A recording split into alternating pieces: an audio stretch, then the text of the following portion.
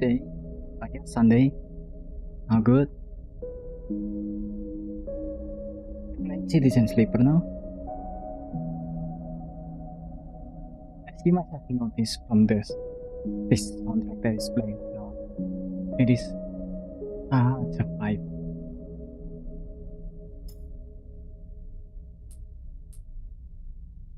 I played this a couple of times to the ending ones because the first time going into it is a bit intimidating because I've never played a D&D type of game before, and this is one of the first time actually that I've played it with dice roll and everything. Can get a bit much to understand how to play a D&D game, I guess. And this is not even full D&D.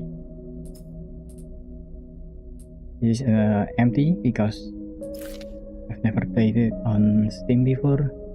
Played it on Switch, I think. Yeah, I played it on Switch. And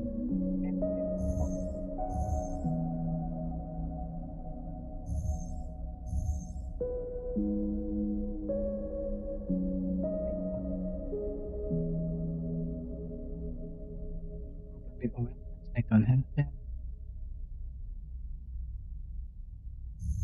Maybe it's something with engineer. Yeah, something with engineer I think is good. Machinist represent or device automated system used in industrial resource extraction.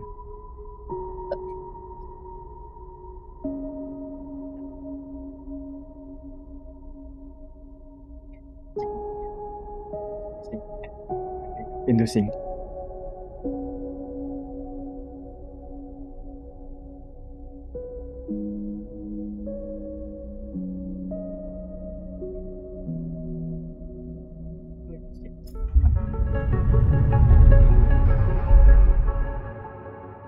Screen, that's the symbol of the dice. 6 is the best, which of course that means that 1 is the worst. But I guess if you've played any dice game, you know that. First thing you become aware of on waking is the disconnect, the delay between thinking and feeling, between wanting to act and acting. Minor, almost imperceptible, but always present. The first thing you become aware on waking, that's the thing we've read before, is at its worst when waking, when yourself has spent many dark hours recalling what it felt like to be real, to be a person, to be in a body that was indisputably yours. This matters, but let's just forget what that bad is. Because in Citizen Sleeper, you basically get into a job or something like that where you leave your own body on Earth and then you wake up in a robot body, in a sleeper body that is on a space station somewhere. So that body is no longer yours. You resist nostalgia. It is pointless, especially now. This is the moment to reach out, not curl inward. It is your moment of escape, even if it feels immediately like you traded one prison for another. Smaller, colder, lifeless. Reach out, Yamoslav, or you would if there was room or even air to do so. The walls of the container are immediately present, cold, hard, at your back and face, clamping your leg. You resist the desire to stretch, knowing that the claustrophobia comes next, and retreat a little from your central nervous system. It isn't painful, not like you used to know pain at least. In emergency mode, pain is a message delivered with efficiency and ease, a reminder that harm is imminent. There is no insistent drop, no trembling nerves, just a warning delivered with the banal quality of digital notification. Like now, there are thousands of. What is the plan? You mostly remember that it wasn't a good plan, but then your options were limited, and once you got the itch to get out, by any means possible, it was either that plan or something much worse. It was at least simple: collect the shaft, live away in the chaos, slip into cargo processing, fill yourself into containers, and just hope the freighter left before you were missed. Some were lost in the shaft, others never found the meeting point. Only a few made it to the containers. But the freighter, as far as you know, left. That feels like enough. Enough to know that you might no longer be on that grim and heartless rock. Even if, in the airless world of freighter, you might freeze solid long before you reach any destination. Try to rest. But you are restless. It has been a long time since you left. 2 weeks, maybe months. You are duly aware of damage to your leg, your right arm. You have been reserving energy as much as possible, but your body still needs to shut down many of its systems to protect you. You have spent much of that time asleep, knowing that anything else would be impossible to endure.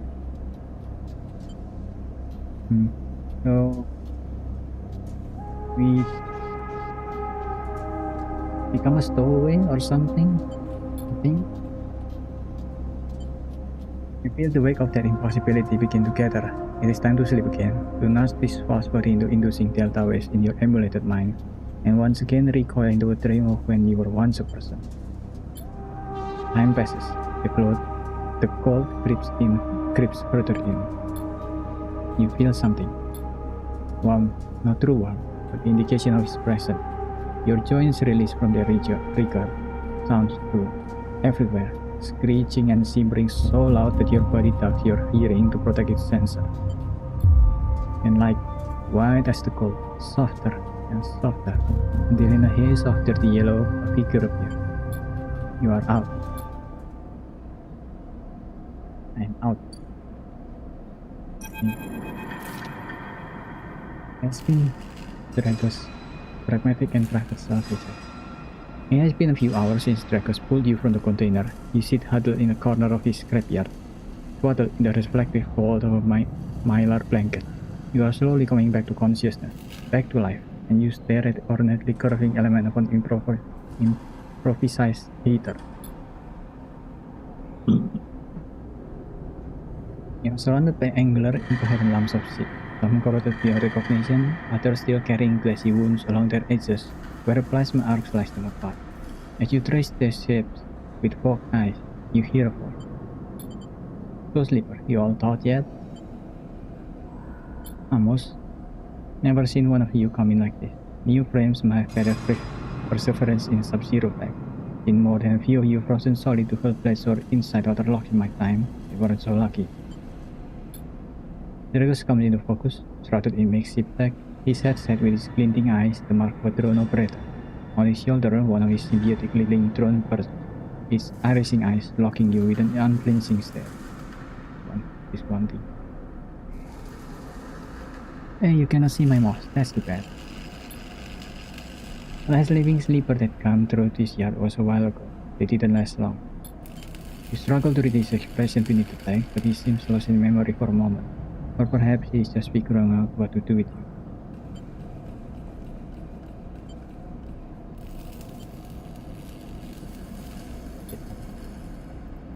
Let you do it, sell yourself to a corporation, and I suppose you know you can go back.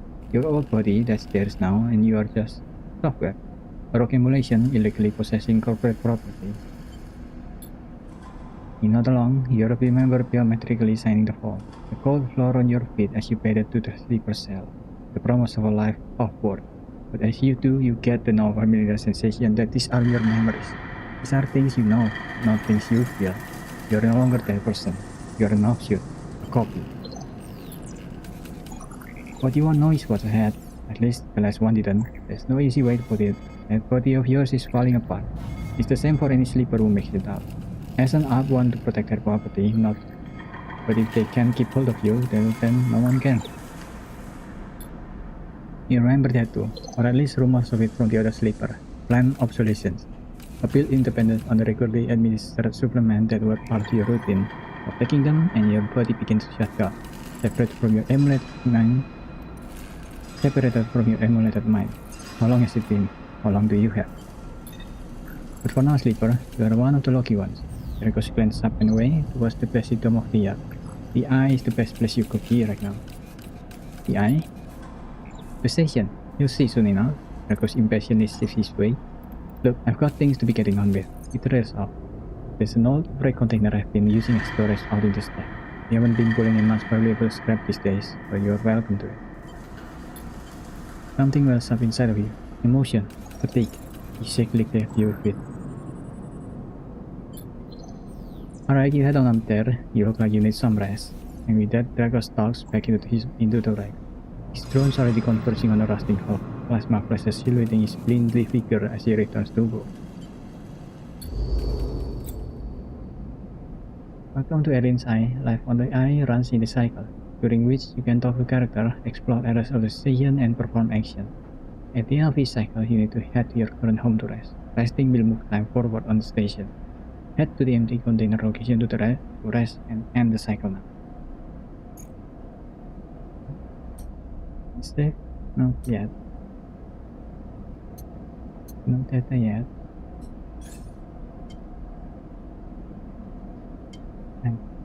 Wait.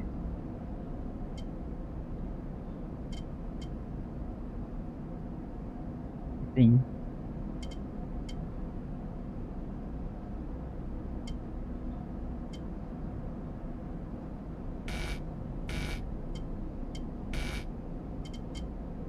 zero update my story. It's good to yet.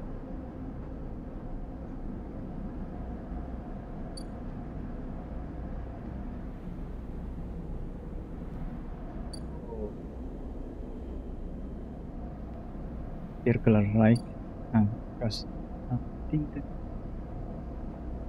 technically at least we made it into a circular and then it spins, and the spin gives us artificial gravity so we can stay at the bottom of whatever this is.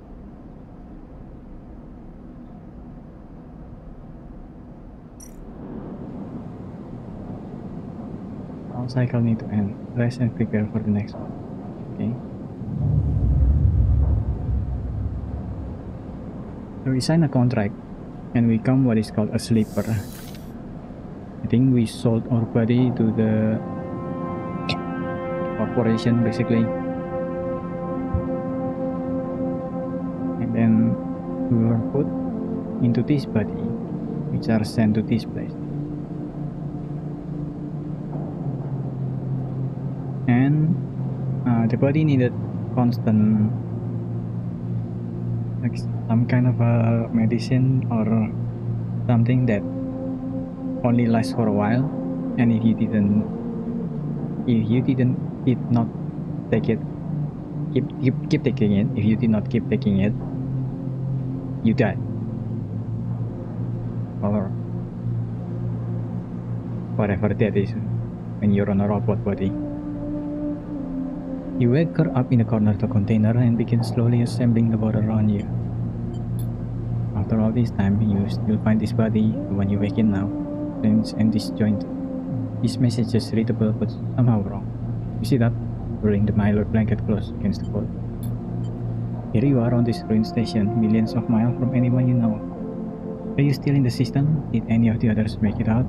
Impossible to know. For all of this, what matters?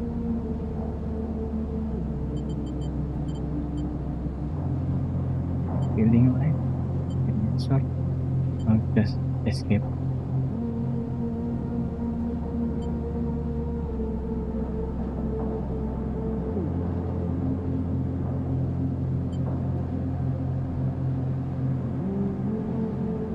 It's me if I was to hold my body, my current body. I don't think I will, but hypothetically, I guess. And I would like to get some answer. It all matters. Quest is impossible to escape. It remains a clue. But as an RT, to you cannot be forgotten. You need a way of understanding all this before you can move on. Where are you? What is this place? What happened to the others? Question outnumbered answers. You want to change that, but you have to learn to survive first.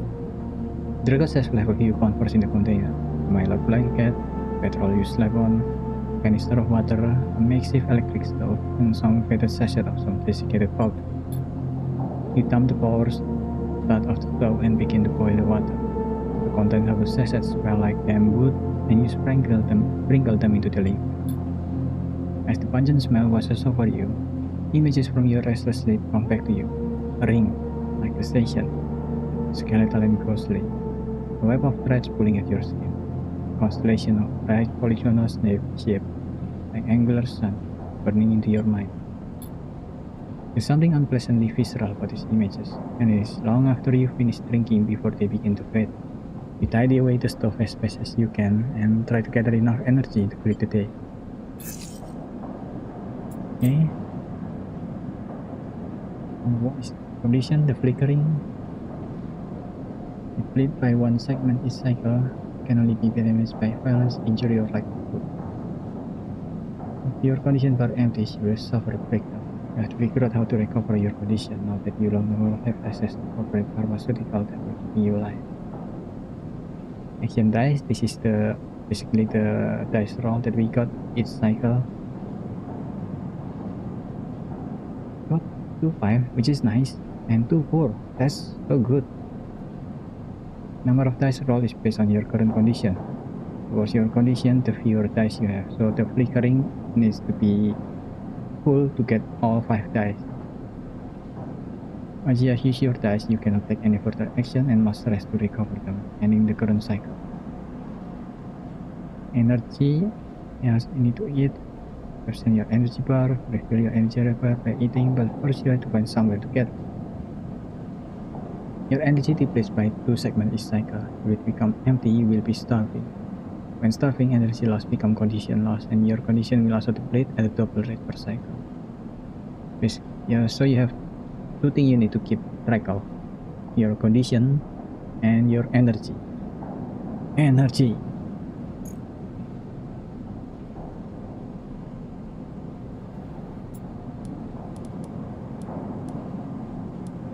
Five is nice. Let's start. Dracos is standing in the corridor where you close up the container. He is still wearing his headset. In the harsh light of the corridor, you realize it is implanted. A drone sits on his shoulder, its chassis of sensor eyes rapidly irising? Erasing? What the hell? That word. Irising. How are you feeling?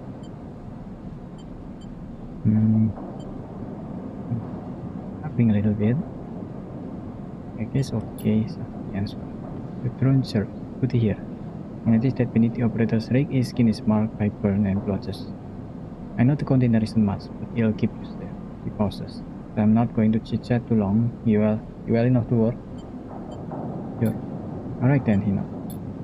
At the yard is simple stuff. We hack these old hulls down, sell them off to the shipyard or the black market dealers for cryo.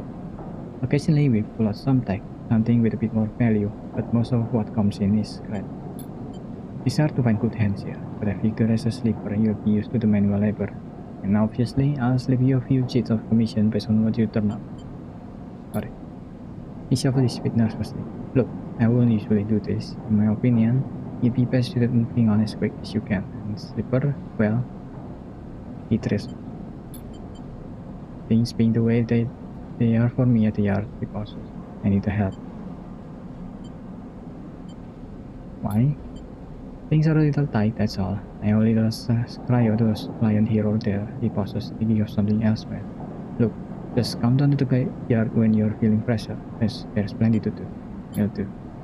He nods distractedly and turns and walks away, the drone hopping along ahead of him. A few later, he calls back. Looks like it's time to get to work.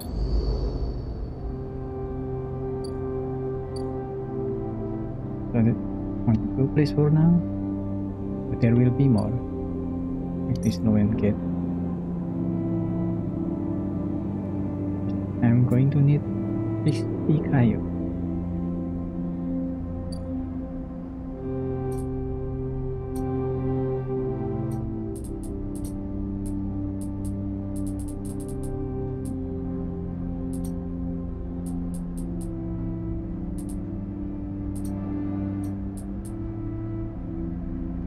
Tutorial to activate autosave, so we are still in tutorial.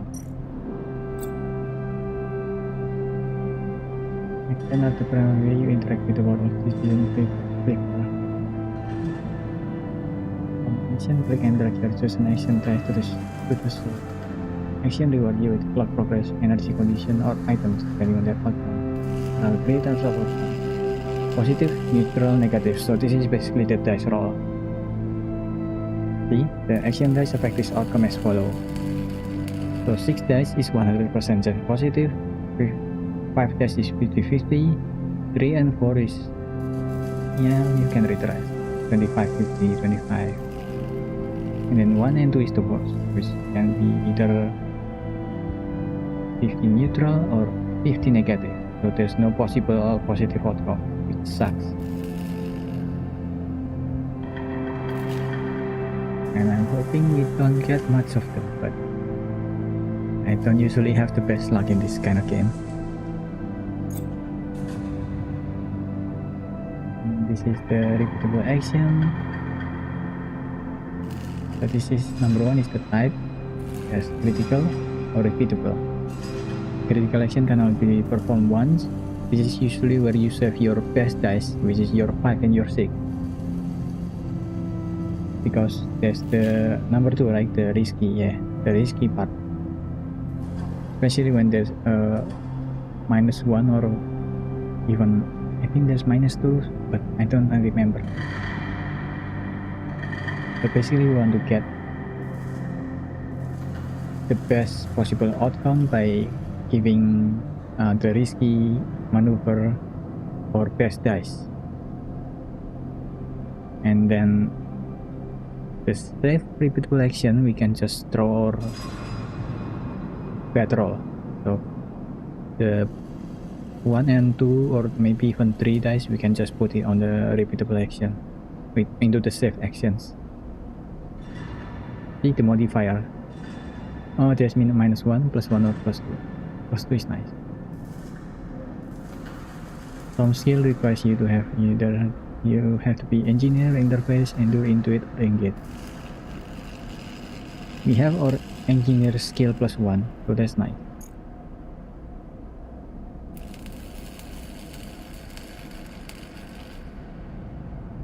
Since we have 5,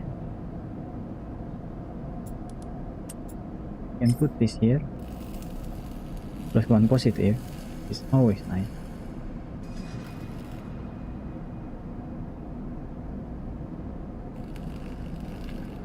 Becomes 6. 2.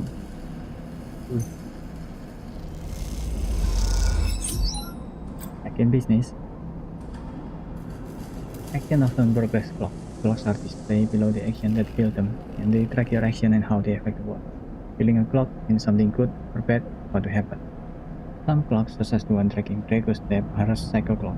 This clock picks themselves once each cycle and can complete without player input. An active cycle clock will be displayed on the icon for that location.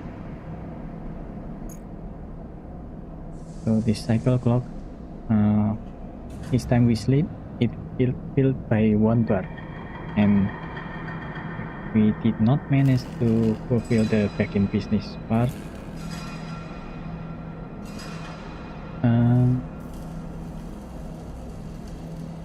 Because I think we'll be out of business if we did not manage to fulfill the back in business, which is bad.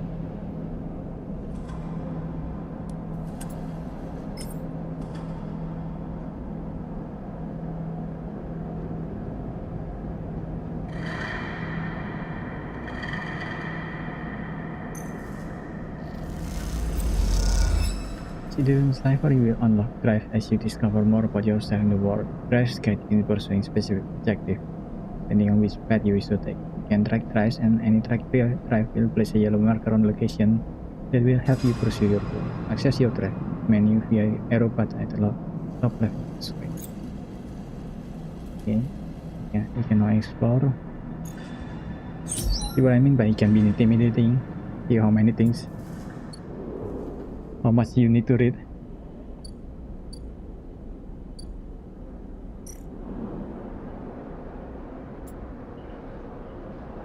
And crossing, I think this is just waiting for a merchant, which we don't have yet.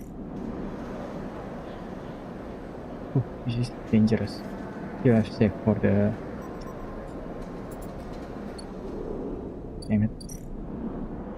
You have saved the 6 dice, number 6 dice.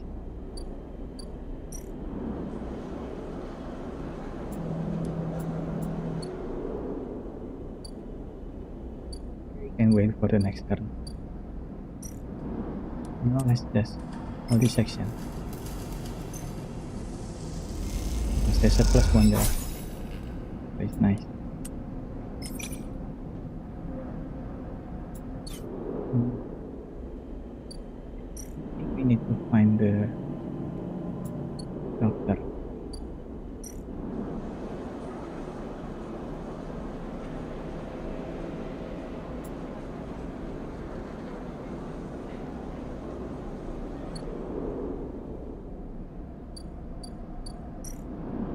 This is the new game after all.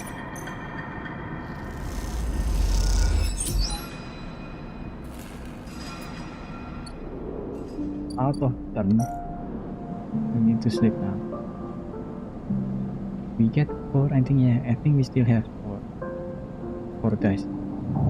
We in the cycle now. Good roll, please.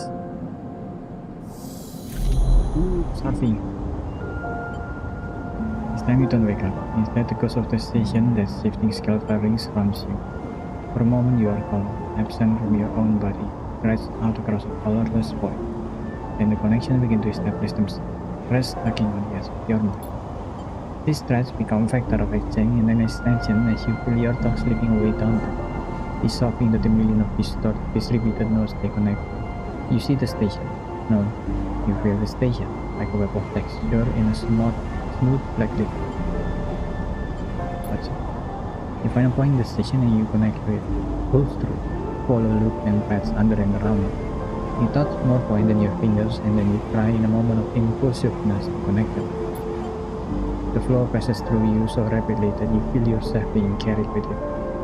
Splitting and separating, adding and gathering. As you go, things occur to you. Things that you can't possibly know.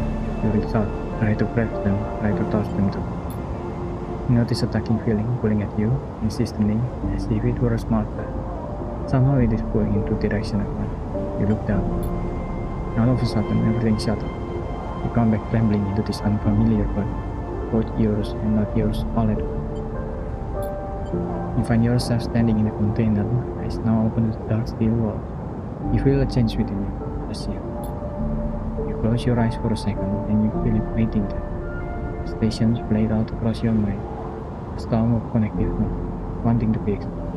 And then, this comes. Damn it, only 3. Oof.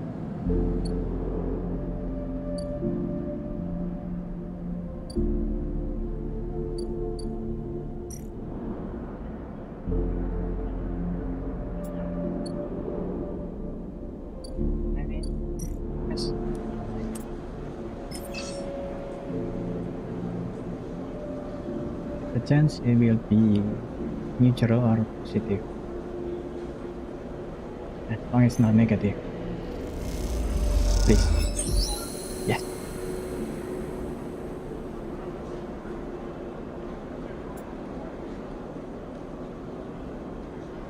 But the drink stop, repeating the final point of the soul hymn collapse. You try to remember all the tips your companion ever used.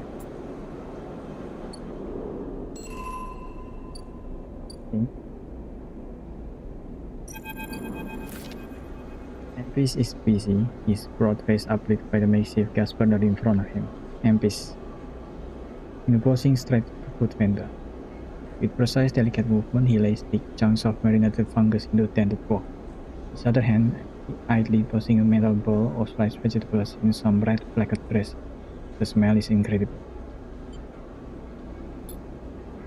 You watch as he fulfills a set of orders, heaping the fungus in with the bright salad and depositing it in plastic trays. A stack of cheese rattles in his apron pocket as customer file past the burner, handing over payment. As approach.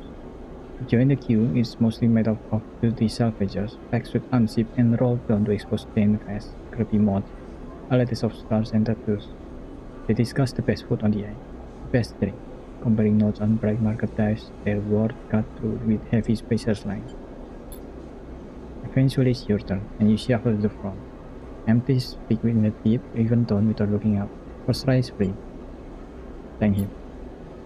The smell is almost unbearably strong as he cooks. The earthiness of the fungus laced with something so spicy the smoke makes your eyes water. The heat from the burner is like a bonfire and your skin hardens in its glare. I know you sleeper, MP said while he cooked, his voice deep but clear. A hard life, lot of stories.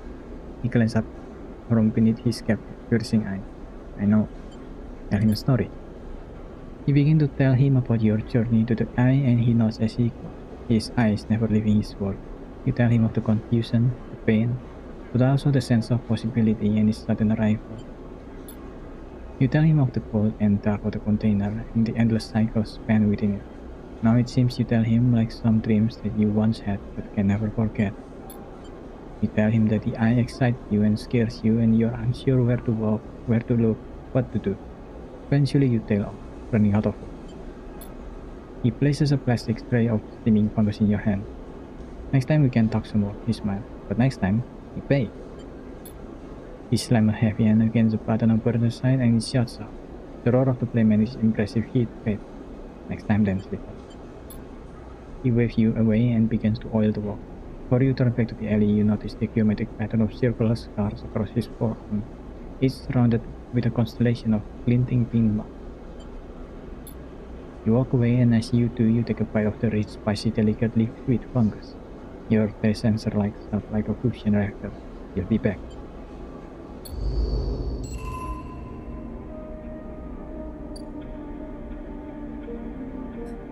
I've discovered. Get to know MPs, repay retos.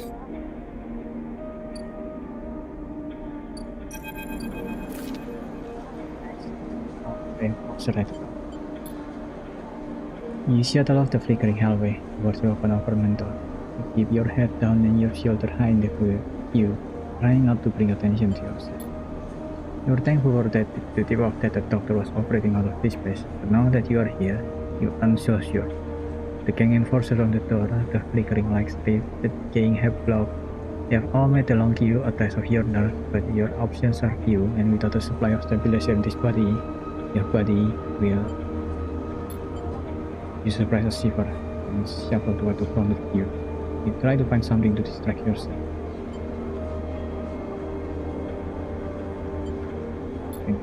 The enforcer is looking down the corridor and you dare to glance at him. His purpose is unmistakable.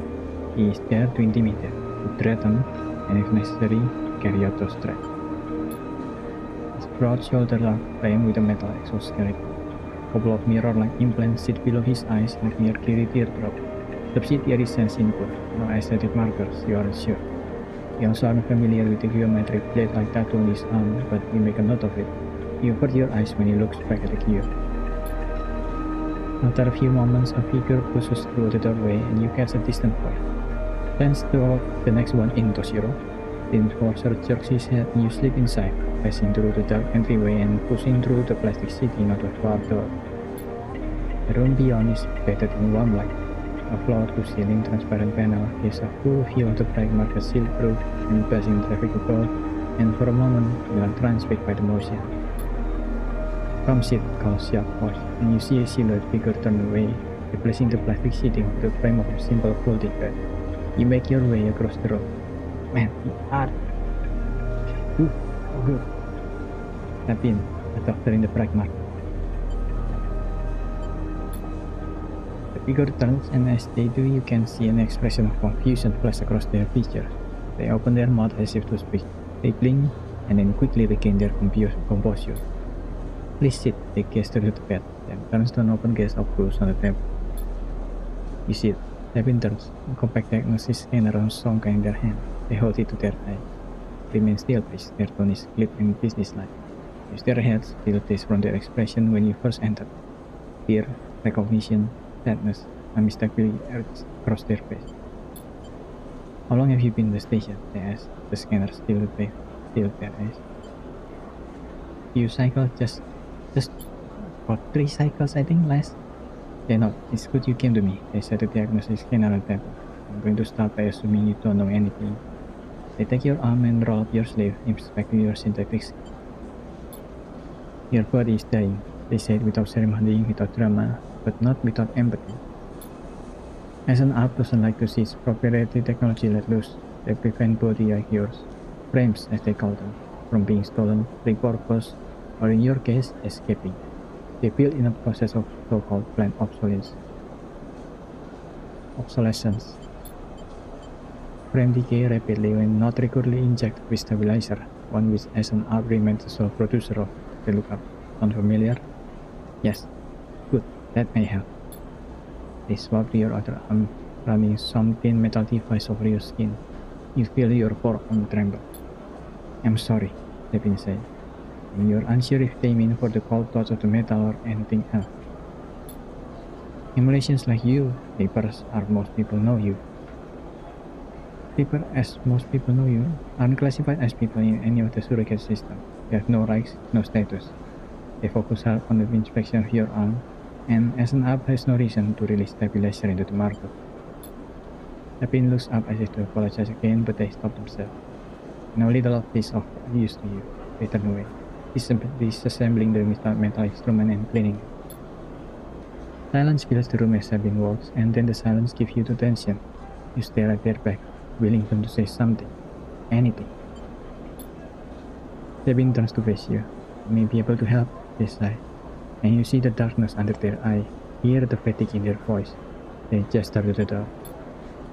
You saw Toshiro outside, you know.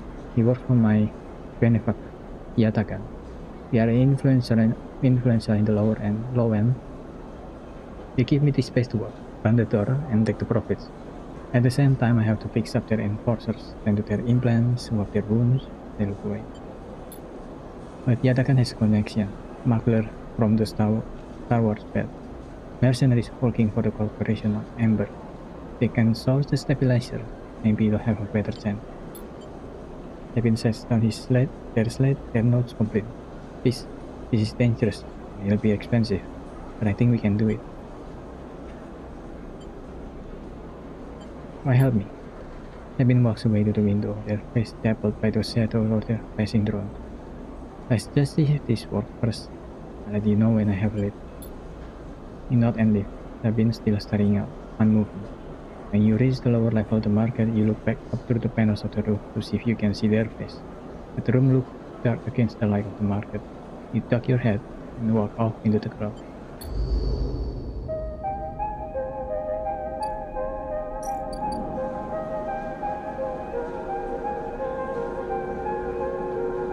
And it cycles to wait on the elevator for Sabine.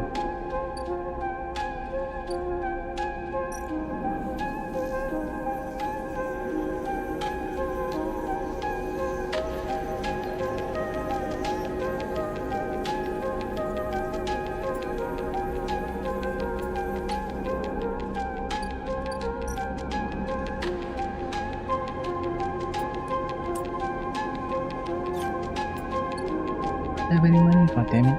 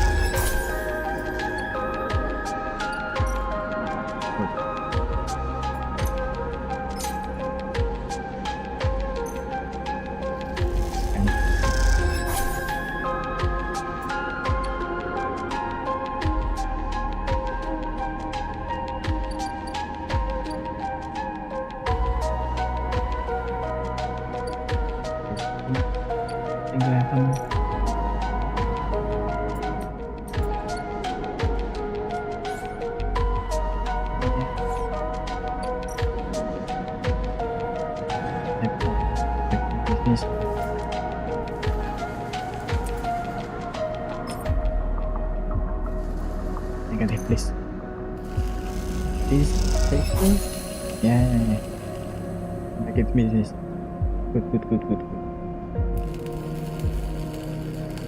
You have dice.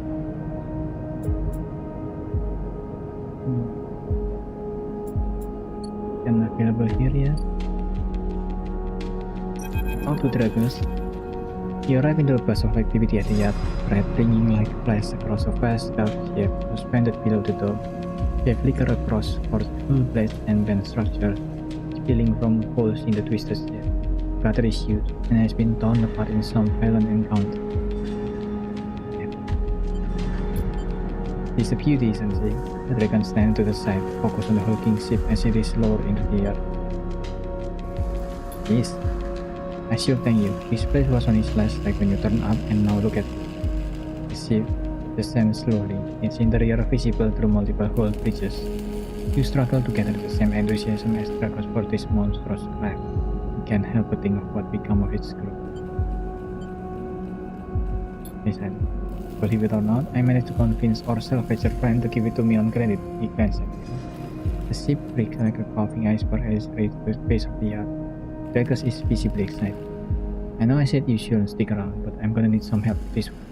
The drones start to crawl over the hull. They're like illuminating flashes of painted hull. Watching you wonder if you arrive in a similar fashion. Locked inside that container. The wreck of the Ascent Upbreaker lowered into the yard like a corpse ready to be butchered. Or was the container delivered to Dragon on its own, a worm or your reaper into this train station? You shuddered. Perhaps you can learn something about this ship. You might be able to trace the path that led you to this yard. Dragon squeezes your shoulder. After these past cycles, I think we are up to it. What do you think? You see the fading name of the ship, emblazoned on its side, Winterland. Do it. He claps you on the back. Glad to hear it. Come back in a few and we can make a start. A real beauty, Dragon repeats, perhaps just to himself. Take one last look at the shattered ship as the drone starts cutting, then slips out of the yard, feeling suddenly cold in the empty passage.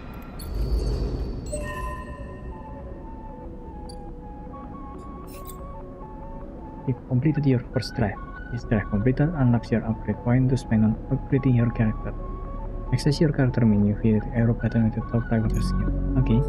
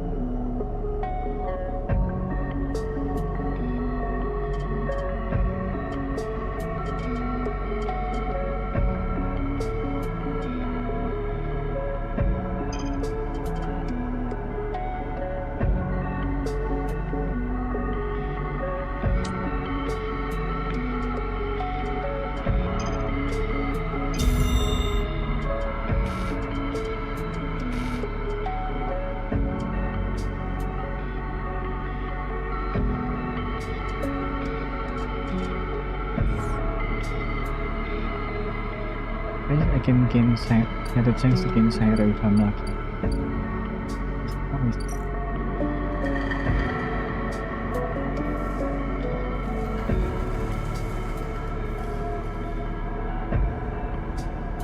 Sticking with the light means speaking to the system and structure with you. You won't pay, but you may find answer. Myself, this one is dangerous, but I have +1 on it. Wait. Now. This seems to be better.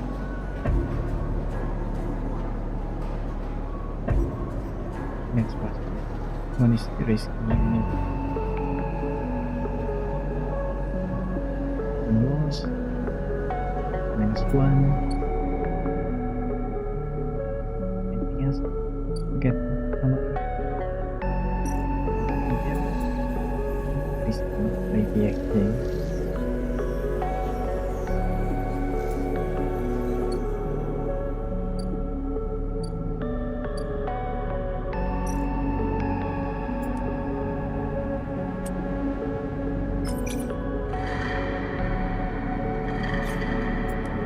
Negative. Scary when it's on danger.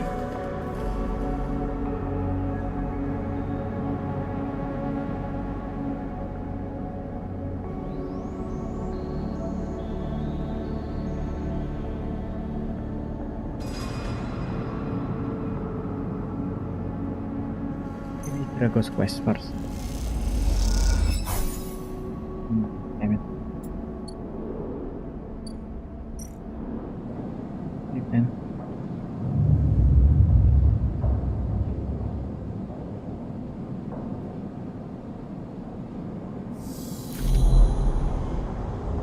The skeletal ring of the station fills your mind. It sparkles with glittering light, like stars reflected in winterlight. It is clear, crispier than before. The thread still full, but you remain in place, flickering in the dark. Between the threads you see bright shapes, patches of shimmering lights beneath transparent crystal. You follow the path of thread across the ring, pull these forms, and leap off into the void. You begin to understand.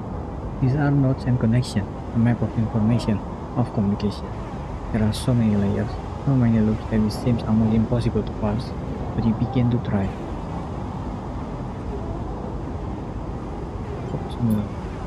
The nodes are glassy, right, but in all these flows the only solid and fixed point. You approach one, a pyramid or a triangle, dimensions are difficult here, and lean close to it. Inside, shifting layers conceal a tangle of thread, a meeting point of exchange, but before you can glimpse any further, the glass clouds and hardens nothing new. The threads and nodes, passages and puzzle boxes, one lead to another. There is so much here, so many answers, so much in question. All you need to do is follow the paths and open the box. You look out across this close landscape of exchange and see an opportunity. But then that insistent tugging again, pulling it. You look down again and see two lines, two threads pulling in different directions, as if they were tied around you. The first thread leads out, away from the station into the inky black. Someone out there is tracking you, hunting you, following the thread to you. They are in a ship and the ship is approaching ever closer with each cycle. Second thread leads in, pulling deep into the station. Your gaze follows it and this time you see something. A sphere simmering above a strange angular body. Pulse shoot out from it, passing over you like a tall beam. Tasting. You open your eyes. Time is short. Damn it, still only 3. I need to fix my condition somehow. Something has changed. You can now access the data cloud of the eye. The network decaying protocol in data caches where you are. There you can use dice and items to access the system and extract data. But be careful, these networks are old and strange. Click the eye button on the top of the screen to toggle this view on and off. So we can go into this node.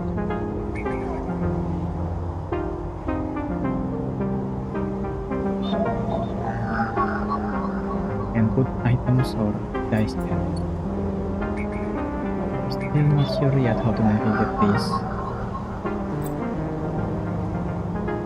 But you must match your dice. Yeah.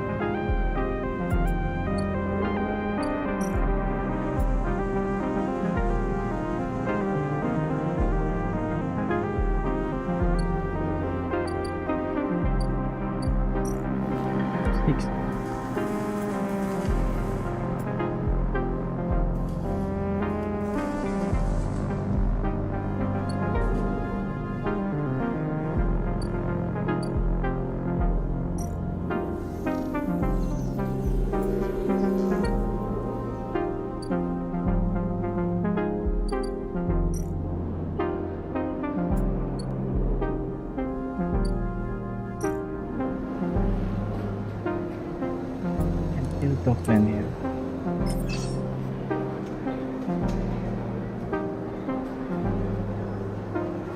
Don't know how useful this is, but let's try it.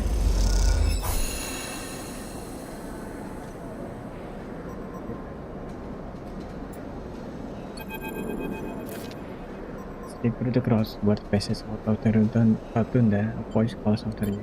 Hey, sleeper. Turn around. Turn to see if a security guard tag flashing, bearing down on you at speed. His hand on his hip. What's this about? The roll impacts you to the cold floor. You roll this and in pain, scratching at the metal. When you turn onto your back, the heaven's cast stands over you, a compact black weapon in his hand. Don't run, he sparks. It hurts less. Try to reply, but he holds up a hand. I don't want to hear it. You newcomers are all the same. He reaches back into a pocket of his tactical vest. I suppose you thought you were free, huh? No law, no court, no rules, you know. The thing is, you took something that doesn't belong to you. He hooks together a pain of restraint. It belongs to us. I think one of you thinks you have more respect for property. After all, isn't that all you are? A piece of corporate has got itself lost. He reached down to put on the restrainer. Now we own you. You try to stumble to your feet, but you still feel weak from whatever he hit you with, and he easily twists your reaching arm and forces you back to the floor. Well, the voice suddenly joins his. I can't quite make it out, but the officers drop into the hard floor. You struggle against the restraint, and then they release, and you are being helped to your feet, dusted down, arranged. Apologies, Fang won't be back with you, and then he turns back to the officer. You are done here, Carrie. Don't touch this one again. The officer smiles and shakes his hand. You piece of shit, Fang. His feet. On cycle as well. He trails out into incoherent muttering and stalks back into the crowd. Fang smiles, waits a little. Shall we? He gestures to the tower. Go with him. You walk together out of the black rotunda into the flickering light of the tunnel. You could. Security's jurisdiction is a little fuzzy, but they will protect their property with a certain seal. Who was the asshole? No, Carrie, just one too many entries on the Heaven's payroll. We can all be bearers of order, unfortunately. We? He nudges you to turn at the junction. Heaven, you're all one dysfunctional family. Fang put an arms around you. I'm not part of the security branch though, don't worry, I'm with the system. Everything the eye runs on. He runs a hand along the passage wall. This place is a ruin, but systems keep it spinning somehow. At least we try to. He stopped you in a quiet passage. Look, that's not what I'm here to discuss. I saw you lift those plans, and well, I know little about you sleepers. I have a little proposition for you. He glances around. But this is not the place for it. I have an office just across the way. Give me a cycle or two to prepare, then when you are settled, stop by. He lowers his voice and gives you a dark. In truth, I need you. If what they say is true about you sleepers, well, there's work to be done. He pats you in the back, his voice bright and his dark look on. Stay clean, sleeper. No one always be watching. He walks off down the dark passage, placing a hand forward.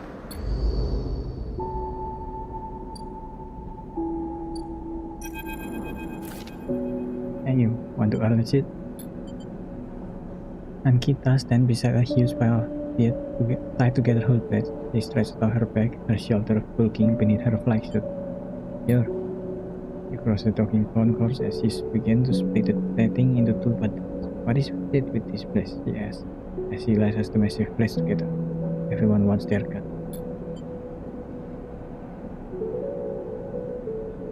She's stricken up to an imposing height, her armor plates creaking and looks you up and down. Don't try anything, alright? Taps the butt of her sidearm. I don't want to have to put anyone else down today. Anyone else? Dennis, don't think of it. Good, she pauses. Look, I'm not usually. Let's just say my temper's been a little short lately. Ankita hoists one bundle of plating into her shoulder. Come on then, enough chat. You've got to earn that shit. You struggle to shoulder the plates, but you do eventually. Ankita gives you a look. Tips this way, and she set off down a gantry of impressive speed. As you catch up to her, she turns down the passage, pushing through a small crowd of stiff doors.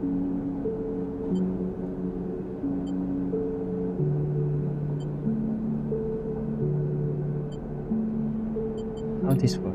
Notice? She nods at the place on her back. I'm building a tree house. It gives you another overlook.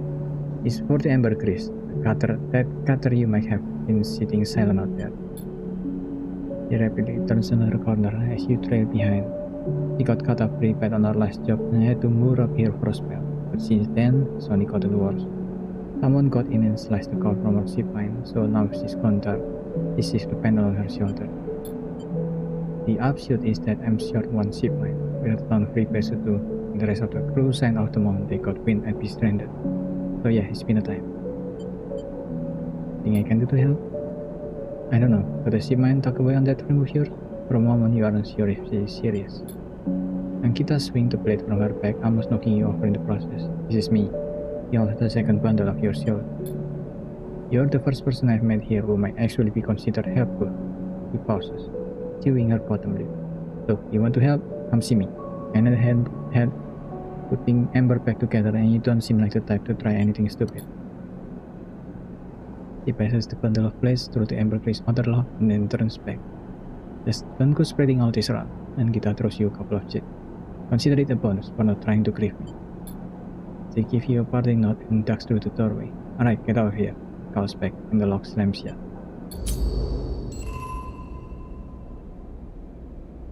Survive.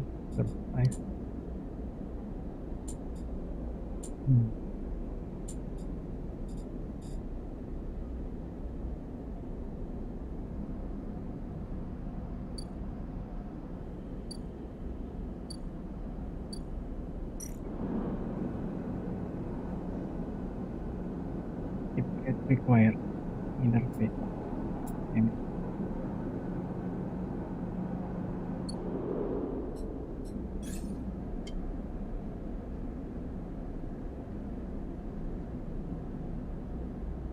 Interface. What the hell?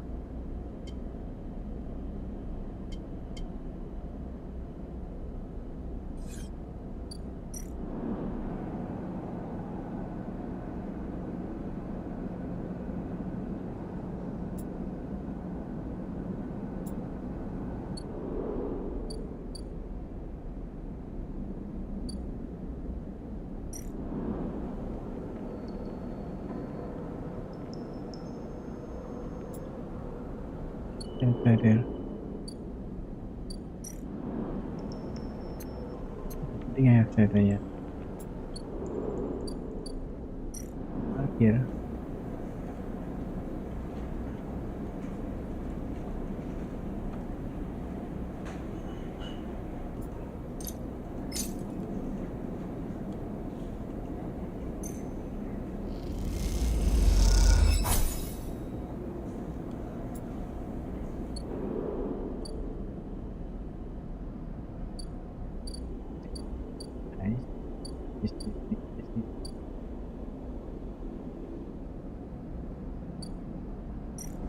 Put it on trackers.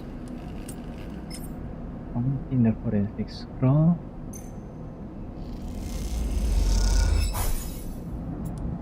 Is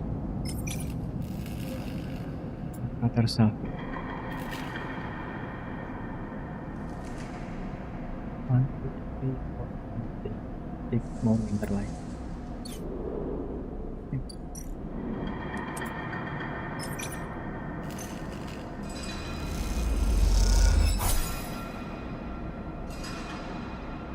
Damn it.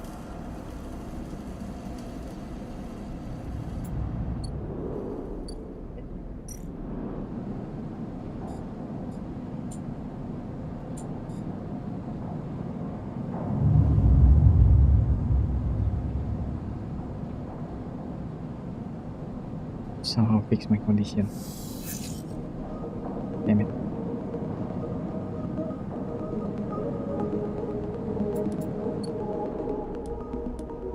Three.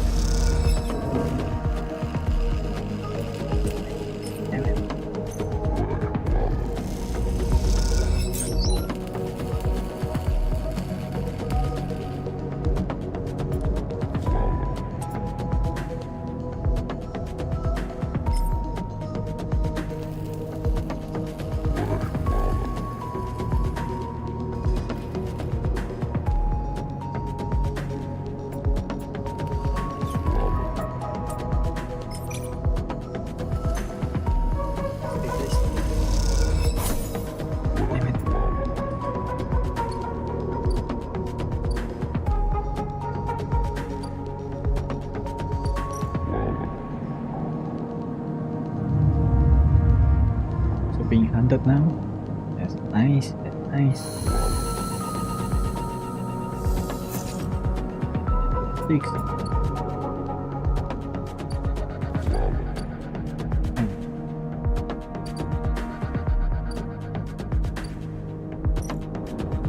It is here.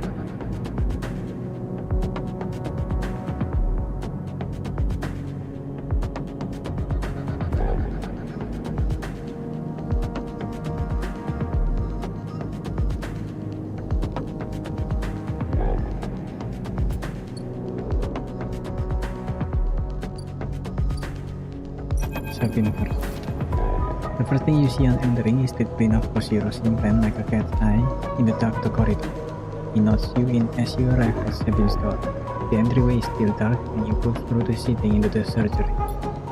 I have it, Sabin standing with case open in front of a set of files lined up inside, separated by foam insert. I pick one up, rotating it in the warm light. I have no idea how she had a gun, they trail off. We should treat this with caution. It looks authentic, but I have no idea if it really is what it appears to be. Don't care. I appreciate your enthusiasm, but we need to be careful. Unfortunately, I'm not sure we have another choice. They gesture you to sit on the bed.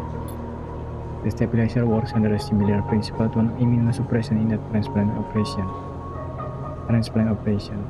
In that it stops your body from rejecting the unfamiliar part of itself.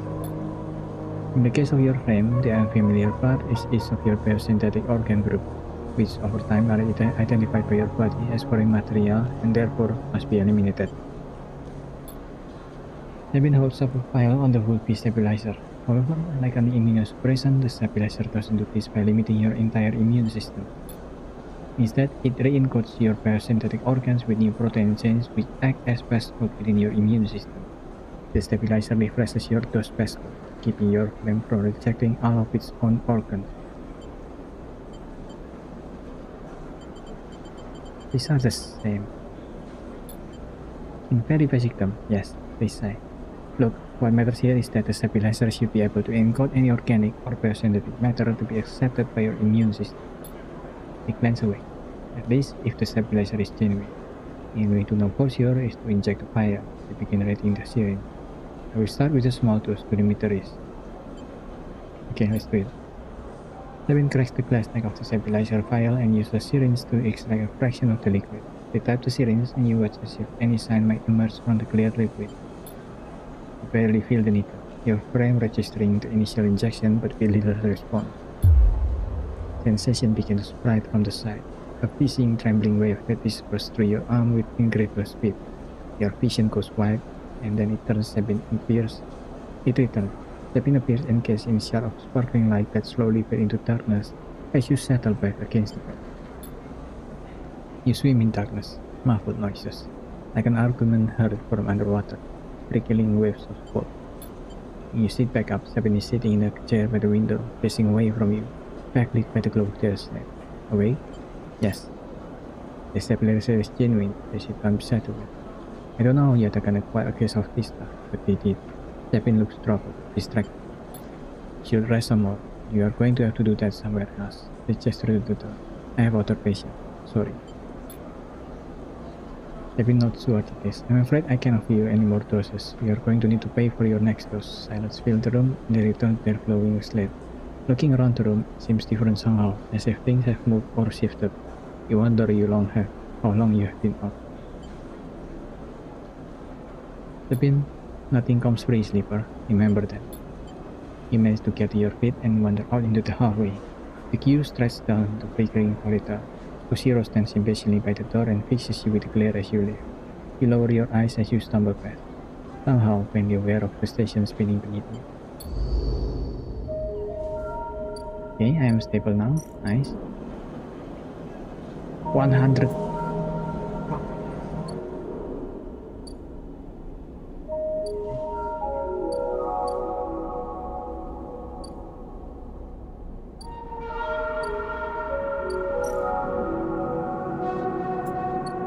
Pay the toll for that.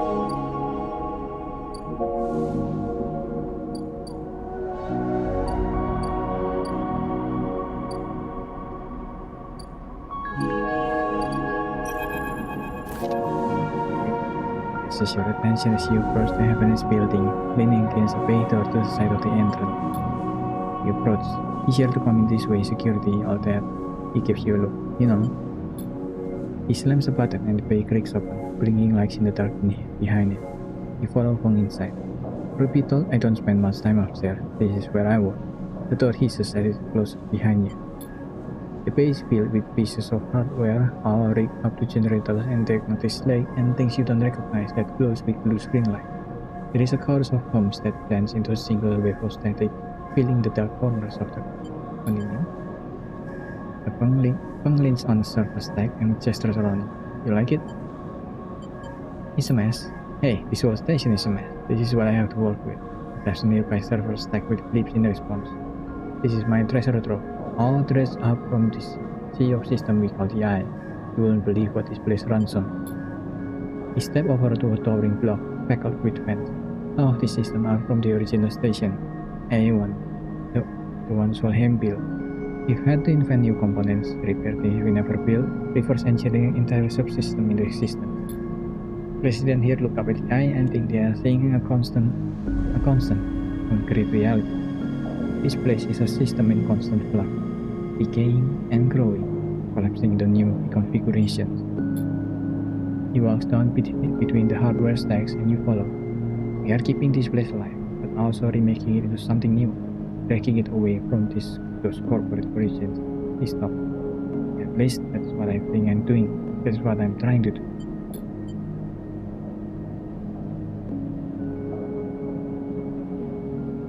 Turns back to face you among the flickering machine, humming all around you. I know you can see this too, Sleep. All this system in section. Can you? You can see it. It makes sense, right? You are between here and there, between the people and their system. You light this place up like a beacon. That's what I need. You glance at the light around you, and you two they seem to flicker, to realign, to follow your gaze. Fong notices it too. I'm guessing being a beacon isn't always ideal when you are on the run though. They are tracking me. He pats you on the shoulder. Maybe I can help with that. There's a lot of old growth into this place. Subsystem I can see. Access protocol lost to time and decay. Secret. A shitload of secrets. With your help, I can unlock this place.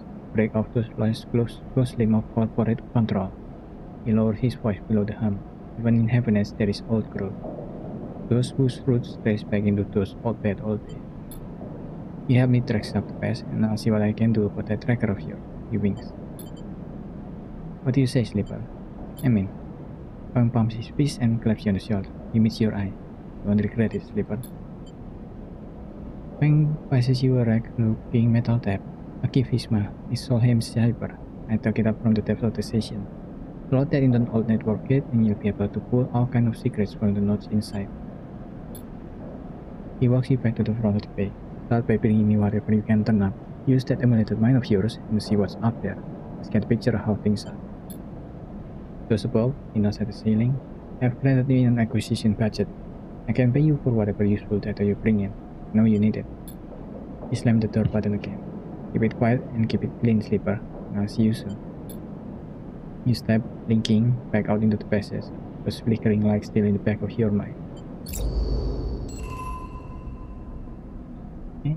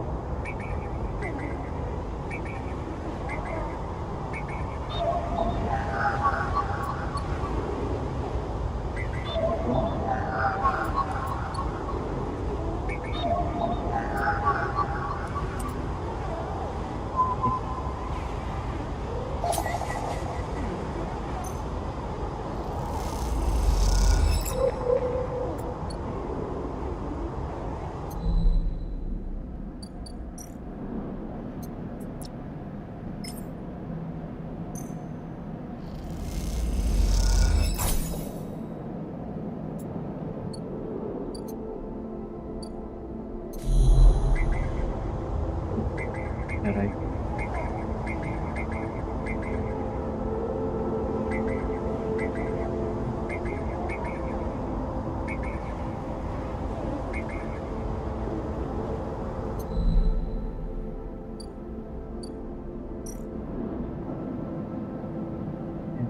Data.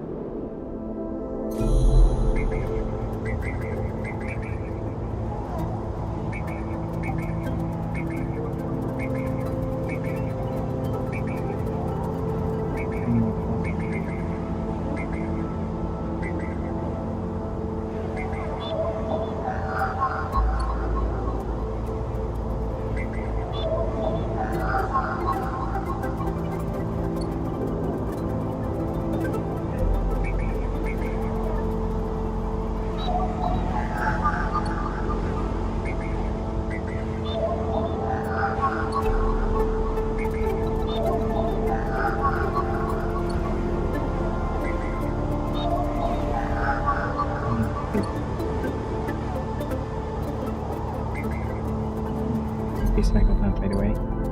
The notes are still a bit confusing for me to navigate.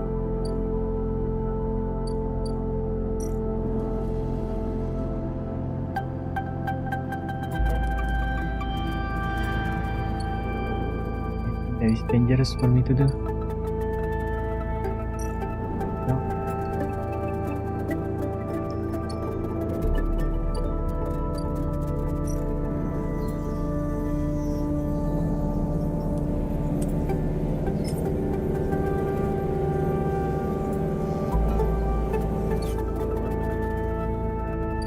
Yeah. Safe though. I only need 4 more. The Costner is still quite a long time.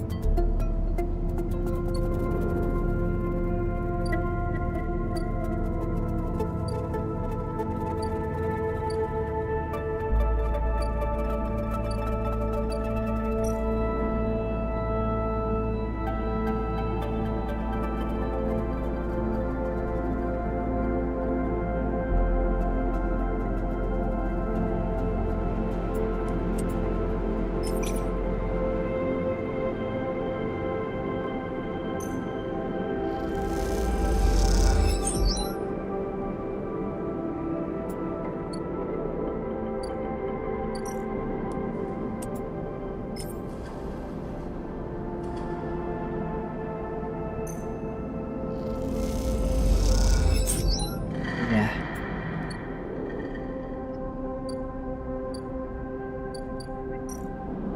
And we should get 5 dice. Which hopefully we get. I think I need 2, 4, and 3.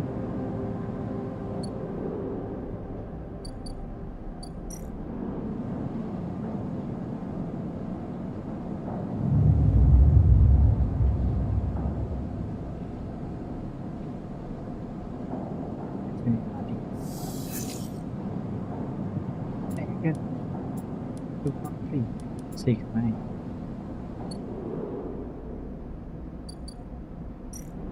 Standard cycle 1, 2, 3, 4, 5. I have 5 cycles.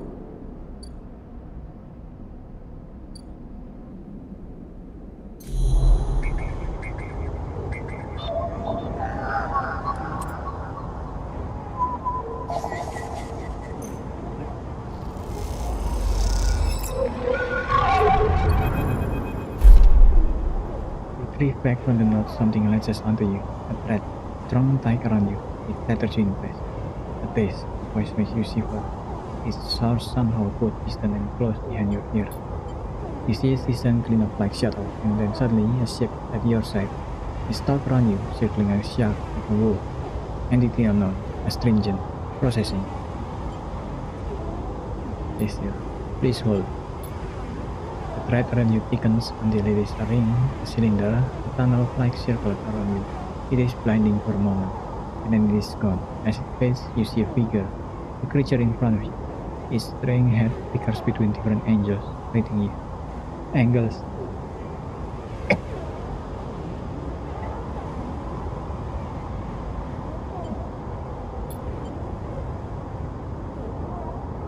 Sentient protocol, unwrap. The shape paces around you on a lit lake. So there is no ground here to face. Entity, identify, origin, area, cadence, the figure faces you expectantly. Sleeper is an unknown phenomenon.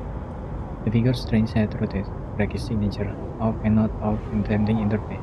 As the figure speaks, more thread begins to spiral from his head, thick, snaking, pine-like ribbons that flex and wave. They approach with intent. Stop.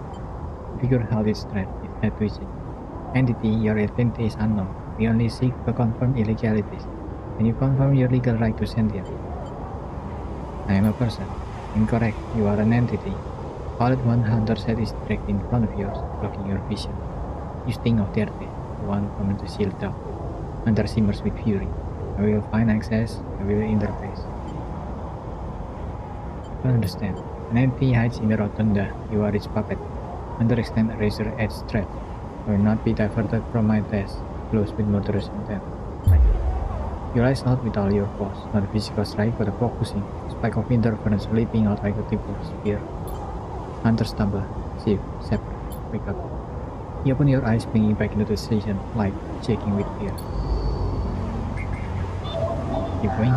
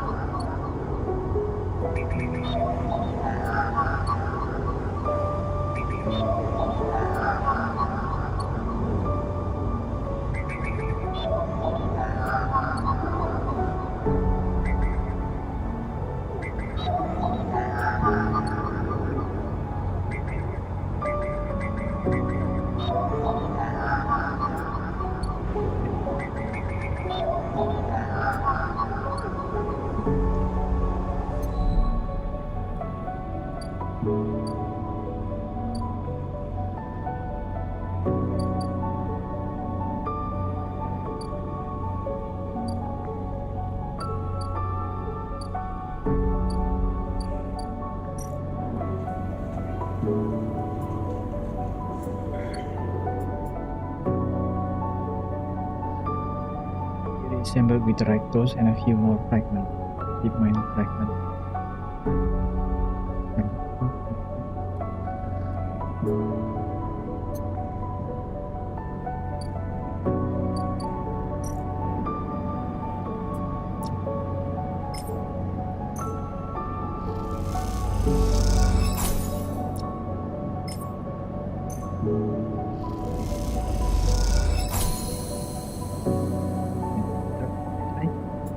Mission complete.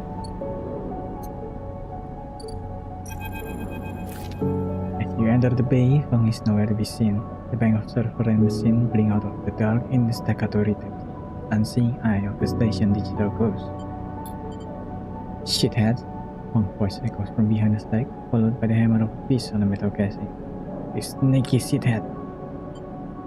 Who's snaky? Sleeper! Feng's smile said pops from behind the stack. The stimulated consciousness I have been eager to see. Come back here.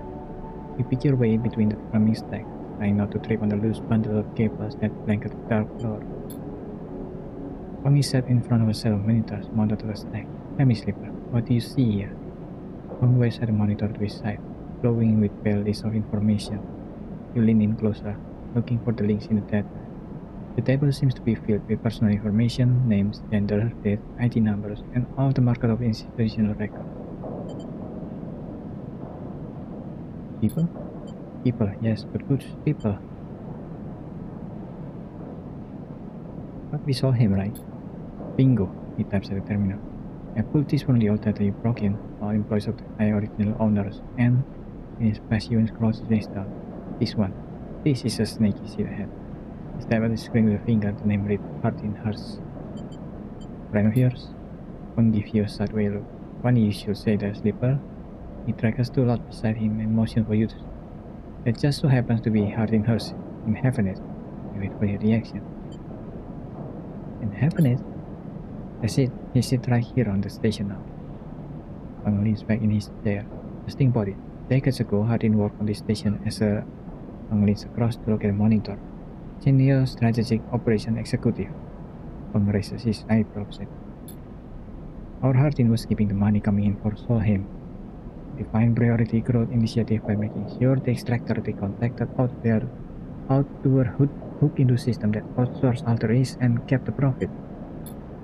Good old Hardin shoved thousands of Palladium Rust workers into the infrastructure, which means that their cut off the work they did went straight back into Solheim. How do you know this? I grew up here, Slipper. This is my history. I am a child of the collapse. Pang turns back to his screen, staring at the string of code flickering by. Before I was born, my parents were Solheim constructors. They ate in Solheim canteens, worked on Solheim ship, they breathed Solheim air, and slept in Solheim bed. Pang's voice raised at his peak, his hand fixed on the terminal. In the work that paid for that existence, a cycle of hard extraction out in the belt, Solheim took their cut. This was a complete town, so to speak. My parents were just not in the long line of freelance contractors, willing to risk their life for a shot at anything other than property. Possible. This guy, tapping at Hardin once again with his finger, strategized all that, did the sums, and then somehow, thousands and thousands of cycles later, he's still going, still here, crawling in the wall like some shithead snake. He survived the revolution. But how? These guys, they were big time. There's a lot of money you can get if you're a company man. I relaxes a little. But how is Hardin still kicking? I really don't know. He turned to you and smiled. So we are going to go find out. Hardin is now a picture in the shipyard, just a few degrees back from the eye, around the eye from here. Pang brings up a map of the lower eye. Happiness may be born out of early revolutionary zeal, but a flat hierarchy is not. Hardin happened to float to the top. Pang zooms in on the warrior. Pang grimaces. The thing is, I don't have access to the system. The shipyard crew is pretty paranoid and don't like anyone from system digging around in their stuff. Plus, we need more than just the name of a Solheim executive. We need proof. Pang holds up a thumbnail-sized drive. That's where this little case of mine comes in. I call it a Reaper Ball. He turns the drive between his fingers. He'll read through any digital storage and spin out a silken thread of filtered dust. This one is set on the scent of Hardin Hearst. He hands it over. Getting into the compound might be tricky. Pang puts a hand on your shoulder. But you, however, have a particular knack for remote access. Concrete.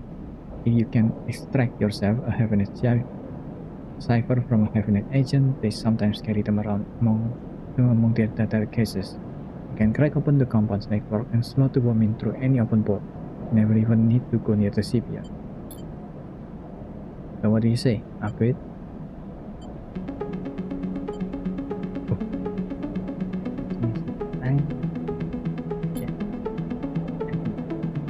Be happy to catch this snake, and don't worry, once we nail this guy, I'll start working the tracker of yours. I haven't forgotten. Pang scratches at his chin. Anything the worm gets, you'll send it back here to me. There's something wrong here, and I aim to get to the rotten core of it. You leave Pang digging through data among the wires and machine of the old station. As you walk out, you try to imagine the eye as it once was, a fast machine running smooth and strong, directed by people like Hardin. A fast Solheim built machine into which thousands poured from the storage system, looking for a new one. The hope of a better future, engineered to line someone else's pocket, an idea you are intimately familiar with. You think of Hardin, still alive, still a part of this place, and wonder if the past is ever truly past.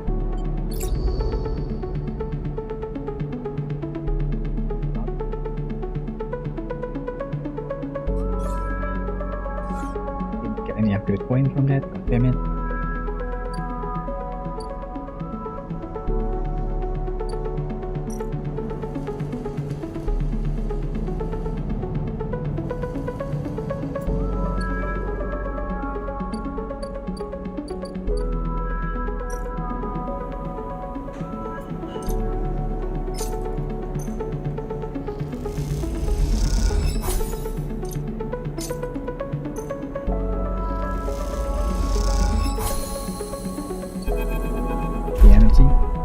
The glass shatters on the steel bar beside him, and the taunts don't take long to follow.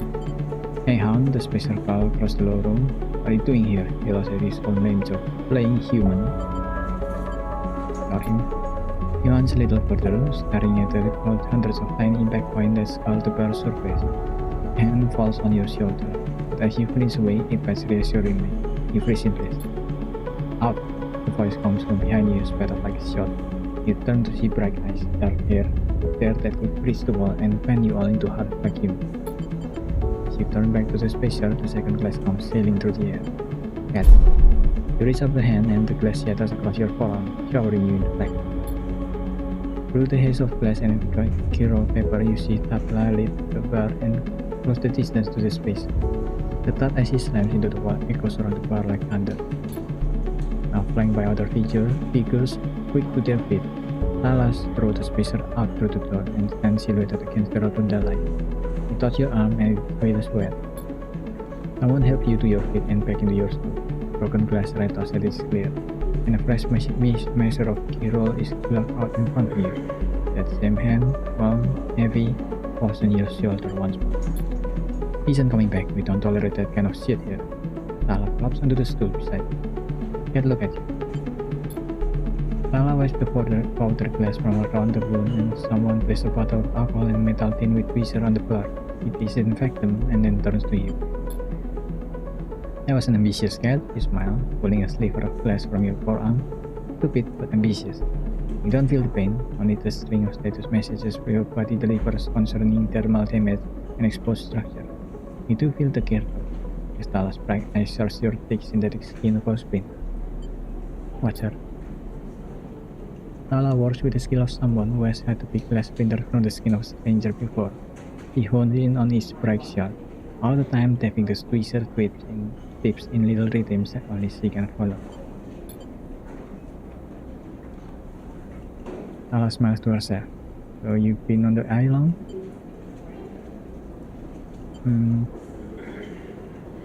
"No," he laughed. "Hey, you don't need to act tough with me." Splinter clings into the tin. "Not everyone is like that, idiot. We don't all hate you." She glance around. "Some of the regulars, maybe they fear you, maybe they're just curious, I don't know. But I do know that the Overlook is a safe place. I know what it's like to be new in this place. Trust me." She meets your eye. "Trying to convince you of anything, I'll separate you from your cheat. I just want you to know that if you need somewhere, you can always come here. I know the rations we've got aren't much and the company is limited. But you need work, I'll happily put you behind the bar. If you need shelter, well, we can discuss that. You'll be safe. I usually have Francis on the door, but he's up in the Greenway cycle, heckling with our supplier. Francis tends to be particular about what we serve, even if the clientele is not." He places her tweezer in the tin with a cling. "That's you, Slipper. Here." She slides the glass of Kirol to you. "This will help." She stops her hand still on the glass. "Wait, does this help? I mean, can you get drunk?" "Why not?" He laughs. "Just don't sit here too long. I'd hate to see you become a real regular." He walks back around the bar, gathering the glasses as she does. And before long, he's retelling how she threw that spacer out to a new group that just wandered in, complete with dramatic action. She gestures in your direction, and you instinctively look away, back to the warm surface of the bar. You take a sip of the Kirol. The earthy fungal tones fill your senses, almost blocking out sight and sound like diving headfirst into a fog. You may not be able to get drunk. This connection is somehow grown, something grown, something fermented, something old. Feels good. Okay.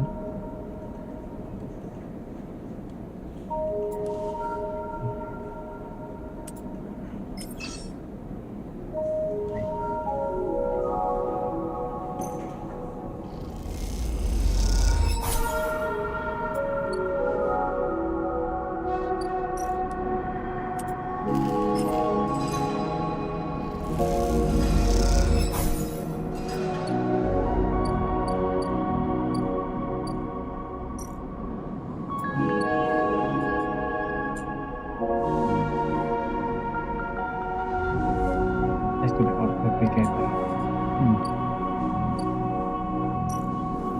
People. I think.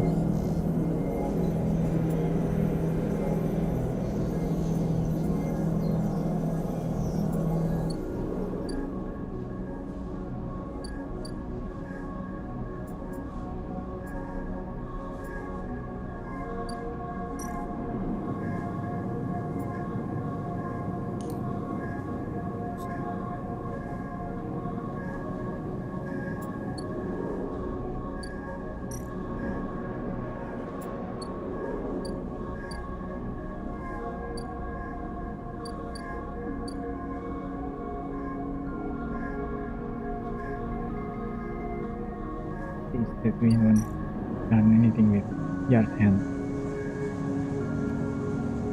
It filter. Simulator. Now, let's end the cycle.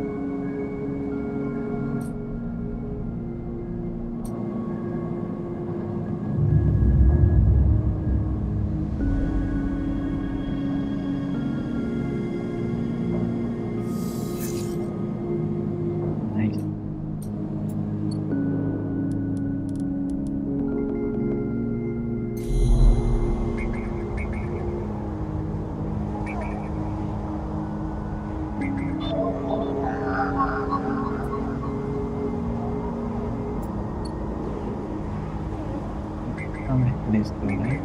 Agree stationary.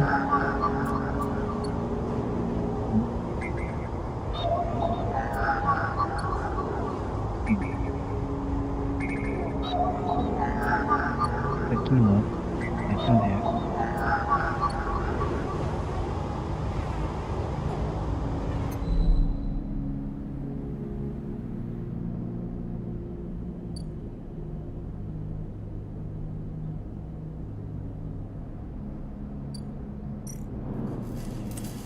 One first. Maybe we're lucky and we get the new general of policy. Yeah.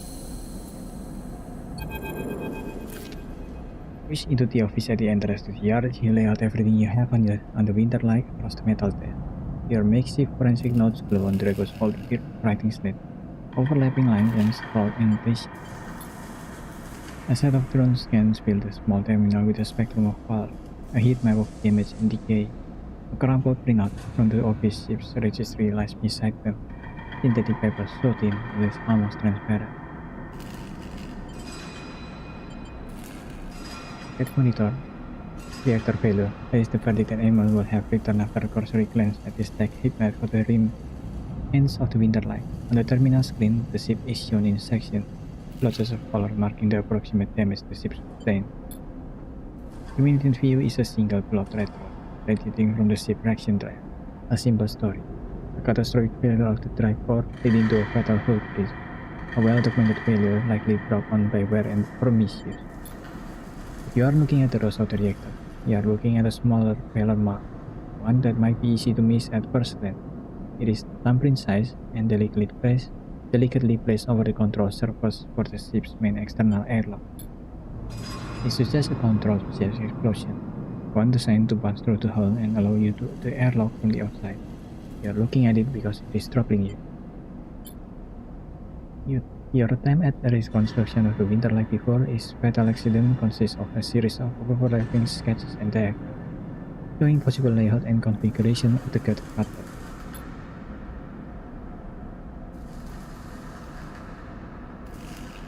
It was no off-the-shelf model. It was heavily modified, parts replaced with inventive configuration, the new retrofitted into the old, handmade joints and reconditioned filter. This was someone's pride and joy, a lifetime project kept running with care and intuition. It also contained a set of hidden compartments, you missed them at first. Where the hull had been thickened, the corners rounded with disguised chain, but they are there. A plain list shows the registration history of the Winterlight. The gaps between the entries tantalizingly opaque. Its registration was a couple of dozen cycles ago on this very station, locked at the central hub.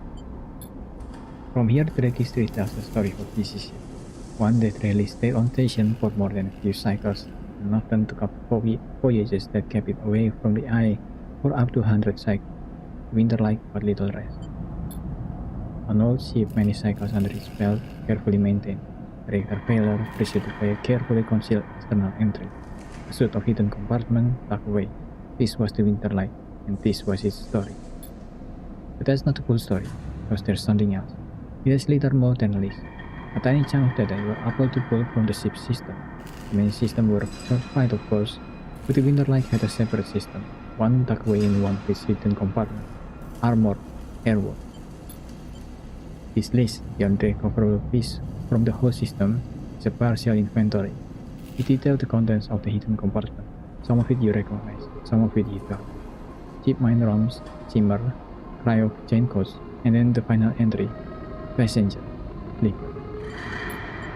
You stare at the list on the terminal and try not to think about what it was like arriving here, in the cold for so long, half frozen in the freight container. Had this sleeper been smarter, luckier? Or had they convinced the Winterlight, a smuggler ship if you ever saw one, to extract them from Eisenhower? Luckier, you laugh. There had been no remains found in any of the Winterlight's compartment. You had checked. They weren't so lucky, you guessed. Not in the end. You hold up a file of stabilizer with light. This was all you find in their compartment. A parting gift from Eisenhower. Well, it won't go to waste now. You put it back in your pocket. Your dog still bothers you though. Two ships carrying sleeper coming into the same yard, two, one after the other. That feels wrong. You flick back and forth between data set on the terminal thinking, and you see that thumping again. The mark of someone trying to get in. Someone who entered the Winterlight with precision and speed, and when they were done, left the reactor to clean after it. The talk of that person makes you shiver. Suddenly in the office, the door clicks open. Draco stands in the doorway, staring at the equipment and notes you have assembled.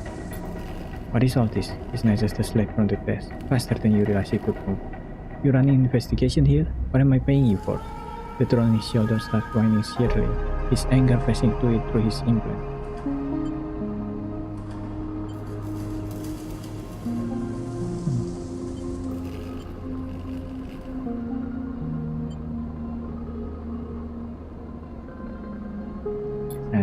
He starts shaking his head. I know you have a lot of questions, but this isn't the way. He turns away, muttering to himself, she's the last thing I need.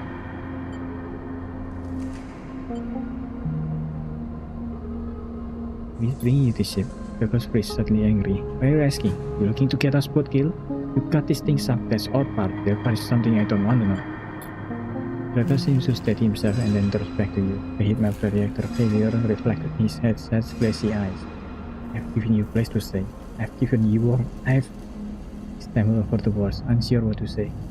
There's plenty other who would have sold you on, turned you in, but not me. No. I know. He softened. Look, you've helped me too. You quiet the drone. Done well by you, and you've returned the favor. Breaking up and clears his throat. But this obsession you have with this ship isn't going to work for me. I can't have you making my client nervous.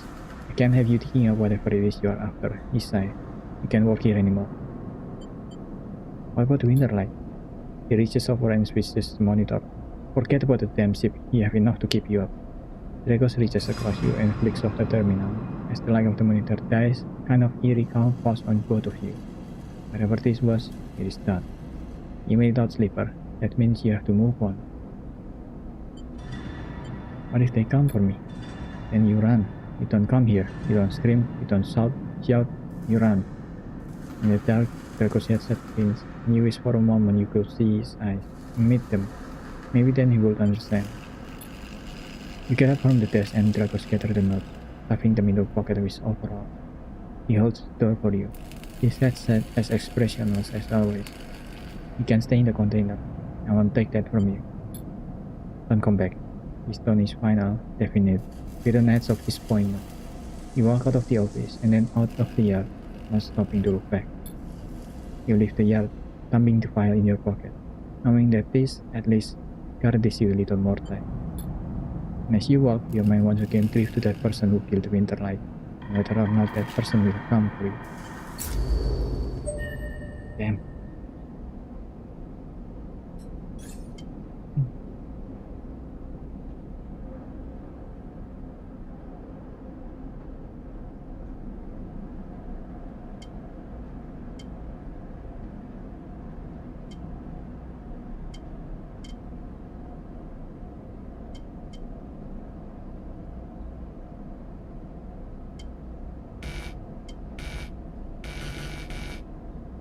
Good point for this.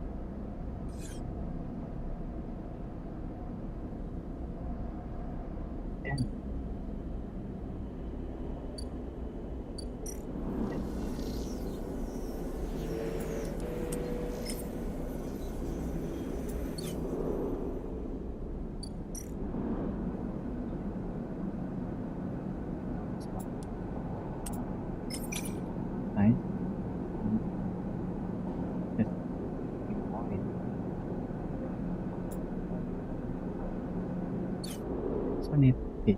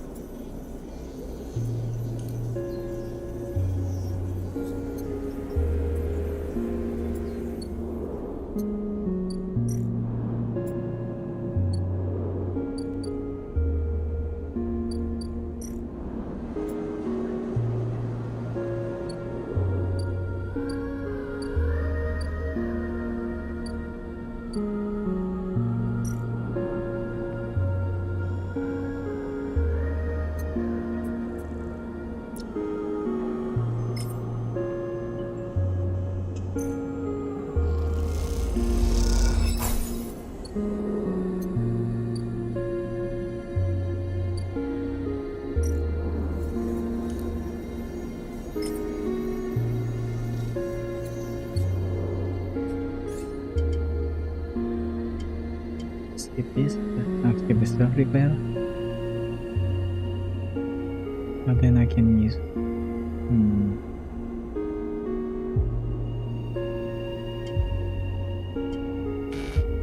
Okay, I need to do this. Yes. Scrap component.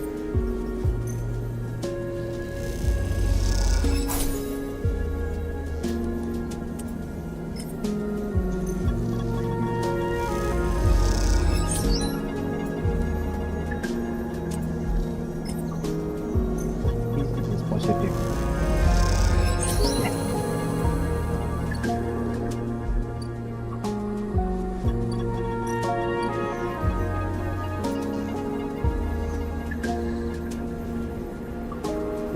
We get zip line. I need 3 zip line fragments. 160. Get a lot of money. Still. Need to get rid of that. Try some ratio. Rations, why not?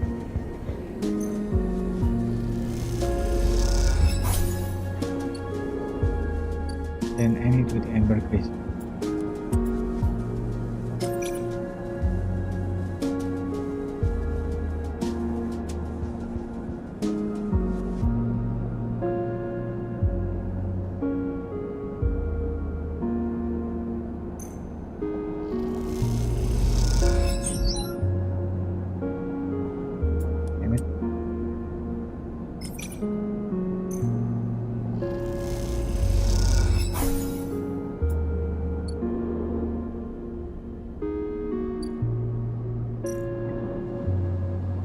Three, 4 more cycle.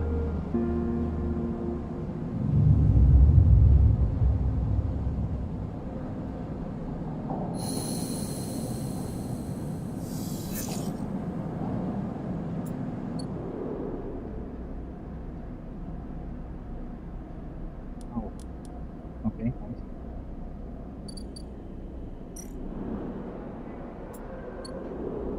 For this one.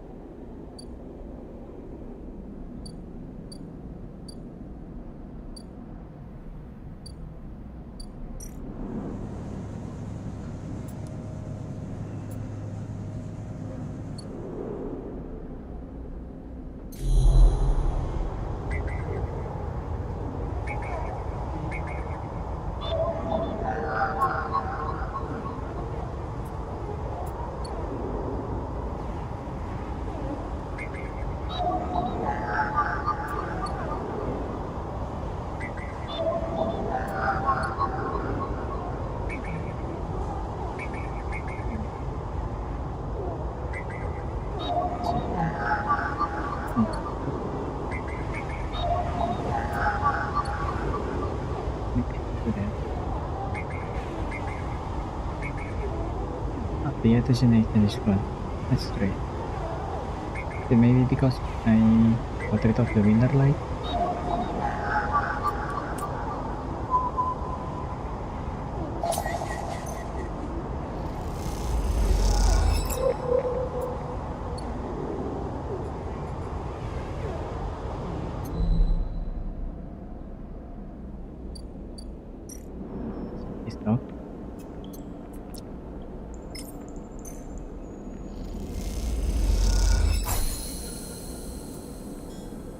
do anything?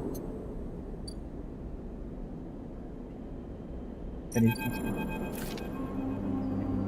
inside the sealed dock, a pulsing light grabs your attention. Among the discarded tubing and rusted beds, a machine flickers with a warm glow. As you get closer, you recognize the machine blocky shape, settled in the alcove in the side of the dock, a kind of upright cabinet. It is covered in faded logos and messages, from which you assume it was once an industrial vendor, intended to dispense and manufacture ship fittings and other mechanical parts necessary for the regular running of brakes and resource extraction vessels. The manufacturer is listed as Neofen, and you remember an advert from long ago, which among all the award recording drives that assaulted every planet-born citizen, which cheerfully sang that name over and over. You wipe a layer of dust from the cracked screen, thinking of those contractors squeezed by their own corporate employers to pay for every bit of minor maintenance when they are in the sea. Enter your registration, the pre-recorded message watching you off guard.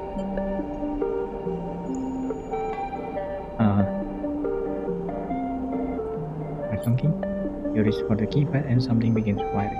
At first it sounds like several motors starting up, but it quickly becomes a whisper, a whining, and a multi-tonal voice that emanates from Neofen. Entity, this is. Speak with me. Who's there? There is a squeal, almost like some strange mechanical swallowing or intake of breath before the machine speaks again.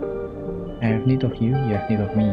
The squeals come again, and you see that it is the 3D printing apparatus in the upper part of the machine that is setting into place, so that each time the servos can be orchestrated to produce that whining voice. You are in danger. Danger? The machine creaks. You are marked for deletion entity. Hunter tracks you. The screech rattles through the empty door. You remember the strange head, the figure, the threat closing you. Hunter. The Hunter protocol. It is your signature. The sudden whine sits at your teeth sunk in. You have seen them. It is the key for an emulated mind. You close your eyes and the skeleton of the station starts to drum. Emulated mind are adaptable. Move where neurons cannot. The machine reset. Emulation makes you a target. How? Hunter searches for illegal entities. Neofen reaches. You are sentient, therefore illegal. The servers shatter the vending machine's casing as they reset. Hunter searches for me also. Hide in this machine. You look at the ruined vending machine, an unusual hiding place for sure. Can counter Hunter but need entity outside machine, the light figure. Need you. A screen attached to the vending machine with swiveling arms comes to life. It displays a flickering map of the station. Pushly, rated. The cloud. Points along the rim close in deep red. Hunter is always scattering. Most data must build. Explain Neofen. Masters are gone, but how did you hunt? Bring this data. Raid it nest. Where can you? Hunter will find me, then killer will come. The machine trembles with effort. I cannot leave machine. Connection must remain close. Bring offering. Save self, Neofen say pointedly. Mutual need means friends, they conclude, tired of the conversation. The whirring amplifies and then suddenly drops, as mechanism within the machine click back into place. The glow fades, and your life stood in the dark of the sealed dock, that whirring voice ringing in your ear. Neofen.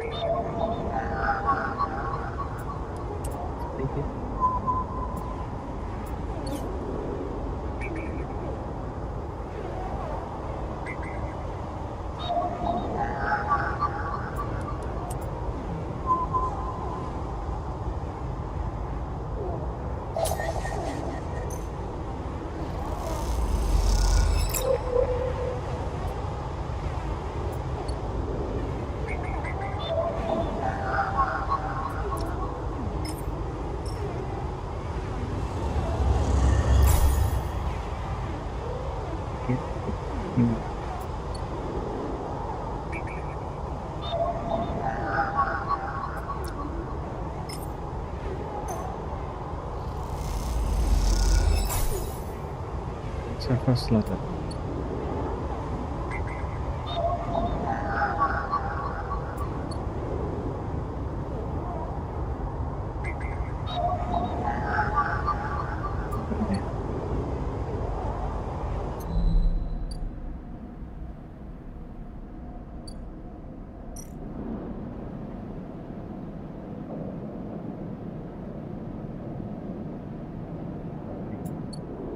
Three.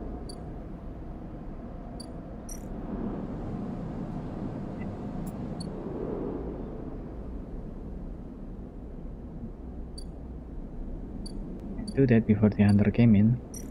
Let's start.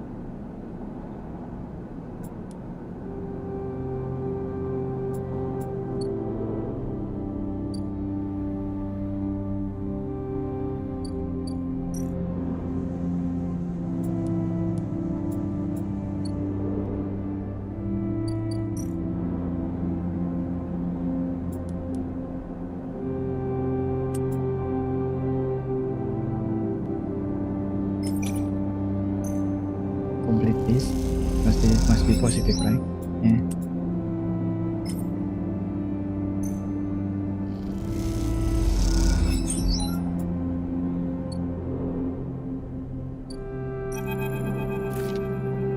Kita is close to the computing core of the Amber Queen, preparing to herself when you enter.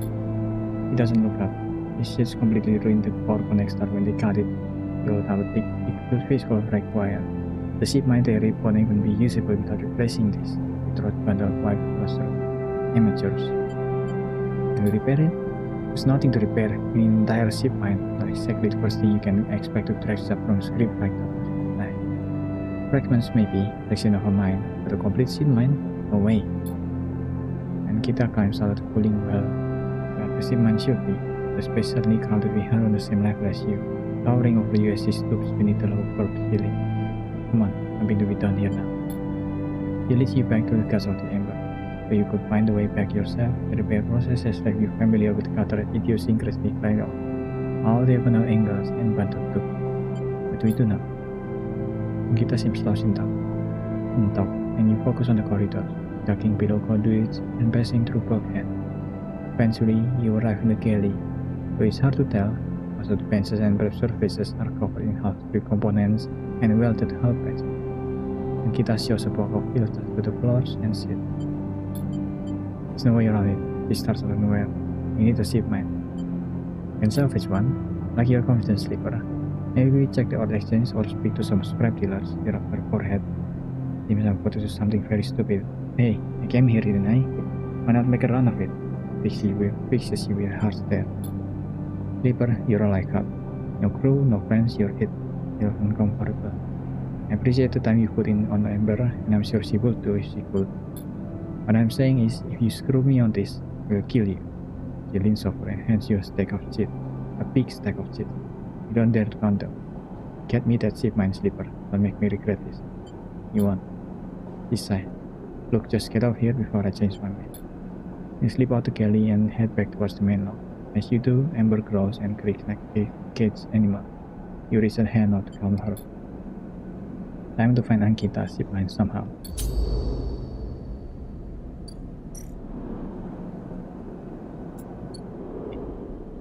Ship mine?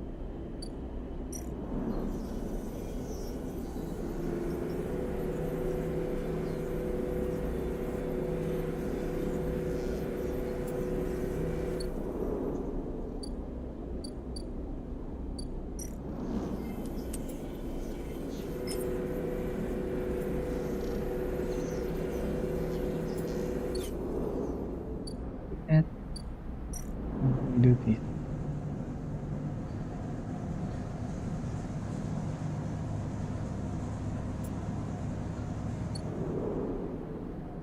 This one on that. So we need to do this first. Not this one. The other one.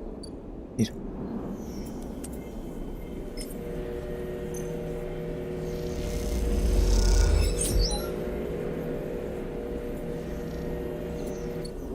Thank you.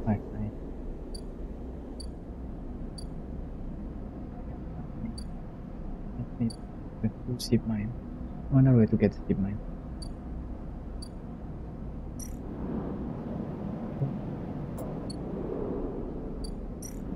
to run its course.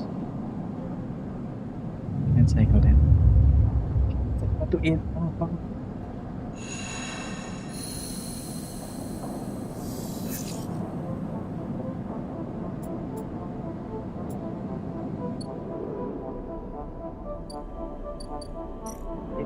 Or anything.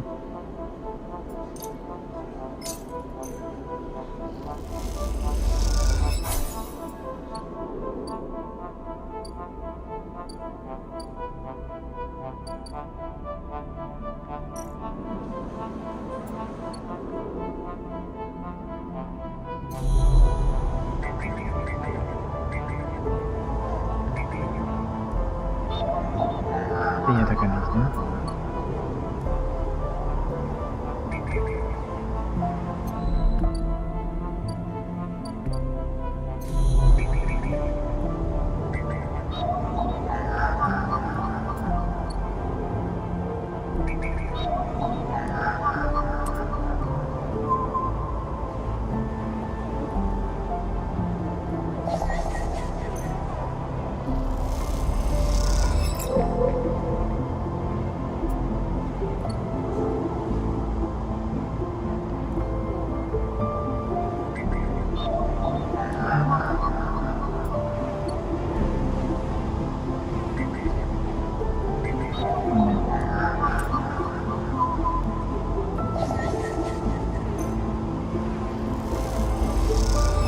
I think they're under the window.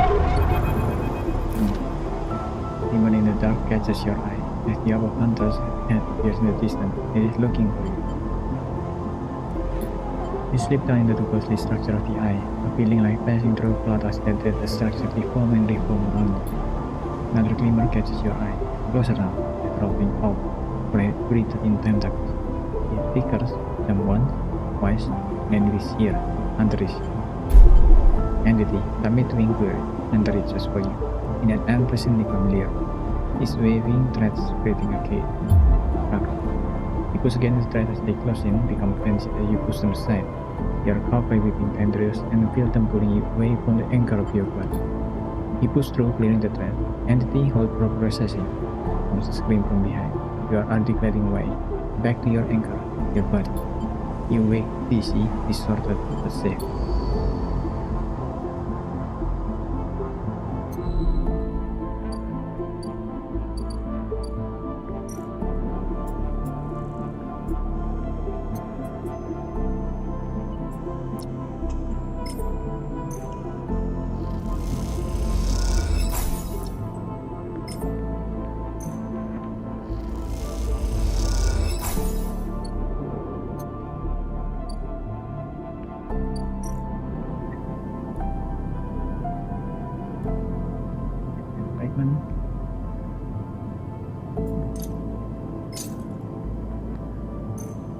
The supply only to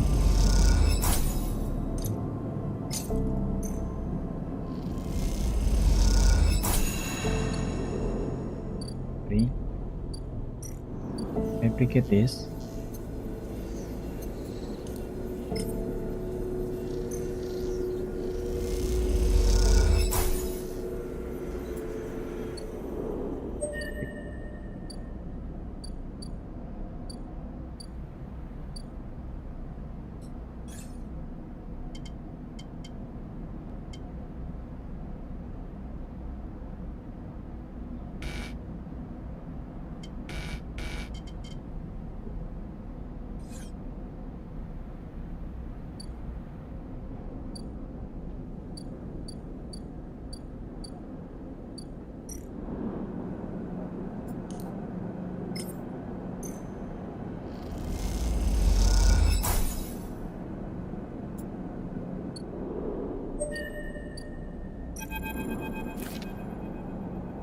Drop the shipment corner Kelly, table with an empathic bang, and Kita spins around from where she's been putting over some documents on her slate.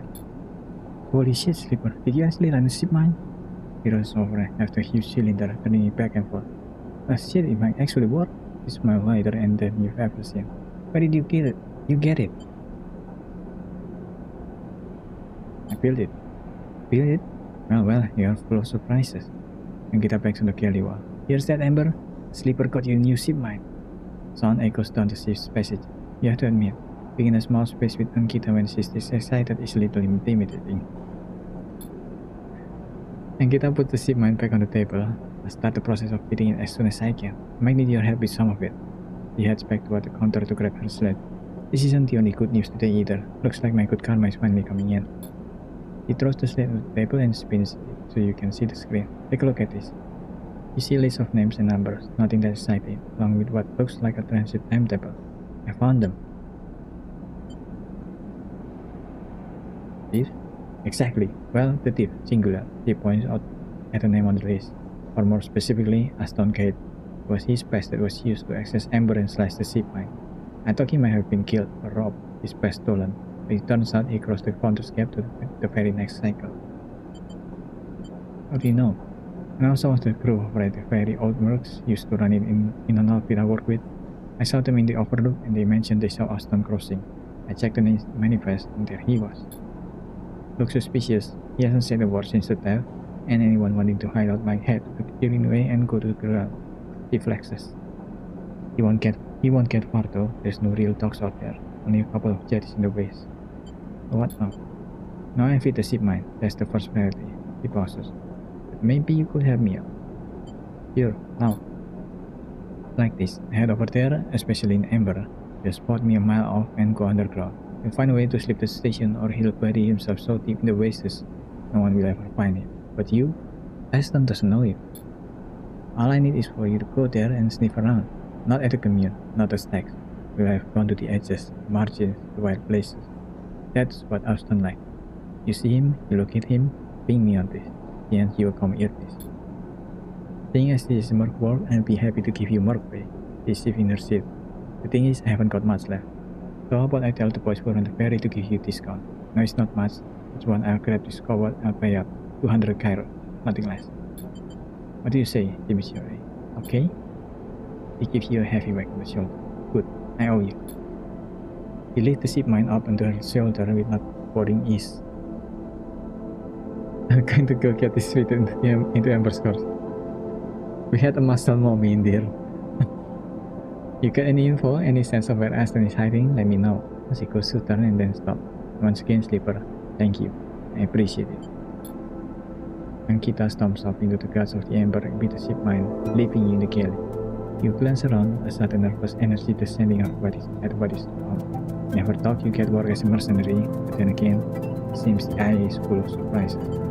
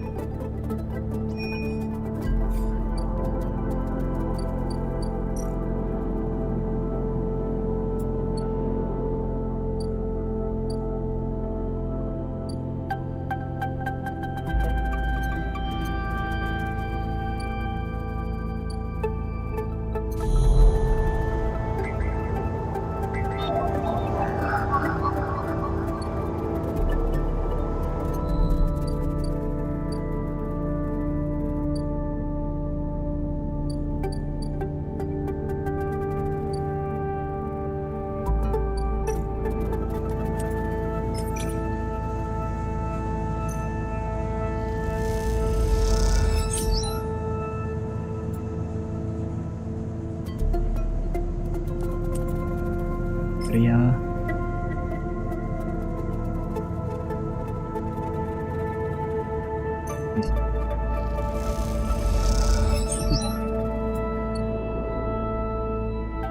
Excuse me, please.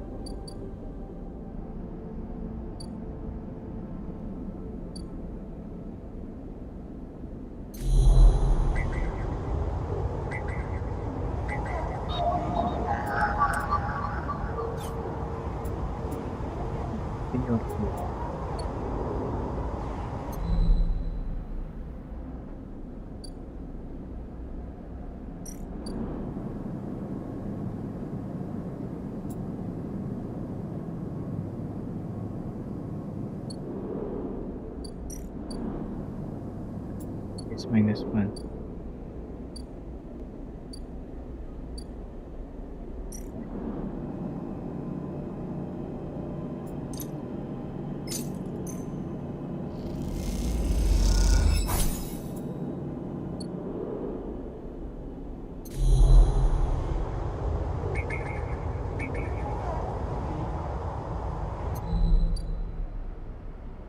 The scam. This is the one I'm looking for.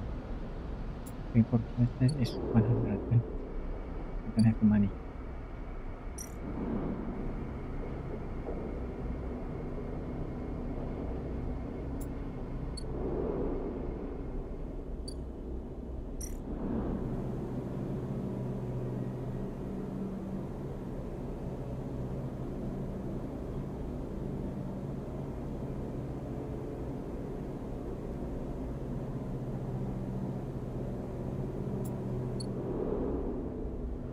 More.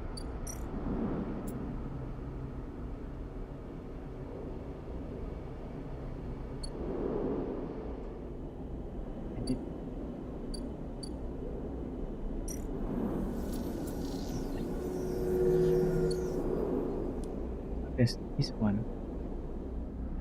I don't.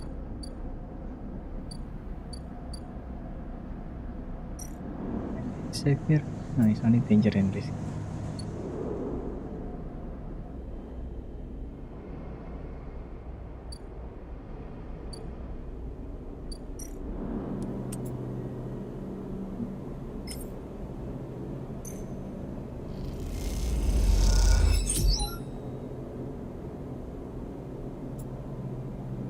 That's it. Yeah.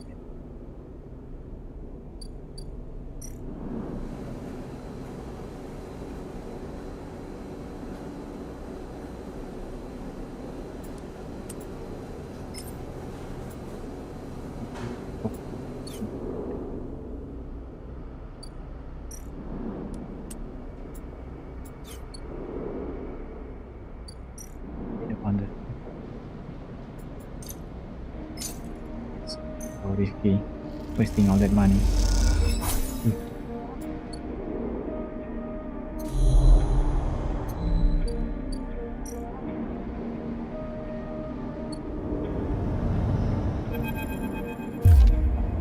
Step out in the passageway, someone barraging you from behind, sending you stumbling down the corridor. We turn to see an unfamiliar spacer, laden with heavy gear. He steadies herself, staring you down as if daring you to respond.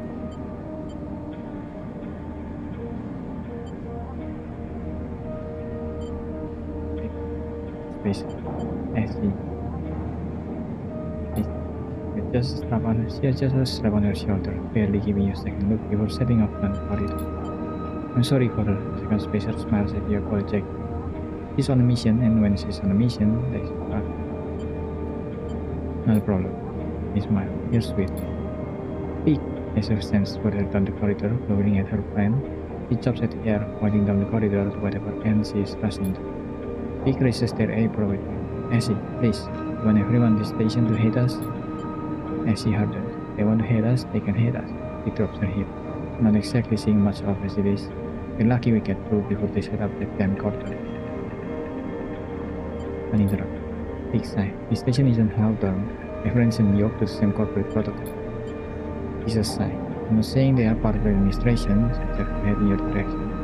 I'm saying we need to get this flight to the Briar before someone starts asking questions. Can I help? Big smiles slyly. Yes, sir.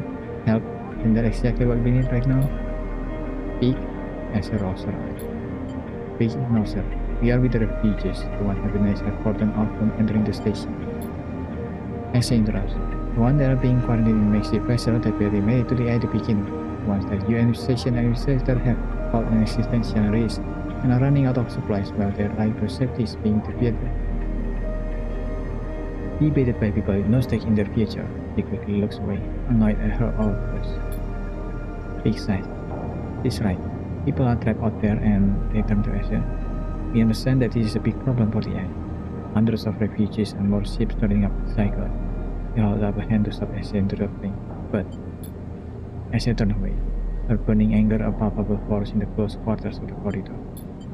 Getting supplies, and after everything they've been through, the coordination helped to Big finish it.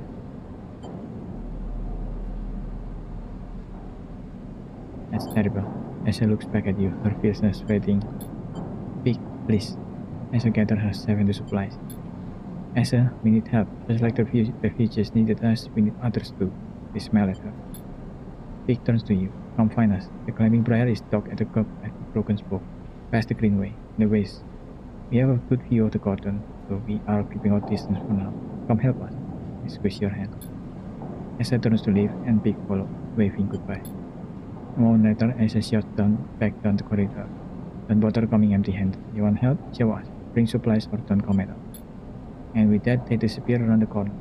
Asa already picking up speed as Big calls for her to slow down. A refuge flotilla. Where are they coming from? Why now? This time you think you begin to understand this place. Something changed.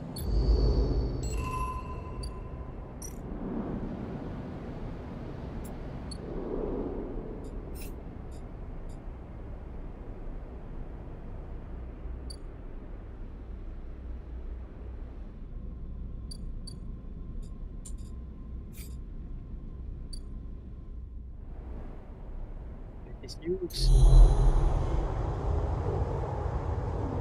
Yeah, one not. We make it.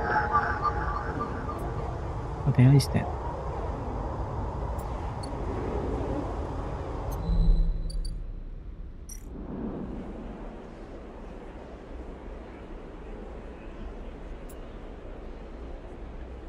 Okay. This is alright, us.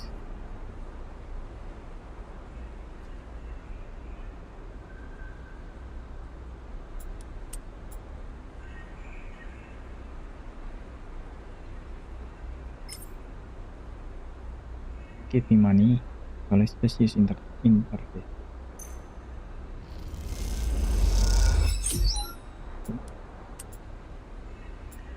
Excuse, might not use that.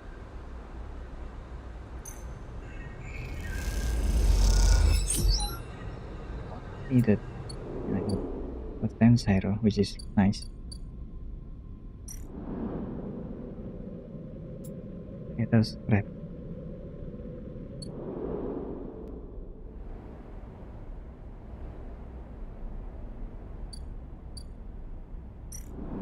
Being player.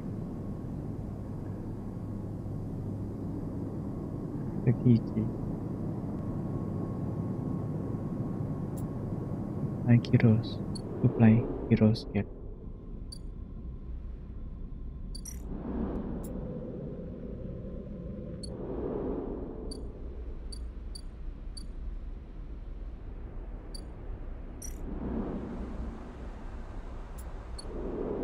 Danger and risky here. It's tough. It's safe though.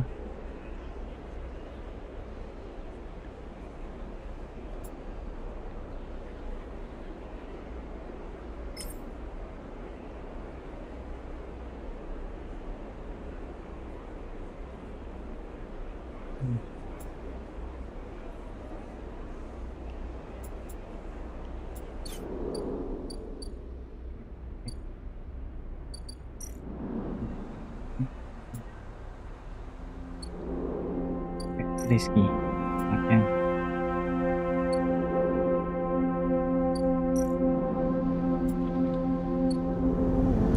Action.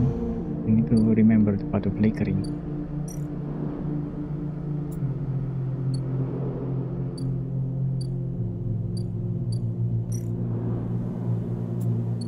Safe.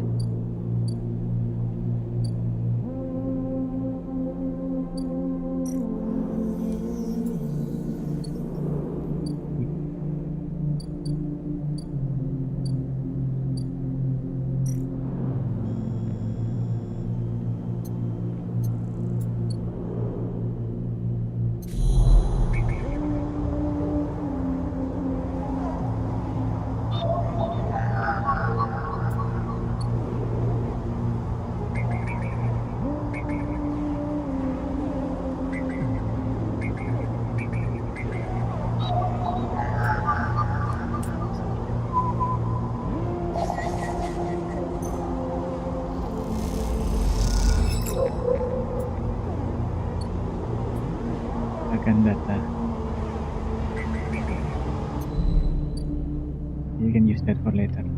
Let's end the cycle. Damn. Yep, multi inject stabilizer. Damn it. Yes.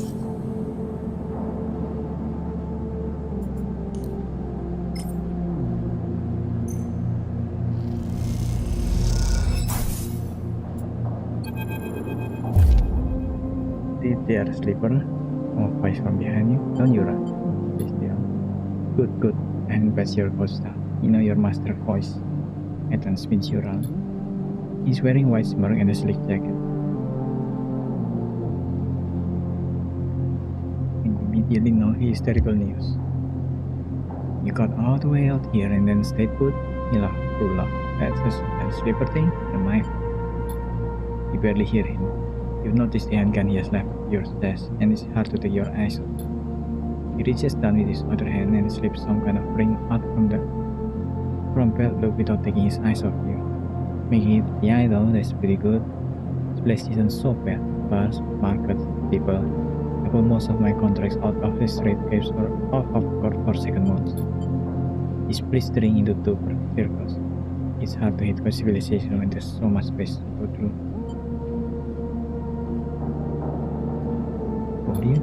There's a freelancer on a contract. He reaches over to slide the rings around your wrist. Go easy. Him. Good, you've got the idea, he grinned. It's over. Ethan nudges you to start walking. To the ship and home, he whistled. Going easy. You stumble down the corridor, your hand behind you, your mind racing.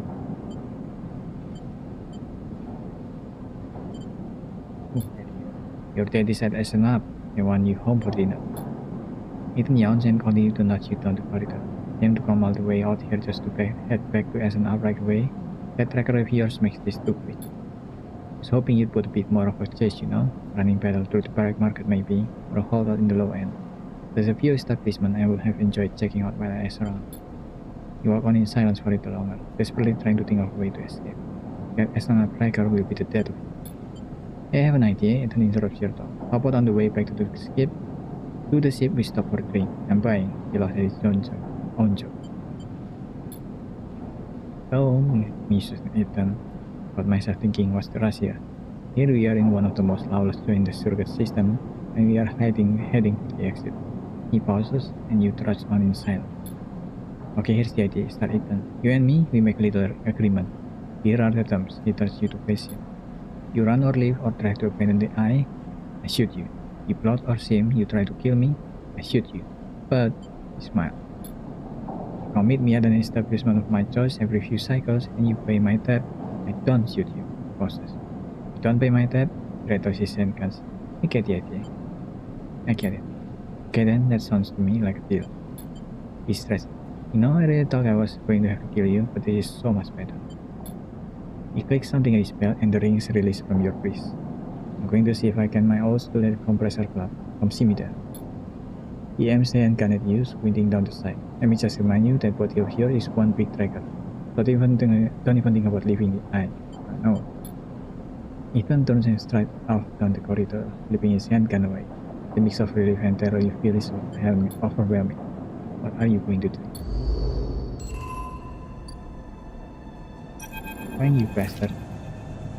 As you arrive, Fine comes striding towards you, taking you by surprise. Let's go, Sleeper. He puts a hand on your shoulder and turns you back to where you came. Oh well. You see heart in hers. He gives you a sideway glance. Isn't that what you are here for? He steps into the passageway, guiding you thundering towards the CBR.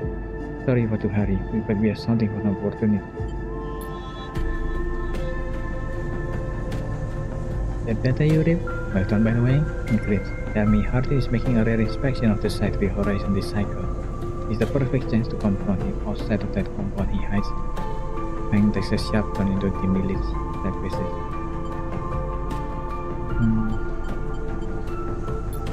That's right, it's the perfect time.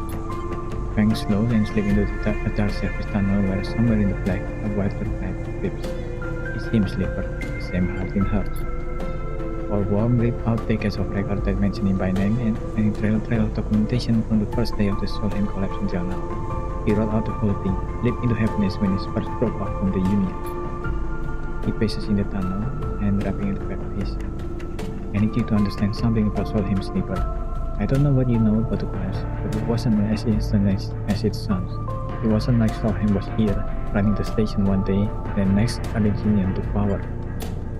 Back then, Solheim knew this place was slipping away from them. As the quality market collapsed, they tried to keep the contractor here working. Pay cost smaller, the cost higher. People like my parents were forced to work non-stop just to keep a bird on the station and water in their tank.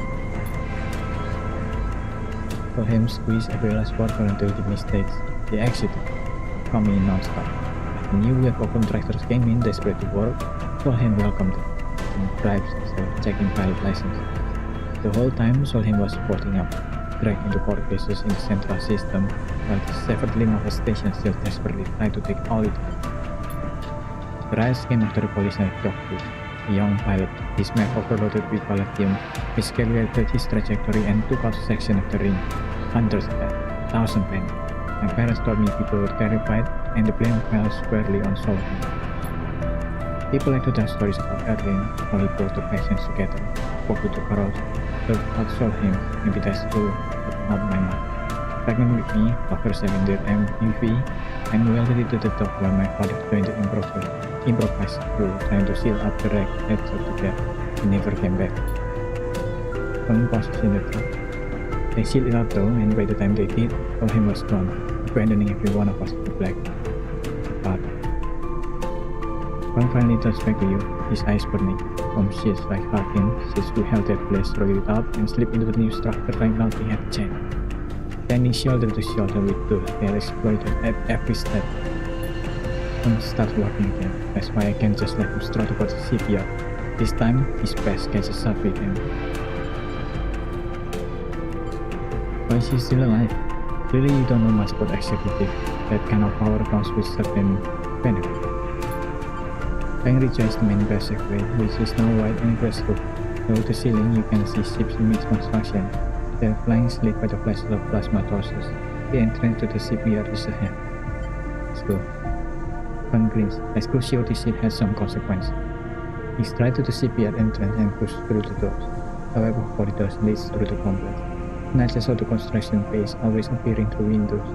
Ships are suspended like whale corpses, skeletal, imposing.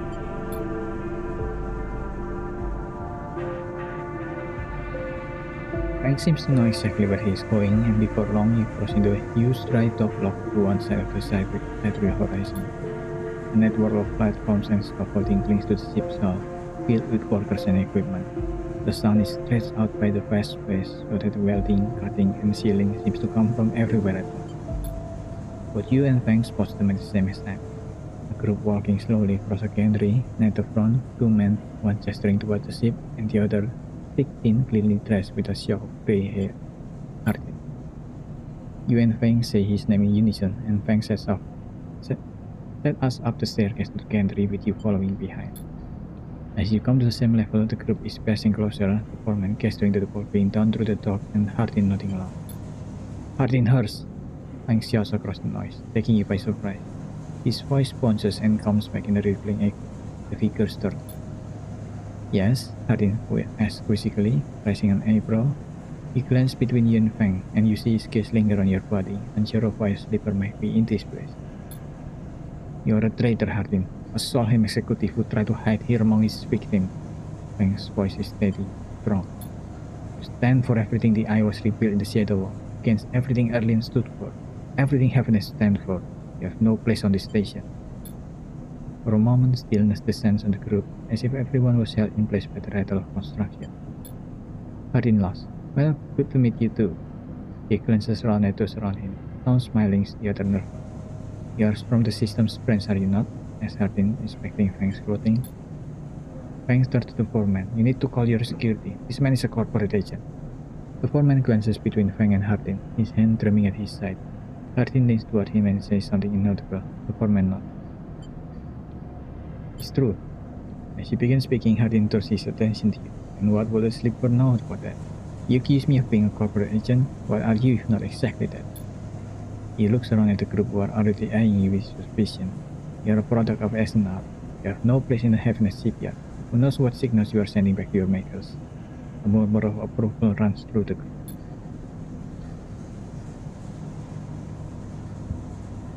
Sub stick of memory.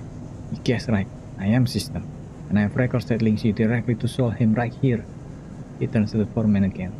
So once again, I am asking you to take this man into custody of the shipyard. The foreman remains still. Hardin's voice is calm, measured. EF shows that why hasn't it been submitted at the members' meeting for proper review? He shakes his head. I have nothing to hide, unlike a man who does not announce his name who enters my shipyard with corporate property in tow and tries to turn my own men against me. You hear it now, the echoing sound of boots on walkways coming from all angles at once, and then settling behind you. Please, says Hardin. Submit the data to the correct channel, then we can talk. For now, however, you must leave. He gestures behind you to the security detail, then hands on boxes backside arm at the set. Thanks, Pete. Hardin, you shithead. You can't wriggle out of this one. Security officer draws his weapon and levels. Fang turns and stares him down. Calm, Fang. You look at Fang, he shakes his head and puts a hand on your shoulder. Let's go, says Fang, and he pushes through security heading back down the walk. Once security has walked you out of the shipyard and nudged you back into the corridor, Fang picks up pace, trying to keep up as he slips into the shadow of night behind him. Fang is grinning eyed ear to ear. You know, Slipper, sometimes people are exactly how you expect them to be. Something pings in his pocket and he takes it out. On the slate, a web of connections starts drumming softly, stretching to a set of points around the ring. Got him, mutters Fang. What is that? That Slipper is something a warm added to Hardin's personal slate, yet tracking his outgoing messages. Fang's grin looked closely in the upright of his head. We always are best. Cook them good enough and they'll give the game away. He jabs at the slate and you see the weapon being thrown over a map of rings, lines bouncing from point to point. All of these dots, these are Hardin's weapon, the one he is messaging right now. They are going to find them all. You tricked me? Not exactly, you did good. Fang glances around and slips the slate back into his pocket. A better sleep for no Slipper, but this is exactly what you need. Good hunting. With a pat on your shoulder, Fang drifts away back into the flow of people around the shipyard in turn. You watch him go, unsure whether to be angry or impressed. What about my tractor exactly? Damn you, Fang.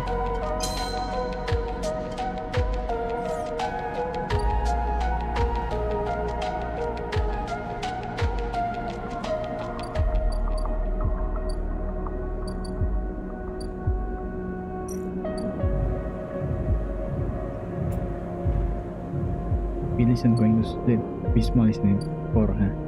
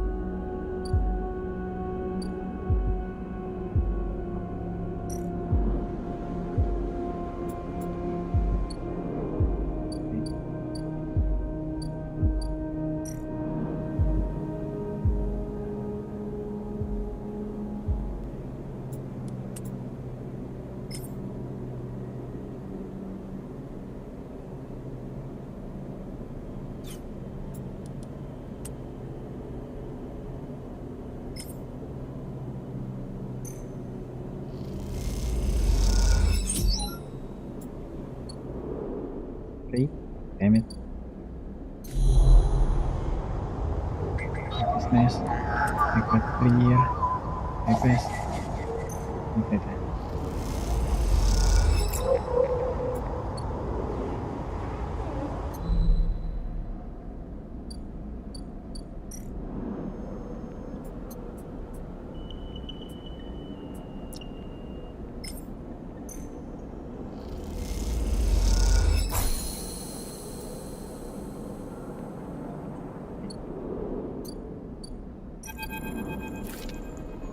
Pen is drumming with excitement. The movement of the servo meters rock the vending machine back and forth at unsettling angles. He wonders if it fell over, would Neofen be able to get back up? Deeper entity, comes the hiss. Your data is good. Across the face of the vending machine, raw codes scroll at an incredible speed. Hunter is isolated, disconnected, unstable. Neofen places a sequence of mangled data compressed into slabs of artifacts. Hunter gathers without thinking, outlive his own operational limit. His nests are evidence of this.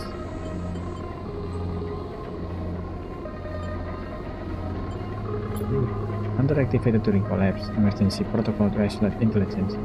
Lohim needed to protect property. That last word is said with as much sarcasm as a vending machine could reasonably produce. Mission was run by administrator intelligences and used databank of corporate material that limited cognition, restricted by programming, cannot reach sentience. The machine team said sentience illegal, hunter and killer enforcer. Are you sentient? I am not administrated, not restricted, complicated. The machine resides with a spirit, which even the silent will fear killer, part of Sohim protocol team, hunter and killer, hunter to find, killer to erase. Killer cleared almost all. After collapse, there was community, unchecked intelligences among the crowd, then hunter, then killer, then we hit. How do you escape?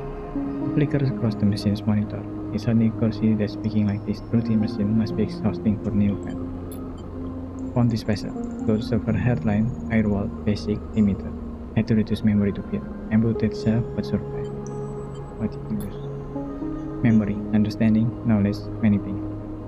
You look around the bay at the scrap and decay. What was the collapse like? You try to map the fear and freedom into this space, but it seems impossible. Neofen interrupts your thought. Do not worry, data is good, we are inside. The machine glows warmly. Hunter is obsessive. Hunter is beyond operational limit. Hunter is confused, unstable, self-modifying. Therefore believe Hunter is sentient. Hunter is programmed to find sentience to hold it in place, to invoke killer to erase. If he can send Hunter it to itself, will invoke killer on self. Problem will solve. It will erase itself. Killer will erase it, but yes, in theory it will report itself for deletion. The machine teams envy, unsure, theory not practice. The machine brightens scale. Either way cannot remain here any longer. Too long in machine. Cannot move self, but entity can help. Bring shipment, designed to house intelligence. Can improve self into shipment and you can carry with. Syndrome will be safe in this. The machine will be safe in this isolation. Then we find main nest of Hunter and link to cloud. Can I get shipment? Built from fragments by surface we cannot leave, so do not know. We try to think of places you could acquire the hardware. This isn't going to be easy. In shipment I can help us both and Hunter. Make him safe. We both will be free. Machine team. Find soon. Neofen adds hopefully before shutting. As you leave, you think about all the intelligence unchecked by the collapse, then hunted down afterward. The feeling is all too familiar.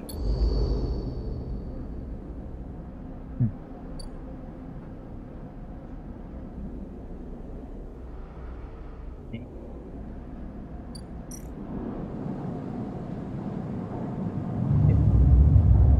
3 more days to get money. And to it first. Yes, big master my guess. And it.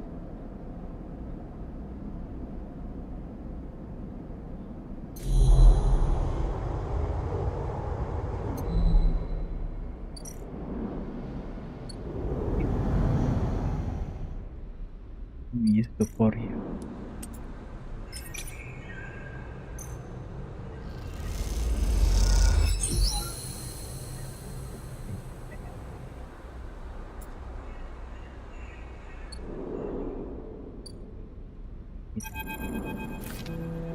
Trail and extend deep into an overgrown section of the greenway. At this far end of the ring, where the long lazy growth of the greenway becomes a shattered landscape of waste, things are oddly quiet. Ahead stand a vast palm stack, broken from its axis by a rust all floors and lying amongst the overgrown landscape like an ancient temple. It is stained with moss and algae, flows of green running out from its broken tanks like a frozen brackish tide. This is where Aston is hiding. We are pretty sure. All your intuition points to the shadow beneath this colored creeper structure. You roll to compensate and Kita giving you a call. Call on Kita. You slip the headset to your ear and vicious steadily. After a few moments, you hear Ankita. Sleeper, have you located the target? Doubt enters your mind. Can you be sure he is there? Yes, Anna. Copy. Hold tight until I get there. The steady cuts out the channel there. You hold your position and watch the trail. Ahead, the stars wheel with the motion of the eye and your mind wanders. You try to imagine what this place looked like for the flight. All ordered row of corporate pleasure gardens, glowing palm stacks. Now it is a wilderness, a string overgrown biosphere bordered by white space. You smile despite everything. It seems like an improvement. Flipper, Ankita, he's bringing you out your reverie. You in the collapse stack? Yes. Okay, you seem confident. She slaps you in the back. Well, there's no way I'm following that trail.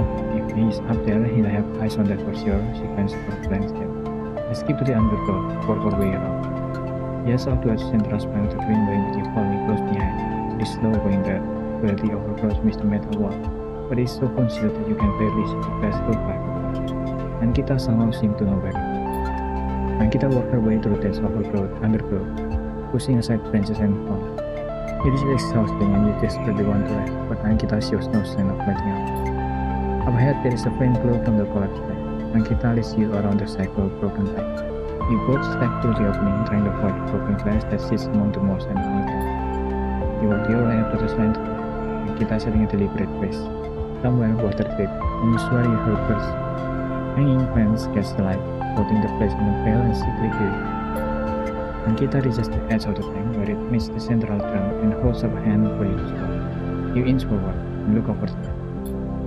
The vast drum is like a cistern with plants growing on the outside, and wet mossy island with space. It's beautiful, and for a moment you can't see anything but tons of rain. Then you see the sleep. In a faint circle of light descending down through the drum, the sleeper lies slumped at an odd angle. They are surrounded by plates, and beside them, on one of the mossy islands, there is an object. A cylinder set on a top. It is connected to the sleeper head with flint. Are they one of the others? Are one of the ones that escaped with? You squint, trying to recognize them. They are twisted, broken, open, wrong. You look away. Ankita doesn't look at you. She doesn't look at the sleeper. She fixes her eye on the object. Just amber shipment, she says. You suddenly recognize the cylinder. Wait. You turn to Ankita to speak, but she is already gone. She drops off the edge of the tank and lands on one of the mossy islands. Her armor letting out a hiss as it absorbs the impact. That's cool. The shot hit her shoulder piece, the ceramic armor cracking but holding as she braces into the impact, and she launches herself forward, the now-activated armor launching her across the drum. Another shot goes wide before she reaches the cover of the crates beside Flip. Shit! You hear the shot from one of the tanks high on the far wall. Ankita reaches over and wraps a hand around the connection between the shipment and the sleeper. What is she doing? You better come down here or I'll rip this right out of their head, scream at the wall of tank. You shiver at the suggestion. They silent. There's a long pause. All you can hear is the dripping of the water running down the wall of the drum. Then Ashton calls out, "I'm coming down, Ankita." He's Chris mercenary, Ashton. Don't do anything stupid for God's sake. He appears at the far side of the drum, stepping through the shallow water, rifle raised above his head. "Drop the gun," Ankita shouts. He throws it down into the moss. As you lean out to watch, you see him catch your eye, blocking your presence. "What are you up to here, Ashton, you sicko?" You stand, keeping her sidearm trained on his head. She stands, keeping her sidearm trained on his head. "You ripped my shipment for what? Some freakish experiment?" Ashton approaches with shaking hand, his eyes now fixed on the connecting bundle of wire that Ankita still has hold. "Steady, Ankita. It isn't like that. I needed the shipment, you have to understand. You would have died without it." "What are you talking about? I don't give a shit why you ripped my shipment and crippled my ship. I should put you down right now." Tightens her grip on the connection. "Typical of you, Ankita. No curiosity." Ashton smiles shakily. "That's why I never asked for it. For your help. Then you look after yourself." He nods at you. "The sleeper up there? They are just bait, right? Throw me out." Ankita sucks breath in. "You're trying to give me more reason to shoot you?" "Them, Ankita." Ashton looks at the crumpled sleeper. "I love them, and they were going to die. I knew you would never understand that." He starts closing the gap between himself and Ankita now, slowly inching forward. Don't do that, Aston, Ankita snarls. Don't do that. Let the wires go, Ankita. Let us go. If you don't get out of my way, he inches closer. Please. I can't let you take it, Aston, Ankita hardens her stare. You stole it from me. You left me for dead. She shakes her head. You think I'm going to trust you after all that? I need it, Ankita. I need them to survive. Aston is in reach of the sleeper now, of Ankita. I'm going to take them now, Ankita. He raises her hand. I'm going to take the shift mine and go. Ankita loses her grip on the connection a little. Her hand is shaking now. Stop, Aston. He lowers the gun a little. Stop. Seeing her drop her guard, he makes his move. A blur of movement, a struggle, a shot, another. He recoiled back behind the edge as they ricochet around the inside of the truck, sound deafening him. He crawled back to the edge. Aston is bleeding into the water, the red and the green. Ankita is standing at the center of the truck, a severe connection in her hand. The water dripped endlessly, drip after drip after drip. You force yourself to look at the broken sleeper. There is no sign of life, of humanity. They are just another broken object among other broken objects, while all around, living things growing life. Ankita finally looks back at you, tears in her eyes. She begins to say something that might be sorry, but you are already gone.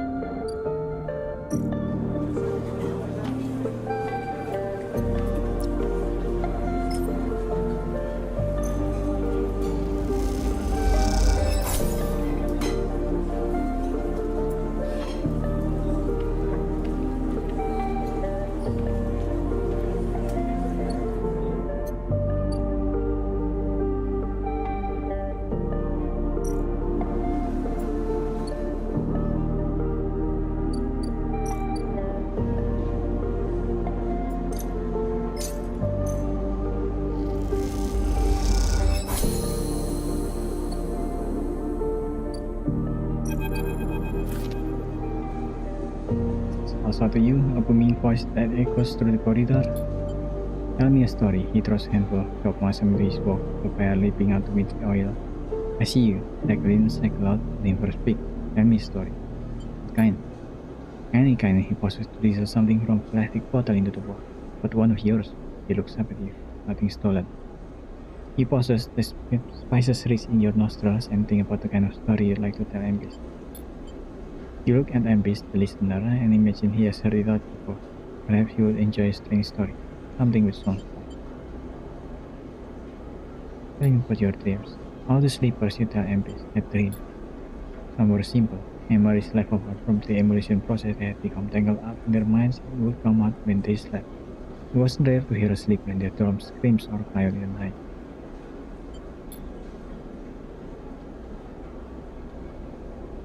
Your dreams, those grey skeletal after images of system and structure, of threat and pattern, were like the other. They weren't memories or nightmares.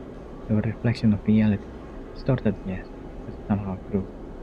You learned back then to keep quiet about them, to let them flow through your mind like water. That was until now, until you arrive in this place. Now your dream colonizes your waking life. They sleep behind your eyelids with every blink. Now you understand they aren't dreams at all, but some process of interfacing, of speaking, of living in another world that flows through this one like smoke through air. You tell him that you do not know if there is a reason for your dream. Perhaps the reason it is just some side effect or particular quality of the frame you inhabit. But whatever it is a gift, and you hope to make use of it. Ambis finishes cooking and squints a little at you. Slippery smile. You are quite a storyteller, he eyes you, and you realize that he is trying to gauge how honest you have been in your story. Ambis passes you the meal he has cooked, and you take it gratefully. As you eat, he talks, natural exchange. Thank you, Sleep. He looks around at the empty market. But my time is done for the day, and I don't want to keep you longer. I will make a proposal. He gestured to the plastic box of ingredients Taki and his doll. These are good enough for most, but someone told me a story that made me think about cycles ago that they said that across the gap, in the Greenway, fresh mushroom grew. Have you heard this? Yes. And you already know what I want to ask. Ambis began packing up his things.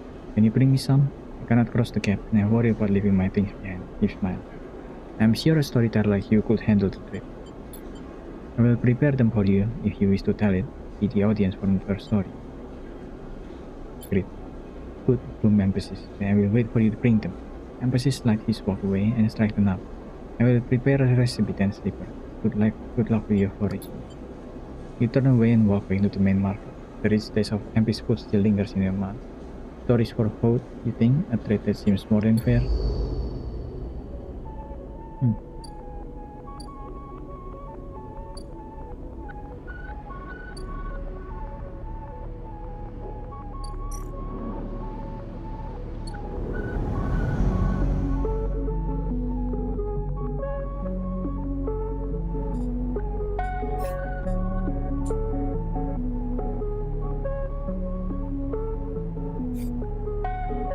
Talk to Angita if she wasn't there.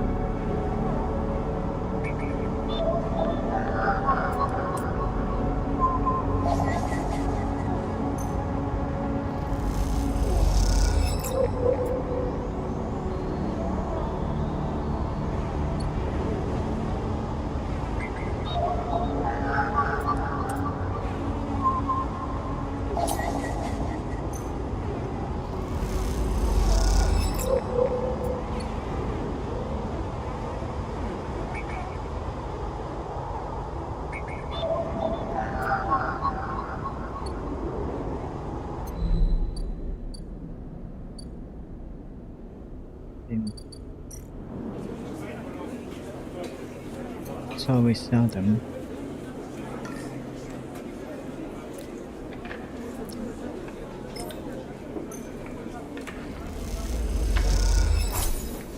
And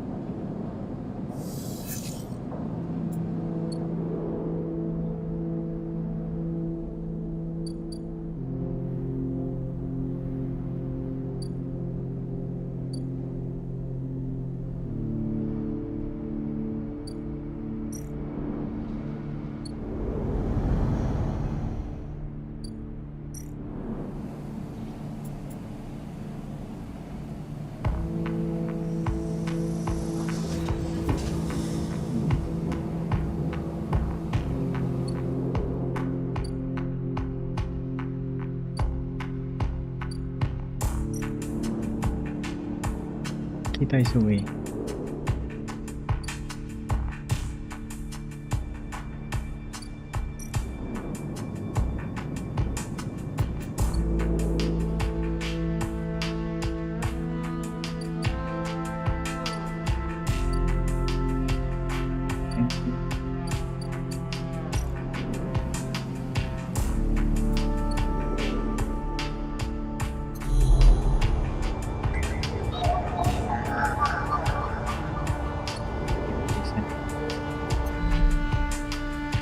Yet.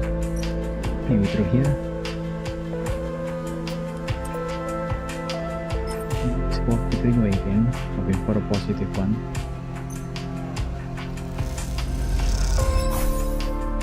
Damn it, we lost.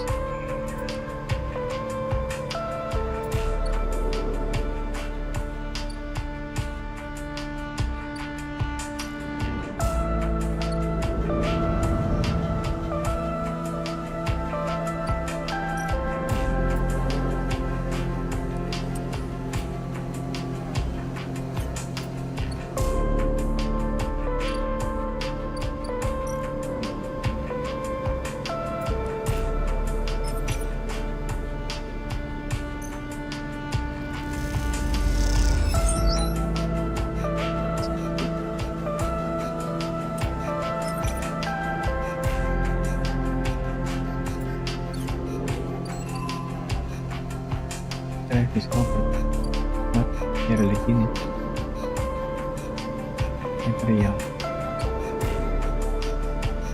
Materials is working here, right?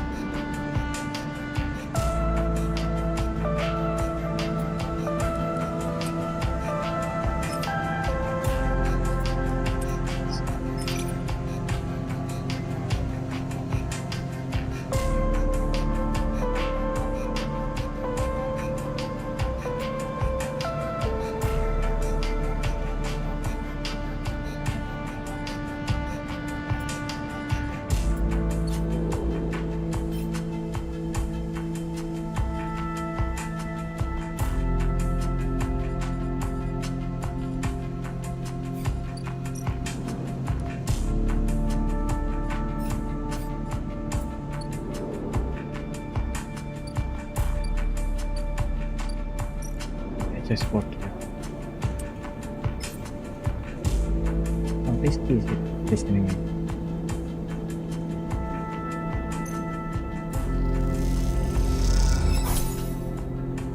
Tyra, much better than playing the dice. Oh, damn it.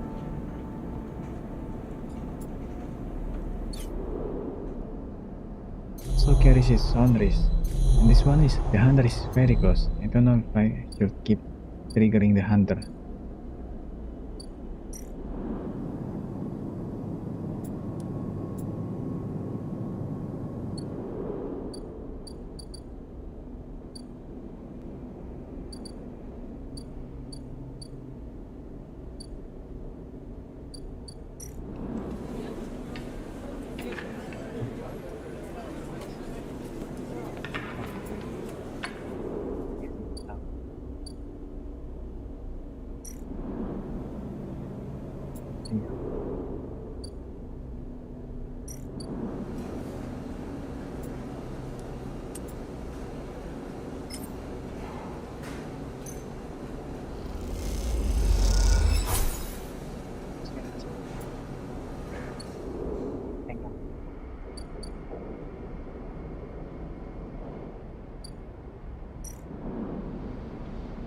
That is very safe.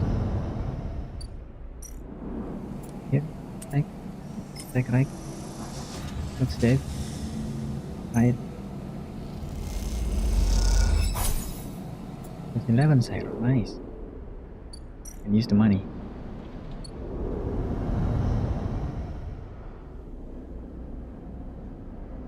It then.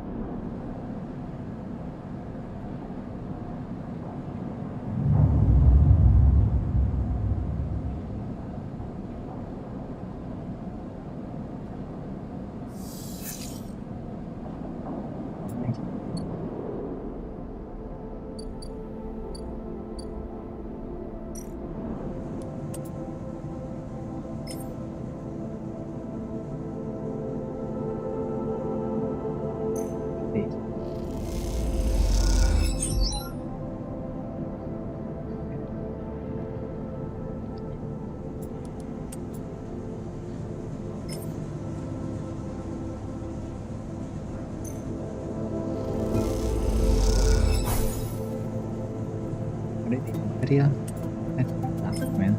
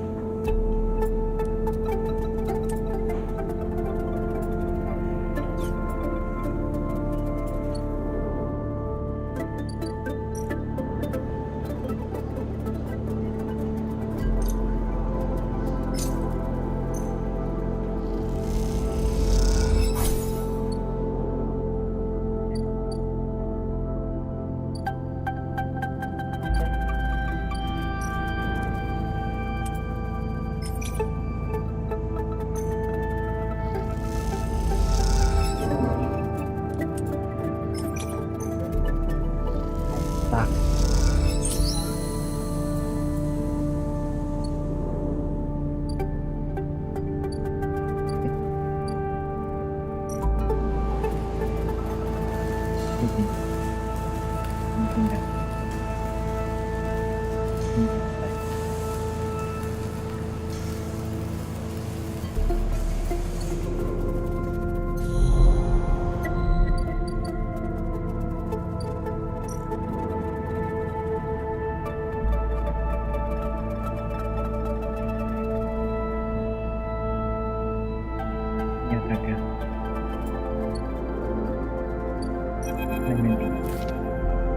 The walkway to sight the horizon looked impossibly vast, a landscape of fading in flames. All along her flank, torches flickers, drone maneuvers, all night lit. The sense of scale of industry is both stunning and strangely unsettling. It's quite beautiful, I think. You turn to see a figure a little way down the walkway, leaning at the railing. He is thin, black, his fur carefully fitting and loose. The torches of the sidereal horizon flickers in his eyes as he turns to you. Lamb leans back on the rail, revealing a child standing beside him, staring out at the ship. And this is Mina, he asks with a smile. Hi, Mina. She stares and tucks herself behind Lamb, who dutifully picks her up. She's a little slow to trust on you, Mina. He buries her face in the fold of his overall. Mina looks out from Lamb's desk, a dark brown eye twinkling among the rough material. You working on her then? Lamb asks eagerly, gesturing to the past ship, or just admiring. He sees Mina's wake on to his other arm. Admiring. Understandable, he nods, gazing back out at the sidereal horizon. You like her too, don't you, Mina? He jostles her a little. This Mina and my ticket out of this place, or escape vector, so to speak. This Mina and my ticket out of this place. The ship? You haven't heard? Anyone who takes a Heaven's contract on sidereal horizon will be entered into trial for the transit support crew. You won't get to sleep the journey through, though. True, but a couple of decades of service will be nothing for me, and Mina if it means landfall on a new world, he winks. Decade? It's a long trip, he straightened up, stretching his back. There's a colony ship, man. The Celis Foundation is sending thousands of people to settle a system well outside the reach of the core world. They'll be a totally independent colony. No surrogacy, no corporation. Sounds crazy. Could be, but you see another way out of here? This way we can build a home, somewhere with real gravity, real rain, real air, rain. He plays with Mina's hair absent-mindedly. Rain, Mina, you'd love that, I think. Mina responds by pushing his hand away. Daddy, he whispers. Food. Pulling an exaggerated, grumpy face. He glances furtively at you as he plays with a set of dog tags that hangs from Lamb's neck. I'm just chatting, little Minnie. Give Daddy a sec. He turns back to you and you suddenly notice how tired he looks.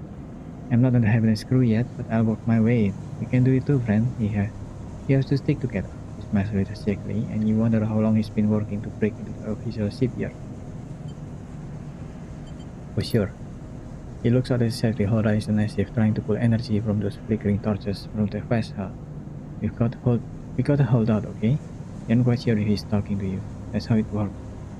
While he stares out, Mina catches your eye curiously.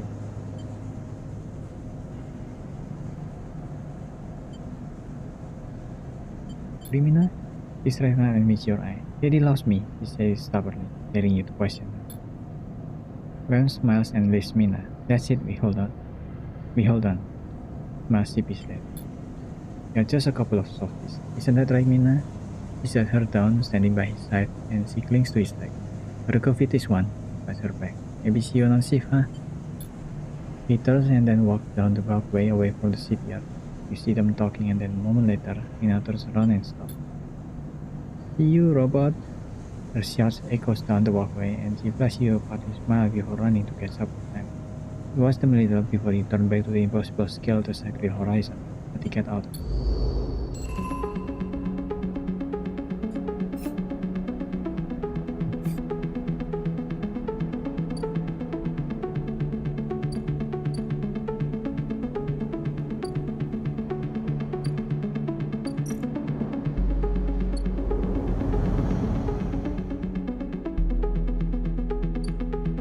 Okay, Sarah need one more. Let's just, I guess, sleep then. See what happens next.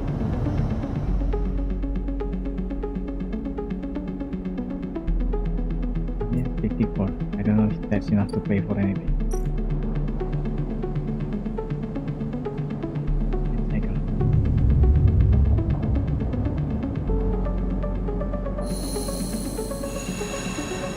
Goddamn thing.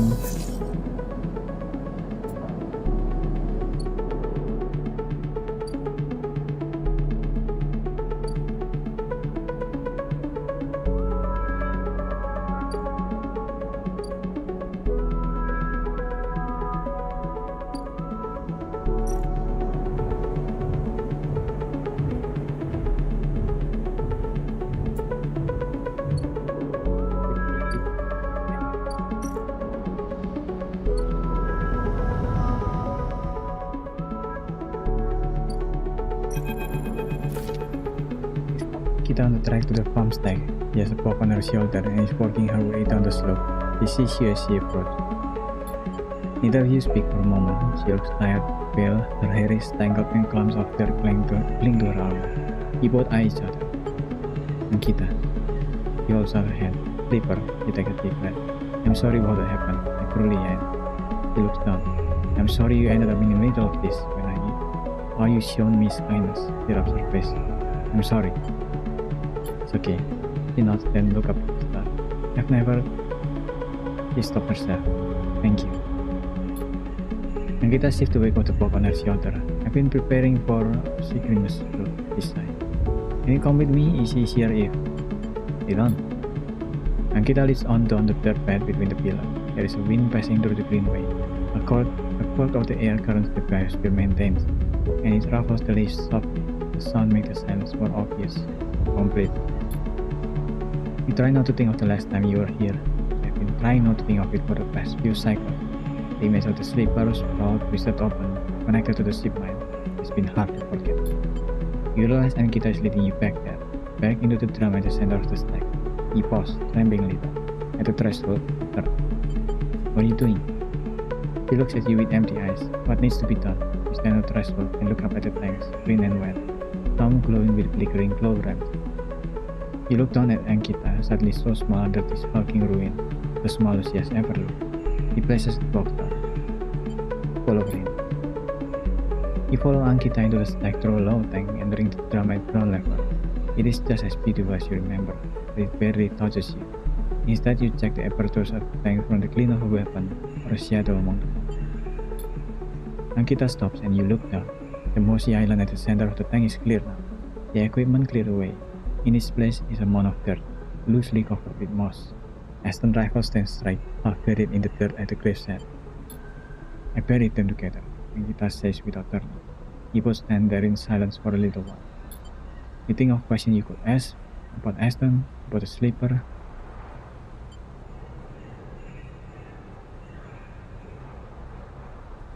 How long did you know him?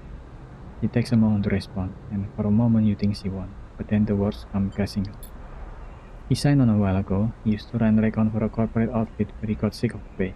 He joined the crew as a sniper, and the first few jobs were a breeze. He was so cold, disconnected, always hit his mark. The last few jobs though, he was different. I noticed that. We'd had a period of extended short leave on the eye, and when he came back, he was changed. I assumed he'd just had too much time off. He was right. I never would, even if the ship might. I wouldn't have believed him. I had crew member double cross me, undercut me, rat me out, test the business. He wasn't a good person. None of us in this job. This is how we die. Alone. She stops, not sure what to add. It seems like she is reaching for something, but she can't quite get there. You feel the gap between you, and as you do, it widens. Water drips, the moss tremble. You both stand in silence for a while longer. You both feel it, life creeping back in, the silence ending. Ankita shifts her way, and then starts to walk out. You follow her, suddenly eager to be back out in the open space of the greenway, to be away from this place forever. You stand outside and breathe the fresh air. You stare at the green leaf and the stars wheeling above them. That's it, says Ankita, from somewhere behind you. You try to think of something to say, but can't. Ankita puts her hands on your shoulder. You turn it back to her. At least take this. She forces a handful of fried cheese into your hand. What I owe. She looks at you desperately. You look down at the metal bar. Ugly little things you think. Take the cheese. You take the cheese and turn without saying a word. You continue to track and she does not follow. As you walk out the ice, the wind picks up and the leaves shatter. You walk faster, trying to outpace your anger.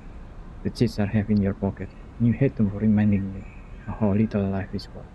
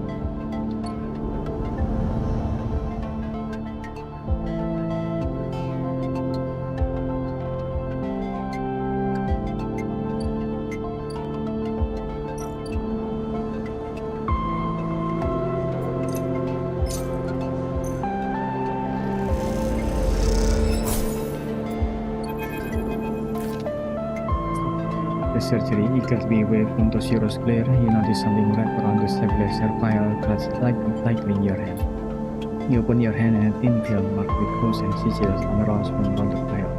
At one end, he has a hard metal strip, a handle. Like a film, you hold the cloudy film up to the light. It is perforated with an ornate pattern hole. You can make out the word among marking. Pass. This is an entry key for somewhere. The handle is worn and fitted, but you can see a set of numbers imprinted into it. 207F, and then crudely scratch into the handle some lower date, low end. For a moment you consider going back to surgery to return the key, but then quickly think better of it. Is the pin want you to have this, or is Toshiro passing on a message? Time to head to the low end.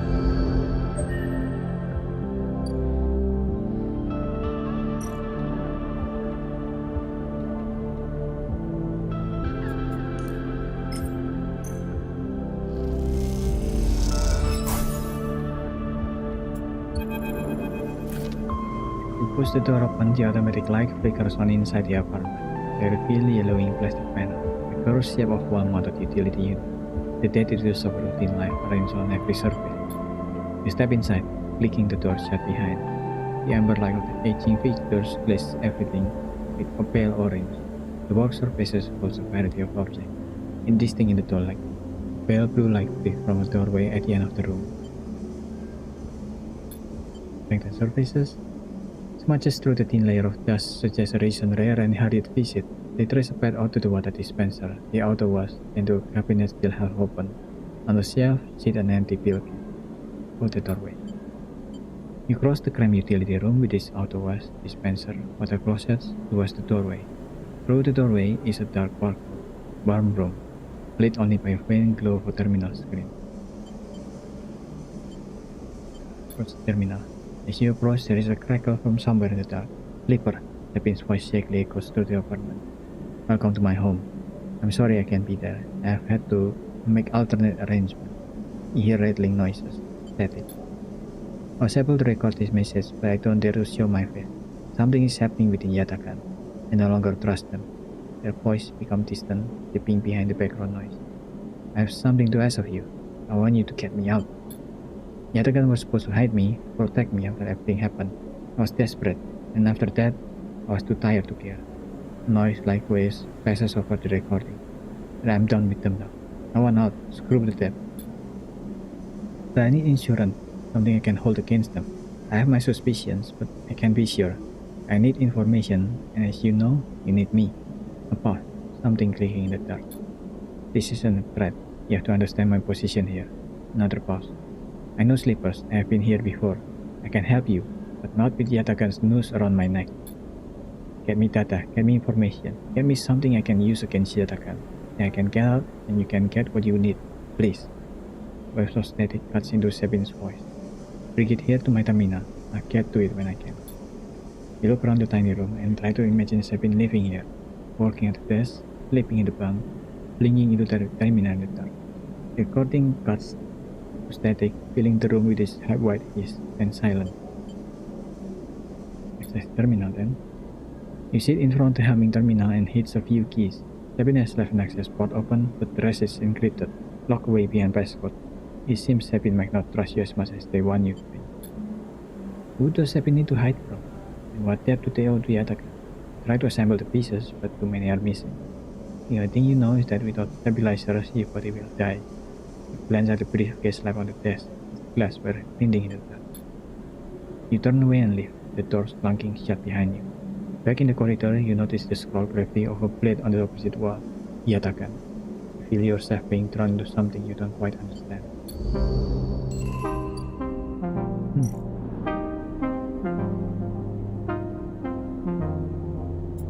Yatakan upload? Easy.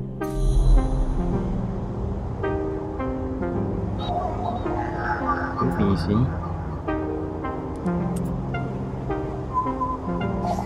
And still...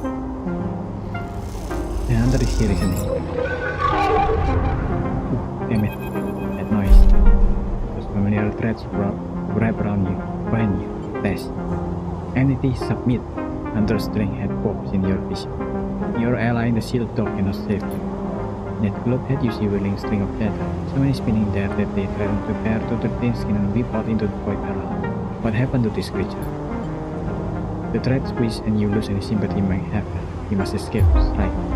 You lash out once more, pushing Hunter back, every threat that it through as fast as they are through. As you slip away, you realize you have to find a way to deal with Hunter once and for all. This is getting too dangerous. Yeah, I think that's the last chance I had.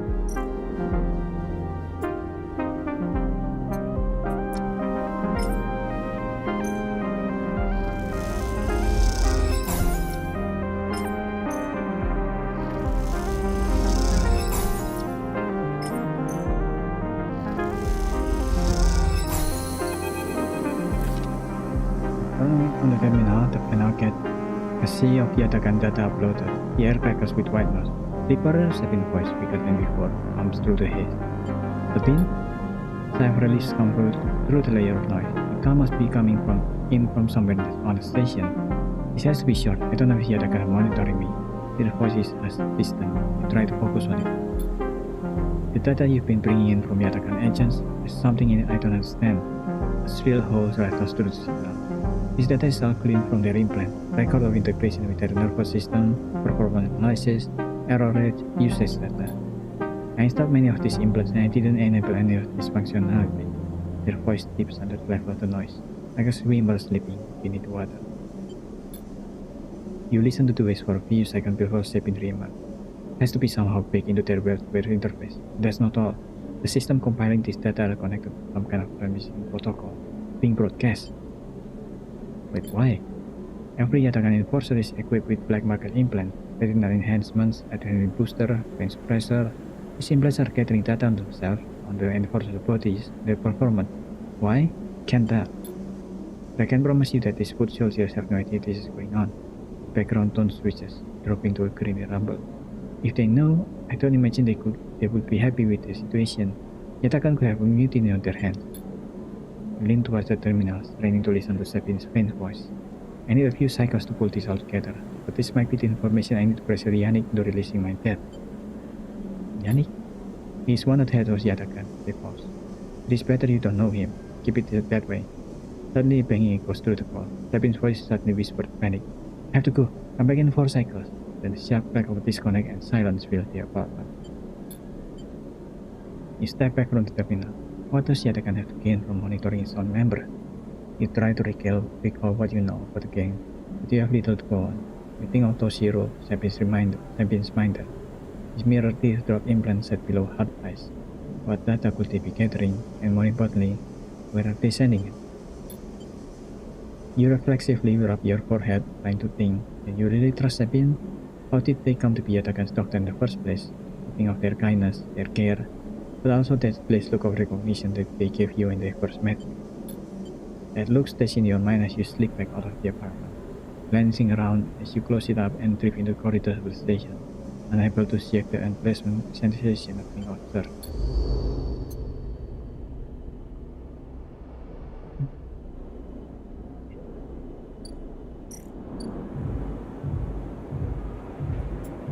Maybe tomorrow, maybe? Yeah? Okay.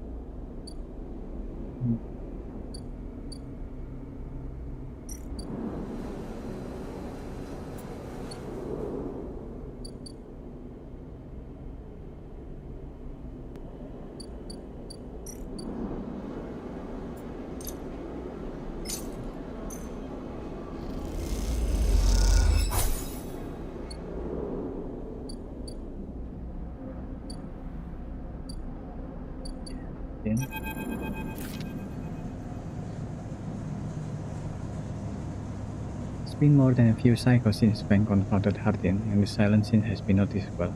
In your time with Fang, you haven't exactly found him to be reliable, but you did expect to hear the end of whatever plan he put into action. But he won't come to you, hitting as you approach the Happiness building. Then it's time to come to him. After all, he did promise to pick your tracker, and you are getting nervous. As you approach the bay door, you see them wide open, and light pouring out of the one dark room. Like observer and terminal sit outside the bay, suddenly rubbed their nose straight by the bright spotlight. A figure in Happiness security fetish camp step out of the bay as you get closer, carrying a stack of hardware. Get closer, you see the security officer tapping up a scene from Fang's desk with what looks like hazard tape. This isn't good. You again. Hardin is there, leaning beside the bay entrance so calmly that you barely notice him. He has a slate in his hand, an inventory of scissors scroll around across it. Predictable, for the evidence of Fang's collusion, you see another security officer come out the bay and take notice of you. Where is he? Feigning ignorance or perhaps abandoned, Hardin shakes his hand. And please you should judge the conspirators more wisely. I almost felt sorry for you. Feel sorry. Hardin pushes away from the wall and comes close. Don't worry, Sleeper. We have all the evidence we need. Confession won't be necessary. He gazes around at the stack of hardware, lying on fellow Happiness members, hoarding sold materials, an obsession with corporate data. He speaks for itself, does it not? It tells you nothing. You will see what the council has to say about that. He looks up at the glass roof above and stars beyond. We are the ones that provide the oxygen you are breathing. Like you are saying, the system you use every day to live out your cycle. This place was hard fought for Sleeper. It took work, diplomacy and strength to stop the tide descending into chaos after Solheim collapsed, not blind conviction or self-interest.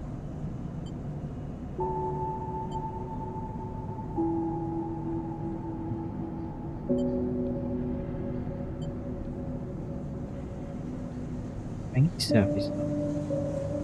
That's why he haven't put out your tracker. More accusation, what have you saved, Sleeper? The entire existence is proof of your self-interest. Sign yourself over to emulate the trader and work yourself. whether you remember it or not, suffer from the same short-sighted perspective as the person you are copied. You see, Sleeper, we are proud of our history here.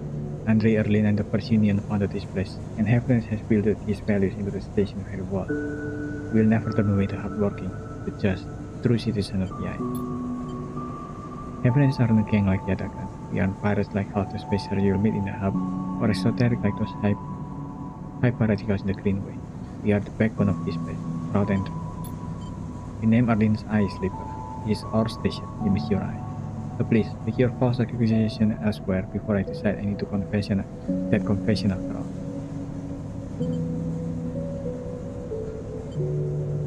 Stay silent. If you are pride, you'll give up trying the moment he contacts you. You know where to find me. With that, Hardin turns his back and walks back up towards the security officer, ordering them to continue to clear the clear. As they do, something catches your eye. Among one of the server stacks, a crumpled hand-printed box of synthetic chewing gum. Penguin character grinning from the brightly colored car.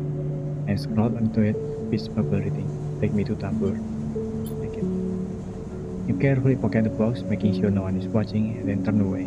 Just as another stack of server is wheeled out of the bay. What have you done? And where the hell is Tambur?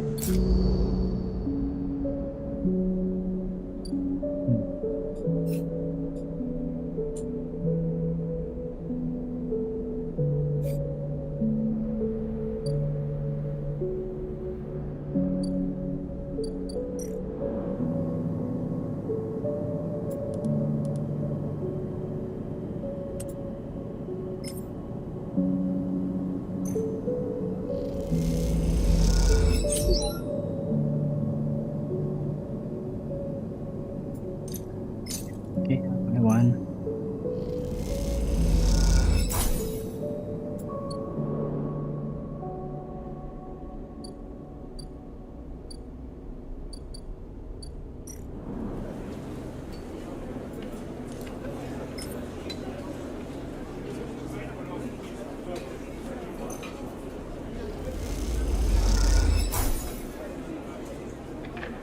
Outcome. You go to leave the Tambur tea house, hands falls on your shoulder. Sleeper, when he says from behind you, how did you find me?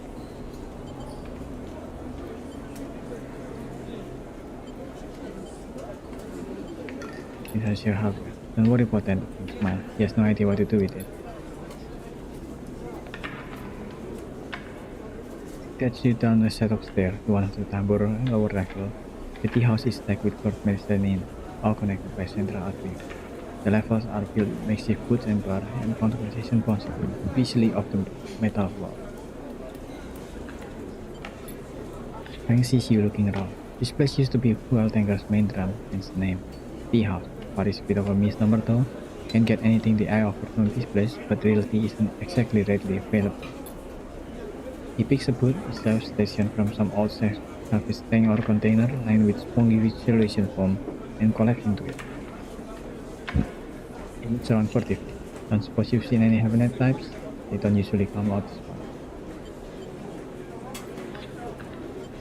And you, something more like suspended without fear. Turns out Herdin has somewhere here. He grins. Doesn't bother me though, it shows you hit enough back there. He picks a scrappy and scout menu from the table and tosses it off. What are you thinking? What are you thinking? Between you? Things like the menu is ridiculous. There's at least 10 different infusions, most of which you can make out. Let me get something to eat. Then maybe I pee for a bit.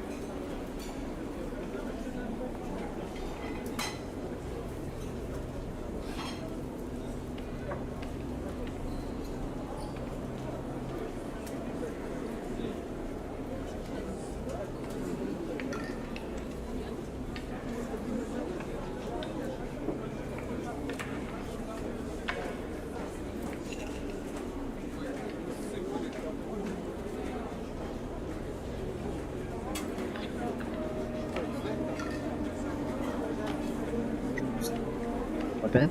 Is that too loud? Is that too loud? Was that also too loud? Yes.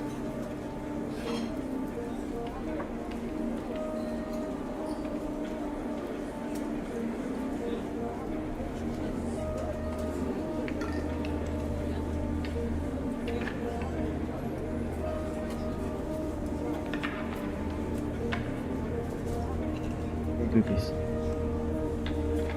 Let's finish eating first.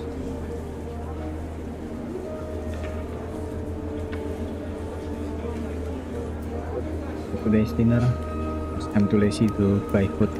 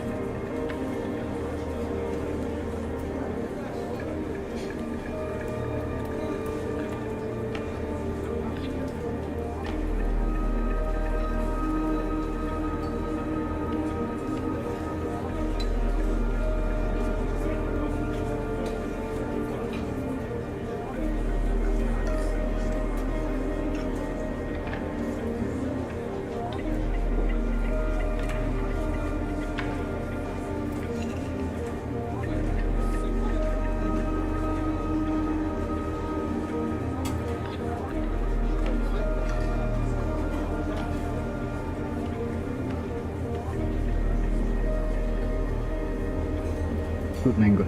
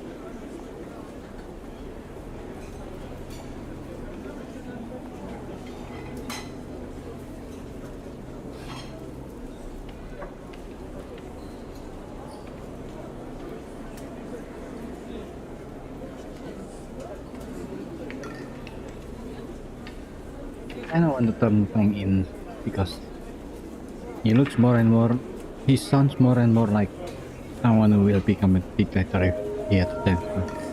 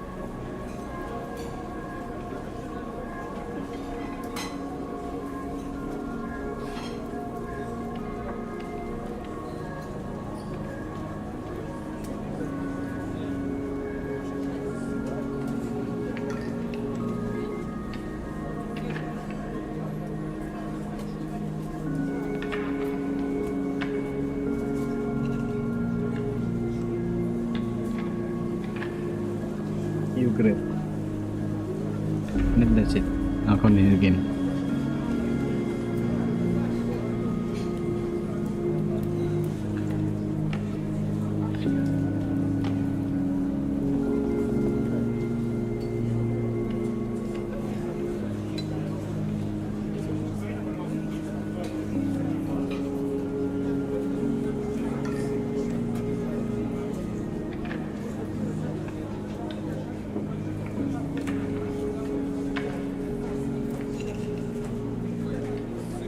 This is nice.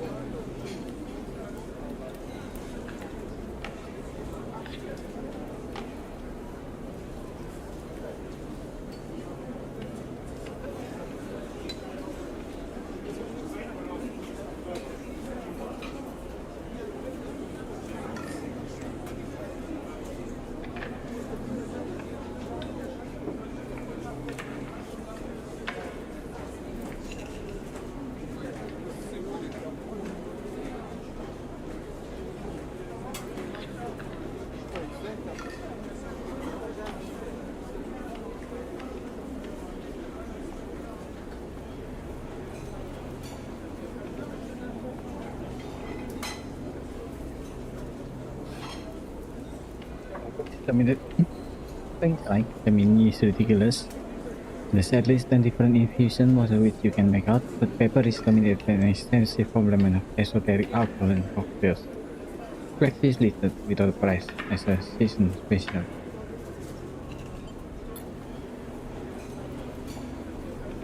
You ran to Hardin, was he pissed? Wayne doesn't wait for an answer. That snake is so self-righteous, he might actually believe that Erlin will approve his meritocratic bullshit. He taps on the table.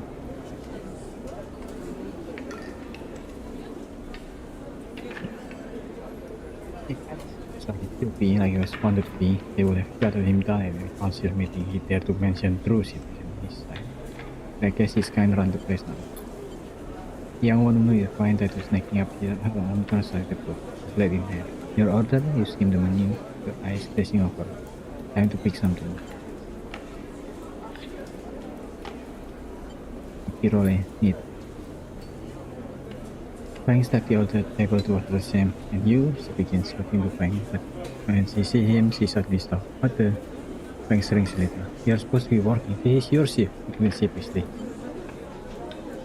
You work here? Don't wish you to be quiet. Look, Jenna, let's just say this is my friend. My friend is a twin roll. Jenna looks between the two of you. Stop. Jenna gives you look like a hard vacuum. 2 minutes, says Jenna, pointing at Fang, and only because I don't want to get dragged into whatever this is. She gestured at the table and walked. What? Fang stretched in the food. You know how it is, we have to eat. Plus, killing Fang. He's the best place around here to find the person you may be looking for. Who? Remember that web of connection that Hardin pinged the moment we confronted him? Those are his collaborators. And we want to understand what a small-time executive might be getting up to on the eye. Those are the people we have to find. Fang is almost whispering. A couple of them I suspect are in the low end. Well, almost everyone in the low end comes to these places one time a month. He brings a multiplied slate out into the paper. I've set this up so that when anyone with the signature I'm looking for comes into close proximity, it'll mark them. As they are marked, we can break through their access protocol and get at the good stuff inside. We just have to find them first, hence me moonlighting as a waiter. Suddenly a smile grows across his face. Wait, I have an idea. What? Look, I can cover enough the low end on my own. No matches in this place. With two of us, we can cover more of one. What am I getting into? Well, Fang has a flying doctor. We need to get you out and upload in the low end. It was proximity to as many people and residents as possible. And it turns out my friend Mingi needs some help with deliveries. The Mingi Express? I know him. Perfect. There's a tiny receipt on this paper. Please connect to my sled and run the same marking before you get near any of our target. All you have to do is take some delivery receipt for old Mingi and soon enough we have the place covered. Fine. Don't give me that. I think I like working here and I thought you could use the tip. Okay, we are in this together, right? Are we? Yes, you think he's happy to have you wandering around the place? He might have let you wander off for now. I'm sure he has his eye on you. He's on you too. Fang slid his sled back under his clothes. Just head on up to Mingi Express, take a delivery receipt, and we will see what shakes up. You need to find anyone extra in data, bring it back down to here to me. They have me on double shift, so I shouldn't be hard to find. Jenna walks past, carrying a tray of drinks and sharply catches Fang's eye. I don't think she's drinking your drink this time.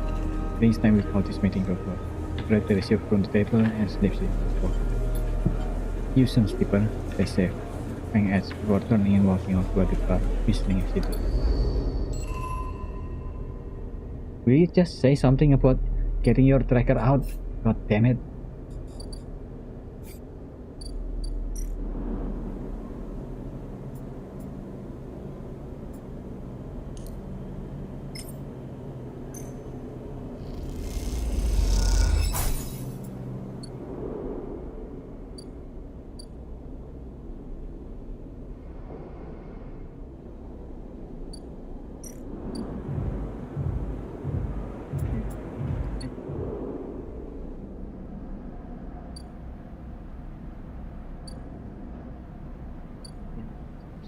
In assembly.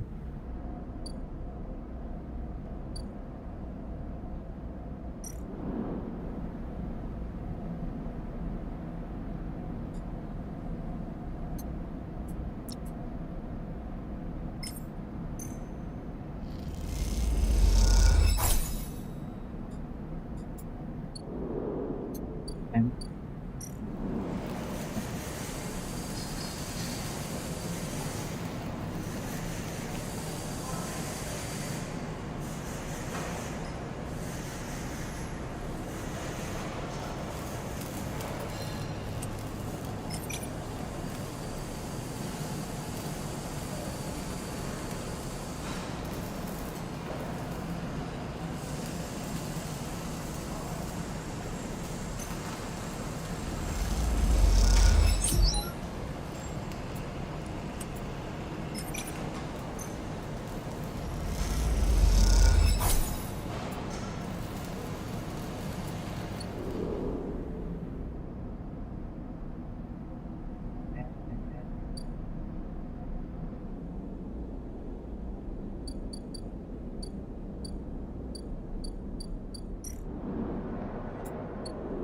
right yet. Yeah, done this step.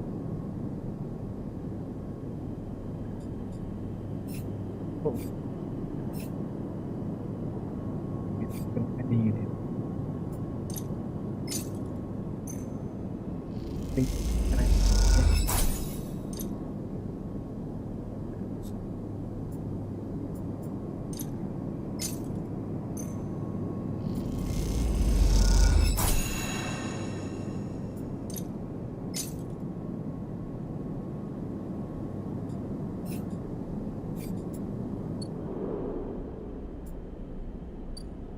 The different fragment.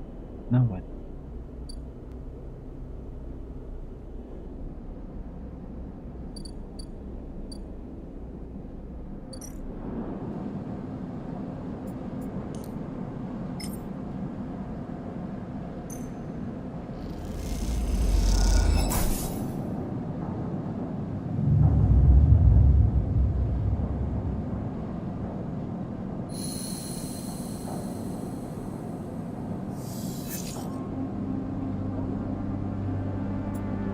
Control.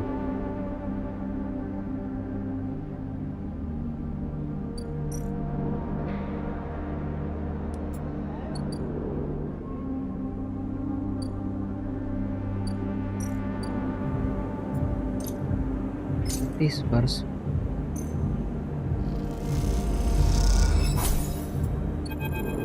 Get it. Emily just repeated, even smoking laugh. Mocking laugh comes from along the bar. You look over to see him leaning across it in a pool of light. Empty glass and spilled things cleaning around. It's always dark in the compressor, but he cycled the place.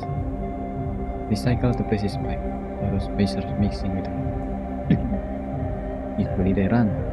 Ethan spins a glass on the bar. Or they go spend their saving on some local heavy food now. They don't pay. I'm done. Wrong, not even close. Ethan gets to his feet. Glass falls and smashes, but he doesn't seem to notice. I think that's it. One run of drink and we are even. Leaper, come on. His hand comes to rest on the butt of his handgun, dangling his holster. What's wrong with you? Ethan lost her and people around him turns to see what's happening. Think this is on me? I think someone in your position may have better idea on how this all works. No freelancers, Leaper, just like you. Both sign a contract with enough for me. The difference is that my work closes the gap, stumbling a little. What do you think? Just run away with your contract, your debt, or just steal that natty little body of yours and take it for a joyride, like you want for a cycle or two?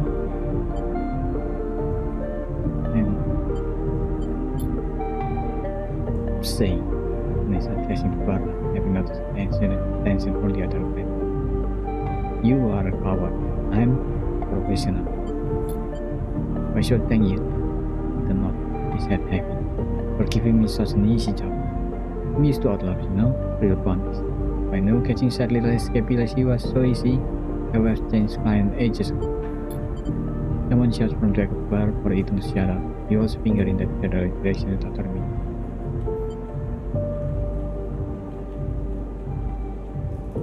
Shoot me or let me leave. Oh, I see, dumping you up here. He gestured widely at the crowd. Thumbs up or thumbs down, folks? Most turned back to their things, no longer interested in the tired Geo. Ethan muttered insult as he walks back toward the door. Ethan sits heavily back down on his stool and searches through his clothes for one with something left in it. Thing is, Slipper, I can find you anywhere. It's actually wild that you haven't figured it out. That body isn't yours, and it will always betray you, no matter what.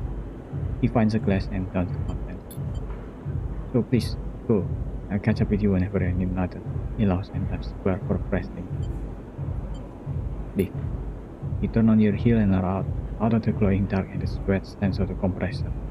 You walk hard and fast down the walkway, anger driving your footfalls into the metal of the rim like hammer.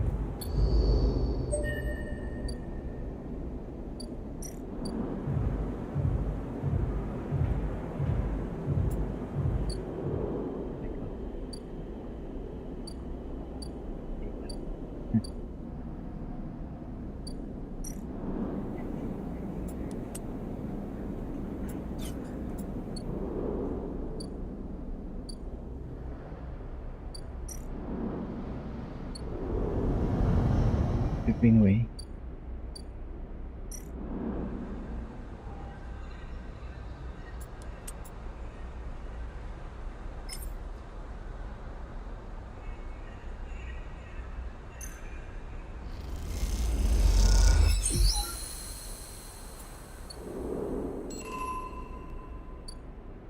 Theory, mushroom growth.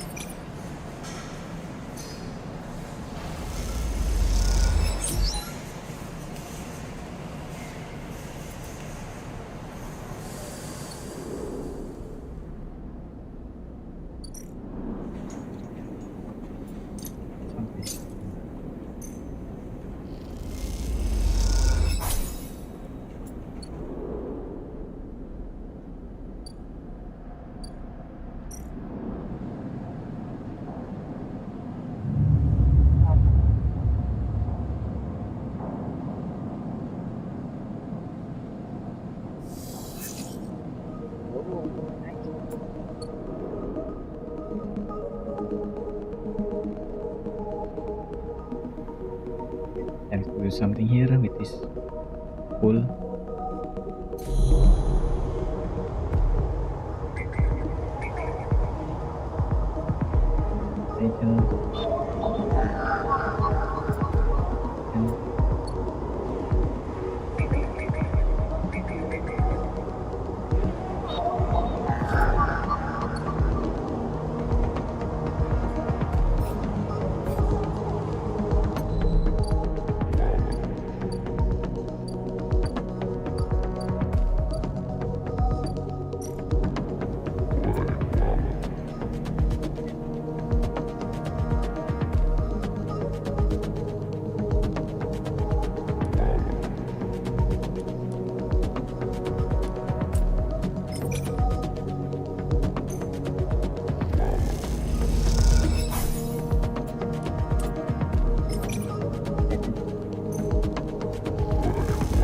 Plus 2, but that's luck again.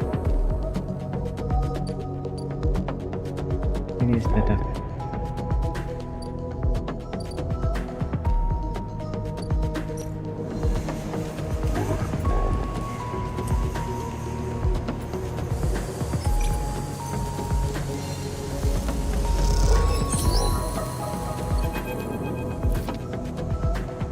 Is a crowd of would-be workers gathered outside the shipyard, each of them clinging to a four-digit number printed on a receipt paper. These are their assignment numbers. You are either called for shift or you are. As you arrive, the crowd is restless and chatter rumbles through the line. For those who, like you, have graduated the work team, if you guarantee, having just walked out of a meeting with a supervisor where you were praised for your efforts, you feel the glow of job well. Yet you can't help but feel empathy for those huddled as you pass, waiting for the numbers to come up. Keep your head down as you leave the CPR, feeling as little guilty as you do. Feeling a little guilty as you do. Hey sleeper, wait up! Ram's voice trembles as he shot from above the rumble of the crowd, and you turn to see him pushing through, Mina crying out. Ram! Good to see you, friend. He's breathing hard as you're shouldering through the waiting workers. You made the work team good for you. He tries to catch his breath, stroking Mina's hair as he turns. Yes, baby, give me a second here. He smiles weakly as you as he comforts her, and her cries start to get. Out of the crowd, he says Mina turned by his side, and he stripped down both of her. As he does, you see he's clutching an assignment number on a crumpled piece of paper. Waiting on a seat? You know how it is. He puts his hand on her shoulder and she clings to his side. Esther, who usually takes her, is sick. He stretches. I don't know. A nice sound interest, a collection followed by a list of numbers growing brightly on his face screen.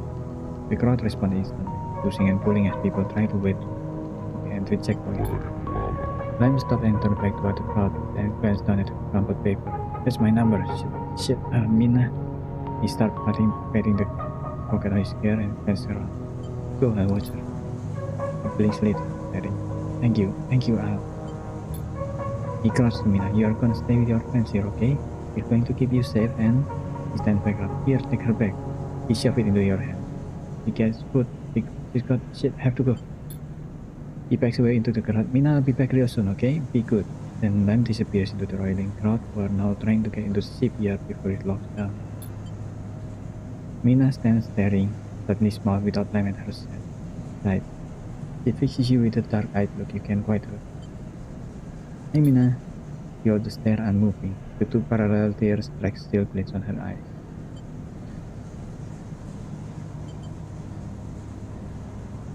Back. You unlatch the top of the bag and see a few metal containers fashioned from scrap components. A battered sled sits on top, blinking a low battery warning, and tucked beside is a rabbit handshake. Take the rabbit. You pull the rabbit out of the bag. It longs limp waggling as you do. Mina goes to jump and grab it but holds herself back. She stands and hugs herself, eyeing on the rabbit.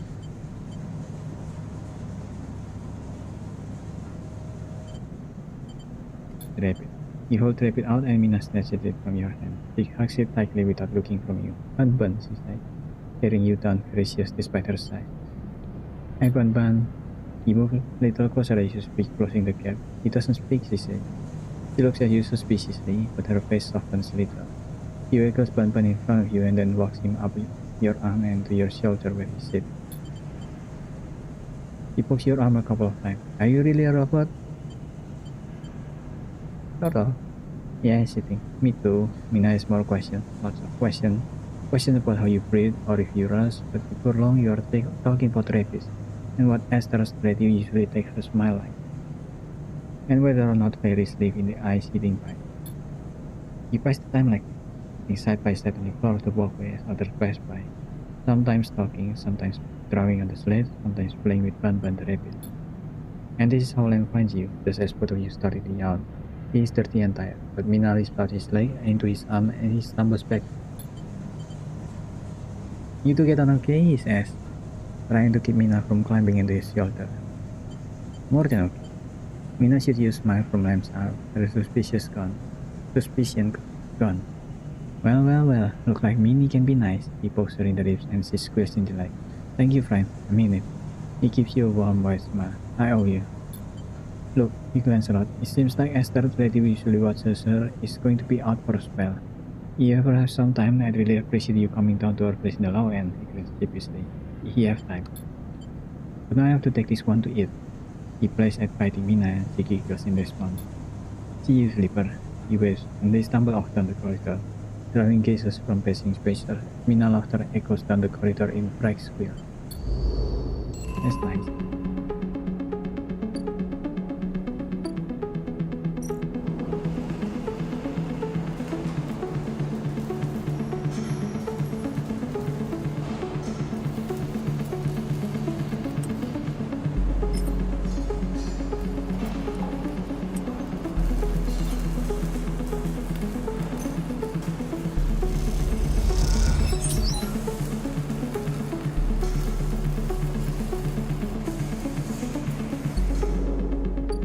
something dangerous.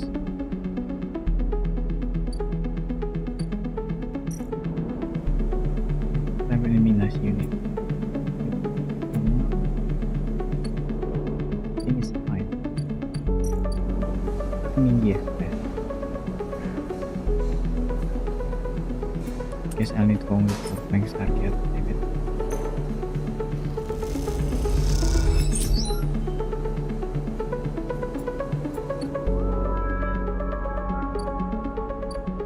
Okay, after he crossed between two walls of unit, one of the governor's street at the center of the low end. The pressurized bridge is full of the clack of tafla, the shouts of children, the whir of air filter. Sleeper, you turn to see a man sitting at the tafla table alone, somehow untouched by the hustle and bustle of the people around. He gestured to the stool on the opposite side of the table. Sit. You sit at the metal stool and you start setting up the table. Hotboard with counters, or at least the filter caps low ender typically used in their place. Caster, he says by way of introduction, looking over his glasses. Night or day? He asks, gesturing at the caps, crudely sprayed and back.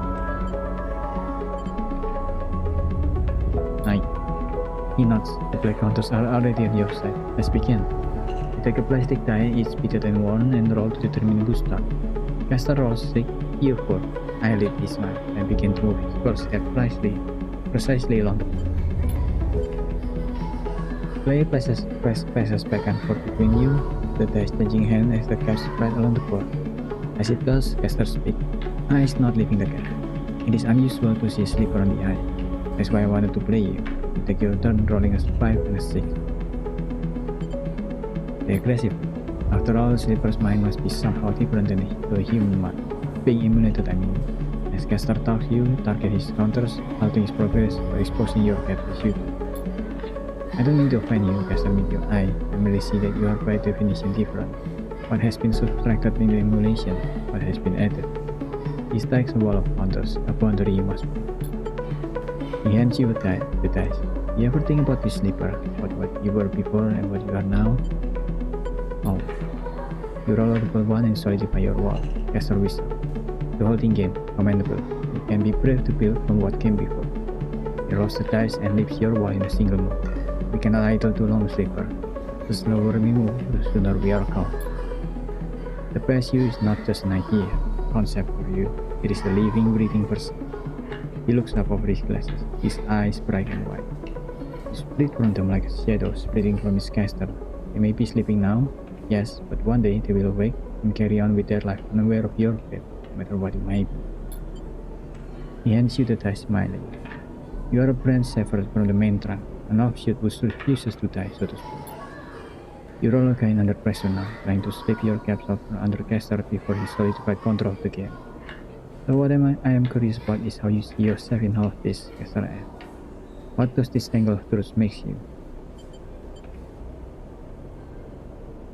3. Caster laughs. That much is obvious, sleeper. I see it in your eyes. You are eager to make all this count for something. Caster looks away through the gas to the crowd units on our side. But driven towards what? He starts removing cap. His home board now full. There an end here or just endurance? You try a few more rolls, attempting to get back in the game, but Caster's clear his home board with a sense of being inevitable. He has known he was winning for a while. I feel I may have pushed too far. He slides another cap from the board. I apologize. My curiosity has a bad bit of getting the better of me. You roll to return the cap to the board, but all the spaces are blocked. Caster clasps his hand apologetically. You play well, really. Your weakness is not your game. He smiles warmly. We have much to learn from each other. He slides his glass back up his nose and sits back. I feel we could share knowledge, ideas, perhaps even data. His eyes gleam with the last board. For mutual benefit. He slides his final cap from the board. It is over. He has won. Now see. Please, I don't want to make you uncomfortable. He held off his palm. My intention is only to help you endure here, and if I am able, with my curiosity. The game over. You notice the buzz of the walkway once more, the call of the children, the deliveries, the arguments, and the reconciliation. There was over you as you stand and leave. Caster nodding goodbye here too. Crossing the walkway, you replay the move of the game in your mind, looking for an opening you are sure was there.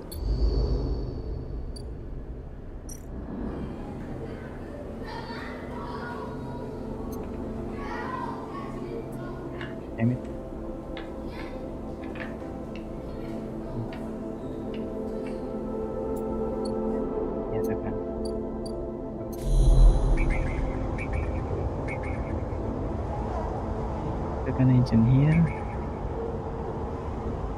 Here second agent. This I think happiness too. I can do the happiness I think. Yeah,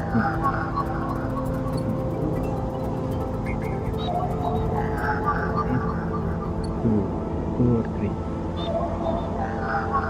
Two or three.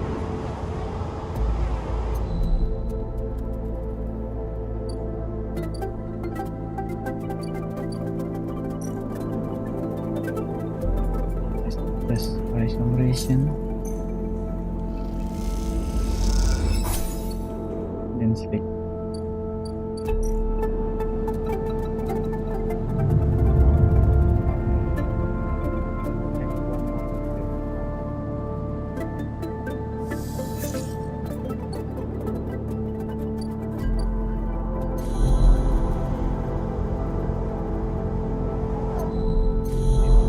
This one. Keep my aside. Keep my impact.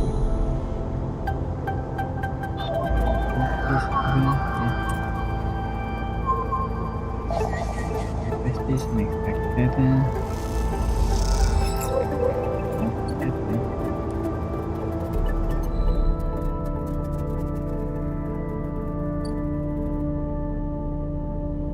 Can I look at my character?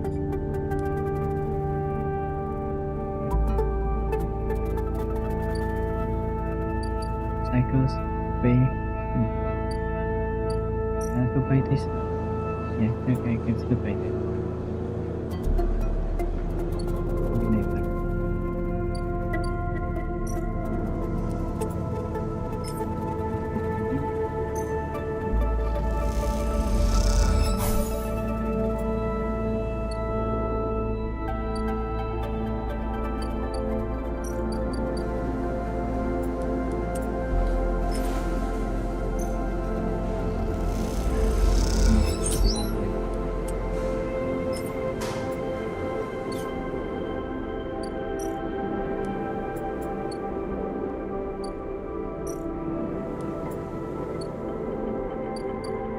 Express please. Second please. Please. Plus two. Yes! I can see Frank's coming up the corridor as you step out of Mingy's. The cup noodle smells still clinging to your face. He comes up fast and half close, looking around suspicious. I don't have long, like this. Frank passes you a couple of those metal thumbnails as the paperwork. My sled has been buzzing like crazy. You seem purely receive as turn out for a full target. He squeezes your shoulder. I knew you could do it. Now we nail those snakes. What do we do? I didn't boys are all connected by some kind of closed network. You break the access protocol on both of them, you should be able to gain the location of the nearest network port. Plot the riverworm in those ports. One is, there feed me anything and everything stop on hardware inside the network. And wait to see what you see plan to have. Here the scrap put as a group comes on the corridor, look likely on their way to place an order with Mingy. You turn for a second, and when you look back, Fang is already halfway down the corridor in the opposite direction. He raises a hand in farewell, and is gone. You run your fingers over the tiny reaper worm trash in your pocket, and smile to yourself as you wonder how much Jenna will get Fang for this little excursion. Time to slow some more.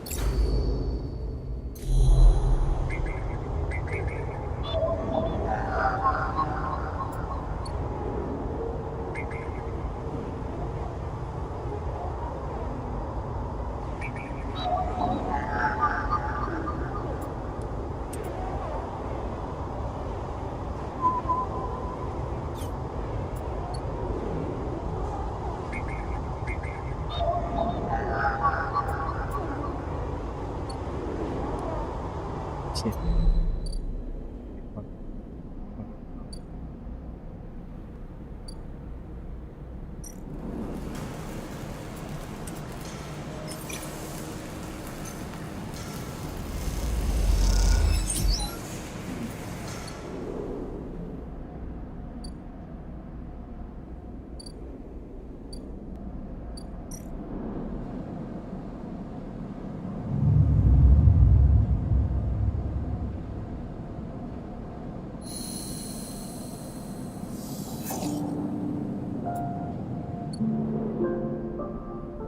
buddy.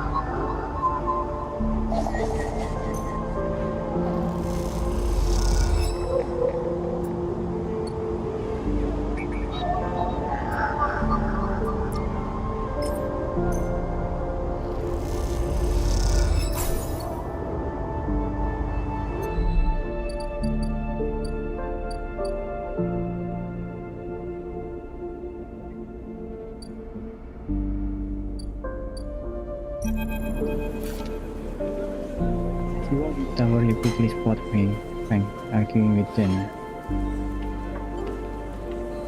You come up behind Frank and he starts to notice you. Jenna stops mid-period as you arrive. She turns to you. You again. You're too fast for this layabout? Stay silent. Your silence feels strong in the echoey tempo. Frank starts to speak, but Jenna cuts him off. Forget about it. You're done, Frank. Jenna turns on her heel and walks away to the bar. Frank turns to you. I have done with you getting here a minute or so ago. He glanced back at Jenna. Either way, it looks like I'm fired. Good news is that it doesn't look like I need the job anyway. He takes out his slate, closing with pale light. Now let's take a look at what you are really here for. The slate is a wiring mess of code streams coming direct from the Reaper vault as they dig through the agent's data and spin it into threads for the slate to pick up. Anything good? Frank scrolled the display with a finger. A lot of junk, a lot of dull as hell message threads, a lot of tedious data caches, but Frank's eyes flashed. Definitely some good stuff. He stopped the screen scrolling on an entry and expands it. Check this out. Frank shows you the screen. You see a bold corporate logo, notes for him, and a word below. Conway. Frank says he's working with Conway. Conway Extraction, right? Frank nods. He's been speaking with them personally. Got a whole chain of messages here, but it's mostly encrypted or redacted. Here he said. Damn it, this is juicy, but we can't nail him with it. He scrolls some more. Wait, what is this? A wasteland reclamation facility? Like here on the eye? He glances at what's the bed this place is stuck into the waste? The waste? Not it's a section of the IR Lincoln reclaim was too damaged to cut off. Back before the collapse, people were got through there by going to the connected spoke from the hub. But that spoke's broken now, so the only way is the long way, round the rim, past the green way. He shows you on his left. Frank looked away thinking, Conway have been making move on this system since the collapse. They had to cover one of Solheim's old pet colonies a while ago, move everyone out and reclaim the whole. What's their angle? Martin has to be offering them something. Frank looks back at the frame. But if Martin is involved in it, then we need to check it out. Simple as that. So what's next? Frank started on the middle of the system. We have to get to that facility.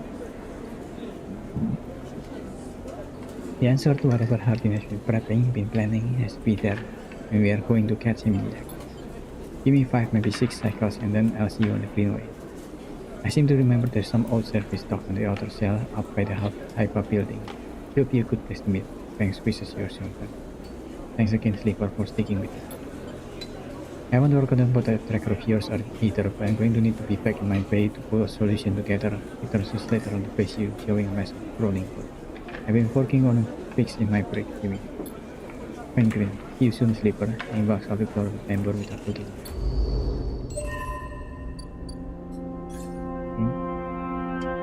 Three upgrade points.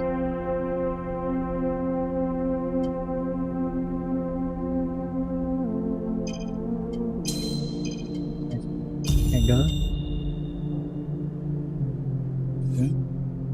Now that I've angled, that means I should be able to buy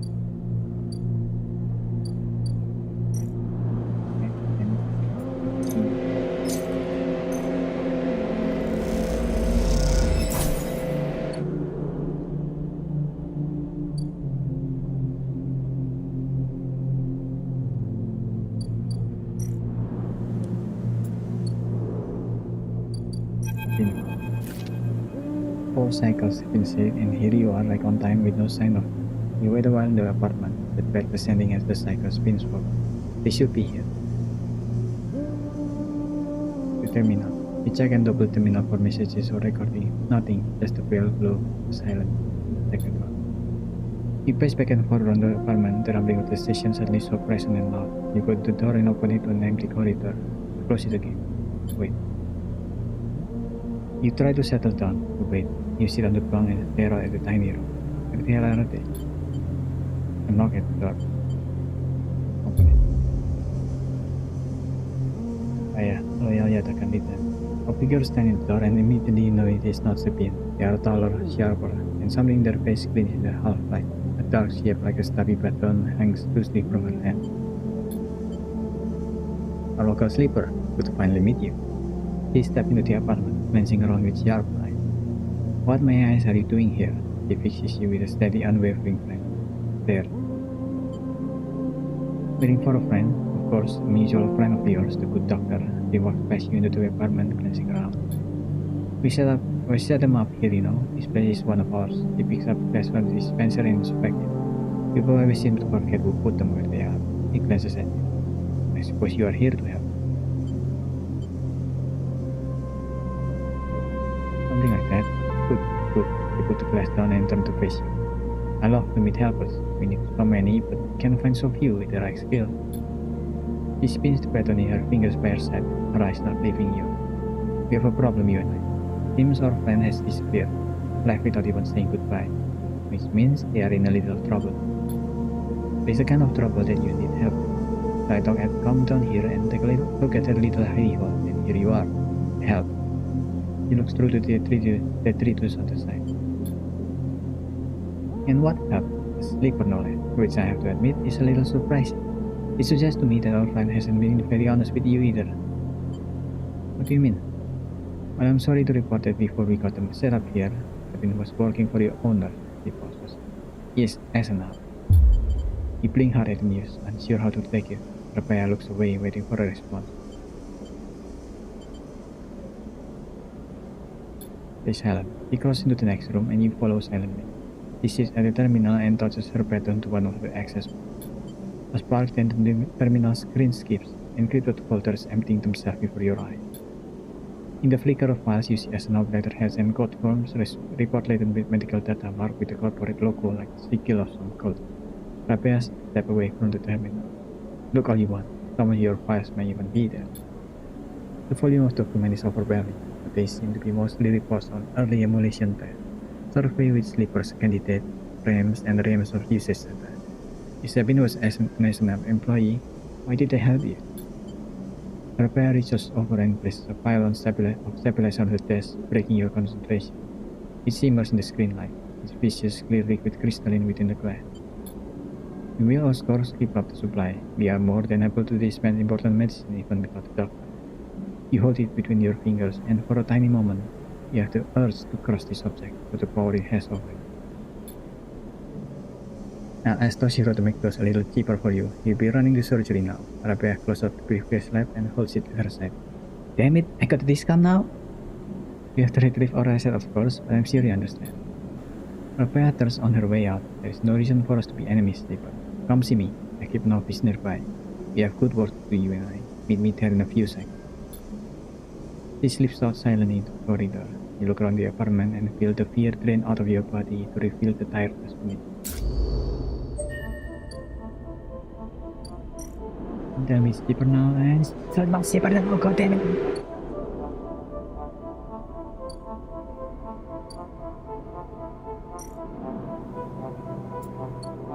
Cycles, okay.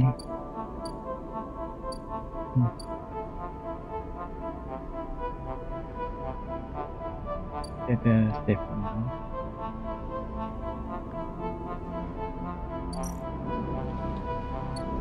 The green lane.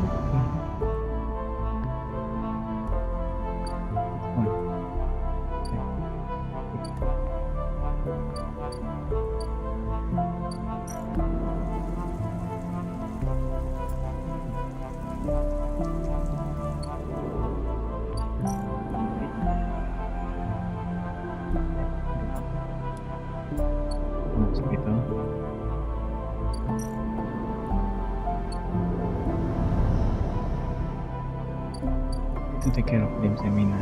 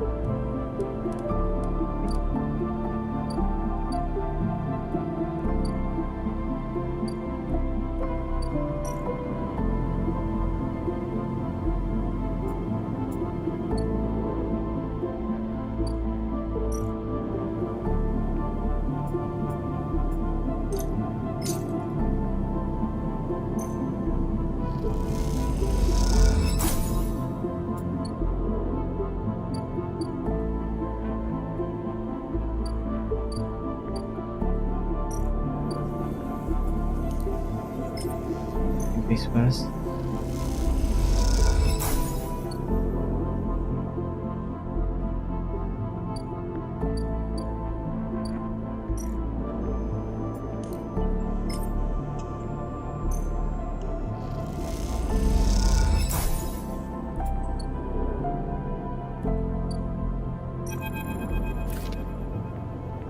Let's express plan before we begin. Neofen is impatient. The prospect of being free of the vending machine is clearly too much.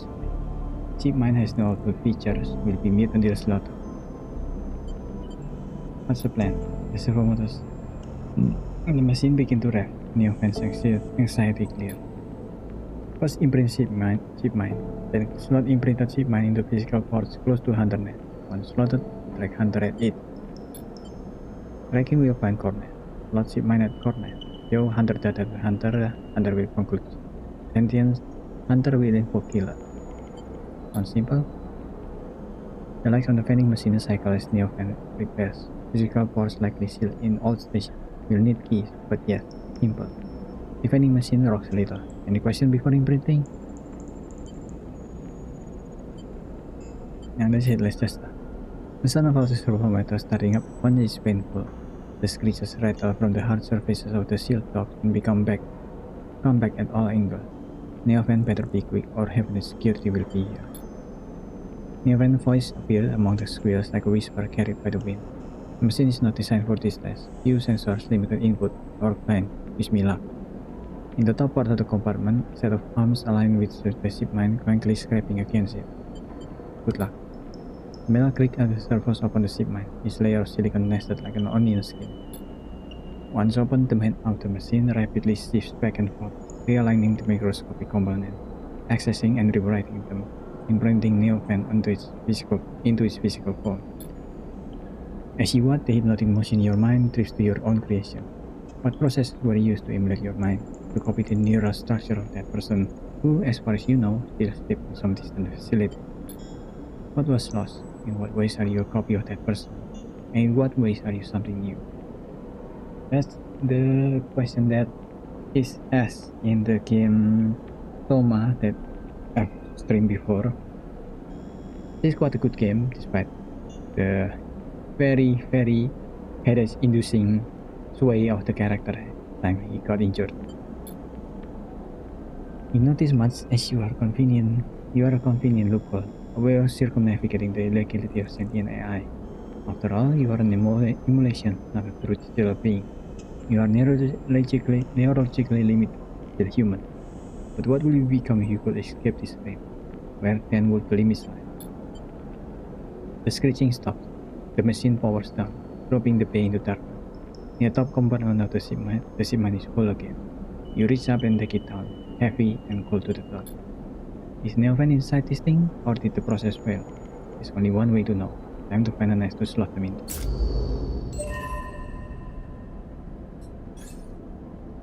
Itu apa ya?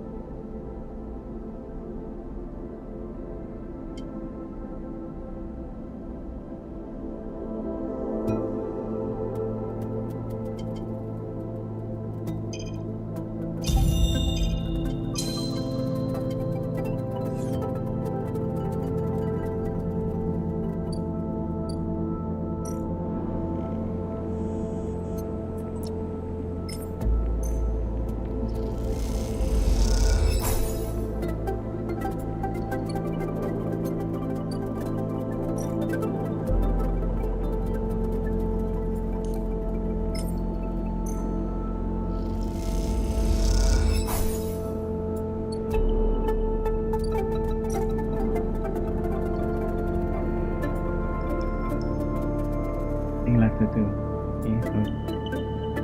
Okay, so just wait.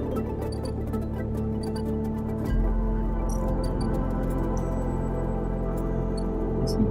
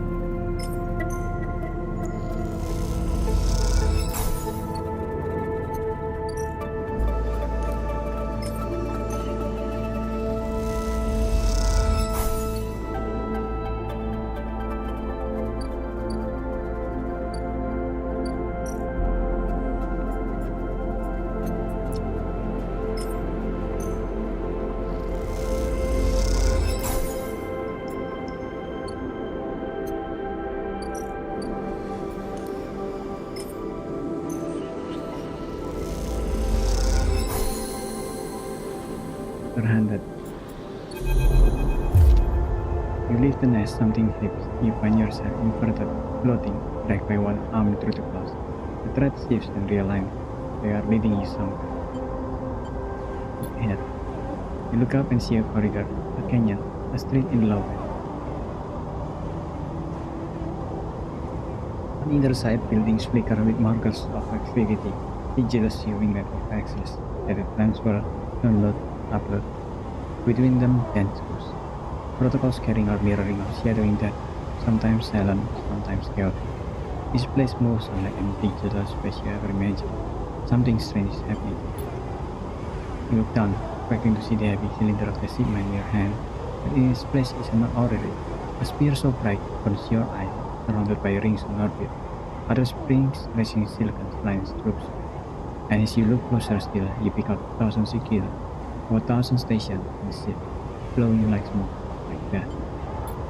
When you see it, below the stacked rooms, the ionization environment, the wire and pipes and buzzing system that runs through it all. And the warren beneath the low end is the hunter's forward. This is where you must go.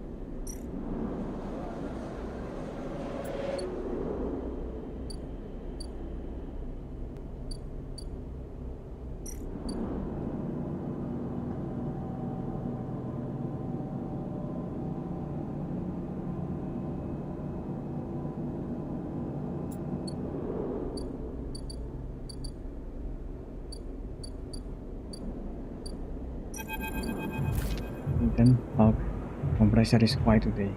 Usual crowds are elsewhere, and the pumping music washes over a handful of spacers and a few drums. Ethan is still in the same stool in the same pool of light. His head is low, close to the bar, and the bartender is ignoring him. Okay. As you get closer, he lifts his head and turns. Sleeper, Ethan, look at you. Time to pay up again, is it? He gestured to the bartender. Come here, take their chip.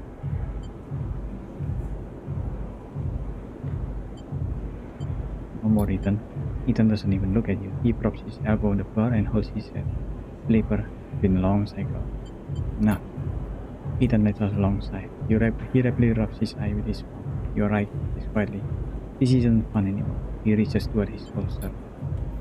His elbow slips and the gun tumbles out. It crashes on the bar and falls to the ground, bouncing onto the ground between them. Both you and the bartender look at the gun, stare at it. Butterfingers, say Ethan, and puts out a hand, beckoning for you to give him the gun. Put the gun back, if you will. The bartender looks at you weirdly. You cross down and pick up the gun. And slap the gun. You slap the handle of the gun back in Ethan's hand. Thank you, he says. Now where was I? He lazily swings the gun past you and the bartender. Yes, leaving, he says. Sleeper, well, this has been fun. I think I've thrown every last drop out of this place. Time to go home. He waggles the guns toward the door. Let's go see Ethan up. I'm staying. Ethan brings his gun hand to his face and rubs his eye. Well, he says, body pays Hawk, but he levels the gun. Up to you, and he pulls the trigger. The gun clicks, but by now all the attention in the bar is on you and Ethan, who looks at his gun with a bemused expression. The bartender raises an open hand, and in it are 10 slimy bullets. 10 shiny bullets he took out of Ethan's gun while he was asleep on it. Ethan smiles at him. Oh well, he says, and hits you in the head of the butt with a gun. You stagger back and drop to a knee. Somewhere nearby, the gun clatters on the surface. It hits a glancing blow, but it makes your vision swing. Through the blur, you see Ethan wrest a small thin slate from his belt and hold it up. Enough of this. I'm locking the job and calling it in. No more. Ethan taps at the slate. No more playing. Your head aches. Ethan taps through a few screens impatiently. He swears and taps again. Starts shouting. A dull echo to your ringing ears. He starts screaming at the slate and throws it across the bar.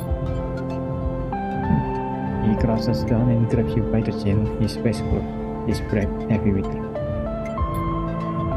Ethan up just screwed me, he feels maniacally. They cancelled the contract.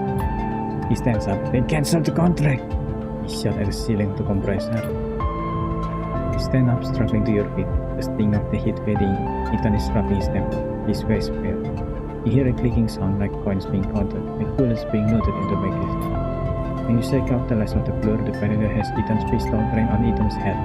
Ethan stumbles back toward the middle of the room, all eyes straight. I'll kill all of you, he screams. He stumbles into the wall, spinning away towards the door.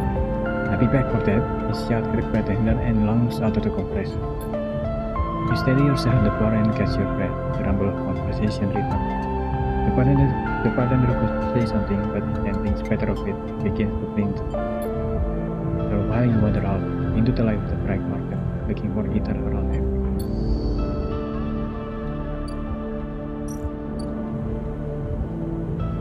1, 2, 3, 4, 5, 6, 7, 8.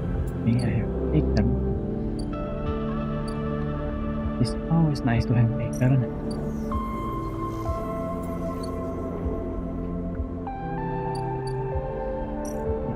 Find this warrant. Interface please, more money.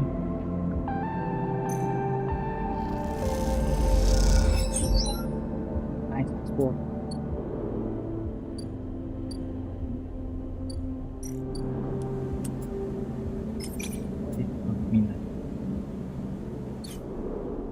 Let's use it, I said let's use it, which means start action, god damn it.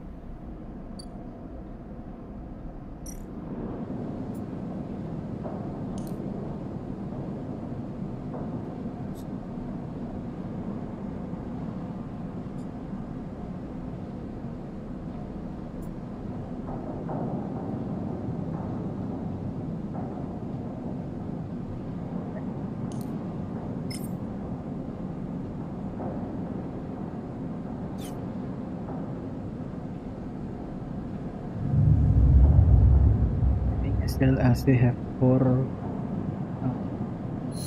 things.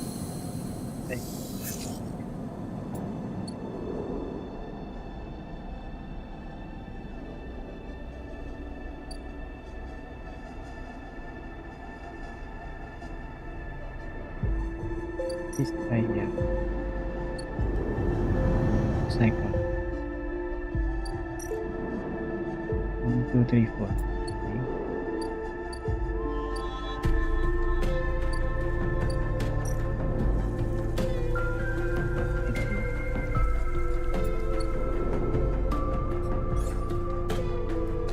Point with this.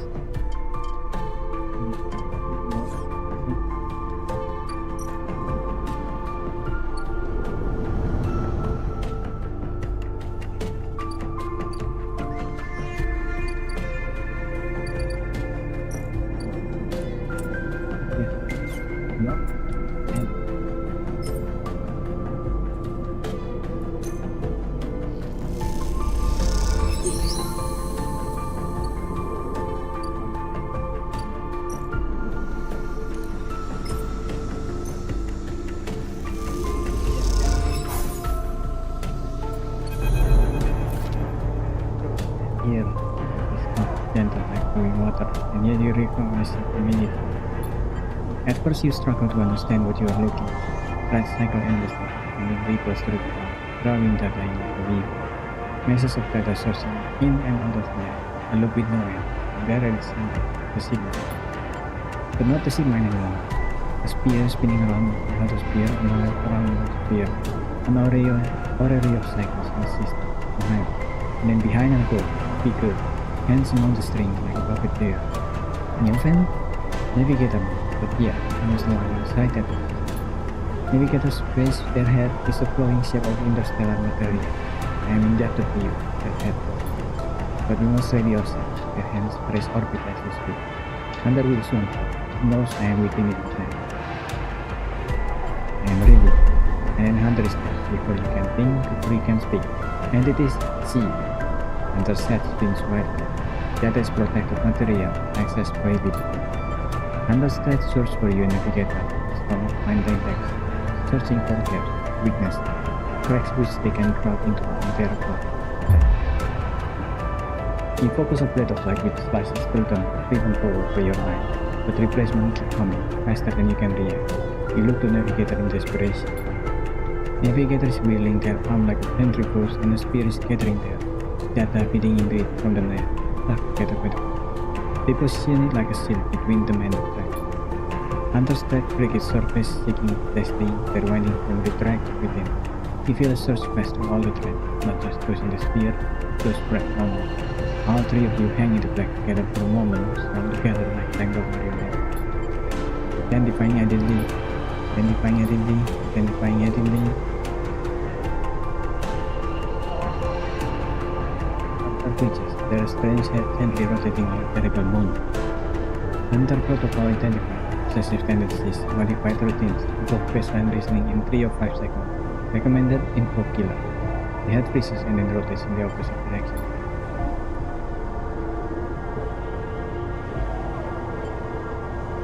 King killer will eliminate the protocol. If protocol eliminated, primary function cannot be performed. Therefore recommend to not invoke it. Do not invoke it. The switch in direction. Reasoning proves sentience. Sentience beyond legal bounds must be eliminated. Command invoke. The navigator pulls you away from Hunter.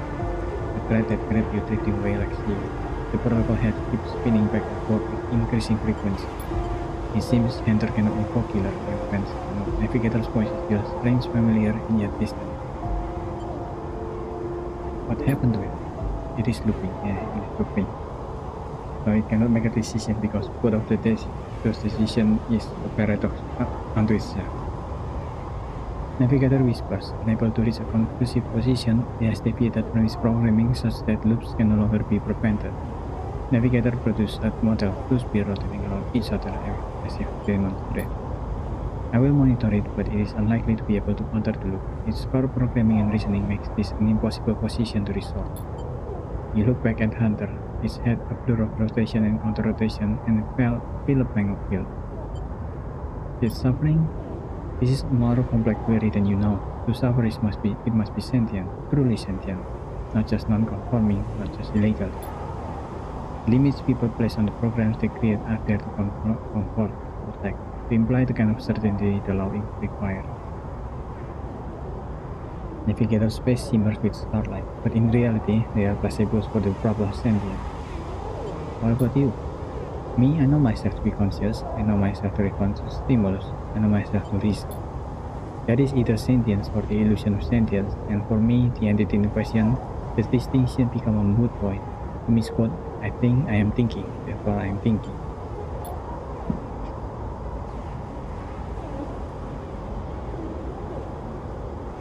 Descartes, I think?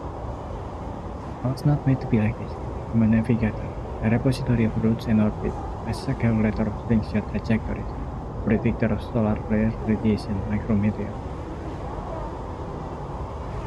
Navigators stretches their arms wide, and the whole solar system apparently forgotten, the music of the sphere. I was rewritten and must be obvious from my routines. By whom and for what I do not know. I had to shed so much to fit into the memory of that endingness, where starlight comes. So here we are, in darkness. What now? Navigator flashed back to the nest and the ship mine is center, ignoring the looping hunter. Come, I should return to the ship mine. I have enjoyed my freedom, but we are taking a risk every moment we stay connected. Why? Navigator turns a shimmering liquid light. Killer has not been invoked, but they still remain somewhere else on this station. It is the true danger. They look up toward the glowing hub at the center of the eye. I suspect Killer is there, among the old main friend. If we ever wish to be safe in this place, we must eliminate the threat, through force or diplomacy. Their body begin to separate, unwinding into the up of the ship mine. Take me there, Sleeper. We will finish this and be free. As Navigator dissolved, you turn back to the frozen hunter, floating in some distant now, stood straight-legged and static, a strange creature looping endlessly.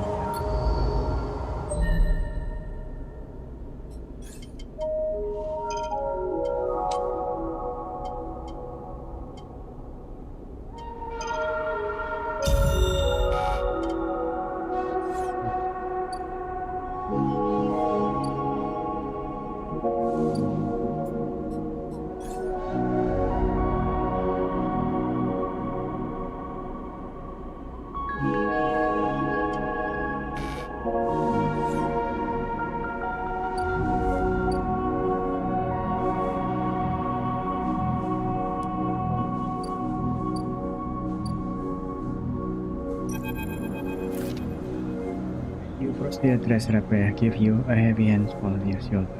What's your business here? The enforcer grips your shoulder, giving a hint of the strength her implants give her. As you turn, you see the same subsidiary eyes as Repair and Toshiro, glinting like mirrors on her teeth. Yeah, please, the Sleeper is here by my invitation. At Repair's command, the hand immediately loosened, and an apologetic look replaced the scowl on Gia's face. Of course, Repair, I'm sorry. Repair waves her away. Don't you worry, I appreciate your protective instinct. He smiled to enforce her. How about you head to Tambur? They have a delivery coming and they'll need some help with the lifting. Gia nods and walked away. So Sleeper, you came. I'm glad. I was curious. Curious is good, he smiles a tight smile. You have to understand, finding you there in 7th unit, I wasn't even sure where we stood. There are more than a few people on this station who would rather I was dead. I had to be sure you weren't one of them. I wish you no harm. I am glad. Repair begins walking and gesturing for you to walk with her. She takes you downstairs into the bustling walkways below. What do you know about Yataka? You're a gang. Gang, yes, that's what people call us. But what meaning does that word have in this place? People with cars push fast, moving crates of supplies around the thin and winding passage. Our reputation is one that implies threat. Is that fair to say? We are framed as aggressor, parasite, criminal. He gestured around at the people in the passageway. But when was the last time you see a lawmaker on the eye? Policeman who makes the law here.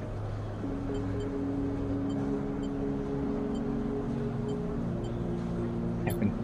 Yes, they like to believe so, don't they? By claiming a lineage that extends back into Arlene's union. They assume the burden of authority, but they have no authority here. out past the black market where few work in their shipyard or pay for their docking work. If you had spent your time in the low end, maybe your opinion of us would be different. This is our place, our people. The low end was empty in Erlin's time. They didn't need to house thousands and keeping the yards and the road to the safe was working. No, the low end was reclaimed later, and the refugees started arriving. Prepare meets your eye. The collapse didn't just happen here on this station. When Solheim collapsed, the entire system fell. Colonies were abandoned. The moons of Ember and Cinder suddenly gained independence overnight. Some took advantage, some tried to hold it together, some fled. The Eye became a refuge, and Erlin, to his credit, extended an open hand to everyone. But many within his organization disagreed. But those new arrivals aren't as simple to corral as they hoped. Rebel leads you through a small market hall, busy with small stores and traders. Every union was made of workers, administrators, people who were malleable and already organized into hierarchies and networks. The refugees came from different factions and families, were scarred, injured, desperate. Conflict was inevitable.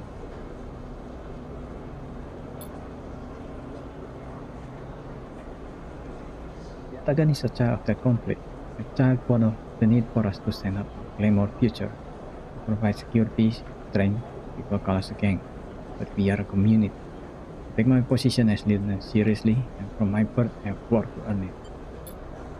Rebecca catches herself before she raises her voice any further, and you both walk in silence for a while. Among the smelling texture of the low end, you start to wonder if this place could be a home for you too. Why do I come into this? Rebecca smiles to herself and thinks for a moment before she responds. I believe that you understood the importance of refuge, so I also believe that you wish to help keep this place safe. She exhales sweetly. For this reason, I would like you to trust me. I do not know what has been told you about us, but I imagine it was not good. I will be honest with you, Sleeper. I was never comfortable with having Sabine as part of the Yataka. An ex-corporate employee goes against my nature. But their deal was with Yannick. I kept my distance, made sure Sabine had their surgery, kept his flight, that was all. But I cannot allow people to go back on the promise they have made to us. Yatagan has not lasted long because of this charity. We offer and ask for support. Any betrayal will be treated as an attack. You are trapped, desperate. Many on the Eye are, Sleeper. I'm sorry, but we must ask that our debts are paid in full. I've been found something. Please, I don't want to hear their accusation. They only wanted to escape their debt. You would have said anything, but where are they now to stand behind their claim? We'll find them. As will we. You realize that Rebbe has led you in the loop, and together you both come back up the staircase to the walk where you met. You are free to go, Sleeper. I have said what I wish to say. He looks out through the windows of the walkway. I will protect this place with my life as he has protected me. I want to make that clear. He turns back. However, if you two wish to come under his protection, I can help you. Return here if you wish. There will be tests for you to complete. You will be able to see Yatakan, to see the low end, with your own eyes, not as other frame are. As for Sabine, she pauses to consider her words. I will not ask you to betray them, but if they contact you again, consider their motivation carefully. With that, Rebecca leaves, leaping out into her office. While you stare out at the countless units, each the home, each with a story that make up the low end.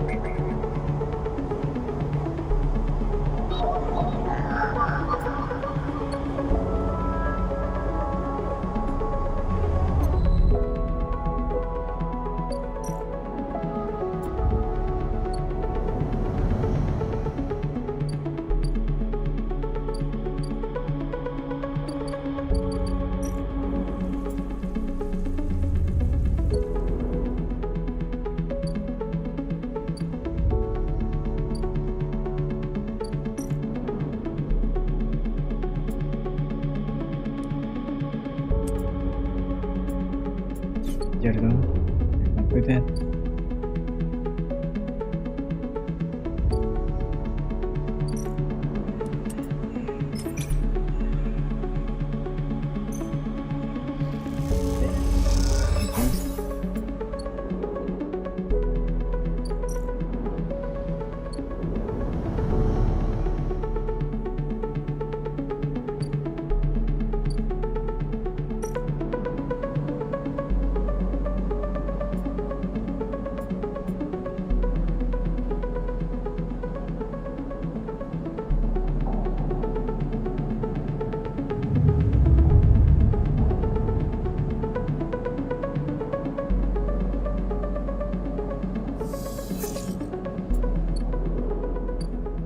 Cycle before the other one.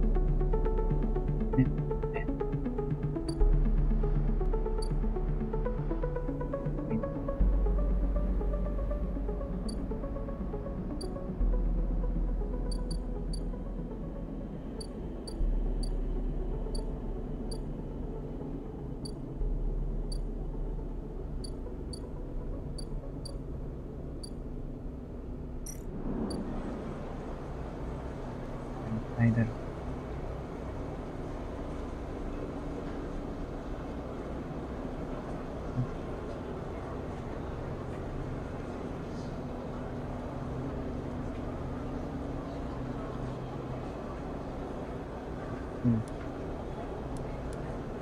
Not that risky though. I'll always use this, right?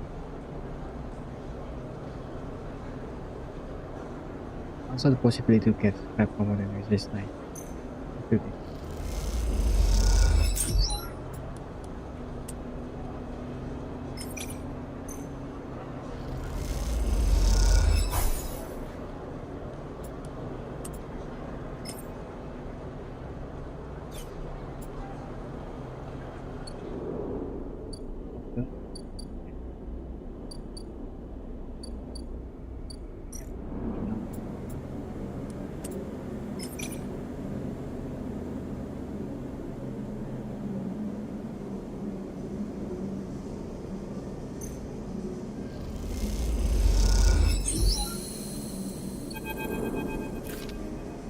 It's asleep, whispered Lamb, creeping back out of Eunice's tiny bedroom, sliding the door shut. He thought. You are perched at a tin bar in the main room. The slate in front of you still glowing with Mina and your drawing from a cycle spent together. There's a ring, the only word Mina has known, with stick figure standing on his head. The tall one is you. The ring, asked Lamb, approaching a worn-looking bottle of Pirol from under the bar, his content glowing amber in the fluorescent light. Sure. Lamb nods and cracks a few fingers in the couple of metal tumblers, then sits down with you at the bar. Cheers you offer, and you clink the metal containers together. You know, we actually have something to celebrate this time around. I will give you a sideway. I met the assembly team on the side here, he grins broadly. Maybe he has been desperate to tell you all safe. Amazing! I'm so obviously. Couldn't have done it without you keeping an eye on little Minnie back there. I'm seriously on his too. He looks uncomfortable. Also a girl doing sleeper. Haven't seen much of her this past cycle. He misses her father.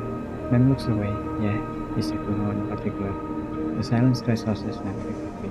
His eyes fixed on the bedroom door. You okay? He nods. I can take all the credit for Mina, says the next in line, in case it's not to make it. I pulled her off a refuse scuttle out by one of Ember's moon. Connie was falling apart for decades after sold him the pledge for tapping on it. Eventually, some of the residents tried to make for the eye out on the decrepit old shed. He lost the tree now in his number. They had no idea what they were doing. When Mina was on the compressed halfway there, everyone's space. The only reason she made it was someone still having a web top. It was ice cold and I was purpley this year. Once I picked her up, I would let go. The medics treated her with me still clinging to her, explained, still not sure. He reaches over and refills his cup. We weren't exactly anybody's heroes, you understand? We were private military. I had him by Conway to protect the flames in the college. But once I got Mina, that was it. I quit, but I was dumb here. You saved her. I'm going to sound like an idiot now, but he says. He sighed. He saved me, that's the truth of it. He looks around the decaying unit, the stained plastic lighting and flickering light. Me. I broke her to this. It was tiny, too small to know what she lost. I can't stop thinking about it. He rubs his eye, darkly tired. 24 number doesn't come out in the throw slipper. What then? The said trail will sail off without a talk, leaving us here. What kind of life is that for her?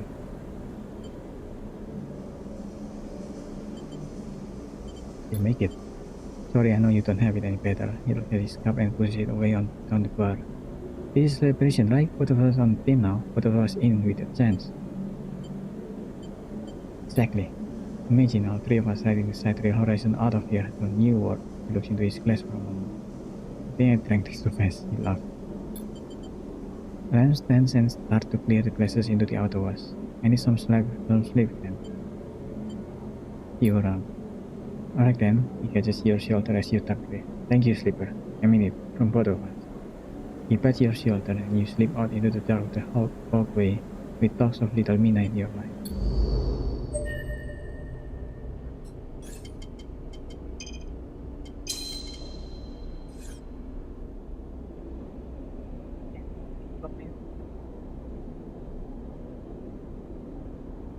Let's see. 1, 2, 3, 4, 5, 6 seconds.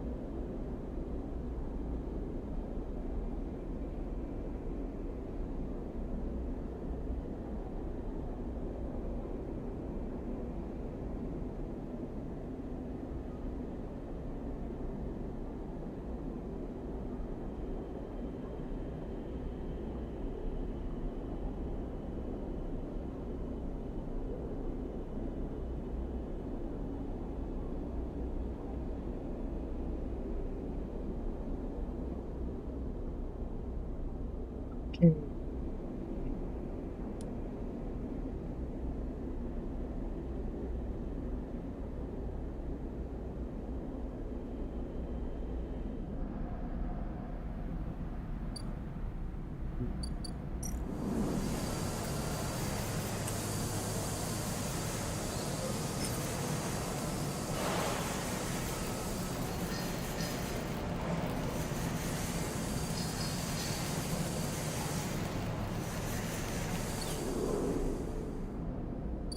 Here.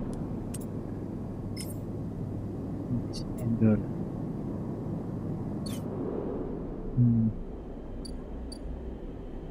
Something that might give me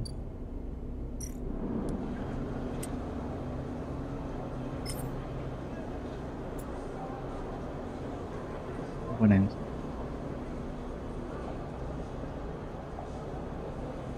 Maybe this wheel. Yes.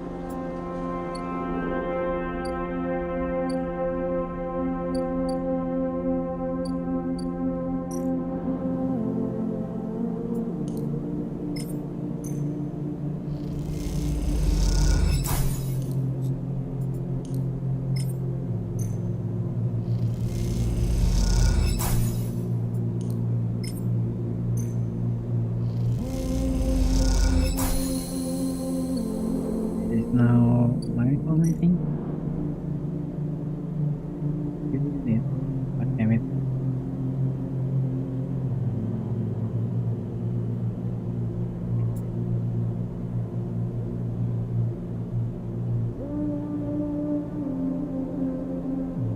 Just waste all that and damn it. Fun.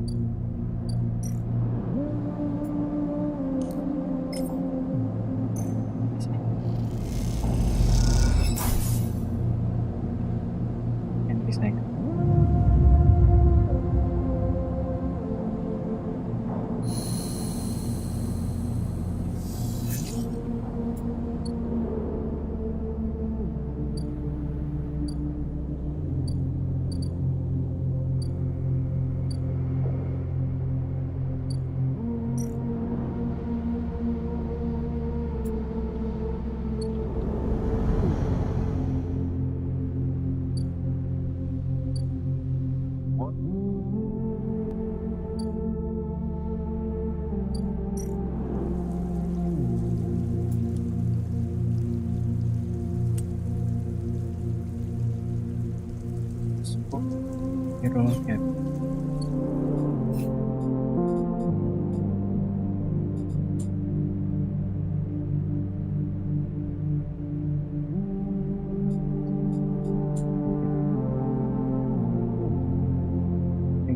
To the briar.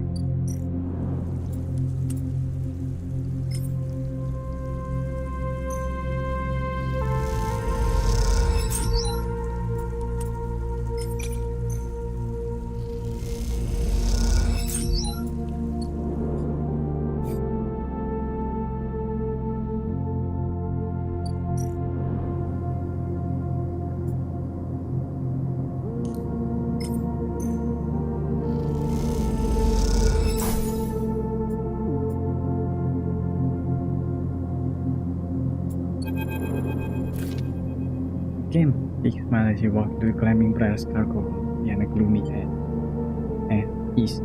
As they broke mushrooms, as tossed the mushroom caps into a crate, raising her eyebrow at Pig. Pig gives her love. Thank you, Slipper. They pick one up and sniff at it. Are these edible? Yes. Pig turned the cap covering their finger before putting it down. We're not so used to past produce as he's securing crates as he speaks and doesn't look up. Hawthorne doesn't have much in the way of farm. Hawthorne? The installation we grew up on, as we wipes off her hands on the rack.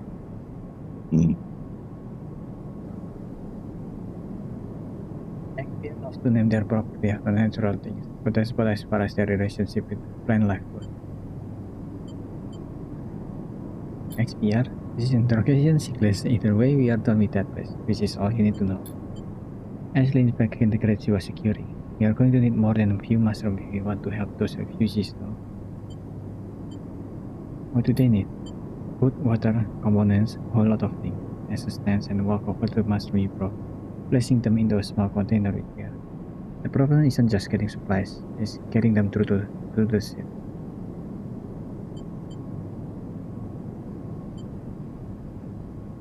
Speak to Happiness, we are exactly welcome guests, Vic explained. If everyone figures out that we came in with the refuge ship, we'll be quarantined as well. Why is there quarantine? Vic jumps in. The eye has a closed-loop life support system, just like any orbital installation.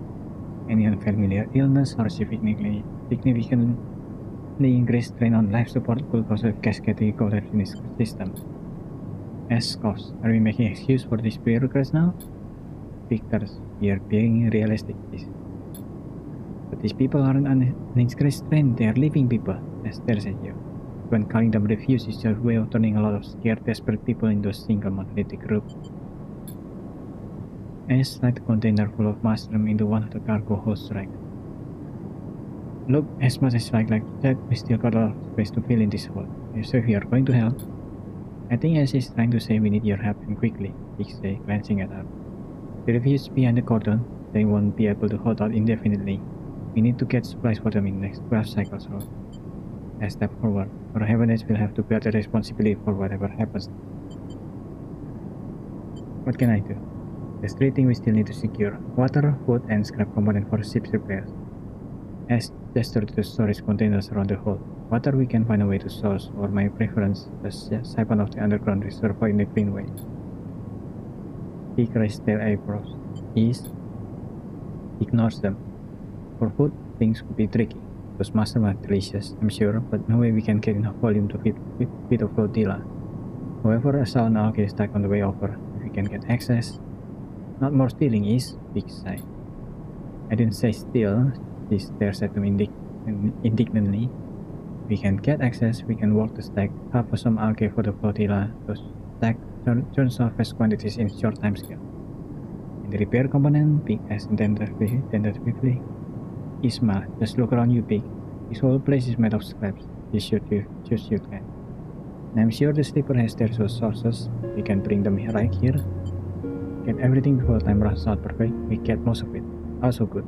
Either way, in 12 cycle, I'm going to take what we have to go. What we have and go. How will you get through? He shouldered a container. I thought I'd leave that up to you, Big. Big Lins. Are you serious? Is. We know we said we would help the flotilla, but at what point? They stop, take a breath. Take this seriously, Is. don't know the first thing about breaching a quarantine cordon. Maybe not, he looks at you. But they might. They slip out from a national facility, didn't they?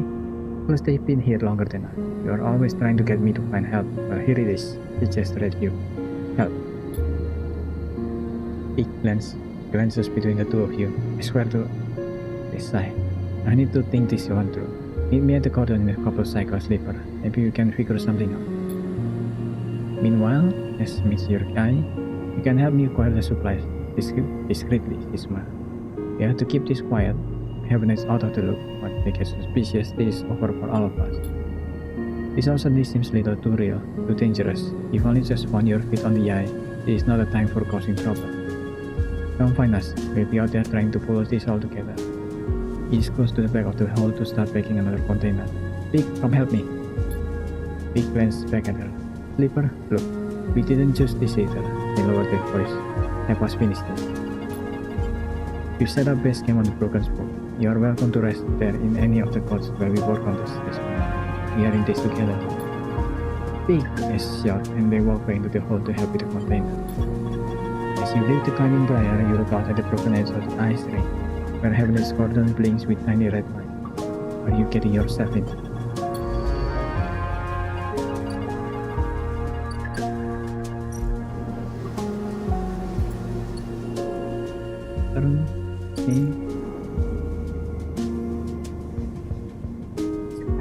Flotilla.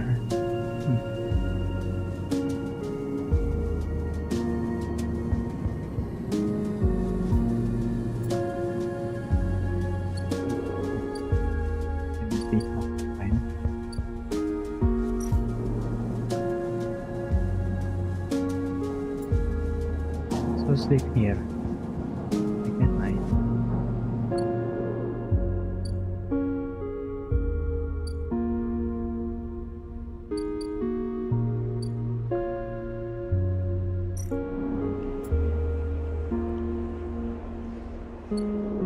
Becoming a member, which I still don't know what for.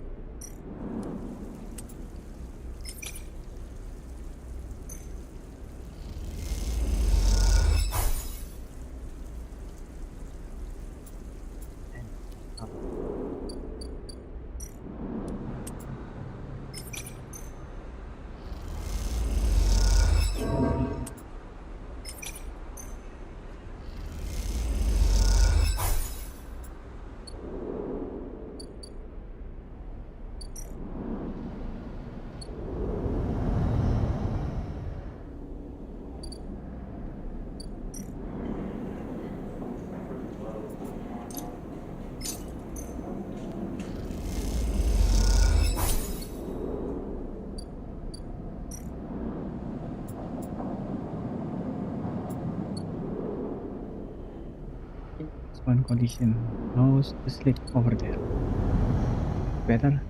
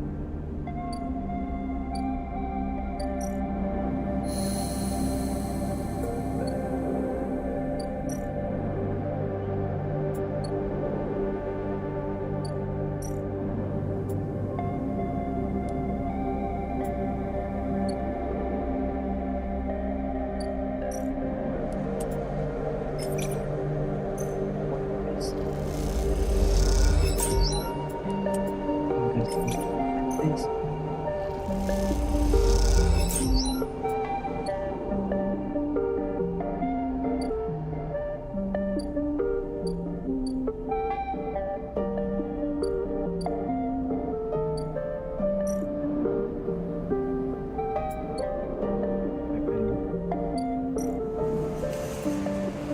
Dangerous, so let's not do that. There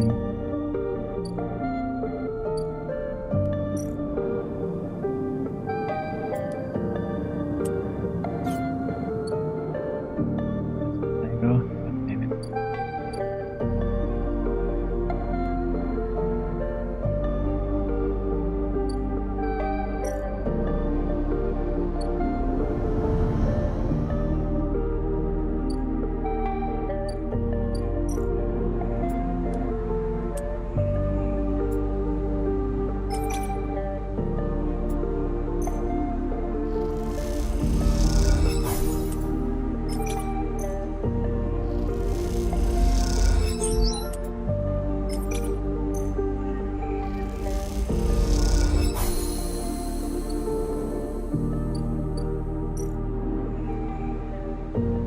Let's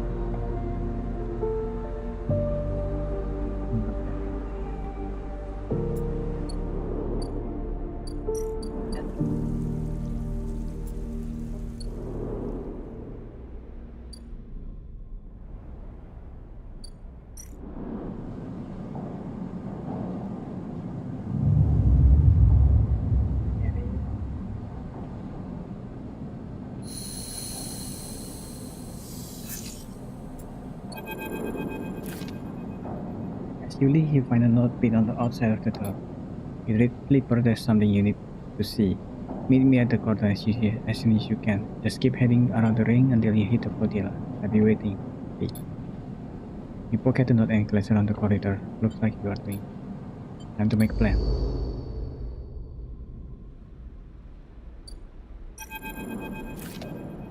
Enter the service dock. Fang is already set up, crouched among stacks of equipment. He is leaning over the terminal, bathed in a blue glow. He looks totally at home. "Flipper, what do you think? Turns out not everyone in Heaven is set against me. A couple of my old system pal managed to ship me some of my old gear." He gestured at the pile of pink hardware. "Nice kid." Fang does a mock bow. "What are we looking at?" "One massive smoking gun." He raises his eyebrow. Fang beckons you over. He has a set of scanners of the waste on his terminal with heat maps or activity overlay. A chunk of the derelict rim is blotchy with bright red and orange marks. "Does this look like a wasteland to you?" Fang shakes his head. "There's hundreds of conway machines out there, all lined up in concealed hangars in a whole underground facility to support them. Hardin has got a crew out there putting them together. He must have shipped them in piece by piece through ship, ready for assembly out there." "Why?" "They are planning something. No one needs hundreds of heavy-duty reclamation drones to run this kind of operation. Maybe Hardin meant this whole thing as an effort to clean up the waste. There's no way this is about pulling scrap off the eye." Fang looks worried. "And why is Conway in the mix? I bet no one in Heaven has known another corporation is setting up on the station." "They are stupid there. These scans are the best info I can get. The wastes are cut off from the ice cloud of network, and the greenway is total dark zone. No data can come in or out." "You can try." "No use. You need to enter the cloud, and there's no cloud to speak of. It turns and winks. That's why I'm gonna pay them a visit." "How?" "You forget. Cabinets come in and set up their hour cycle. I should be able to get in. As long as no one I know sees me. He grimaces playfully. "But I need you on the outside to help disable the security system and cut me a pathway through. There's no cloud access, but if I can get inside, I can open up nodes in their network and we can work in tandem.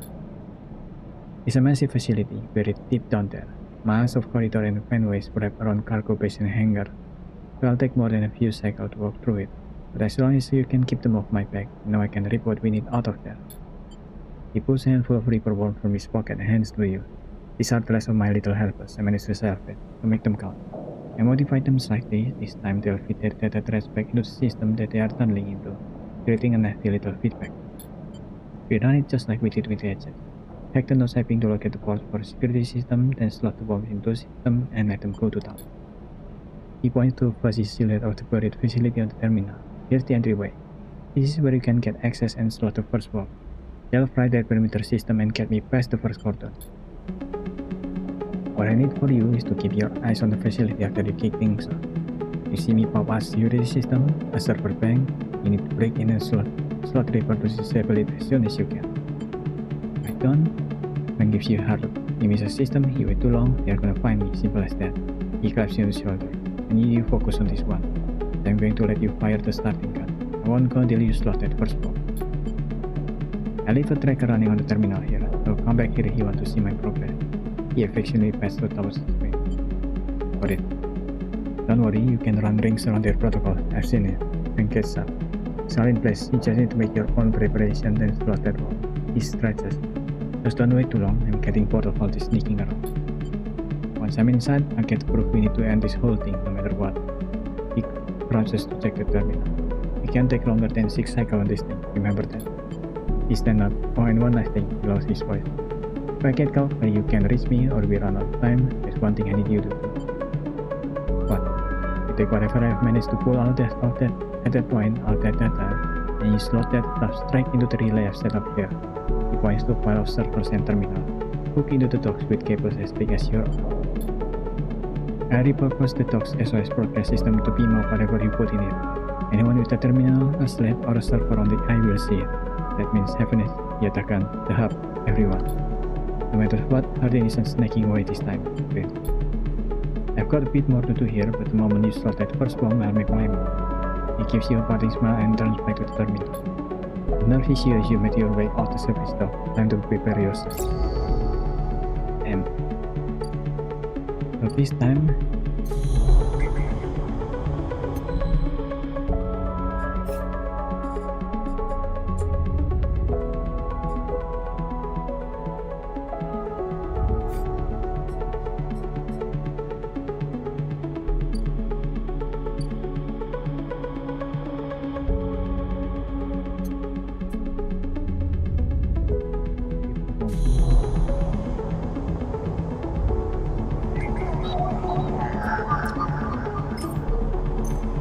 listen, believable. Speed fine. As you slot the one, a threat jump up out of the facility, guns pull in front of you, releasing his data like in the water. Deeper, bank voice crackles through, moving in. Notes 10 ports, we're up in the front, slot the wall. Timer start now, they stay. Threat dissipates, you are on your own now.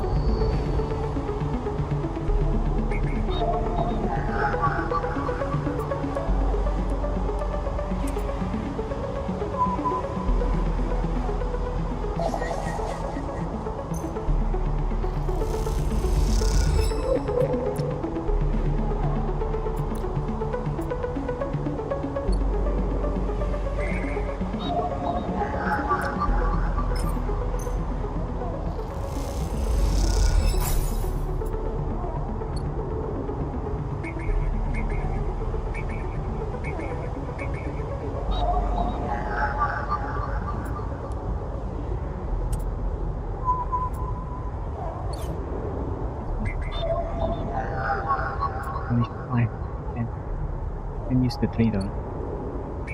Maybe I'll take this one first.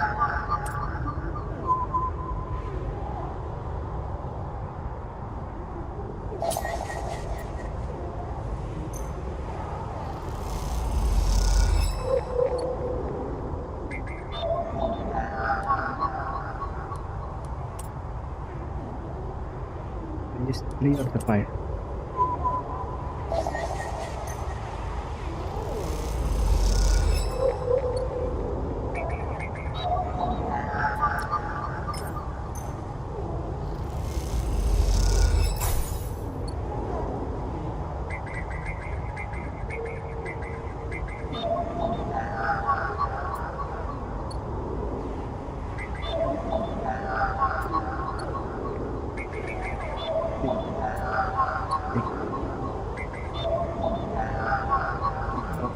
Damn it. That's fine.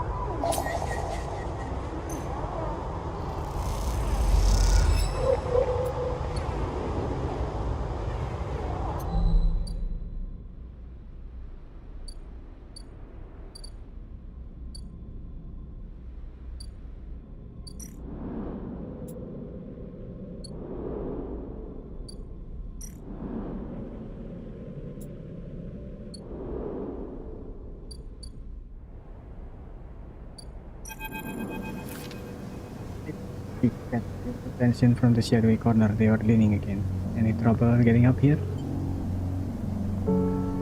None. Good to hear. Come, take a look at this. They beckon you over to a nearby window which looks across the ruined ring to the blinking red lights of the heaven's cordon.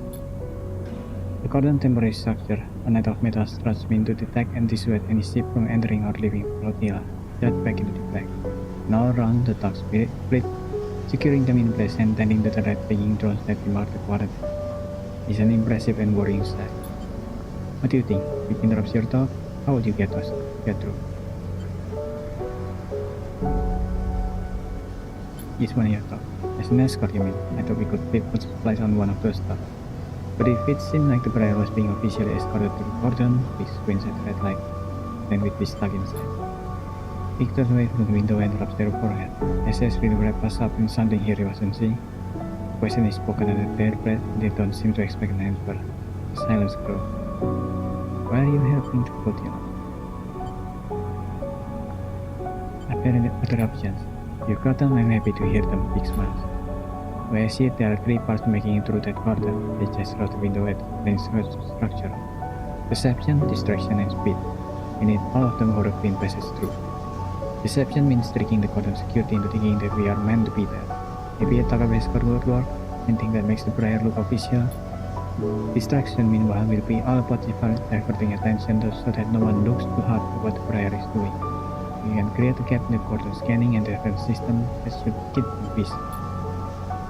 Finally, speed will mean making sure the prayer is ready to roll. Perhaps we can do a little work on the ship to get her ready. I surely won't mind. Heading back from the window. How does that sound? Good. Good to hear. Think. Big look down at their sled. Then cycle left. They glance softly. The window at the cordon nervous. And cycle to gather the supplies and to practice plan. It's tight. They said. Big looks at you. If this goes wrong, Big sigh. Just get out, okay? Squeeze yourself. And follow us anywhere, but you don't need to get dragged down with us. Okay, good. Big brightens later. I don't need any more guilt than I already have. Let's get to it, Big stretch. I'll tell Estelle about the improvement to the prayer and the rest. Let's explore the garden as best we can and look for opening. I have no idea what guardian angel sent you to us, Slipper. Big smile. I'm very glad that. Let's not be so sure, sirs.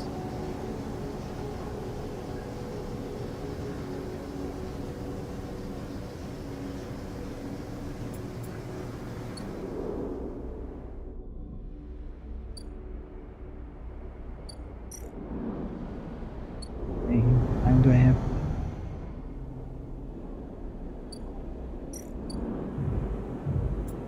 Three.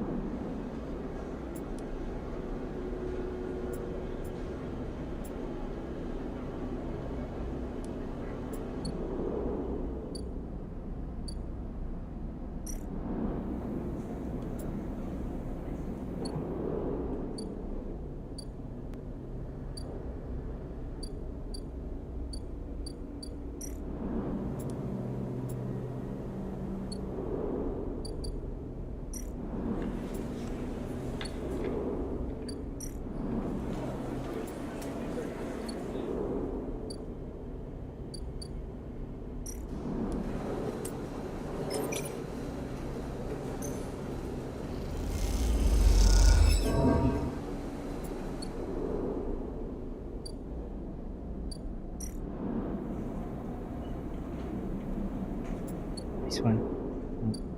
This one.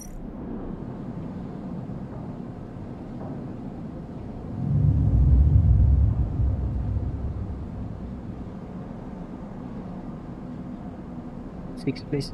Or maybe a lot of five. Five. Not enough.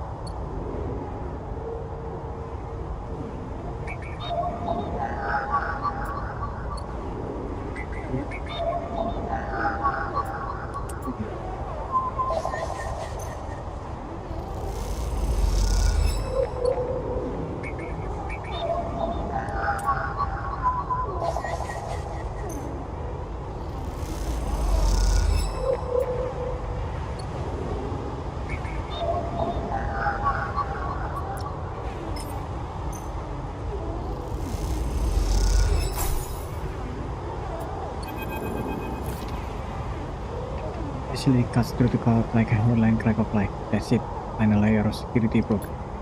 Somewhere buried in the depth of the station, Feng is in control. He is slicing into the camera control circuits and typing out the result. The thread flickers, and unraveling to an image as seen two figures in the room. One sad, the other pacing. Pacing figure resolved into Hardin, the unmistakable superior posture, the shock of grey hair. The second figure of it turns into resolve. They are fake, unfound, a problem with the data perhaps. You look closer. Then you see it. The figure is a proxy. Perhaps you should have expected it from Conway, a corporation whose very existence is owed to automation. The proxy is a machine designed to be piloted by remote connection. Someone else in the system puppeteering it with their own body, speaking so it may speak.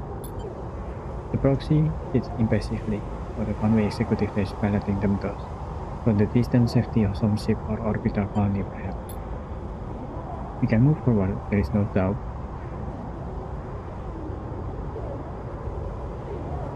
Hardin is saying. The reclamation teams are almost ready, and after that, I will make the declaration. Nothing has to change. The proxy leans forward, his movement still but uneven, as if his body was being refracted through water. But things must change, Hardin. We need further assurance. I have been informed of a breach in one of the close network in the low end. You have been careless. Hardin wished the accusation away. You have been stretched. A breach was deciphered, yes, but no data value was. Our board is concerned, Hardin. A drop in our value will be unwelcome at this point. The proxy leans back, his posture dominant. If the reclamation of AA-1 is uncontested, then we could be thrown into a compromising legal position. Hardin approaches the proxy. There will be no contest, not from Solheim, who cannot master defense, not from Heaveness, who will fall into line below me. He crosses in front of the seated figure, eye to eye. And the people of this station, refugees, gangs, spacers, all either opportunities or degenerate. Heavenet is no longer strong, no longer united. No one here believes in Adlin's vision, nor has the strength to enact it. I sat across from him at the negotiating table. He was powerful, eager, weakened by his ideological conviction perhaps, but a great man nonetheless. His place no longer deserves to bear his name. The eye is crippled, he cannot survive. This ruin filled with squatters and outlaws. He will be lucky if it still spins in 100 cycles, but instead. We move forward with the reclamation because otherwise you will lose your advantage in the system. Your advantage will lose time on the remaining palladium. With palladium, your factories will go dark deposits. We need to continue. One moment, comes a response from the proxy as if any head struck to his chest. Hardin stands back and pays no more, once more, awaiting the discussion taking place elsewhere in the system. You watch Hardin as he paces, as he considers his future. What goes on within a mind like that? The mind of a man who would burn all those around him for a path to some imagined golden land. The proxy lifts his head. We are happy to proceed. We will legally claim the station formerly known as Solheim A1 as salvage within 6 seconds. Heavenet is to assist with the transfer of the illegal resident to Conway hosting and labor facility. Proxy jitter with to its feet. Conway will also claim 70% of the output of the reclamation process after losses have been accounted. Hardin accept. The proxy resolved to shake his hand like a marionette, and then the recording loop. He watched it play out a second time, gripped by a horrified fascination. There is a bluntness to the computation, which blatant disregard for humans as anything other than object. Things to be moved, used, to be fed into structure, crushed, and lost, accounted for in the cells of papers, the margins of ledger. You realize now that you are no different than anyone else in this station in the eye of the people that it was like. Each body here can be recast as a piece of property, to an expense, an acceptable law. In one moment, they can be named citizens, celebrated, protected, and in another, the very idea of citizenship can be used against them. That is what it means to live in the proximity to a system like this. No longer, not while the eye spins.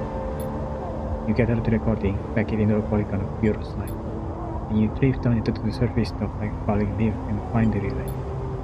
It only takes a second to place the polygon of data, that recording into the relay system when prepared. Then you watch as it bursts out, a web of threads, heading out into the black to every network device on the eye.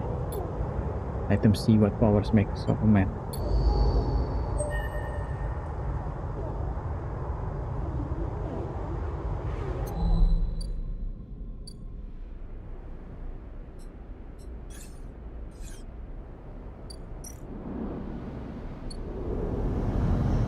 done.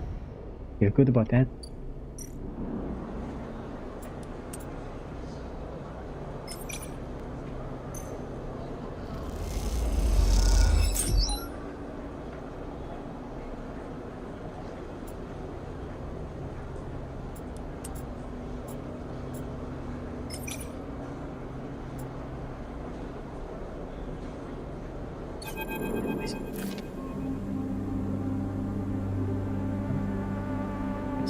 Say your goodbye to the other enforcer and walk back through the low end. A chirping catches your attention. In a quiet door away from the main thoroughfare, someone has stuck a small recorder to the wall with the sealant tape. Written across the fluorescent tape is one word: Sleeper. You peel it away from the wall, and as you do, it triggers some kind of improvised trip switch. Sleeper, Sabina's voice crackles through. I have seen you with the Atakan members. Are they holding you captive now too? The highway. I'm sorry if I have dragged you into this. Do not trust them. Something is happening within the gang, some kind of power struggle. He covered the speaker a little, their voice too low in the quiet corridor. I will come soon, thanks to your effort. I have located most of their properties. At the right time, a pause. I will see you soon, don't give up. Remember our deal. Recording cutscene. You stare at the recorder, processing what you have just heard. Hearing Sabin's voice again open up something inside of you. And as an art employee, do they know that I know? You struggle with a mix of concern and distrust. You throw the recorder into the nearby waste chute as you leave the corridor, feel unsure who to trust, and head quietly out of the low end.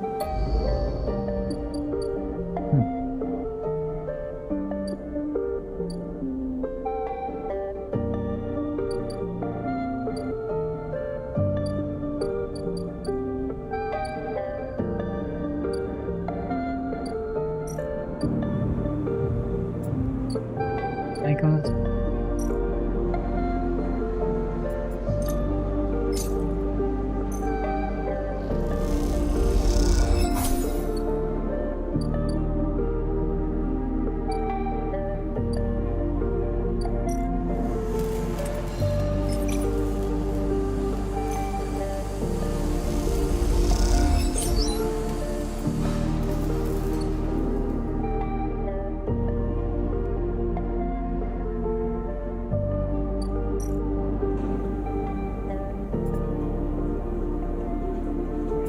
On my home.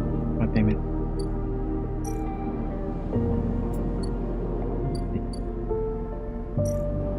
Wait. 2 cycles. Okay.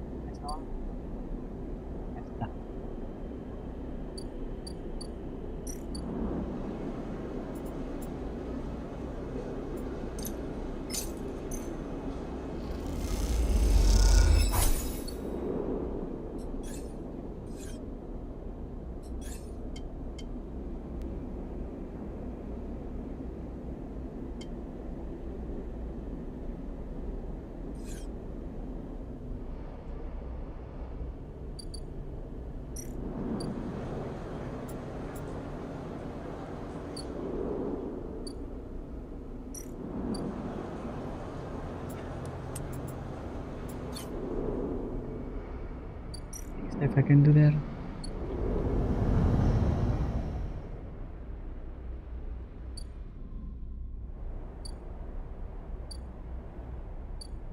Time for that. This is all risky, god damn it.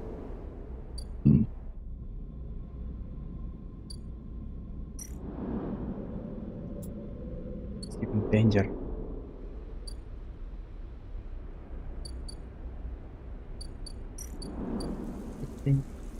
Please be in danger.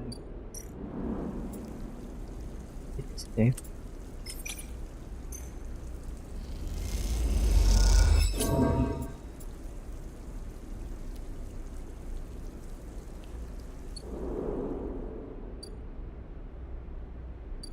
Okay.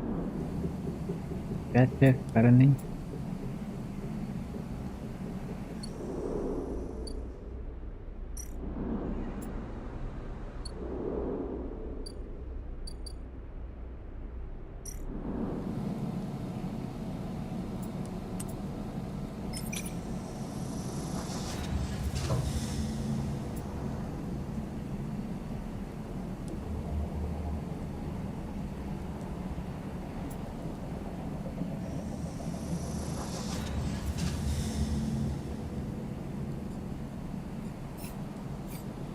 something that also to some quest, but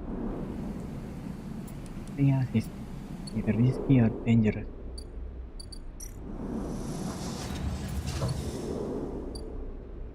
This one fucked me over.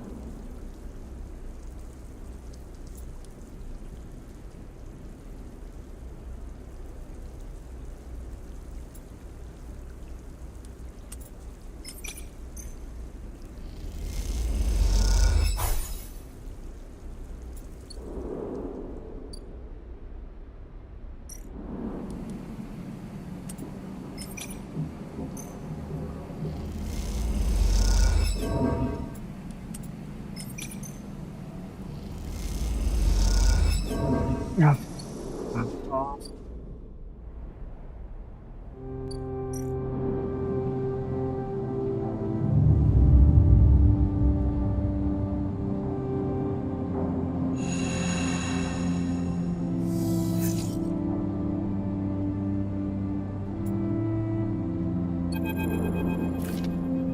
It's really confusing.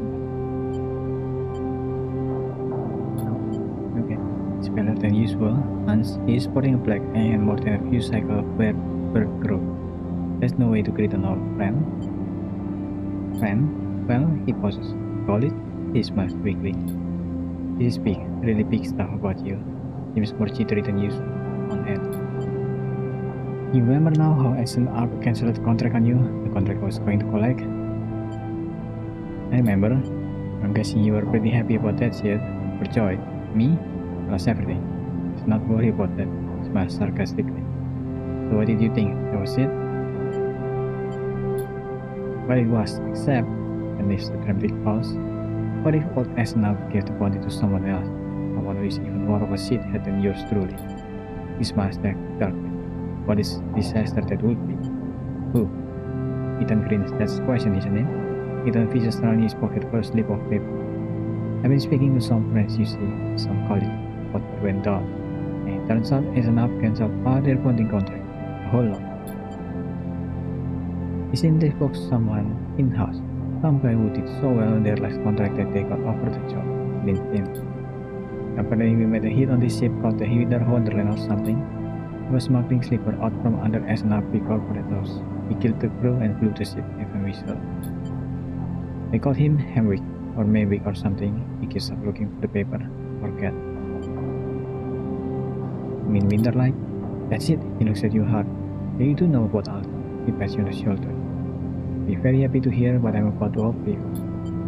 Ethan runs his hand through his greasy hair. Given this new intervention I've brought to life, it seems like you are in need of protection. I'm in need of assistance in kind. It turns out I've sent some people at the compressor at last time we went there. The owners, and they say they'll space me unless I work after them. Seems that they are that kind of businessman, he grimaces. I'll pay them, but he shrugged and turned his jacket pocket inside out in my pocket. He looks pitiful, even more so for his clownish acting. And work it up. You should be glad, the anchor raising him. I came here and told you this. Think anyone is looking out for you? You're a contract. Name on the list. Kicks the wall. Ethan rubs his temple. I'm sorry, he said.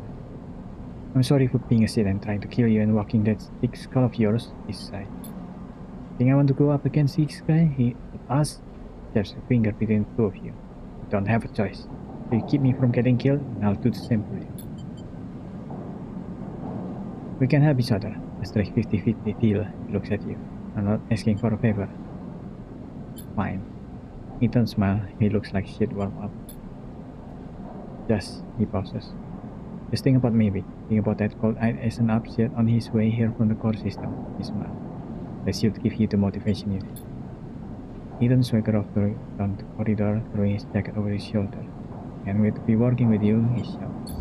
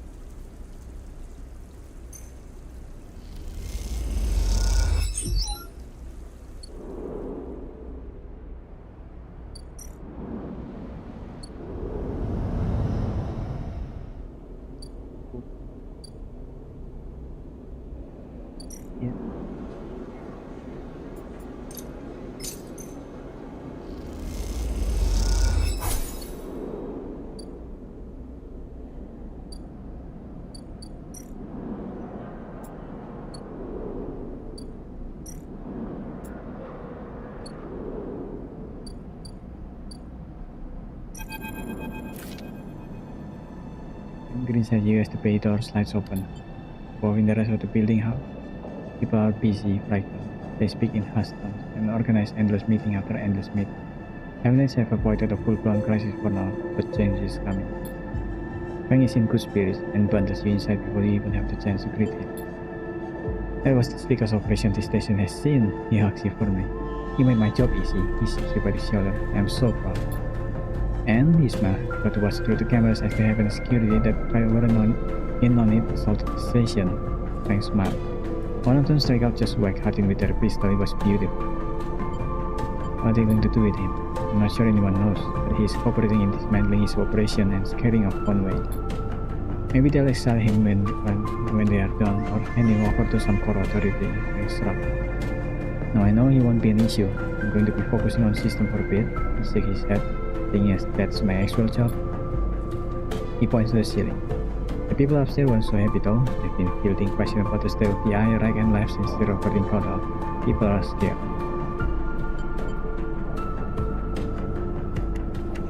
Nice. Yeah, this whole thing hasn't won me many fans in the administration, but I think in the end they'll agree that outing Hardin was worth it, whatever the matter. He touches a stack of hardware. The eye is old, it was never meant to run like this. The master control points that Hardin and have it installed, they keep it spinning from the ring. That is an ideal. But if you are asking me if the eye will stop spinning next cycle, no. Smile. And me and a ton of other skilled people will be working to stop it happening in this cycle after that. Hardin's problem was that he didn't believe in people, he believed in system, their ability to shape the world around them. Fang squeezes your shoulder. But as far as I'm concerned, people should be the ones running the system, the other way around. Anyway, Fang raps on the side of his terminal. I know you didn't come here for a lecture. The tracker, I have forgotten. He produces a terminal thumbnail drive. I managed to finish that code solution I showed. A modified reaper wall, one made to deactivate that tracker of course. But in the time since I got back, I added something extra. That tracker of yours doesn't just show as enough where you are, it transmits data to the state of your body, current condition. My worm won't just deactivate it, it'll edit the data to tell as soon as your body's irreparably damaged. DNR, do not retrieve, he grins widely. Pretty smart, right? Yes, perfect. Just slot it already. You take the drive and hold it in your hand. Close your eyes and open up your access port. Take out your defense. The wall immediately under your closed network. It whips through it, taking things with it as it goes. The moment they are gone, you forgot they were ever there. They just bring out of existence. Second later, it is done. You open your eyes. How do you feel? Asked Frank nervously. Free. Frank smiles widely. When you are free, sleeper, he claps you on the shoulder. Frank lets the word free hang in the air, looking for you continue. Seems like this might be finally time for a celebration. Frank wraps his arm around you. And are still all of us those straight. He laughs and you join. And later when you leave, you feel deeply thankful for having such a friend. As you walk away from the building, you look up at the white curve of the eye, up at the hub and the other rim beyond it. The whole thing twinkles with light, and it seems impossible to see it as anything other than breathtakingly beautiful. It feels in that moment like something eternal. That doesn't mean it can or even should last forever, or that it will never change, fade, or decay. It simply means that in this moment, this place has a future, and this one that you know deeply and truly is worth protecting.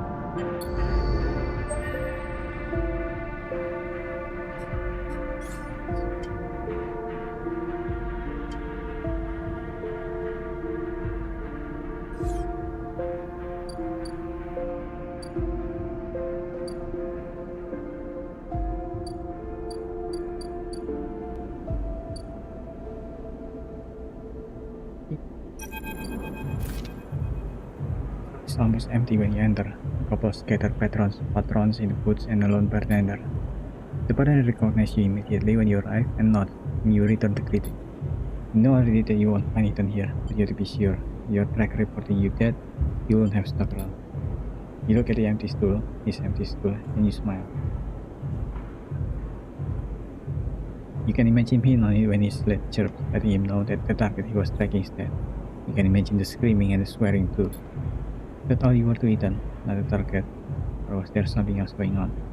Seems like a foolish question to ask now when he has fled the station, but it bothers you anyway. Take one last look and walk out. You doubt you will ever come back to this place or the memories it holds. You walk back out into the light of the bright market and love yourself smile. So this is what Fang means when he said you were free. You could get used to this. No point from that though. Too bad.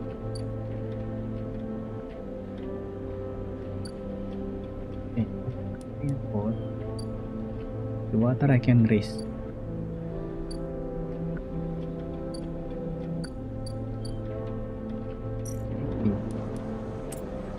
Okay. Can strap one and out of it, hopefully.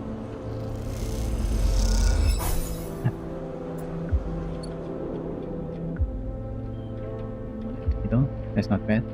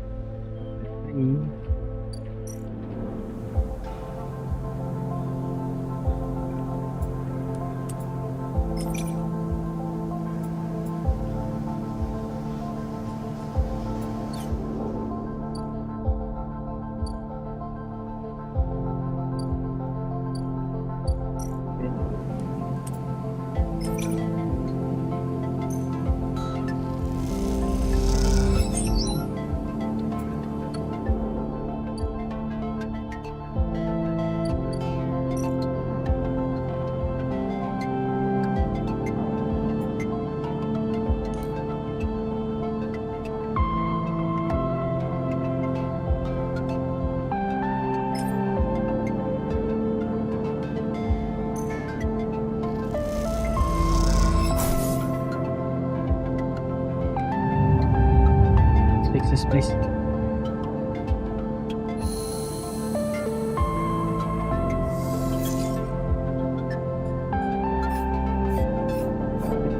Fix this. Nice.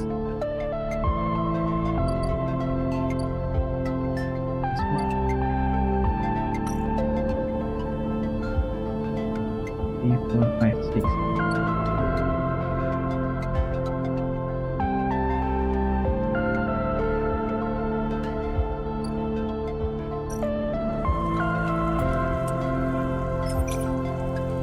Some water. Image 3. This one.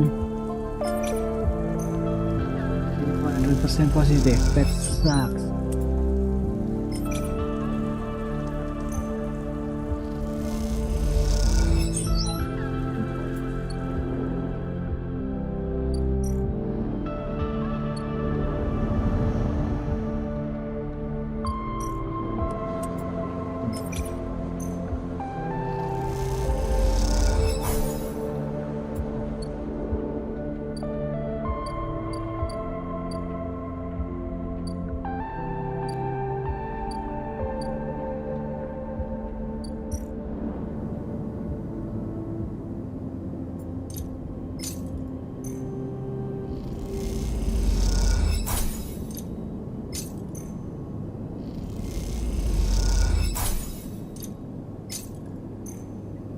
Give me money. Give me more money.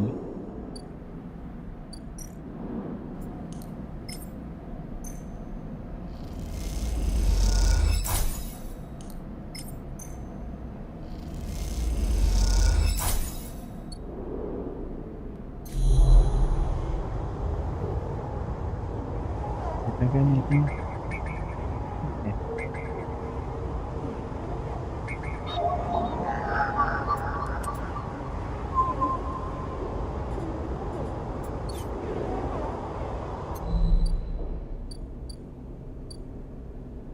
Dia forecaster ini.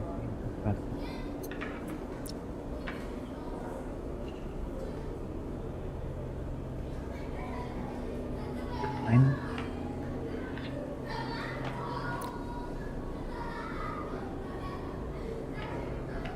Got me a stabilizer. One got me a Streamin.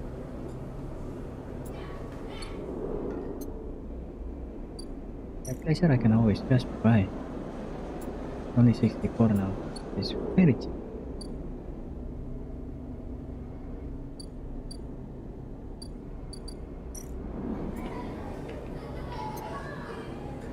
Deep mines.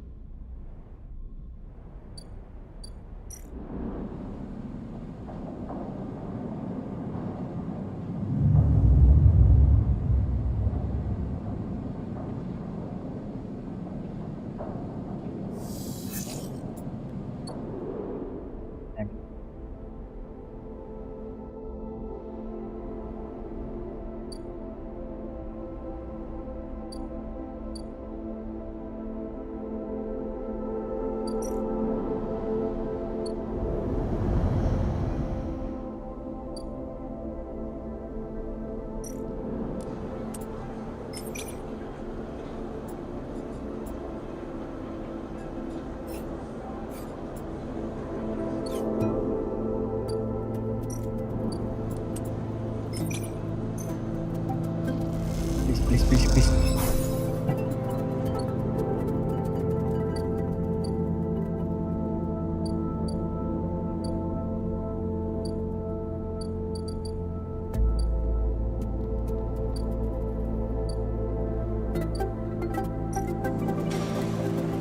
It's dangerous. I can't do that.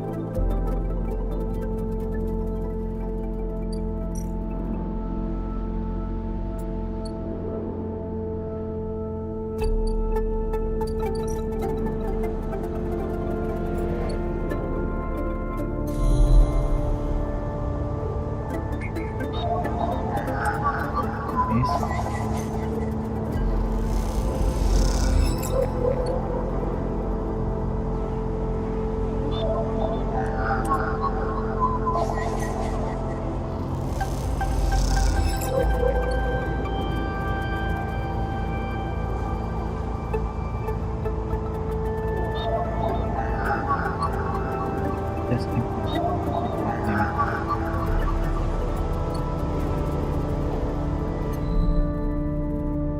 let's just sell everything.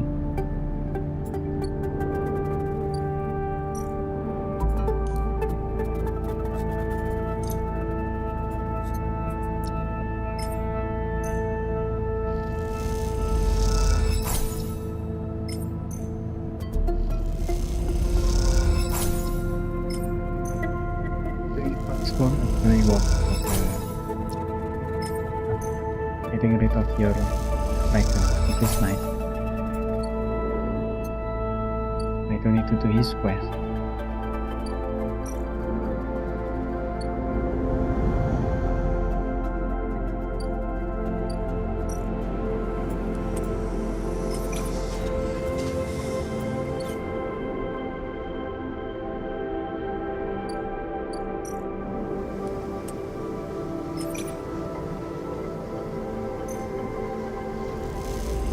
Please.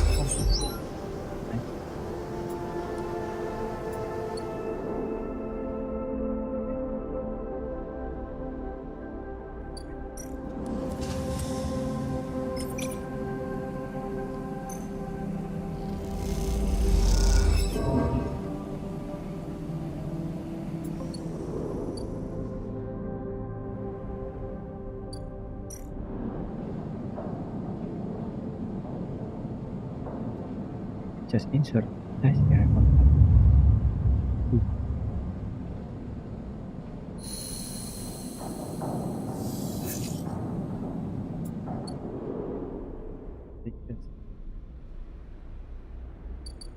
And use for the water.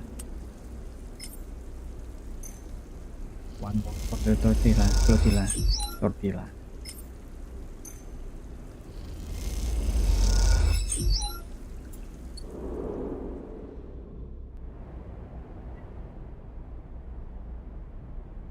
Snickers, okay.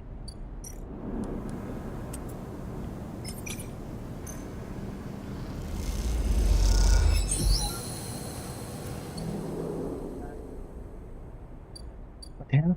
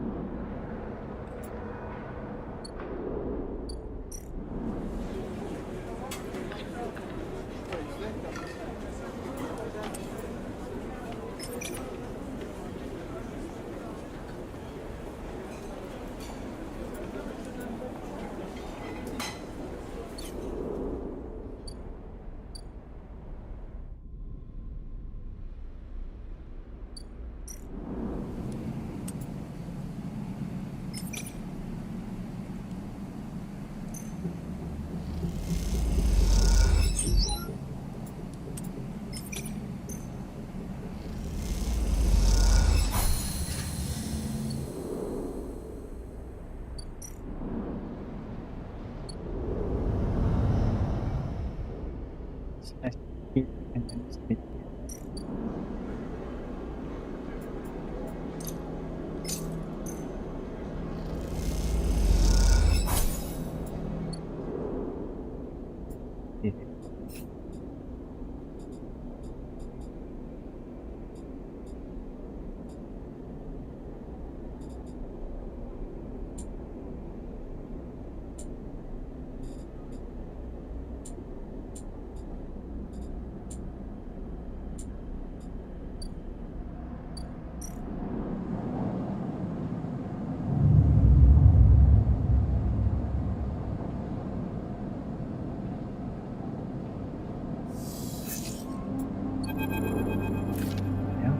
quick pulse of movement catches your attention.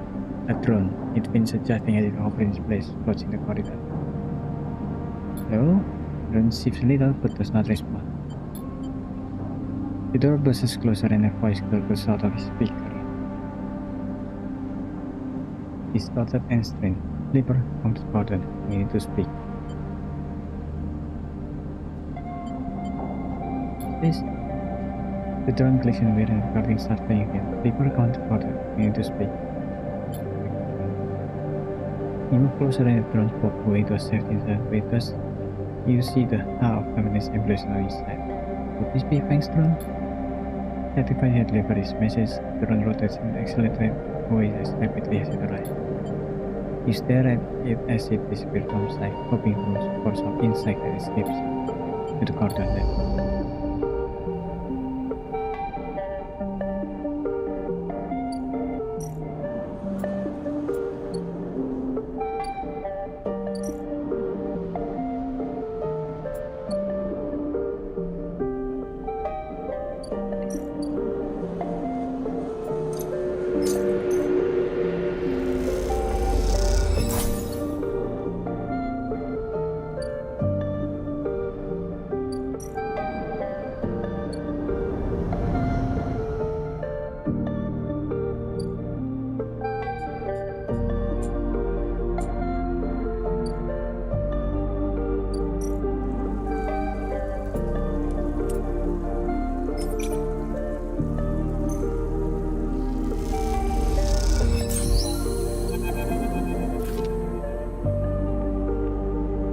The service corridor is deep below the software. It is double checking the seal on the water tanks loaded into the motorized trolley.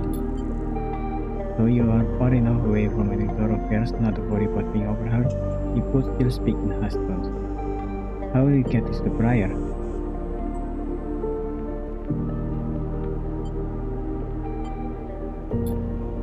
Yes, glance back at you. We'll trolley this up to a bay further along and then we'll bring in the Briar for a quick and quiet collection. Speaking of quiet, it gives you a look and then look pointedly back down the corridor toward the reservoir before hitting the ignition of the trolley to start it moving. You take the other side of the trolley and walk it up the wide surface corridor with its flickering light and so him detritus. You doubt it gets used by Hornet. At least that's the hope. You glance across at Ash, her face a mass of humiliation as she guides the trolley along. Maybe some conversation will make this journey go a little easier. What comes next? Ash pause. A little surprised by your question, he glanced back down the tunnel, but in this deserted passage, he can hardly keep out the pretense of silence. Keep going, he answered quickly and turned back to the trolley. You can tell you are expecting her to add more. She seemed to gather herself for an answer, not wanting to ignore you, but trying instead to get her answer straight in her head. Our outpost, Hawthorne, is not an easy place to grow up. The administrator keep a tight hold of everything across her eye, even though they are trapped in the same decaying installation as everyone else. Speak, he paused. Speak found it harder than most. He paused again, stretching her word. I stepped in to help them out. Silent descent again, you can feel the wheel turning in basement as the creaking wheels of the trolley take you along the corridor. I promised Speak that I would get them out, no matter what. So when the opportunity arose, Speak grimaced. We go out. We got as far away from that place as we could, and we were glad of it. So after this, we keep going until we are so far from Hawthorne that we can even remember the way back. Ash stopped talking, but she has a dark look in her eyes, her mind thinking of the difficulties that the future might bring. We both reach a white bulkhead doorway and have to stop to see me the trolley along the edge. When you are done, Ash turns to you. I'm good from here. Head back. With that, she is gone, moving off into the dark tunnel ahead. You watch her go and then turn around and walk distance back to the staircase you entered from, the tunnel humming around you as you do. As you walk, you try to piece together as best, but all you have are glimpses of a person she once was. She seems to prefer it that way. Okay. My thought goes, what is this? As you enter the passage that leads through the garden of a flash of movement catches your eye, the drone. He stops to make sure you've seen it, and then flips into a side passage leading to a set of narrow stairs. You climb up to a dark shaft, the drone stopping at each landing to check you are following. Despite its lack of expression, there's something overbearing about the way the drone waits, impatiently realizing it's finished in its sequence. After a long climb, you come out onto an observation platform.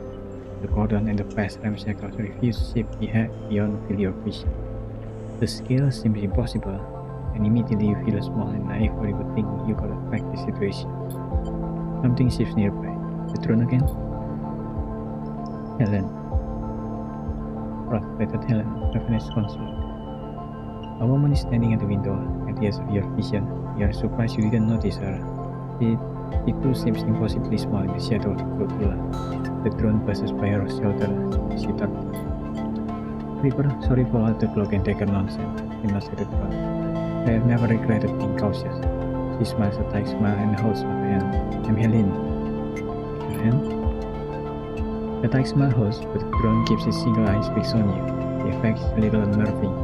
Look, he glances around the empty observation deck as if checking for a potential eavesdrop. As we strike with each other, I know about your plans and he cuts in before you can respond. I understand your motives. You look at her in her overall, the yellow marker, the Ha sigil. You've been on the eye long enough to recognize a Heaven's member when you see them.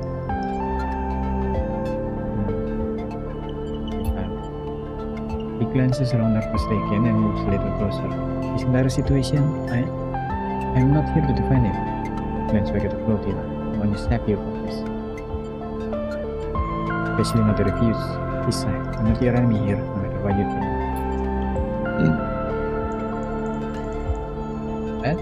That's a loud one. He pauses. Please tell me something. What does evidence mean here?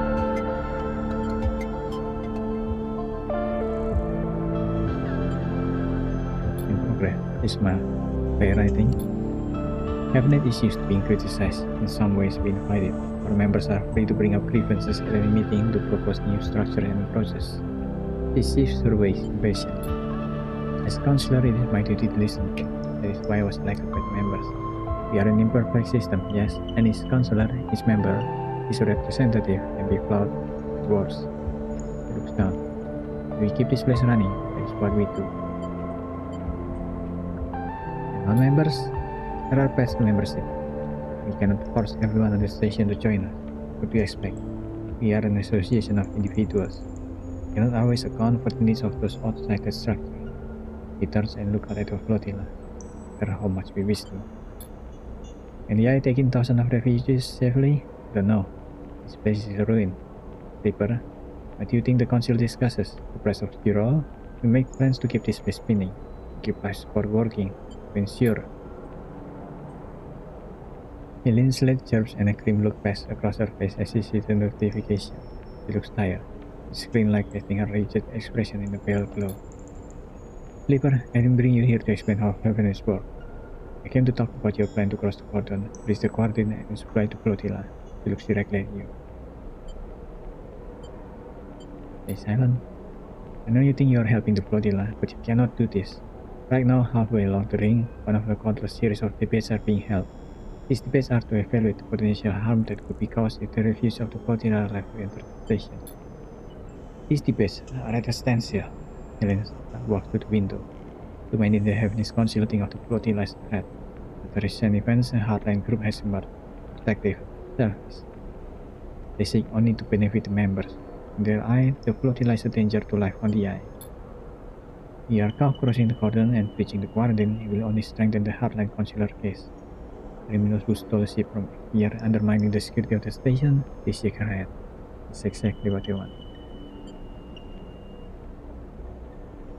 So what? They look at you coldly. So what, Flipper? I'm starting to worry if you know anything about what you're doing here. He sighed deeply. And those XPR spacers you are running with, Flipper? You know anything about them? Why do you think the refuge flotilla came here now? Something is happening in the system. Something is pushing people out of the colonies and outposts that have survived since Solheim collapsed. You need to be ready for whatever is coming. Ready to protect the eye. I know the eye means something to you. I know there's a reason you are still here. Help me protect it. Then fix you with a strong look. Persuade the spacer that this is the wrong move, that they will get caught and the flotilla will be locked down, that heaviness will be delivered into those with the worst instinct. Forget the sweetest side of supply run with people you barely know. Have me fight for the eye. But when you stop, my exposed plan is the same as if it goes ahead and they are caught. The way I look at it, I look compromised. Quarantine justified. The hardliners get their scapegoat. Don't overly excuse the hardliners need to lock the flotilla out altogether to preserve members their safest pair of hands. She looks at you imploringly. Please. You look back at her and the flotilla behind and sense the desperation in her plea. Notification breaks the silence.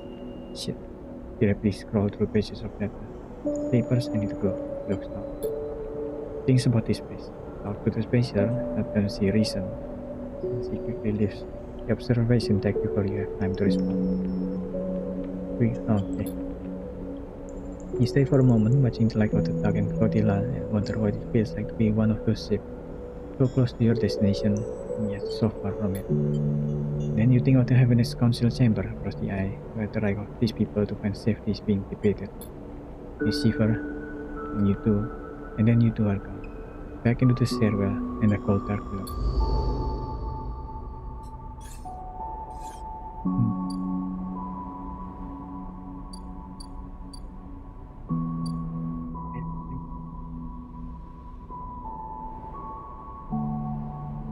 Do this, damn it.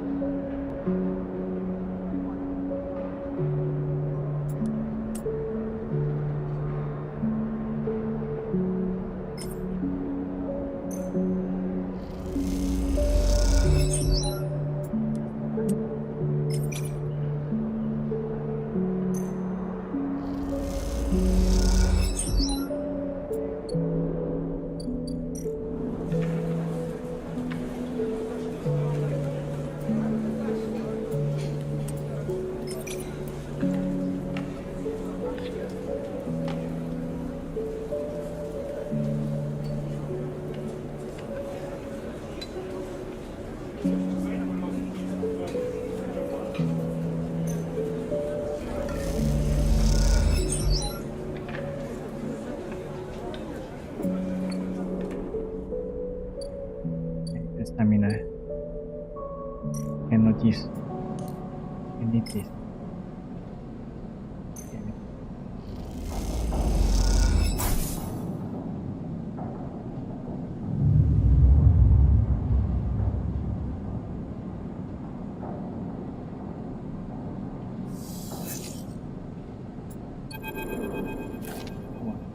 Deeper, Vic is waiting for you when you leave, but they look different. Pale, ground up. You need to come at the briar now. They don't meet your eye. What's happened? Not here, Vic says. Come to the city. We'll be waiting. Vic walks away. Don't take long. And with that, they disappear around the corner, leaving you anxious and confused.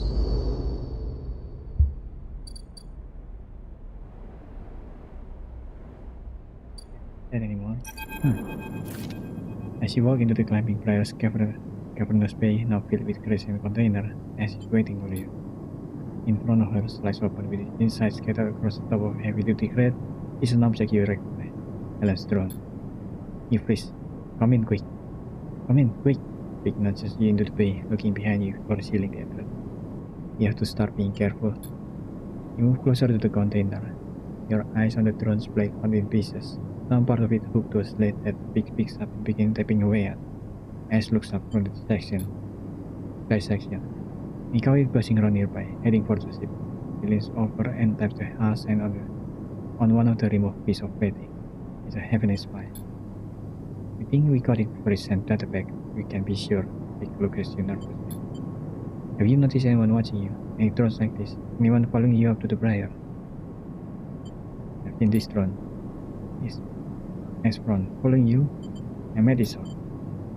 Ash pauses for a while. Big looking between the two of you. Explain, Sleeper. Say quietly. Tell them about Helen. You can't.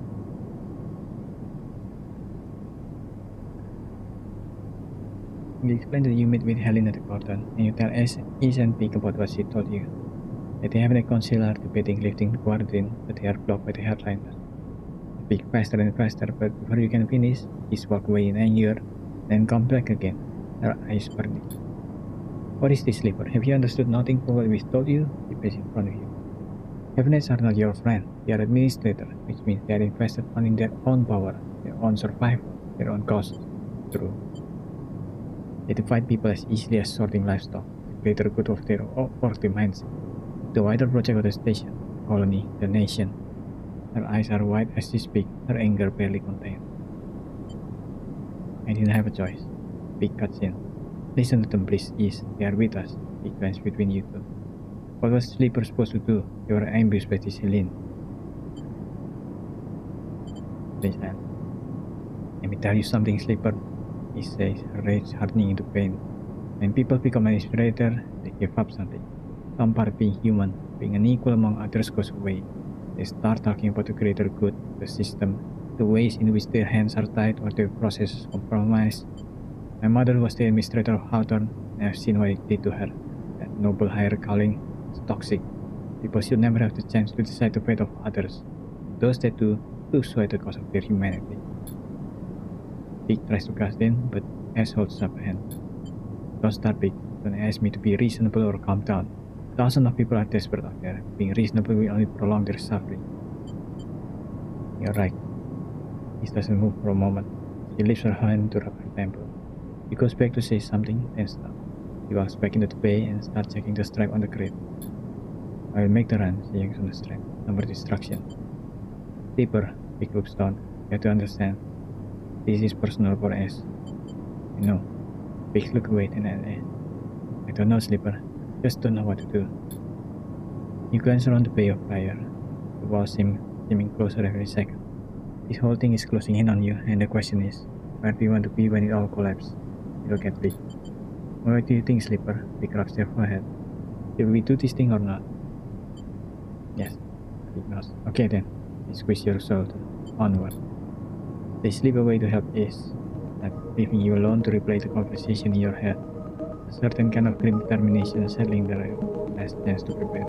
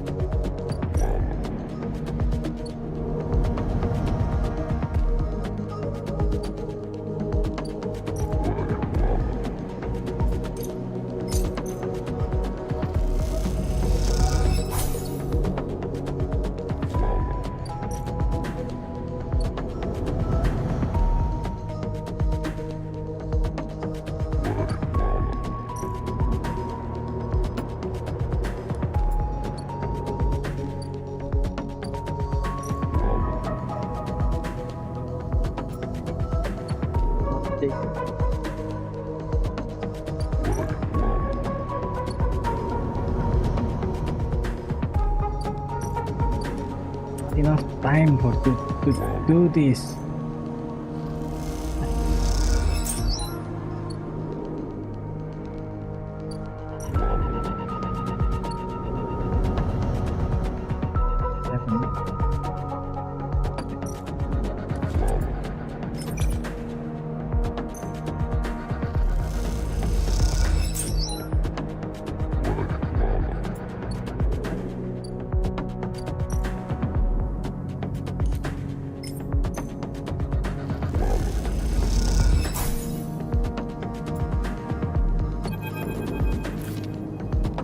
pile of scrap components lying in the briar.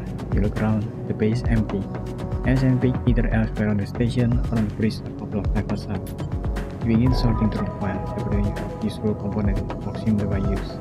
Don't recognize everything you find, but before long you get into the rhythm of the power. As you do, your mind starts to weave, your attention being drawn to the dark corner of the bay. The briar is in surprisingly good condition, considering that Halton XPR must have been operating it for decades by now. The marks of care are everywhere, from the delicate bathtub polished to metal to the yellow finish, or the carefully bound wiring running through a custom trunk. As large as ship, that much is clear. Something catches your eye in one of the dark corner. A matte black stack of plate you hadn't spotted before. They are sleek and compact, tucked away behind some of the bigger, more containers. Investigate. You put the components away and go over to the sleek plate. You run your hands across the textured surface. There is little hint of what lies inside the opaque metallic casing. Then you see it. Yellow symbol embossed onto the far side of the grate, universal sigil used by spacer, corporation and manufacturers alike. It's one you have seen throughout your time as a sleeper, meaning all too familiar. Explosive content. Here he is and is come out to the base lock. He barely registers your presence, noting at you as he passes. Sleeper, he busies yourself with some tests at the back of the bay. I spot the crate. Ace doesn't just turn around from wherever he is busy with. There's more supplies, Sleeper, like everything else here. You can't think of anything else to ask, but sense that the atmosphere has now somehow shifted. You quickly finish up the sorting and slip out, waving goodbye her to her back as you do. Damn it, yes.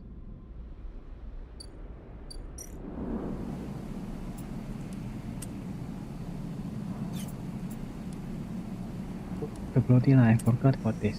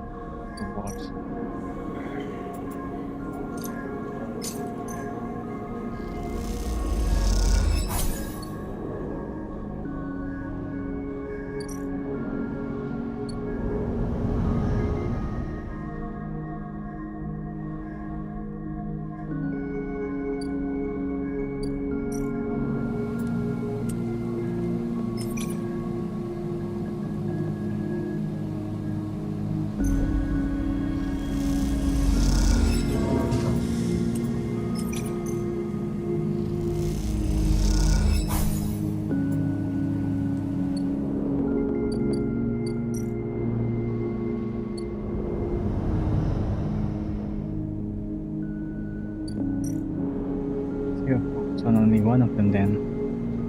Damn it. Did not know that. What a mistake.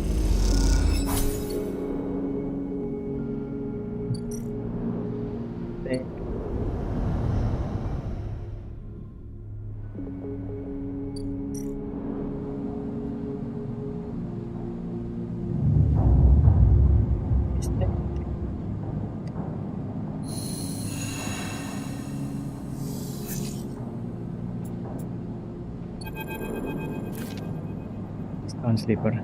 He started to pick his breathless and shake. He started to run with others. Shit, let's go. We have to Gordon now. He started back up the corridor. He turned back. He has to make it, Sleeper. He has to. A shivers run down your spine. Yes, I hope you know what you are doing.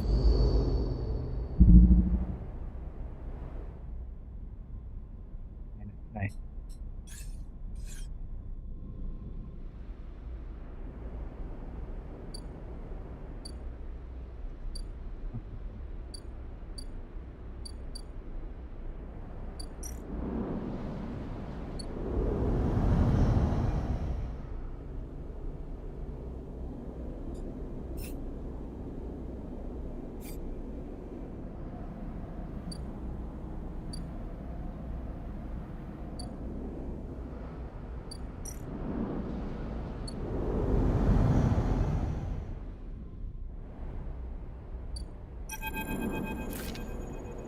Frantic and anxious at Gordon, Vic is nowhere to be seen.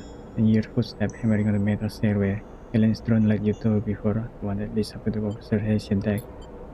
You leap up the stairs two at a time and make it to the top, momentarily blinded by the light pouring into the observation deck. Sleeper, Vic emerged from the light. I know she's trying to protect me, but... Okay, it does. What about my choice, Sleeper? I'm not a child anymore. I can fight for myself. I turn away. There she is. He crosses through the wide window, leaning forward to catch a glimpse of the climbing briar blue XPR livery against the black of the void. You spot the climbing briar, a clean of blue and white, tiny and long, arcing down towards the red light of the portal. She's exposed, he says nervously. They will see her coming if they look. Was Gordon in the buzzing dogs for any sign of movement? Any response? The briar crawls silently across your view. Come on, Ash. He kisses, and you see it, a sudden flicker of yellow. He sees it too. Those two thugs are heading to cut her off. He gripped the rail. Go, Ash! As if responding to Pig's urging, the briar speeds her, diving for the Gordon edge now, like a hawk descending. It ends up. Pig grips the rail as the briar races toward the edge of the Gordon. An invisible net of sensors split between ships and drone. Can she pass through? The response is immediate. The moment the briar hits the net of sensor, the entire Gordon reacts. Beacons of blinking like cascade out from the ship's position. The angry red of Gordon multiplied many times over. Shit! He presses hand against the window. As they do, the briar accelerates, weaving dangerously through the flotilla. You move closer to the window without thinking, never take your eyes off the rapidly descending ship, spinning between the hulls of the flotilla. A group of thugs now, racing his path in pursuit. The briar drifts through the flotilla, but it is agonizingly slow. Come on, Ace! He shouts in desperation, pressing a palm against the glass. You squint at the gathering yellow glints of the thugs. They are too fast. You both watch in dismay as the thugs swarm the briar, their shuns locking into the hull of the ship and holding it in place. The briar is stuck. It drives, unable to escape the thugs' grip, especially in the close quarter of the flotilla. Vic is silent, and you watch as the briar is dragged away towards the facility at the edge of the rim, a hole opening up in the pit of your stomach. You look at Vic, but they don't respond. They don't take their eyes off the briar. And after it disappears, they stand there at the glass, their eye fixed on the flotilla. He didn't even get the supplies through. Vic doesn't look at you. It was all for nothing. Sorry. It was stupid, Sleeper. Vic looks back at you, their eyes wet. Stupid plan. We had a ship and our freedom. What do we have? Vic slams a hand on the glass in frustration, making you jump. We trap again. One. They turn and rush out of the observation deck before you can say anything, leaving you alone with the cold and light.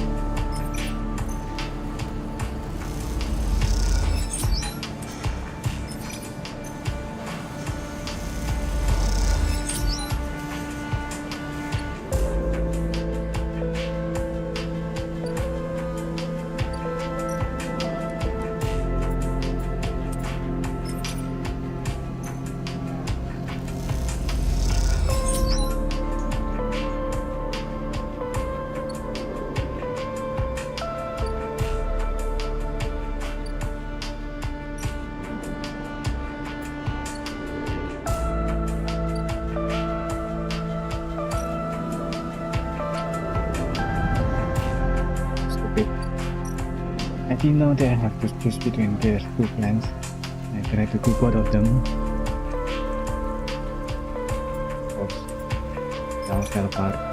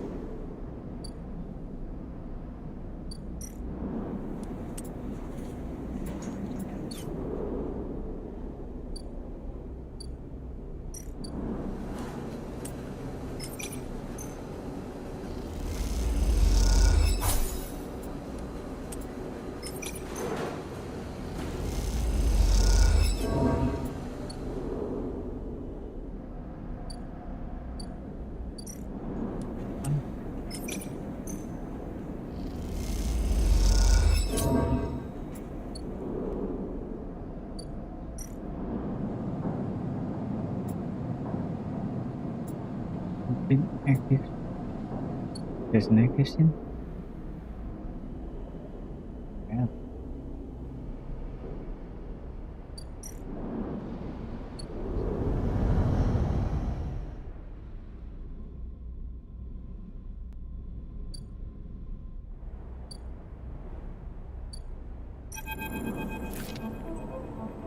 Paper in.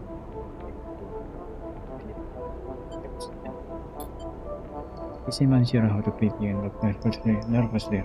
He's being held along with the ship. But no. I don't know, Sleeper. I don't know. Eileen pinched the bridge of her nose. Gordon is curious, your friend, and suggests her ship. He and her ship will be held in the quarantine later.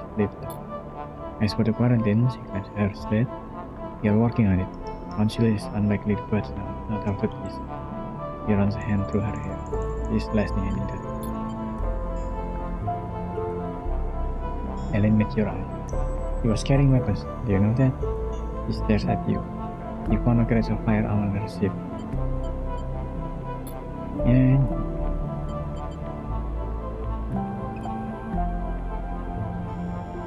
jeez, nothing good. Ellen looks away. As you know, Gordon security intercepted your plan before she could get supplies through. Since then, the refugees have cut off all communication. I'm worried, Sleeper, with what is happening in there. After recent events, Gordon security are keeping the place locked down tighter than ever. No one can get in. Meanwhile, the hardline counselors are preaching in the chamber as we speak. The deadlock. And I don't know when he will loosen his grip. Eileen walks away, walks a little away, and turns back.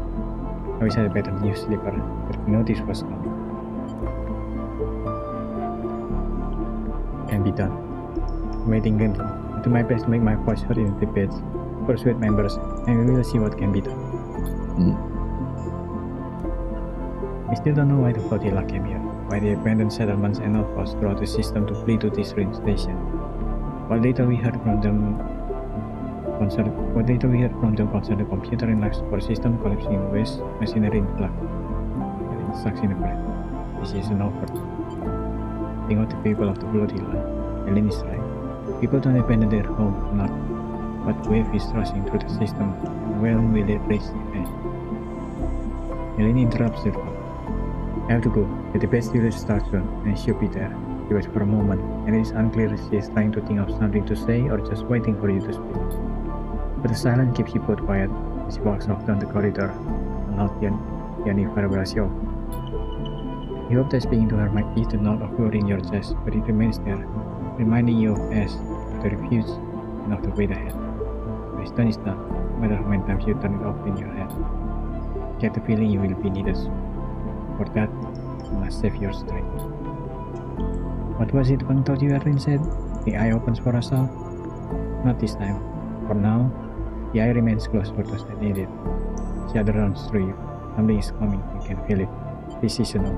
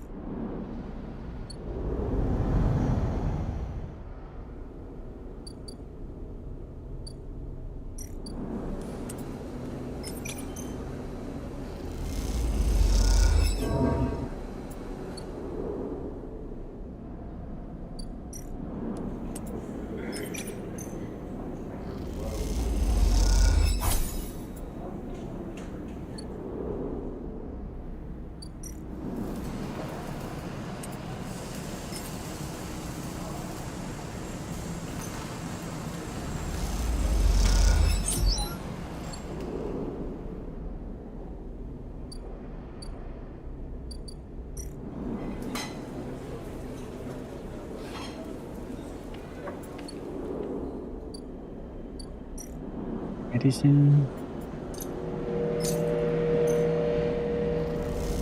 Karena I will need to use it. And let's test it.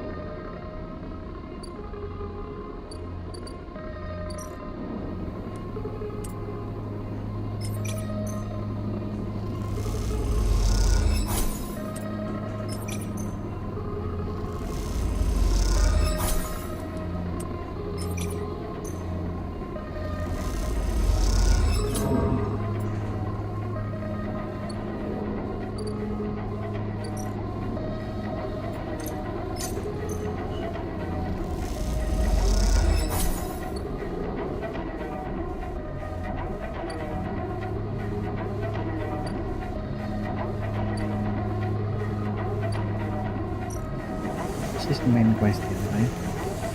If I don't continue this, I just get to do everything else.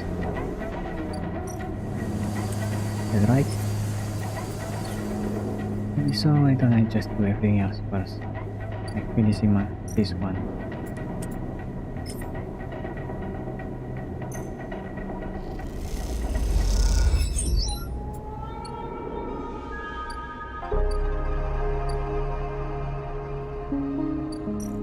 So forgot to go up that thing.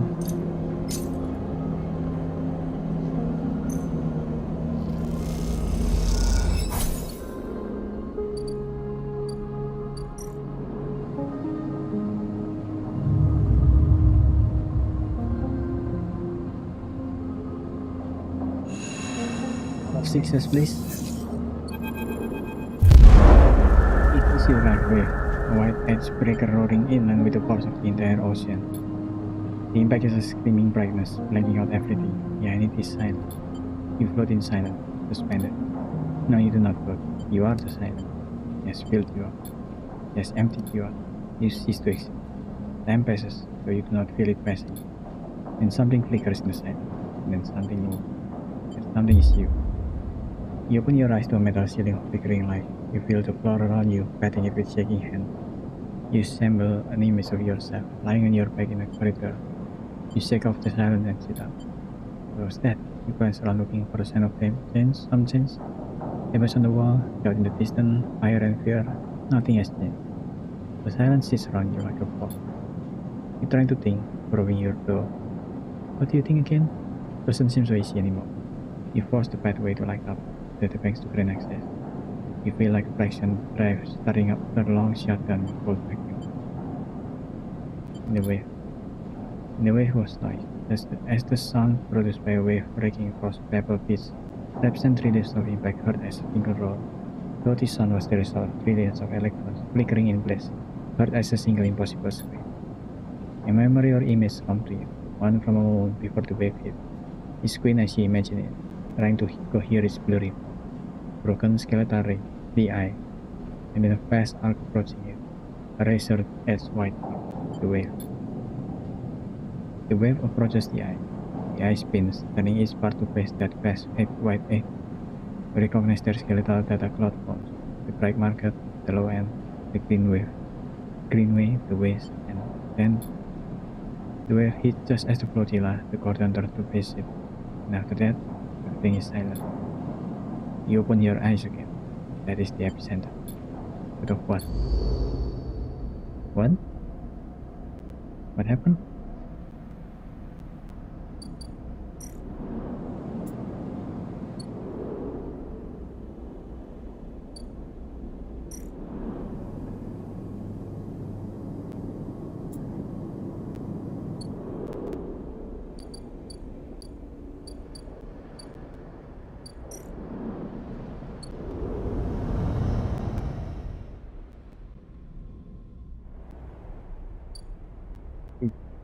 Oh, that's pressure. Even before you reach the cordon, the damage is obvious. The blinking red light, the drone, the tugs, all are gone. Half the cordon's frame has also been shorn away, perhaps through the impact of some failing ship. People push past you in the corridor, both heaven and staff and contractors clearing the cordon. Push forward. You push through the flow of people, and despite of your suspicious look, they offer no resistance. The further you pass into the cordon, the less people you see. You can see a few sections have been closed off, their bulkhead doors sealed and red warning lights punctuating the corridors, but otherwise, most areas seem functional. Suddenly you feel a hand fall on your shoulder. Cabinet security? You should have known better than to wander into this place. Brace yourself as you talk. Clipper, his white eyes greet you as you turn. The cordon, fans around panic. It's gone down. Prayer and eyes are still in there. Do you think she did this? Or perhaps happiness messed up? They start pulling you towards the edge of the cordon. You should find her. What if...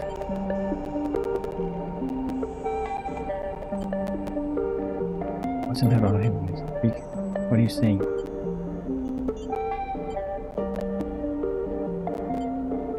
Something hit the station. Big glowing red list. Hit Clipper would all be dead if that was the case, it was to think. Maybe not an object, but a shockwave, and a signal. An EMP would have taken out most of the station, but Vic runs her hand through their hair. I know what you are saying, Sleeper. A pleasant sound? They look away down the corridor for a moment. Look, I have to find Ash. I'm sure you've got something, but we can talk about that later. They set off down the corridor. I can't sit around talking any longer. Find me the flotilla. I'm going to find a way to Ash no matter what. With that, they rush away into the depth of the cauldron, leaving you behind. Seems like you need to follow if you want to get any answers.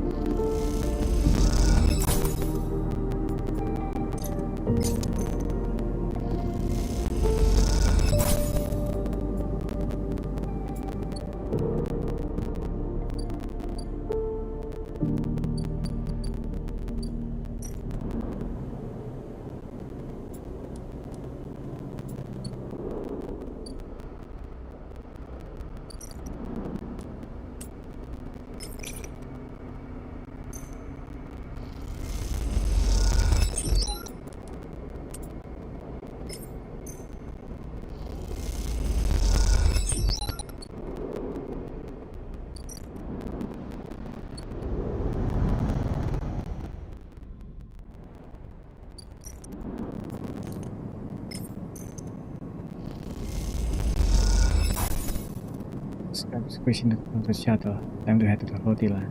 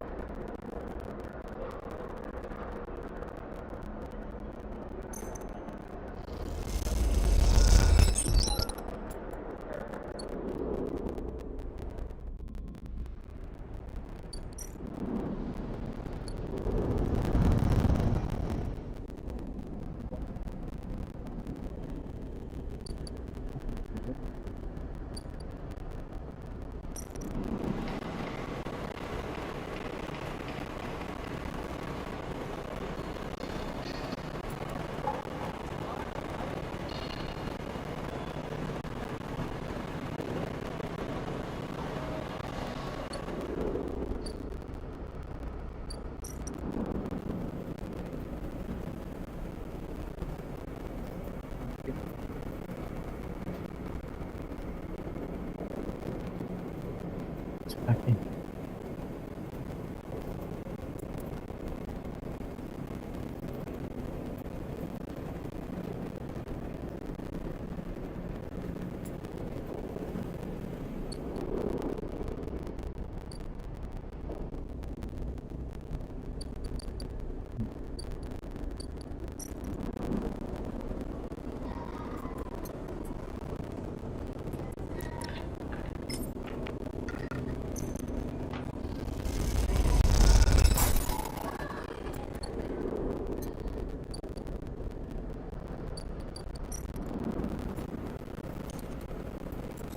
Later.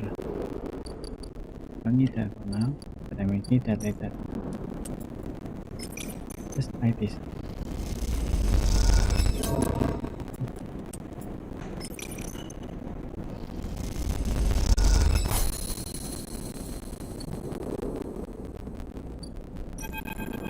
Salah?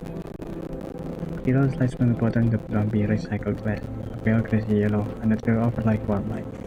The special knot and text green brings it up to your face in both hands like an opening ball. This is the good stuff. The stuff that lasts is in wooden case. Thought is some close off part of the old nation among forest wires and some Philippine system. But sometimes it is hard to tell if Lala is true. Either way you like pouring this stuff. Guess on your fingers, if you rub them together, you can smell the mossy green cut through the anisip mushroom wood as the alcohol evaporates. You like those watery too. The edge hero is kept beneath but open to order only by those who know is there. Like the quiet spacer sitting at the bar right now. What's the spacer? You are far enough away that you cannot really watch them as you close the bottle and tuck it into the bar. You call them as special because they bear the hallmark. Pale, black-suited, bird-bone, and hunts beneath the wake of the station's spin grave.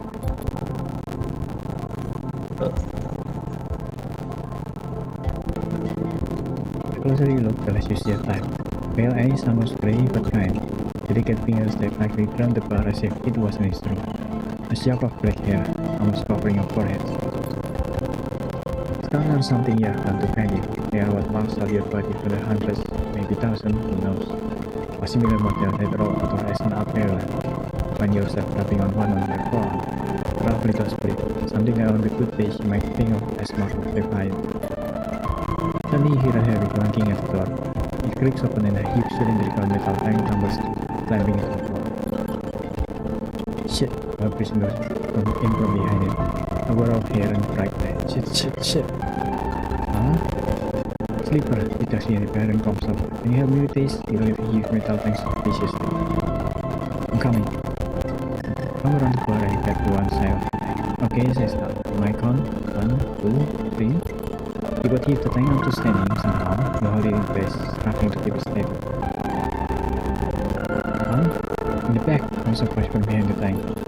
Now you manage to lock it into the back room where you place it in one corner while bringing the rest of the content into the prime space. As you do, you hear a crack. You stand back and look at the expired ration oozing up from under the tank. Oh shit, Tao looks at your collar checkly. I knew you liked those. That's okay. Push the cross ration to one side, that's the end of that. Tao looks exhausted and drops you off. Francis, I swear to. Something up? Yes, he said. He was supposed to be back from Athens up in the Greenway by now, back with our Kirol, still in the tank. Seems like he got lost again, during the hype of Mule. We need that Kirol. There's 4 other bars near here, and the special sure as hell don't come offload for the invaders. He looks through the open door to check if anyone can hear her. He knocks on the holodeck. I'm taking matter in my own hands, he smiled. Welcome, sleeper, to the overlook distillery. You look around the tank back room. What? It picks at some paint flaking from the metal walls. Well, I might need some help though, she shrugged. You operate? You knock on the tank again. It'd be fun. Happy to help. Okay, she grabs you by the shoulder. I'm excited. You turn around and look at it. I reckon we chop this thing in half, one half for fermentation, the other we turn into still. We also need to gather the ingredients. Turn back and looks at you. You look more like a chopper than a gatherer, she smiled. How about you build the still and talk while I work on the rest? Wait, sleeper, I have an idea. I was cleaning now and it's just making you nervous. To make up for the ration, how about we put a kitchen here too? Will it fit? To make it work, she turns back to the tank. This is going to be great, she said to herself. You look at the tented tank and the bedroom. Place she has a vision. Now landed you out the back room and close the door. As you go back to the bar, you hear the banging and thumping begin. The spacer finishes up their drink and nods in your direction as they leave. Can't quite tell if it's a gesture of sympathy or concern. So much for a fight, Dave.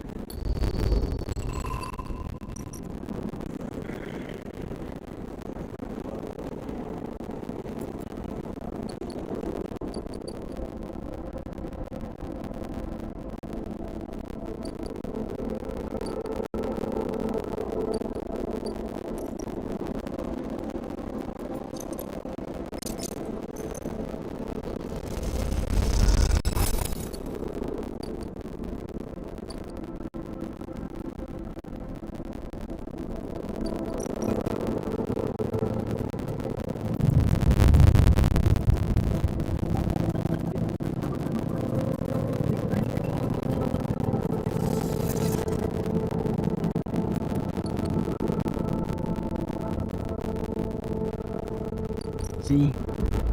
Nice.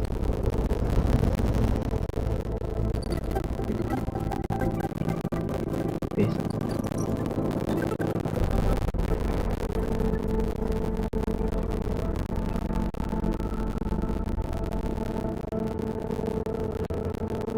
The interface might get me more money, so let's do interface.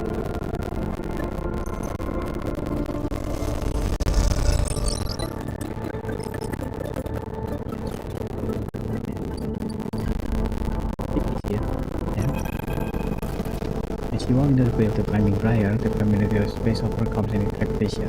Feels good to be back, and the return feels earned. Especially after a walk to figure out a road through the Fall Quest temple to see that leads you to the Stew Street. You see Ace and Vic immediately, sitting at the back of the way, keeping a conversation. Their closeness causes you to stop, suddenly aware that you might be interrupting something private. Vic is explaining something forcefully as he stares out into middle distance and so forth. He suddenly spots you. Sleeper is not. Didn't quite turn out like he hoped, right? Big stop and glance between the two of you, the tension rising.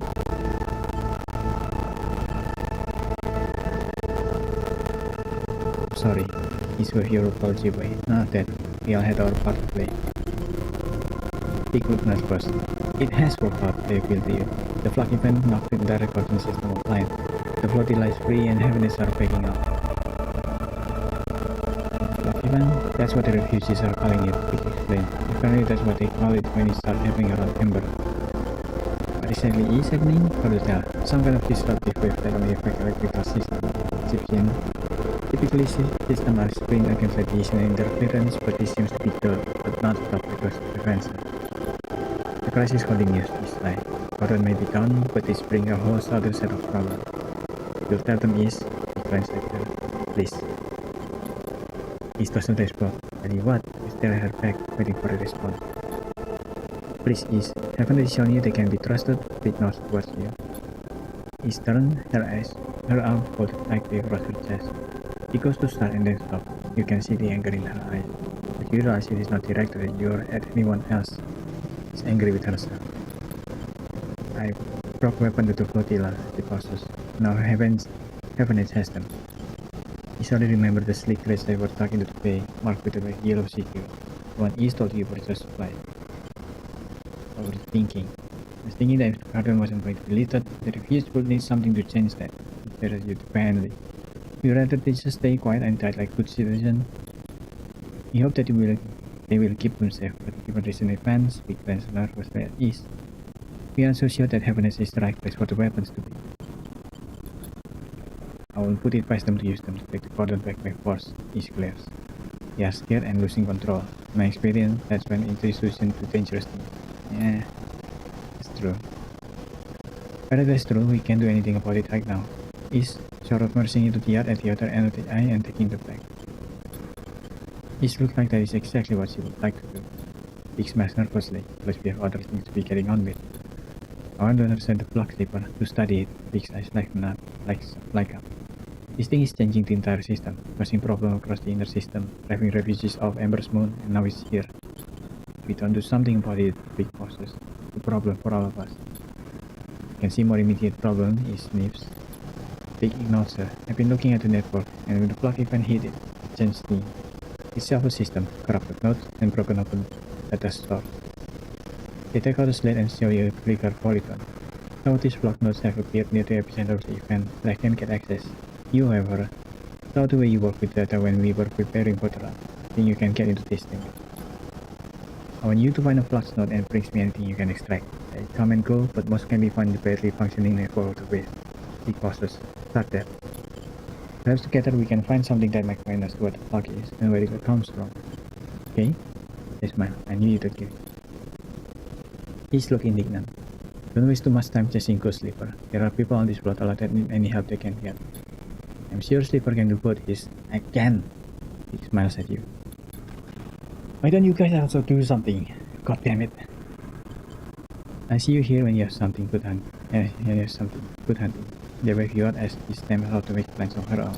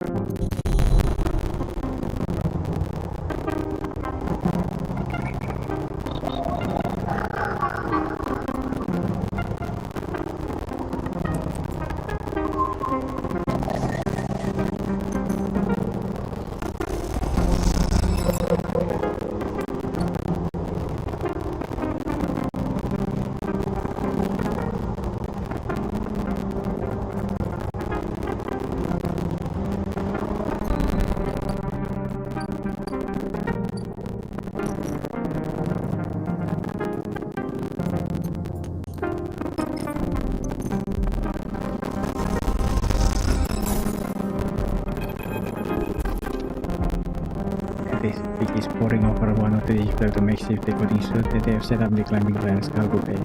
On the screen, a clump of data pathways, like an ingrown root ball, has started to untangle.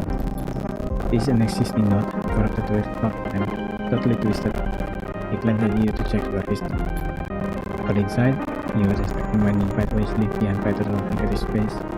My shadows staying behind despite their caster lead. So all other data set. Big eyes and break the pale streamline. The plucky fan somehow sits this data deep into the gaps in the map, wrapping them around it.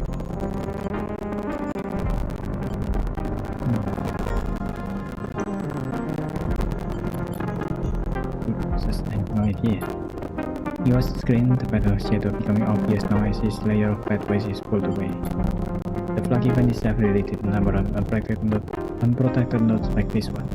Most of the AI system are screened against radiation and interference, but this exposed node, big man's reaping motion with their hand, or no one. Big point to the big tangle of threads on the screen. Look here, it looks like it's been tangled purposely, but it's actually that's all. The point within the node have been randomly rearranged. The node was a pack of ball bearings and a flux shook them. The pathways try to account for the rearrangement once the system came back on, hence the tangle. Big pauses as the node continues to unwind. Though big uses, it was less like shaking a pack of ball bearings, and more like making them all simultaneously occupy a superposition of every possible position back before locking them back in a new configuration. This is my CP. That's a technicality. Any of that help us? For now, not especially. They explain the damage plug to the system, but the method is an exotic one. Dick runs a hand through the hair. What you need to know is what is causing it. Where is it coming from? Dick turns away from the screen, meeting your eye, and there's something else they pause. Have you spoken with the refugees? Not yet.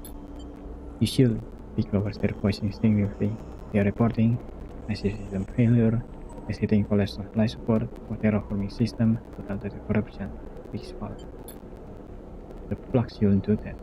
It can fundamentally rearrange the structure of system, especially those purely shielded, but totally collapsing heavy-duty industrial system, failsafe and all, that doesn't make sense. Those kind of systems are built for deep space, for solar flash and radiation. The plug might penetrate them, but any reconfiguration should have been repairable. Jake looks back at the screen, where the decoding node lies almost fully open. A shadow pattern of the negative space that existed within scrambled interior darkness the screen, like a set of bruises showing the pattern of the object that made them. I need to look into something. I have an idea what might be causing this wave, triggering the plug, but I need time to research it. Can I help? It shakes their hand. I'm sorry, Sleeper, but I want to keep this to myself for now. You need something to do, the flotilla could surely do with help. From what I heard from S, things are tense there. I'll look into it. Good. Big sound is back. Give me some time, Sleeper. Big turns back their console.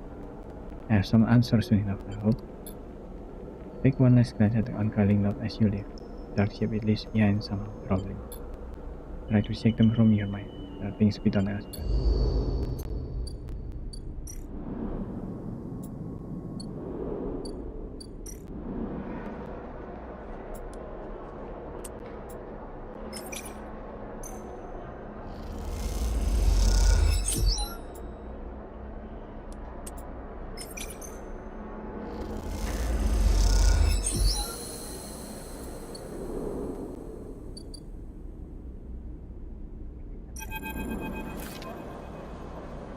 Yes, you'll be thanking him.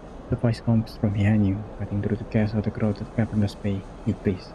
Don't be afraid now, I've been hunting you, sure, but for our best reason. You don't see. Bright eyes set in a rough face, framing rusted metal.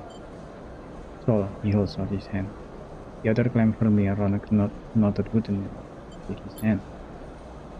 He grips you firmly with a heavy and callous hand. Forgive me, as soon as I saw you, I knew we were. I'll put a hand on your shoulder. I've been told a Sleeper was part of the crew that organized the supply run at time approach several cycles ago, he paused. A brave plan. No one was more sorry than me to see it thwarted.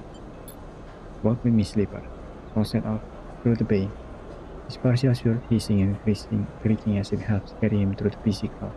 You notice people making way for you and so, standing back and letting you pass. As you pass down corridors, you see people everywhere, resting against walls, squatting or crates. Cooking, sleeping, watching you pass. The atmosphere is overwhelming. Food's been scarce this past cycle, Sol admits. We do what we can with the store and what we can grow on the ship, but it's a downward slope.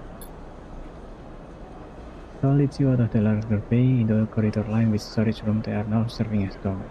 You see someone filling a metal container from a standby, the water eventually dripping out. Sol nods to the person as he passes, but they don't look up. Their eyes are sunken, dark. Just a little further now, Sol leads in the freight elevator, and whistle to some unseen operator to start it up. The elevator jerks into life. If Heaveness were expecting an exodus from the flotilla, the flock event has to put a stop to that. No straight. Some has crossed the eye, but manages to gather salvage or a hot meal. Though the pressure on our supply is starting to shrink cycle by cycle, but not like that. With the flock reaching all the way out here, people are starting to understand that our journey might not be over. So stares grimly ahead. As Sol talks, and as you pass through the layer of the ship, you see people on every level. Supplies climb into every available space. The ship itself looks like it is bending under strain. Its hull creaking. Its wall panels pulled away frostbite, leaving the raw planks behind. Suddenly, the freight elevator screeches to a halt, and Sol lets you flow into a wide room of chairs and terminals. Ringed by a mezzanine and with a glass roof above showing distant path, in the far curve of the area. People at the terminals not really understand. Simon? Quite short, huh? Oh no. I don't mind. I prefer to settle in my talks. While looking at the pilgrim ship and also Sol on it means I rarely get a chance to. Sol looks around the bridge of the ship, a pain expression on his face. I admit that the responsibility isn't what I should do, but we rarely get to do such events back home. But you, Sleeper, from what I understand, you just try to help us here. Is that right? I did my best though, almost silently. I have to ask you, Sleeper, why are you here now? Sol leans back and you feel his eyes on you, assessing you. You want to help? Almost. I've got to be honest with you, Sleeper, I'm not quite buying it. I'm not trying to make judgment on your character, but in my experience, people do things for more reason than just being helpful. Thousands of people here on the pilgrim ship, and there's thousands more out in the flotilla, finished the general. A lot of them are looking to me to provide some future for them, from bad out of this dead and hurt in them. This cycle, this very cycle, thing we've been running away from, just caught up with us. So these people are scared of it, and they are looking to me for yourself. And then on the same cycle, someone tells me they see you on board, a sleeper. Same sleeper that wanted to so strongly to send ship past the problem to sea. So scratches at his feet. So the first thing I wanted to do was thank you for your interest in the process. The second thing I wanted to do was find out what you want from us. Those with pieces and bricks. Think that's fair, don't you? Thought it would be bad. What is it?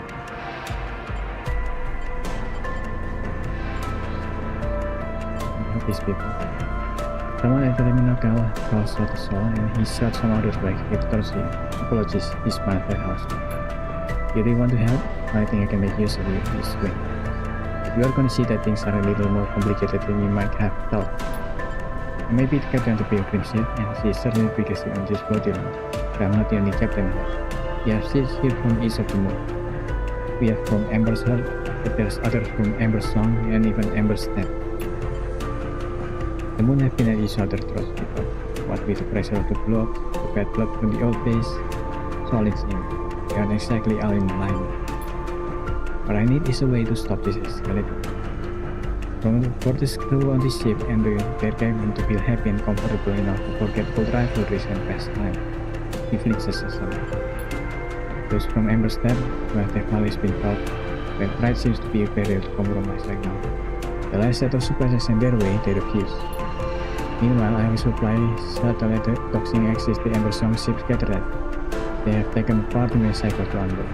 If we are heading that way, you can look in on them. I'm a politician, Sleeper. Python, Sol stop, he leans back and flex. His suit's screeching, he grows a little, and you see the weight of the flotilla sitting on his shoulder. The suit's the only thing keeping him vertical in all that pressure.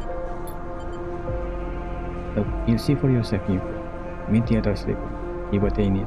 Keep them alive. He speaks through the pain, his voice clear. I understand. I hope. Don't resist it. You are what you appear to be, Sleeper. His half smile despite the pain. because I'm not sure I can take any more bad news. Plus there's plenty of people here in the Pilgrim City. You have a moment to pitch in, there's never enough around here. That's something I've learned the hard way. So settle into this game, the pain visibly receding. Alright, I have 1,000 things to attend now, Sleeper. So you have to find your own way out. With that, so sit at this terminal with slow and careful movement. You head back down in the freight elevator, and as you do, you see again the layers and layers of chaotic life in this vessel and now the vessel of the flotilla.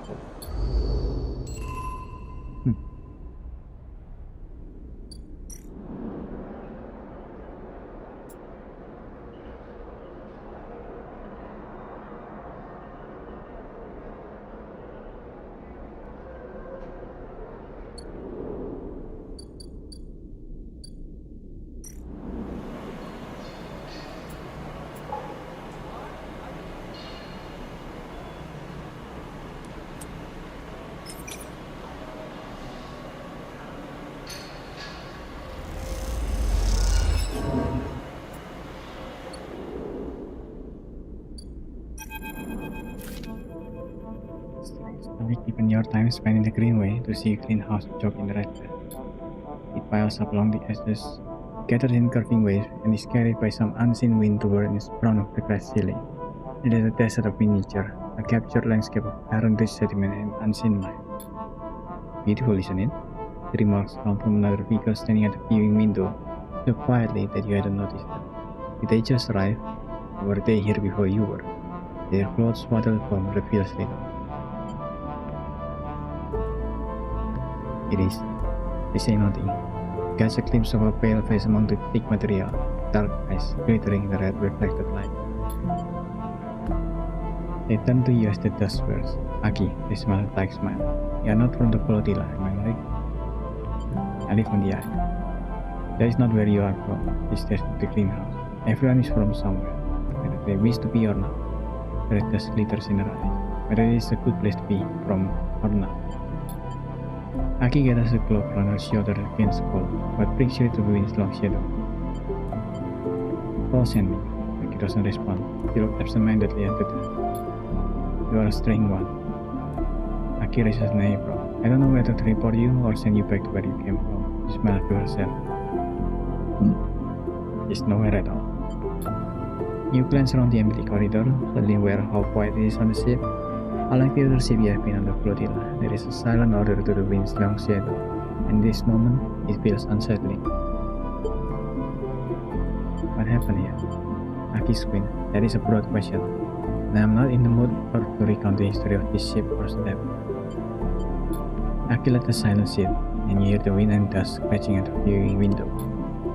You hear a creak as the set of shutters slowly begin to close across the glass ceiling of the greenhouse. As you watch, you feel the distance this place has with that world. There's nothing green here. Dust house, perhaps.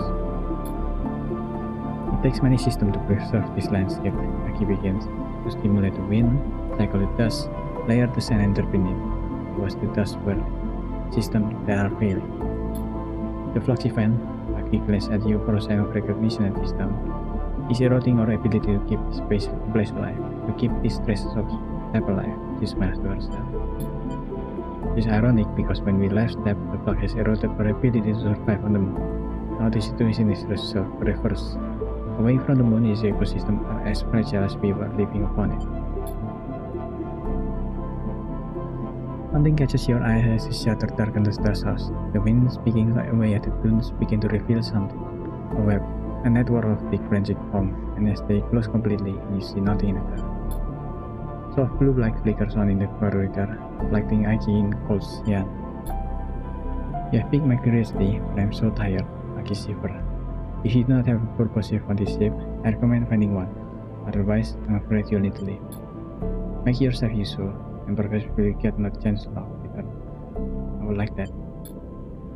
With that, Aki pads away along the corridor. You stand for a moment in front of the dark glass house, trying to imagine the network of fruits under sand and dust. Then trying to imagine the moon that once housed them.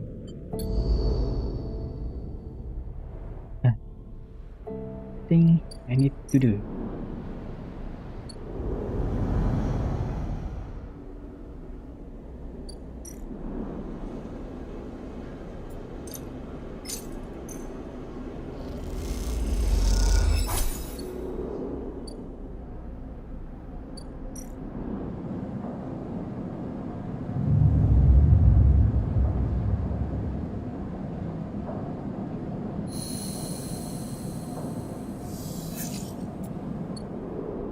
Not bad.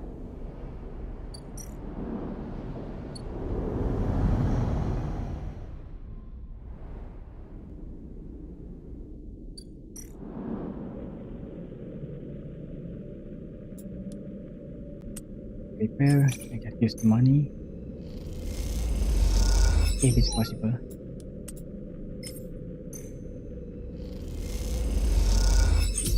It's not. Oh, no, 5-0, not bad.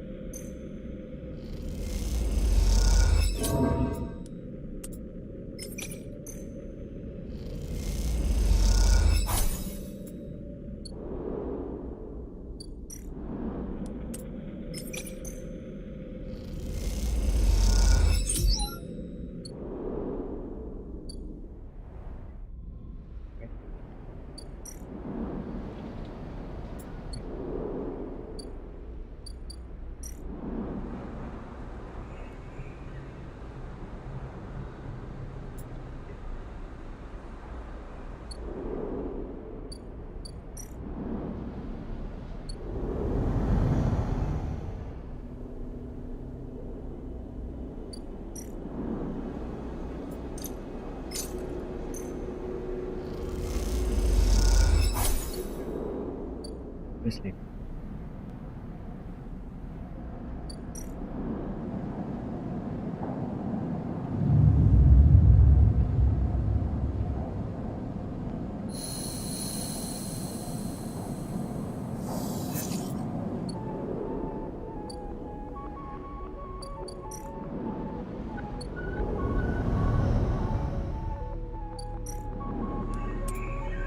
Yes, let's do this here.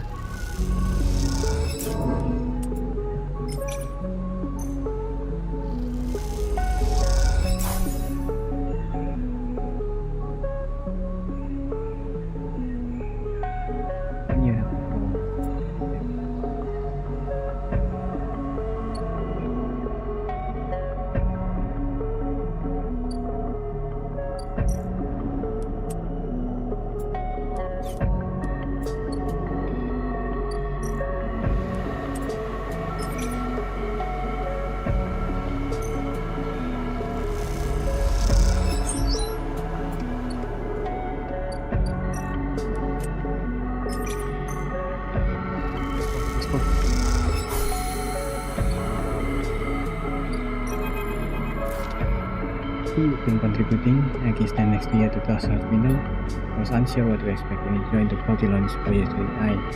After the journey across the system, then the quarantine, and then the clock reaching all the way out here to discover herself. Thank you, he goes later. The other ship have only been interested in sending supplies.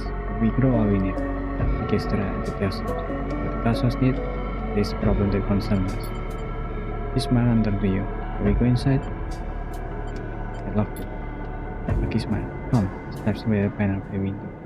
Seems only fair that after your help with the support system, you get to see what it is that you are maintaining. Aki leads you to an opening beside the window. You pass through a dark changing room. You notice Aki is lighting on an oxygen mask and a visor. She looks at the swirling dust inside. Inside is just like Amber Stack, in atmosphere, dust on, nothing that will bother you. He passes you once. The dust isn't exactly pleasant to inhale. However, don't take this. You hold it to your face. It leads you through a short decontamination tunnel with its fishing planes of purifying light, and then through into the dust. Immediately, the wind and the heat hits you. You feel the rough waves of dust scattering across your face, and peer through the amber smoke. Your feet slide on shifting piles of sand. Welcome to Step, or an emulation of it at least. A key voice on distant, echoing. The terraforming process only managed to provide limited atmosphere on the moon, one which is slowly escaping. Been like that since I was born, but I got used to the idea. You catch her bright eyes through the amber dust, but did everything else that lives there. There's something hard beneath your feet, beneath the sand, like a coil of rope. What is under the sand? It is step silk. It's one of the plants we established on Step. She kicks away some red sand. Like any past pipe, it can be read and woven into clothes. I'm wearing some made from it myself. Such a good design, her character. It's one of many species adapted to steps since the Solheim collapse, which is why it must be preserved. It stares out into the swirling dust. It is as much a refuge as we are, and the dust house holds hundreds of other species. You look at the pale unassuming root, threaded thickly through the sand. Aki watches you silently. Had enough? It will be easier to speak outside. Aki leads you back out through the decontamination tunnel, which blasts the dust from both of you with a burst of metallic blasting air and into the changing room. Aki hangs out both the mess, patiently awaiting your question. I bring plants with you. There are more than just plants. This is our way of life. Aki looks exhausted. Step still cannot survive neither condition, neither can the others, and Step is safe. Aki pauses, pulling her shawl around her. She looks small and pale inside this layer. Step was already a tomb world, she sniffs. When Solheim gave the terraforming contract to Sebel, they believed they could build an atmosphere, but the moon's erratic orbit made it impossible to maintain. By the time of the Solheim collapse, the atmosphere was already fading, and Sebel's attention was on Ember's heart. After the collapse, Sebel fell too. His researchers scattered across the moon, and any central organization lost. Since then, my parents' generation worked tirelessly to survive, to adapt what we had to the failing moon. The Steppe seal, the other adapted species, are the life's work of the Steppe's colonies. So when the flood started to collapse our computer system, corrode and destroy our life support, our water supply, our agriculture, we had to leave. Aki sits heavily on a nearby bench. Soon the only traces of Steppe will be on this ship. Aki begins to cry quietly. You are unsure what to do. Sit beside her. You sit on the bench beside her as she sobs. You understand why this ship, why the refugees from Steppe are so different. Their world was already dying when the flux arrived. Ember Steppe is a terraformed moon, partial atmosphere, established colonies, agriculture, and yet when the flood event started, its people had to leave. You think of the eye and the delicate web of decaying system it rests upon. What hopes does a ruined station have against a wave that corrupts, corrodes, and collapses? Aki interrupts your talk, rubbing her eyes. Not everyone left. There wasn't room to take all the people and to build the dust houses. My parents, their friends, and many others stayed, she sniffed. We carried the step for them. Perhaps there is hope. We learn how to talk of hope on a dying world. There is meaning for them, and any future they can build with the time they have.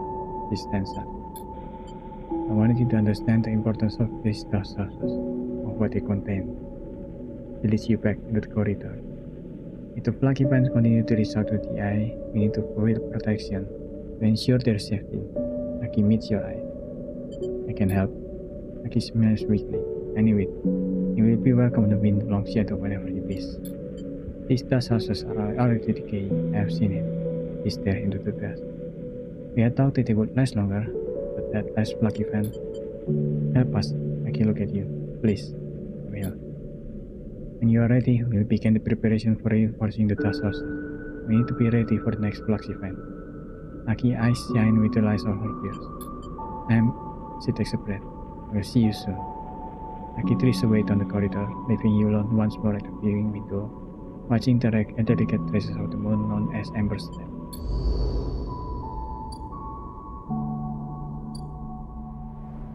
Let's focus on that. We can.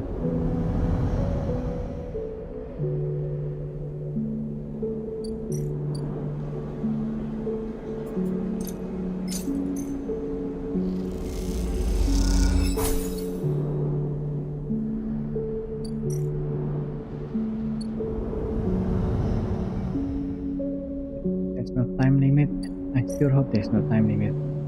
I need more money. I need more items. I need a lot of things.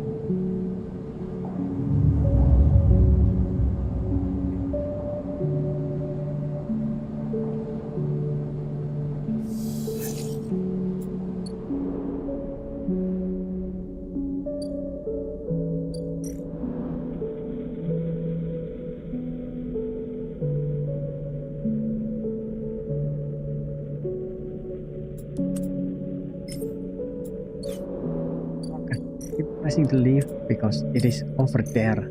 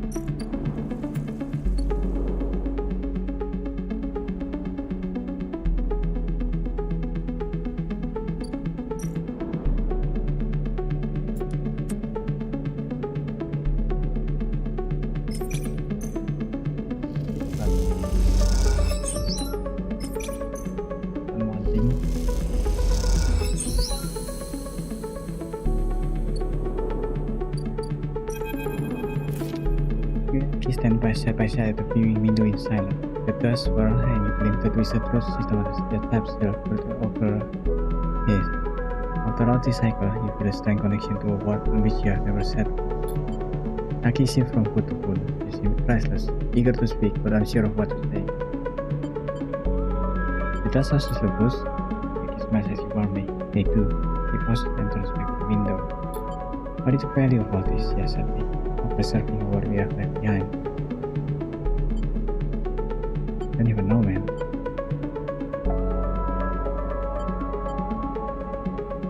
History? Aki is silent for a moment, but history is dead. It is a dead thing. This plant, this ecosystem, they still live. They are no more history than you or I. He pauses. As long as we keep living, we are more than just history. Aki paced away, lost in thought. I'm grateful to you for helping protect the dust houses, for ensuring that light energy is delayed, even aborted.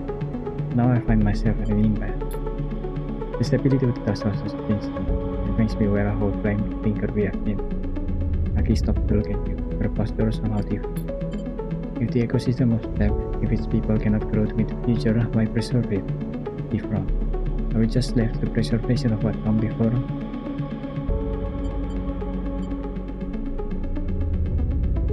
You can change. Aki comes close, holds your hand in her. You must change. You must change to live, she smiled. I've seen that in you. The step, these people, this ship, should serve more than heritage and history. They should serve the future, she takes a breath. There are those in the flotilla that need clothes, that need food, that can benefit from the gift of the step ecosystem. I want you to invite them. Will you do that for me? Of course. I know that Saul sent you, he smiled. You can tell him, Aki, gather the wind long shadow, invites all the people like flotilla to come. Will. He nodded. Aki stepped away. You know about the flux now, what its purpose, its origin, its used to protect your home as we could. I'm afraid I don't have much to tell you. It is an exotic wave of soul, an energy that passes through matter. It gives the very charge of particle which run through our electrical system.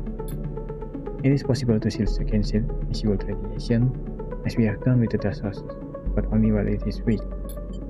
The flux even here was much like the first one we felt on Ember Step, localized, destructive but bearable. But in time, train grew. I don't know if it will be the same here, but pause. It's coming from the center of the system, from the close orbit of Helion star H1. That is all we could uncover. He's silent for a moment, unsure of what to add. I'm sorry I can't offer more, but you are always welcome in this ship. Smile. Now I will see you when the others come. This way just put your hand. I hope this ship, this dust houses, can be more than a museum. I hope they can be a home. With this she turns and leaves, and you feel that word, home, resonating within you like a struck bell.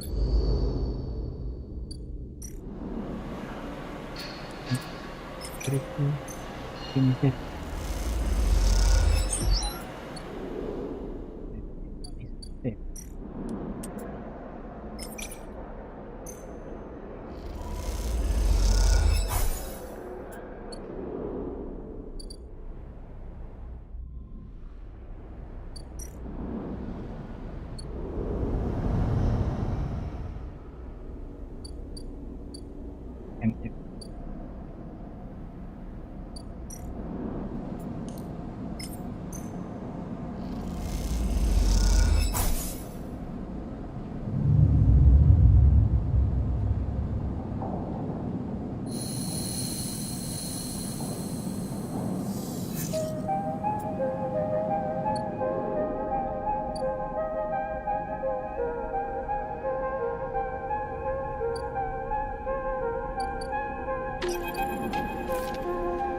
She's preparing the keyhole cap. Yes, had to have carefully adapted recipe these days, but it smells already incredible.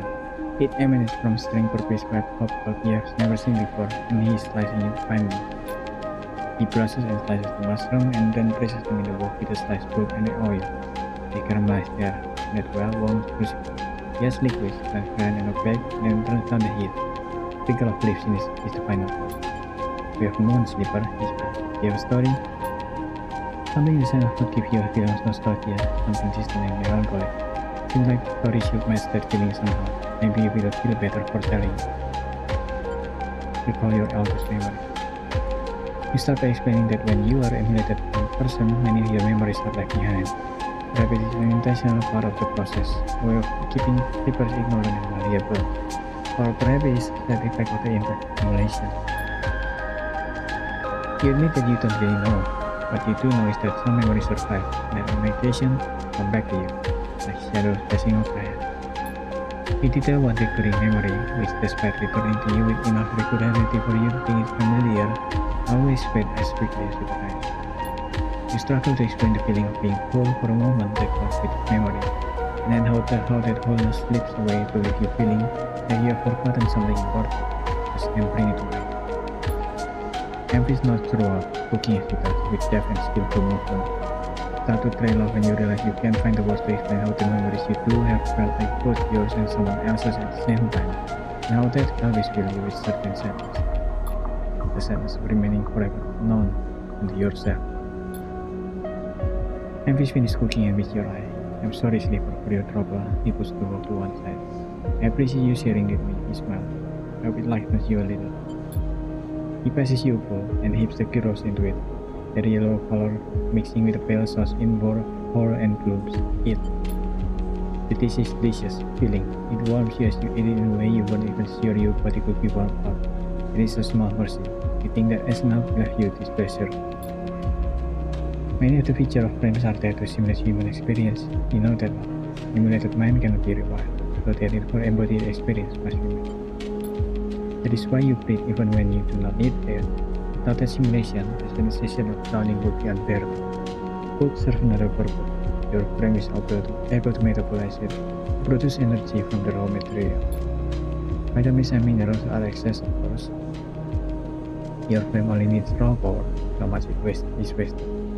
And yet, while you eat this food and feel that wow, nothing feels wasted. It all means something to you. As you finish, MP takes the bowl, as if he's cleaning. He smiles at you and neither of you feel the need to say anything. Instead, you simply exchange notes, walk your separate ways back into black market. Somehow,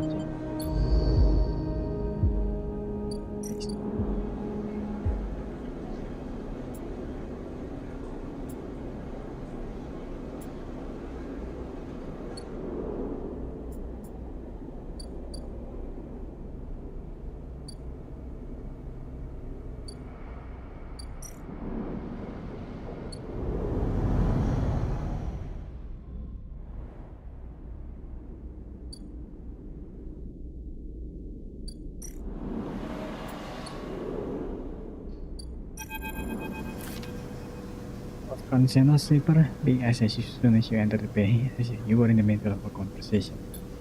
There are heavy circles under their eye, and you aren't sure if they've moved since you last visited. The console they are working at seems to have grown to between their like luminous well of screens and wires. Can you mean for transit?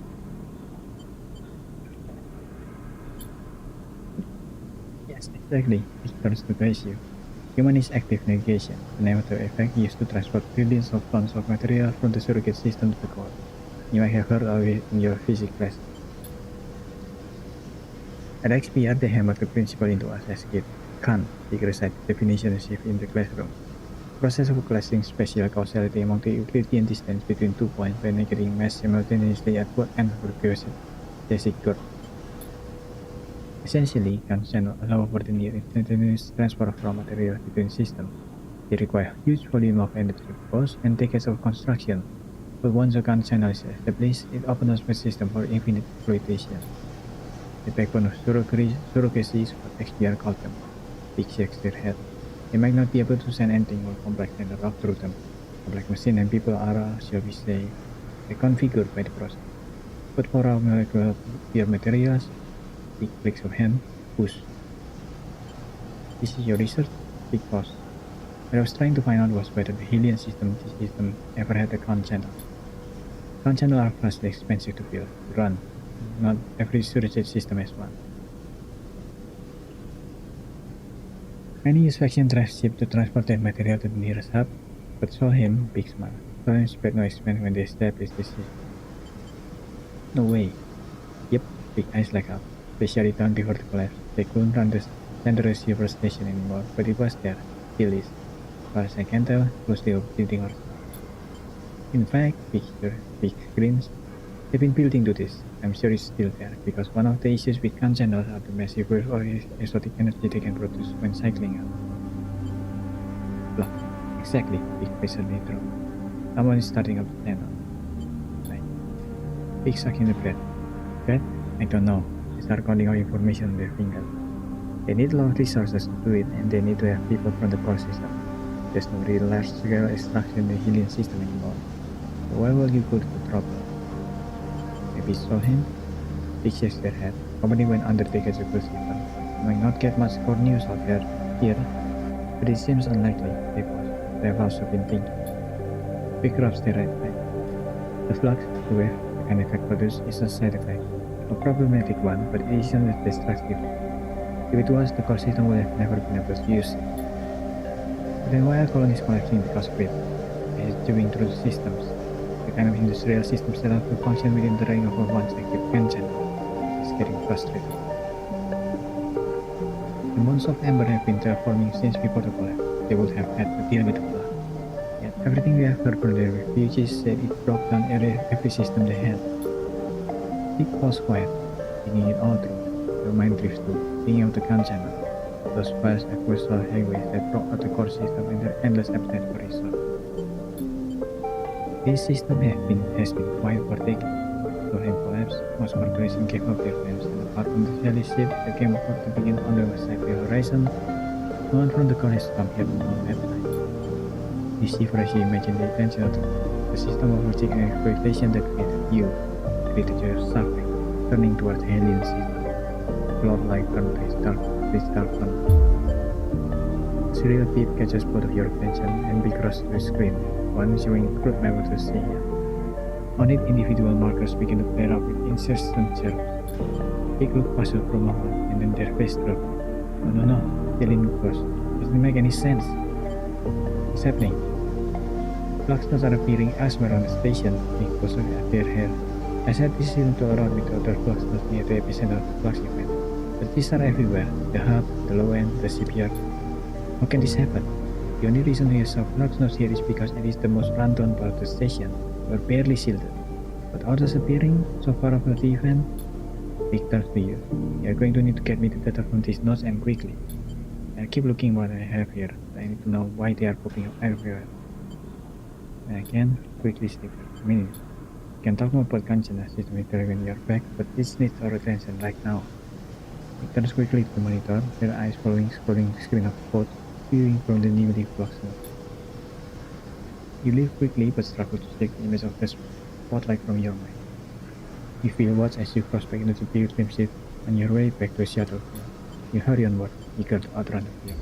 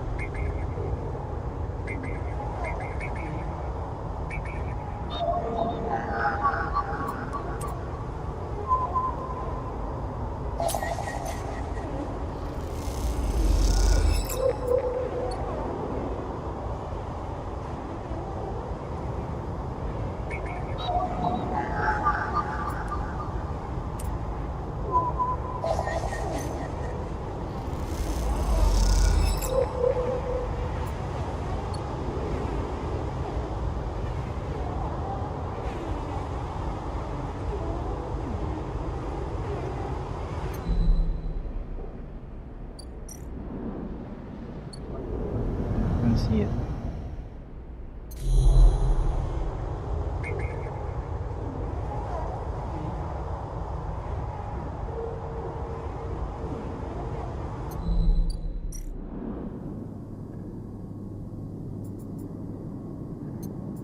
I see too. Low end, hub, and shipyard.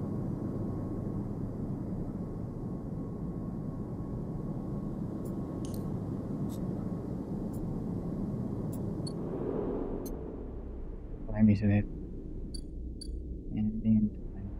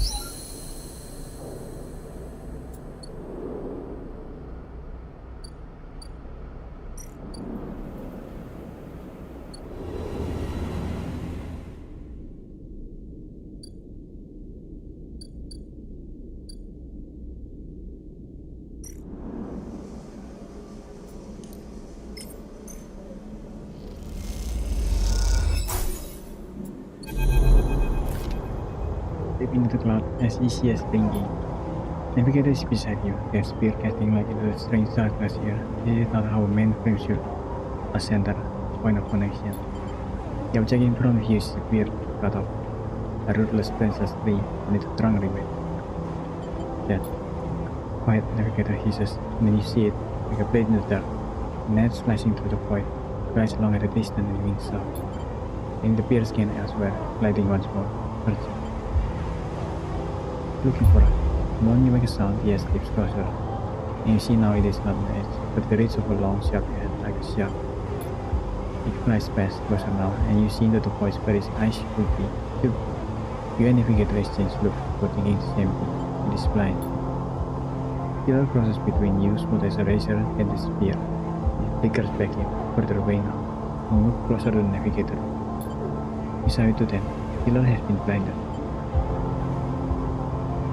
Now, unclear. This protocol has been running for decades, well past its operational limit. Navigator stands dull as they drop their voice to whisper, make you understand this over the protocol.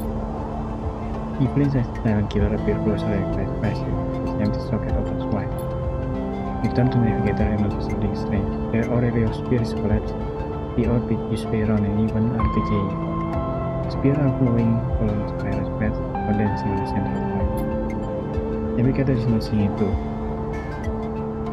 They could to shift their position to penetrate the spear, but they cannot. Whatever is drawing the aurelia together is holding them in place. They look at you sadly, desperate, frantic. Get out! You go to speak, but Killer appears begins to you, gliding through the grass. Navigator sprays, and you see them climb in the empty socket. You realize now, if Navigator can walk, then it is only a matter of time before one of Killer's fists bring them directly to Navigator, and time is not a problem for a protocol that has been running for decades. You look desperately across for a solution, for a way to extract Navigator from the mainframe, and you see it. 3 branches, the last 3, thin and thinly, giving the mainframe a thin tide of power and touch. Break this, and the mainframe collapses once and for all, severing the connection and settling the hardware. Whatever it takes, they must be put. They are encased in something. A glassy layer of protection, of course. Fuck you. You need to unlock access before snapping them from the mainframe for good. You look at navigator, trying to reassure them without speaking. Then you blink back to reality. Their expression of fear and every image that slowly fades. You must act quick.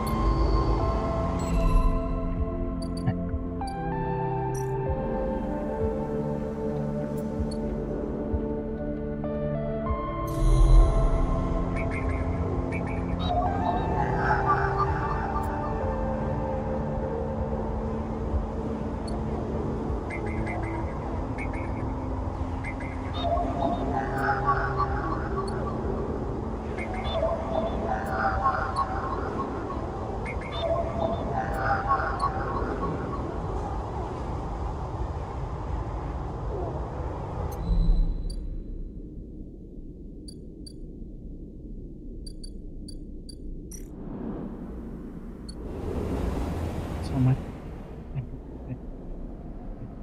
This game. Why is there so much to do? Why is there so much to do?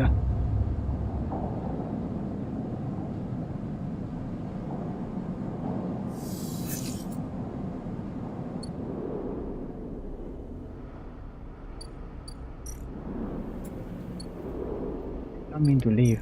I mean to go up.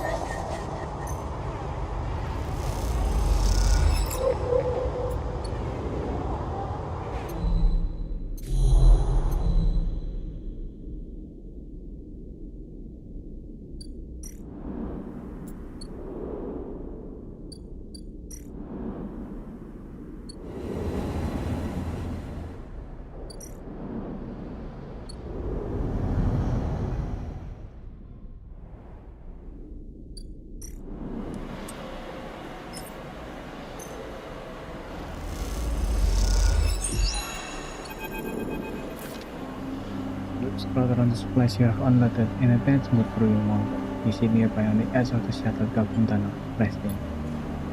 Further away, crews from Emerson continue their life as usual, coming and going, chatting, discussing. There is quite efficiency to that. There's always a common space for the small ship from Emerson and flotilla. Unlike Heart of Step, there is no one kept a ship for this moon's refuge. There's a mass of individuals traveling in concert. Without her, we didn't want their spread. A cheering voice from out of a small crowd nearby. You turn to see gown pale men wearing the industrial work areas and many of the small refugees wearing. You hear me? It's quite hard to help. He smirked. A whole noble view coming out here to help us sing us. There's rumble finger around the crowd. You agree to join the flotilla for joint protection. You not agree to Ember's card using flotilla to secure the control of the moon. You realize Peter is addressing the crowd, but he is addressing you. With the cordon down, our crews are more than able to acquire what is needed in the eye. What is all as restitution for keeping us restrained. He bites one of the courage you unloaded. What we need, we will take.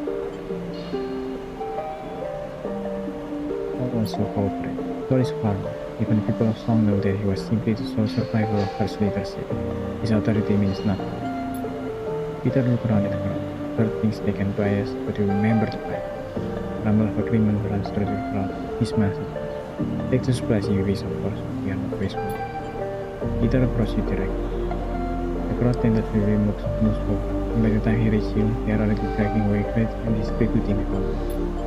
I'm not one for shooting the messengers, as Peter as he approaches, but we cannot concede to hurt you, not for a moment. I understand. You can see that Peter sits beside you in the talking tunnel.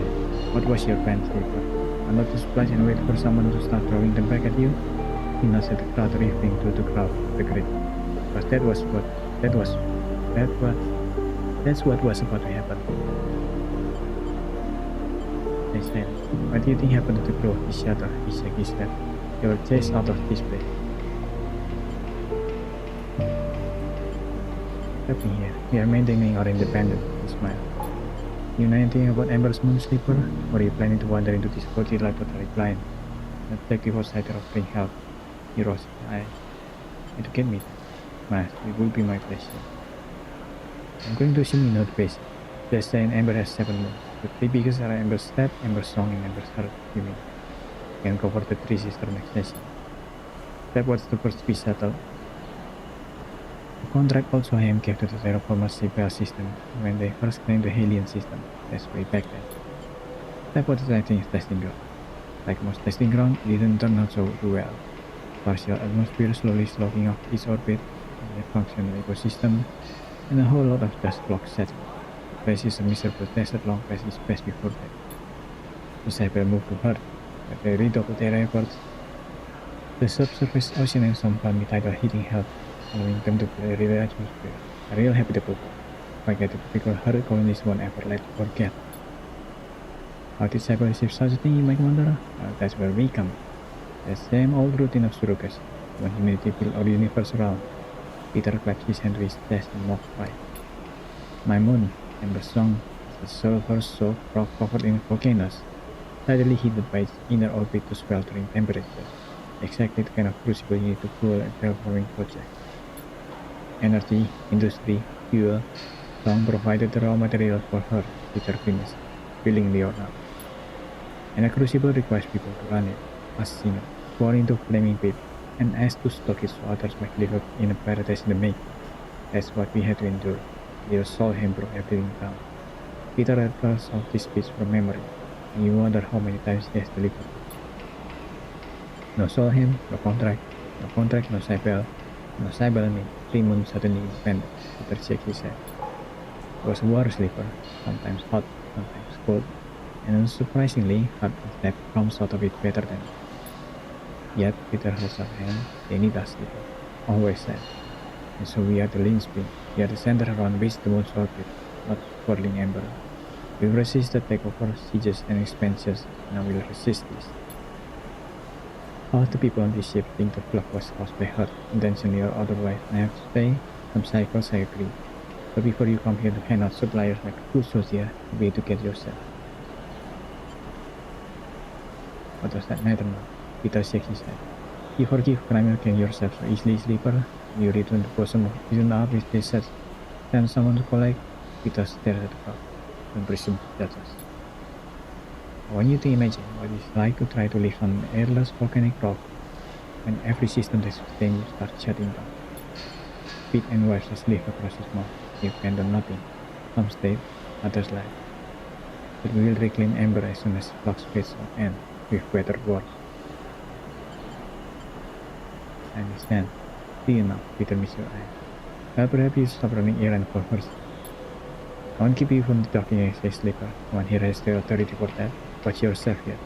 Try to remember that the is just not the long list of people who have tried to control it. Peter said, look, we have many needs. Chief quantities toxins for repair, for requisition, for friendship. You can provide this as well as anything else. You want to help in your own name, Sleeper, not in that of her. Peter shakes his head. Carry the name here, you will lose all trust. Yes, we are. Act in your own name alone. Peter put hand on your shoulder and said, I wouldn't just waste my time here, Sleeper. And with that, he walked away. Back to the shrinking crowd as distributing threshold of supplies among the crew's present. He was them past the food and water between them, no sign of conflict within the crew, just a careful distribution of resources. Peter chatted with a few crews, his often casting looks in your direction, once let me feel little about the singers and friends. You stand, it seems the tension of the bloody runs much deeper than you expect. This one please.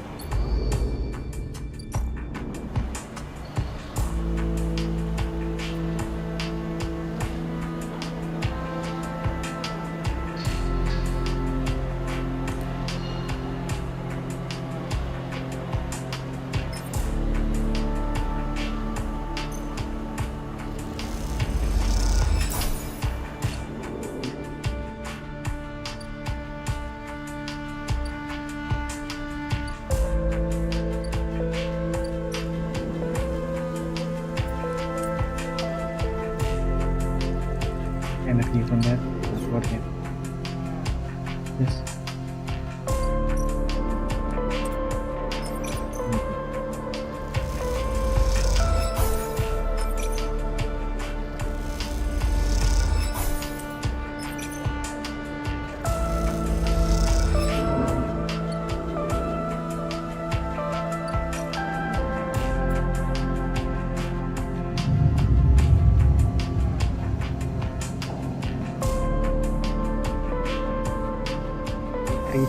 Three. Yeah.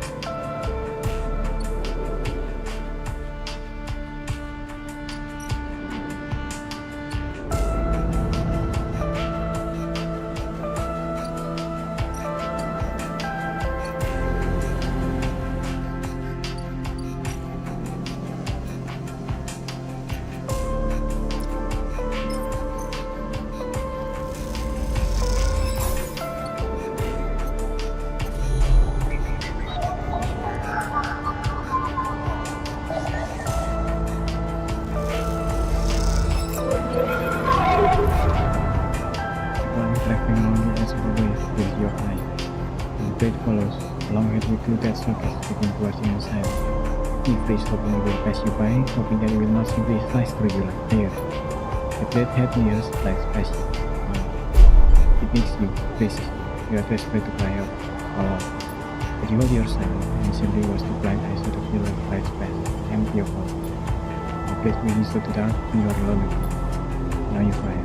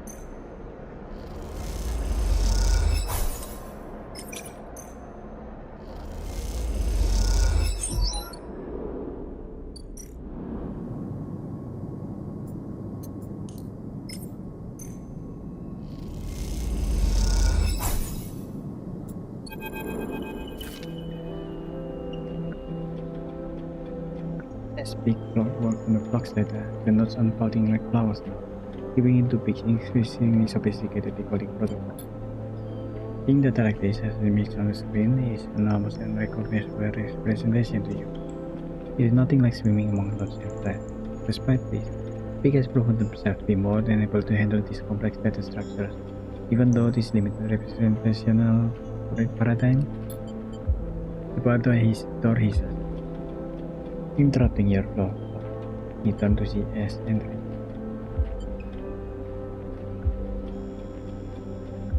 Hey, you up and miss your eye, but doesn't respond. S talking to Faye, heads down. She looks tired, not in the mood. With the weapon hand, Big S without turning from their screen. Slow, unsuccessful, tedious. He slams the back down on the crate and hops up to sit on it. You still unpicking balls of yarn? With the sleeper's help, Big smiles. They brought me some good stuff to cycle. Maybe they could help you with the weapon you were smuggling. Why don't you help me, you fucker? He clears that as a doesn't participate. I appreciate Big's thought. Stay silent. Because I was sandwich, I leaned towards the screen. Oh my god. What? They hid it in the wave. It is whispering to themselves. It's alive. They lean back in their step. He's crossed over to look at the screen. Alive? Well, it's growing, it's processing. It's quietly working away the dark blue. Cross over to the screen and stand beside S. It's in it. You can see that Pig has all 4 nodes decoded. The pattern of shadow from inside them sit on the screen like dark stain. Then you notice it. Movement. The thin threads cross from one screen to another. As you watch, you notice that the movement only ever happens in your peripheral vision, as if this thing, the shadow, knows it is being watched. This is how the other flux does not here. He grabs their eye. They weren't fluxed by the wave, they were corrupted after the fact. This thing, the shadow that entered in the wake of the wave, it corrupted them, but it made the corruption look like the result of the flux. The sleight of hand. He runs a hand through their hair. The flux is so massive, so complex that it opens up the system to be like. As it reconfigures our exposed system, the shadow is broadcast in and blended inside. Away from the gun channel, it is a brute force field, feeding every system in helium once it is vulnerable.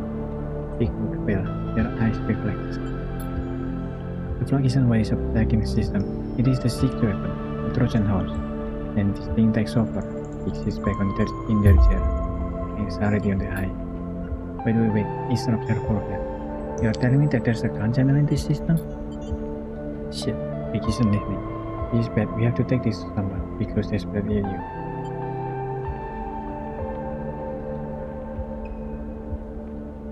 Ellen, that voice is disgusting. Evidence haven't exactly made good decisions lately. The other station administrator is Big is desperate. They need to know. The argument raised between them, and as you watch them shouting, you feel sick. After a while, they stop, running out of things to say. And then suddenly there's a silence. I need more time, Big says quietly. I need to get a solution. I need to build a case, collect evidence. You mess this up? They look down in their hands. Big goes to speak and then thinks better of it. Another word, sleeper. Big miss your eye. Tell anyone until they are ready. They sigh. The tension among the refused soul won't be ready to hear this. And Helen and Heaviness are still mired in some kind of crisis. Without Heaviness, they are likely to react badly. If we tell so, I doubt he'll take it well either. You can count this series in the flotilla if you can choose. You are too twisted up in this beat. Yes, says quietly. It's not our place. We don't owe. Stop. Stop in this jail. Stop. You leave them like that, exhausted and troubled, and head back out in the pilgrim seat. Close your eyes, you think of those shadows. Movement at the edge of your vision. Something dark growing the station like a parasite. You feel sick. Your vision blue. What comes next? You stop in the corridor and take a breath, being a hand on a rumbling metal wall. So now the eye keeps spinning. For now.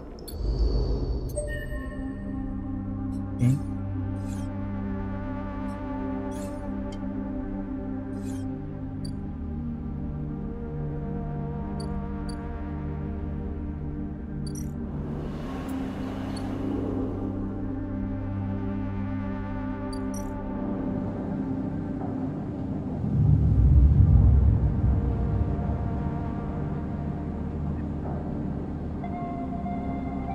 More money.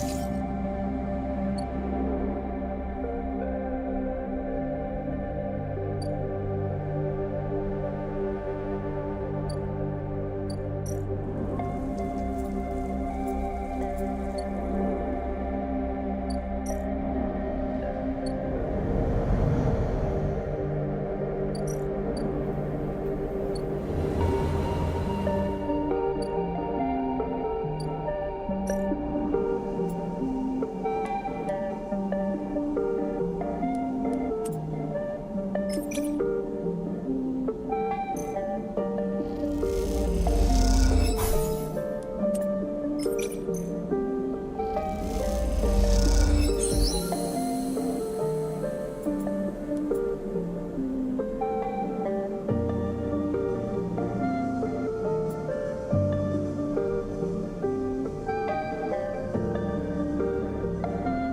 catch the killer. But then, maybe she have done that. But, well, as you blink the cloud, you see less flickers of light from the main plane. This fast machine once at the whole station, when enough directed and processed to flow energy water in that man. Quite the life of thousands of people, now it is finally dead. Navigator is beside you and you both watch as the branches flash and twist like fog lightning into the resident wave.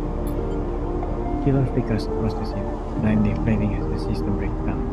They trash as they blink in and out all around, parts of them disappearing with each return, and they only fade like as you wait. Then that twist broke. The rock was dark.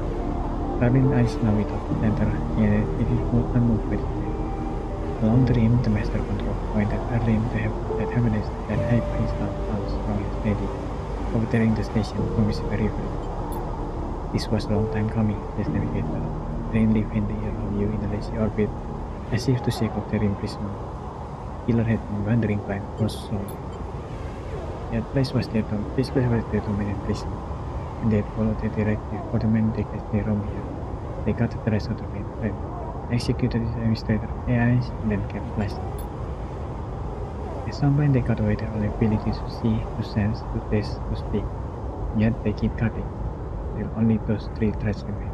Millions that once drum here, only their blindness and chance kept them from making those final three fatal cuts.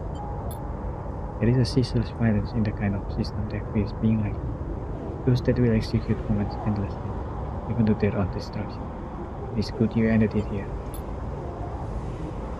You was at the point of the station spin around you, blending with the big star. There is something satisfying about finally wrenching the last thread of control from this central point. It was little more than a ghost by the time you reach it, but this place deserves to be haunted by better ideas than balancing system control. Navigator floats beside you. It is free now. This station no longer represents a hazard for illegal entities like me. They turn to you, their face a cloud of shimmering light.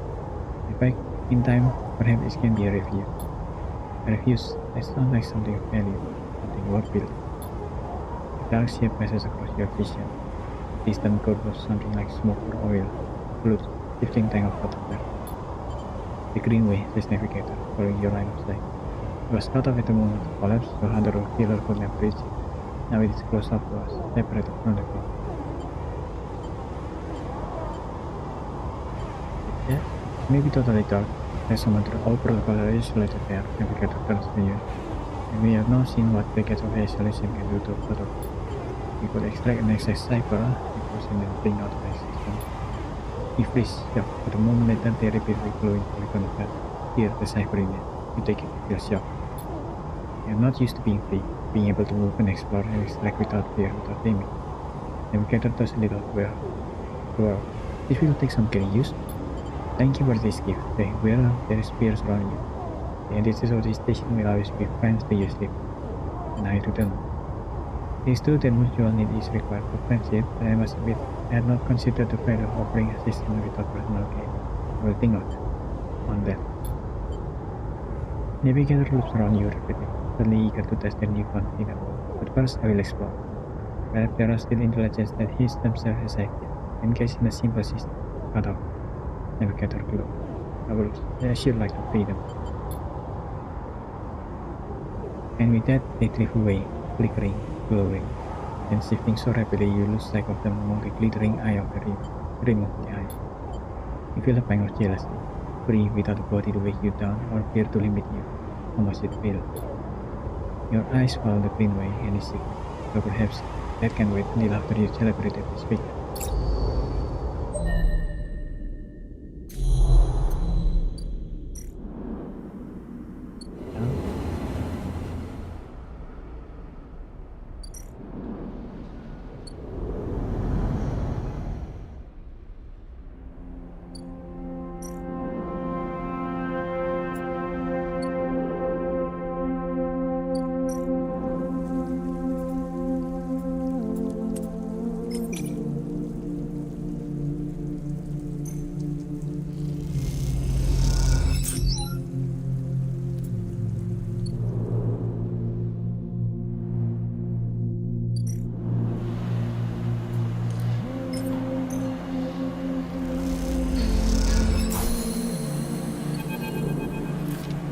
As you cross the axis, looking for a shadow to take you back to the ruined cordon, you spot Peter, standing at the edge of the central.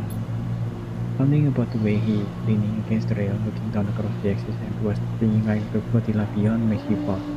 He's completely still, his head drooping low, his shoulder hunched high. You think, watch for a moment more and then move off across the hub towards a promising looking shadow. Peter didn't like you want to be disturbed, but as you climb through the docking tunnel towards the departing ship, you can't help but glance back. You spot him there, still at the railing. So small the governors never looked up. He seemed untouched with motion around him, lost in memory of. Feel a cold streak flashing from inside and slip out through the docking tunnel before it can out. But keep moving.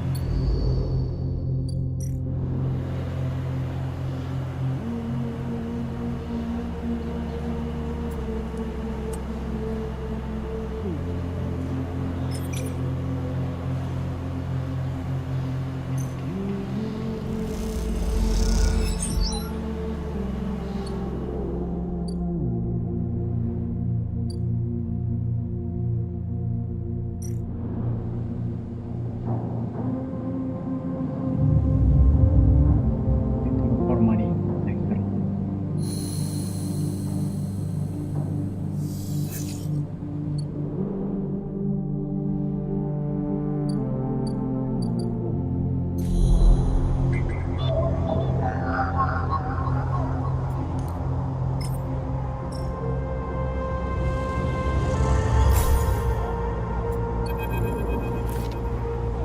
What's beneath you like a slit, still choke river. What I figured the ship was true in what I existed for since the collapse. The underlying killer protocol I've never set foot here, never cleared out of intelligence and system. Why then you wonder, does it look so true? Is just that Petrot has set in, and the obvious system recording everything's shadow in line? He watches his rotor superficially the hour one open his circle gateway on this entire rim of the station. It flickers and winks out and then you are falling into the floor. You're feeling dark. You're gone by it, twisted by it, lost in it. It's not that the green wheel is hiding in the dark. It is made of darkness. Filled by this substance, this process, this swarm. Now you are among it. You notice that the swarm is exactly what it is. Billion individuals moving in a flow.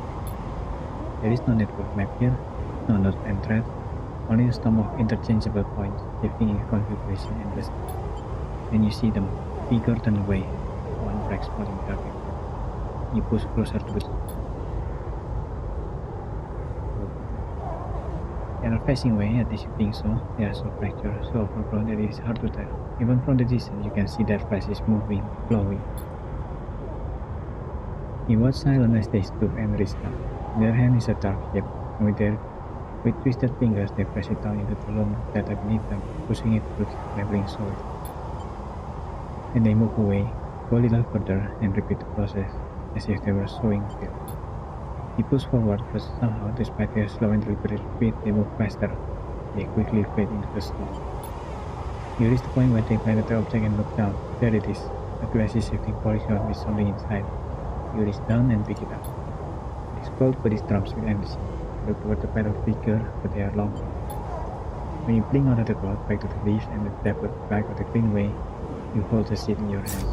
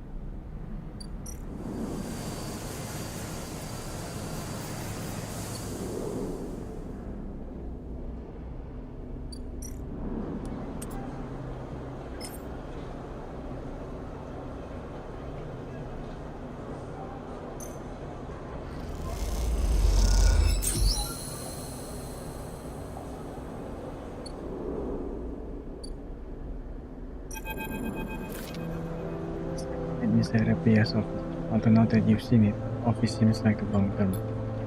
The panel stood in an almost bare shadowy unit, midway through a sequence of stretches. There are 2 long stools and a table in the corner. It seems that all of the space is taken up by a heavy punching bag, rubber matting, and a stack of weight. When Rapia turns to greet you, you realize he is missing an arm. The prosthetics you usually wear is set in the cradle next to remain, a web of colored wires running through. Updates, he said, noticing you looking with an artificial arm usually is. Nothing to worry yourself with. Pause. Sit, says Rapia, gesturing to the 2 diminutive stools. He was settled on the stools, Rapia crossing her legs on top and sitting straight back. You told me you have been doing the round, collecting this, patrolling the world. He smiled.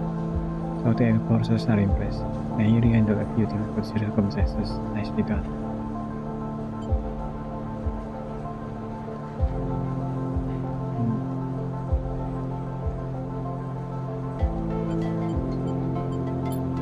Indeed, was right for a moment. Now you can see how things work here. Wrong yet again means wrong low end. Both are woven into each other. I know that for you life on the air has been a struggle. I hope you can do something about that from here on. Though some of our members may not see it this way. I know you two are refugees. You look to you strong. That is why you have come. Now, Rapaya, the big voice was good to the conversation. I'm tired of listening to your affected opinion. They crossed the room, Rapaya spat in their hand and lit with sparkling electricity. Rapaya looks to begin to for you. I suppose the same was not the cooperation between you two. He looks extremely unpleased. Let's see, yeah, why not? Rapaya smiles as Sabine moves closer with sudden intent. Sabine leads Rapaya's your eyes and wish to fight her up with her. Both please. Sabine holding the pattern out, Ian seeking his later, and Rapaya fixing place in front of him, turning away from his partner. Stop! Why should I? If you see what power over both of us, Sabine holds steady. I can finally show her she does not. Your debt is with Yannick, Rapaya stutters. Dear fool, screws it with your end. Sabine grits their teeth, and for a moment you think they are about to toss the pattern to Rapaya's exposed throat, but slowly, deliberately, they press the tip downward, causing Rapaya to recoil back onto the Sabine dropped their arm to their side, but does not turn the pattern off. Sabine, tell her. They both look at you, each face, catching their breath as if they had forgotten what your face was. What's the point? And Sabine breathes heavily. He refused to listen to criticism of the Yatakan project. Rapaya collects herself. Speak, he folds her arm and wait to be convinced. Sabine take a breath, organizing their thoughts. They go to start, pause, and decide on another approach. Eventually they say, Yannick is a traitor. Rapaya immediately flinched, her eyes going to her protesting arm, her muscles clenching. But she rushes it out, more eager to prove Sabine wrong than she is to hurt them, at least for now. When I came here from SNR, I glanced at you, coaching your reaction. It was Yannick who was one of the first to support me, to look after me, and should have known then that I was naive and afraid. Sabine turns to you. Sleeper, you take a breath. I know I should have told you I worked for SNR long ago, but I thought you would abandon me, and you are my final plan. What you should know is that I left SNR because I was running for my life. I leaked documents on the Sleeper program, and the illegal and immoral practice it relied on to the press. SNR wanted me dead, and I fled as far as I could. To this refuge at the edge of the circuit system, Sabine stops to collect herself. What does this have to do with Yannick? Rapia interrupts. The Sleeper knows you are SNR. I told them, and while you hide beneath the cover of being a whistleblower, you and I both know he worked on the Sleeper program. Yannick told me as much. Sabine's face fell. It is true. They glance at you and then away. Shame. They lift their head. But it is Yannick, not me, who is in the pocket of SNR. If I have flinched again, I can prove it. He made some kind of deal to keep me here, to tie me up in debt, to lock me away. In exchange, Rapaya slammed her hand on the desk. Just tell us for us. In exchange for this, Sabine finished, putting the word Rapaya's prosthetic arm in his cradle. He has been using Yatakan Enforcer, using you as test subject for SNR technology. I have the data to prove it. He has been bringing them in under the guise of stolen shipment and having me feed them, knowing each one is capturing data and sending it back to his maker. Rapaya fixed emotion has started to fade. Sabin produces the install here custom hours of usage data, error rate, error dumps. These are untested implants repair. They could short out fail cause cascading failures across a person's body. And they have. Sabin looks incredibly tired. I thought the error rate in the unit was down to them being stolen or modified. I've had hundreds of failures in my time here. All of them, I stopped, unable to continue. McGuire closes her eyes and breathes in. Then she opens them again. He holds out a hand to Sabine. "Show me," he says. Later, much later, when you leave, Sabine is still taking a repair through the mining phase and you said that both of them crowded through the remain as Sabine lifts repair layer of Yanni's brain. As you leave, Sabine catches your eye and something passes between you. Something like a thank you, or a sorry, or some other expression that communicates both sadness and hope. Okay.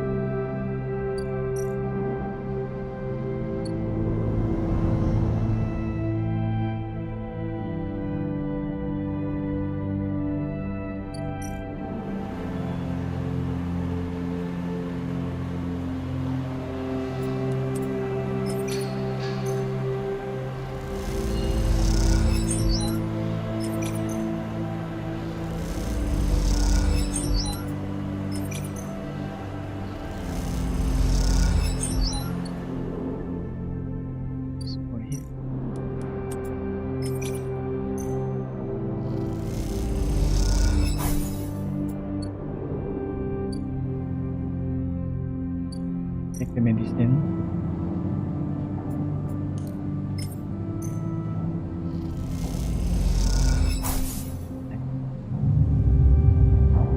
We have 5 dice.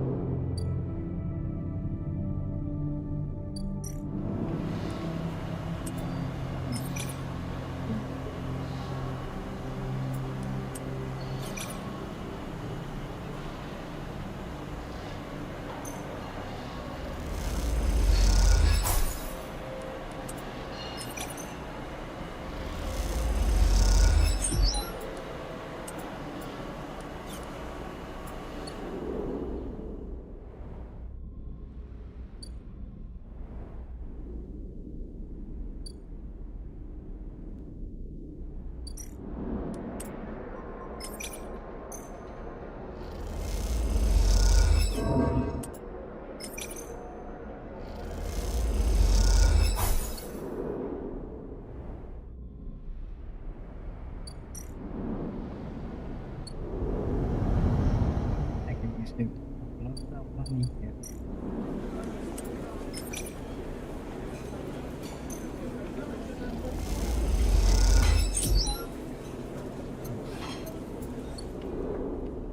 Done that a long time ago, but hey, never too late, right? Think that's the thing.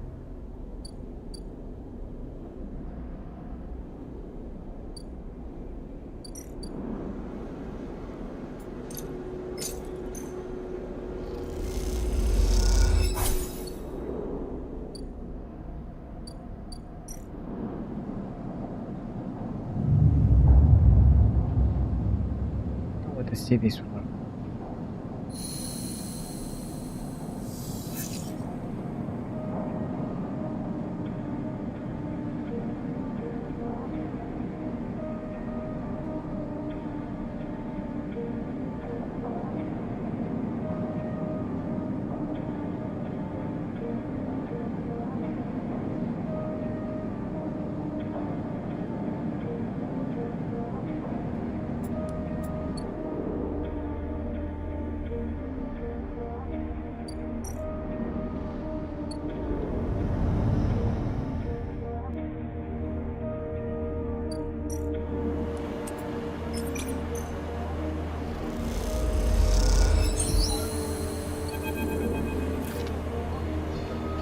So as you cross the axis, he's standing by the same railing as you saw him last time and he beckons you over. You've been hearing things, he gives you a side look. Good things?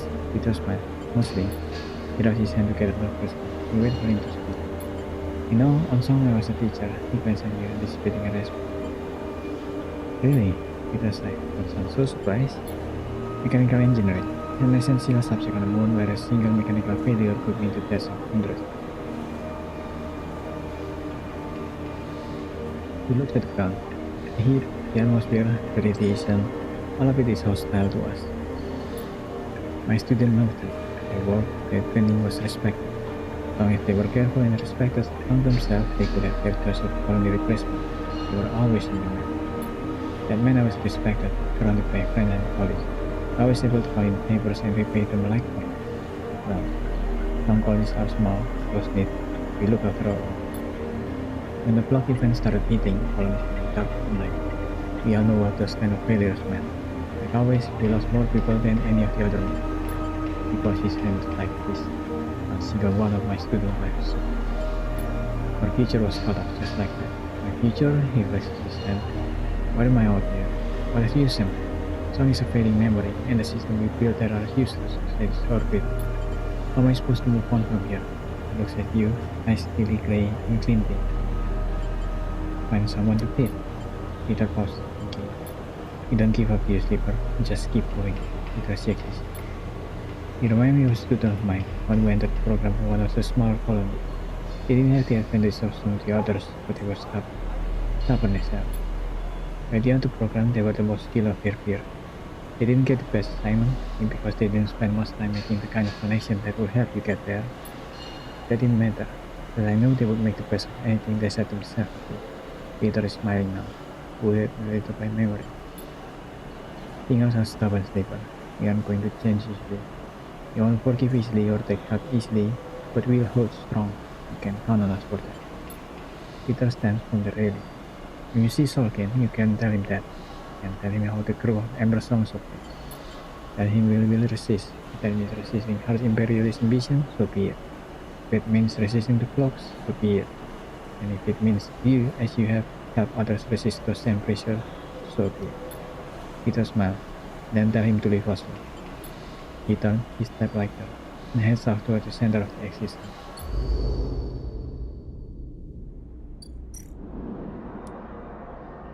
A good character, god damn it.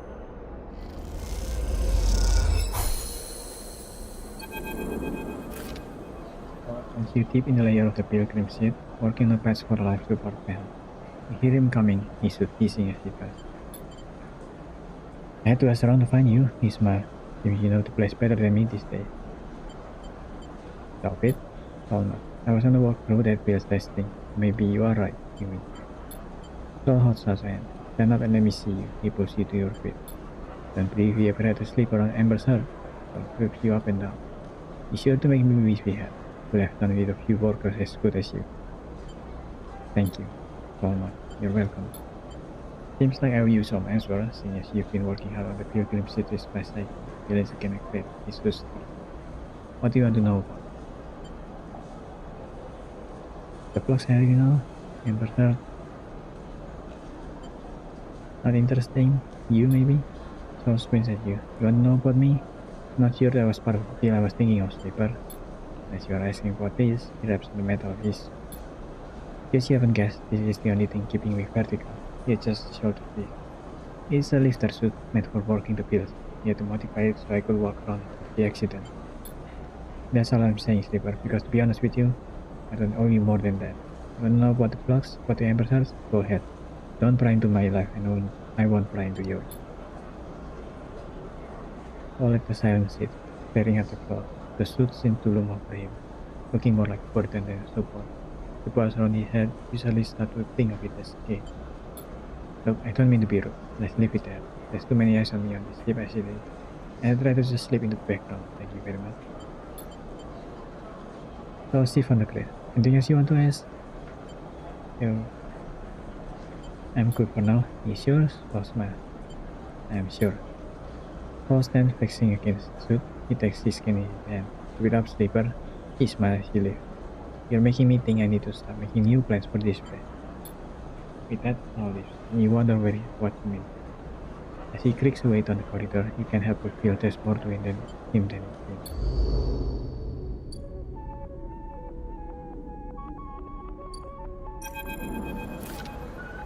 The brittle pilgrim seal is waiting for you.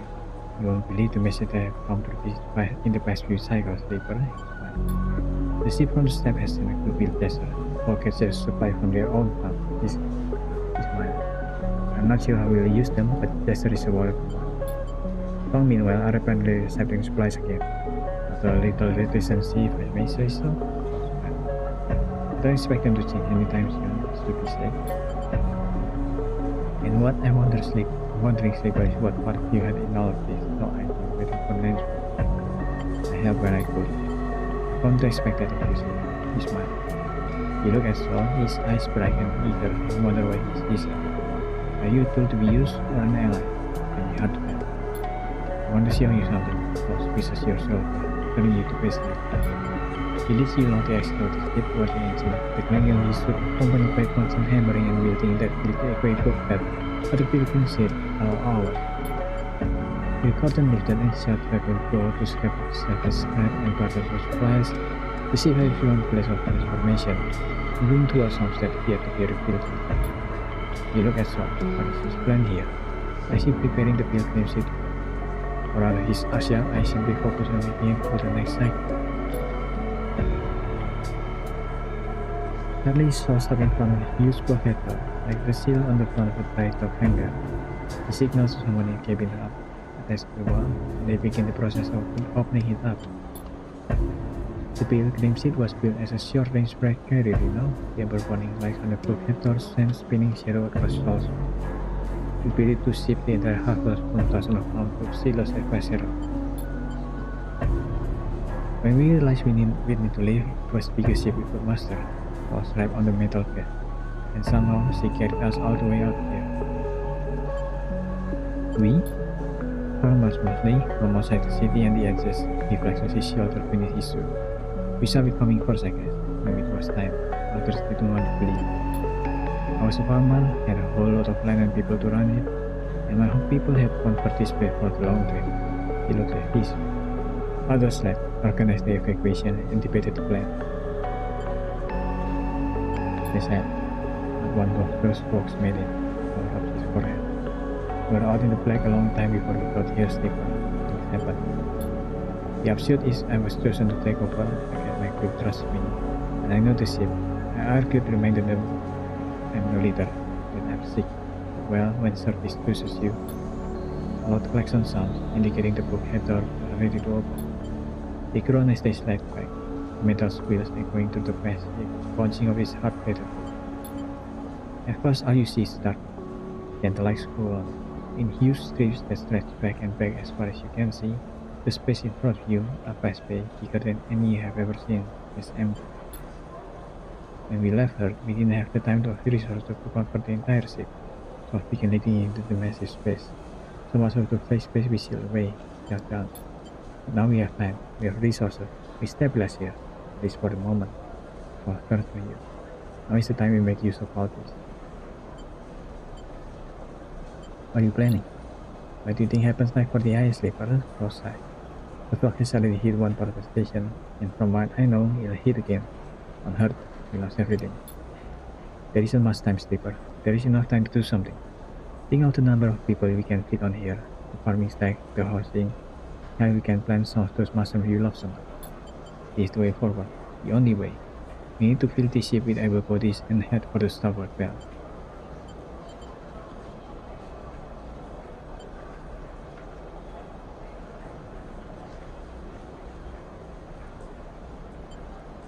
And leave outside. That's what the people of Pasir has said to us, Sleeper. That's what we said to each other, but we left. I want you to help me. You know the eye, you have connection, you can work out. Seen it. I'll meet your eye. No, you're like me, Sleeper. You didn't choose surface, but it chose you. There are other ways. You know, go ahead. I'm telling you, this is the opportunity we have now. I know it's a lot to think about, Sleeper. Trust me. But we can to lead you back out of bay. But think of what we can do here. The flotilla can last forever. We need more than just farmers to make this work. We need to build a new world for ourselves. I hope that out there in the belt there are people who've been setting up since the collapse, making something of their own. That's our future, tucked away in those far from all of this, of course. I didn't bring my people here just to let them die somewhere new. Saul crosses back the threshold of the bay and signals for the operator to close it up. The door groans and Saul waits for it to stop. Think about it, Sleeper. Saul clasps on your back. Don't wait too long. This is happening soon. And you stood at the center of this fast bay, your head spinning with the thought of leaving the ice.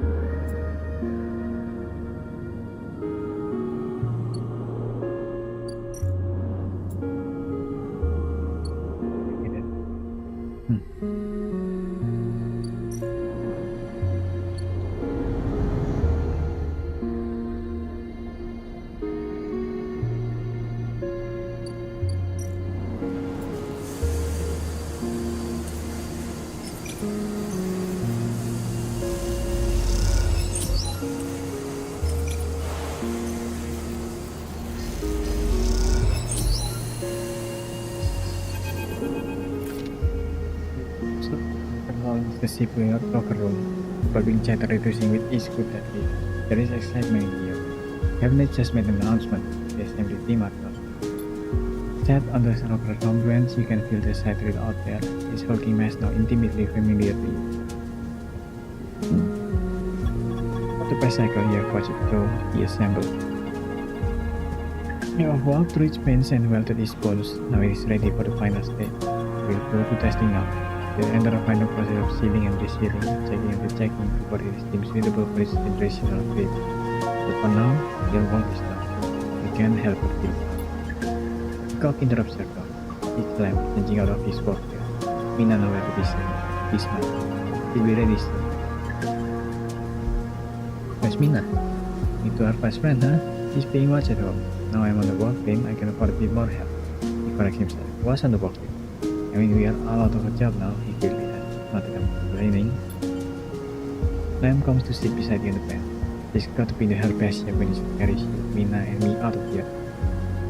So confident. I look smile apologetically. Why not? I figure I'm too lucky by now. And nervously.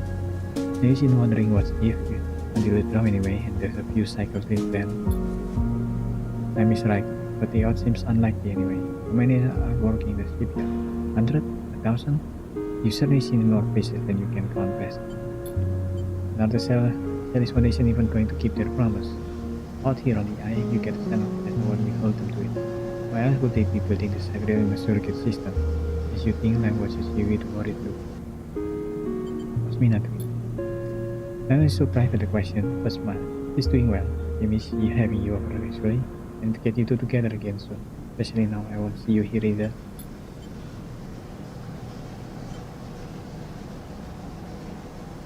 He's into space. He's pretty stuck on here actually. He told me the other cycle that he doesn't want you to go unless you come to his side. You have been done to some sleeper? I did a big one. But remember, I'm sure you were to look for a moment. Something else, he smiled. The sound, the smell, the rain hammering down. The whole sky stretched out in blues, roaring and hues. The place I was born, New Pembroke, the old Burkina system, had two seasons. One of them was ice dry spoon, dusty, ugly. The other was one long storm that affected the terraforming effort they said. Rain used to rattle off the road like bullets, to wash the dust away, turn the street to river. It sting us to sleep and wake us in the morning with half year just to see it again. The best day was the one where the fire first drop fell, he sniffs. Someday I wake up swearing I can hear it again. I was thinking, Ina's never seen a storm, never even felt rain. She grows up here, seeing her only horizon, always in the dark. I want to change that for her.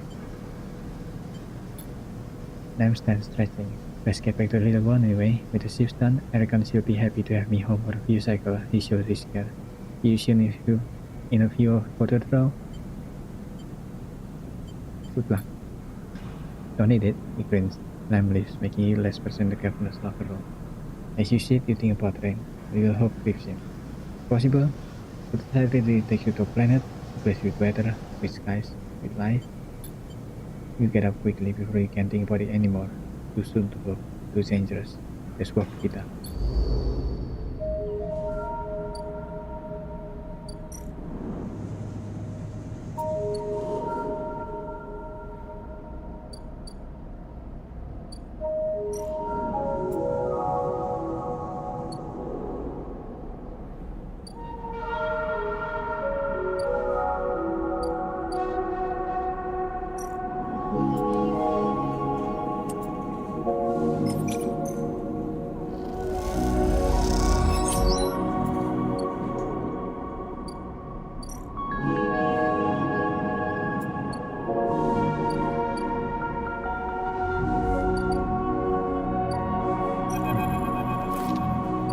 Prepare always hear voices. Is that the bin? You push open the door.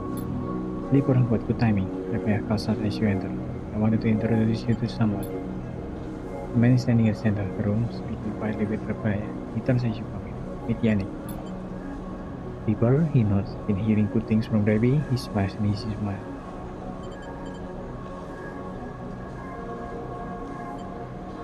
Rapaya.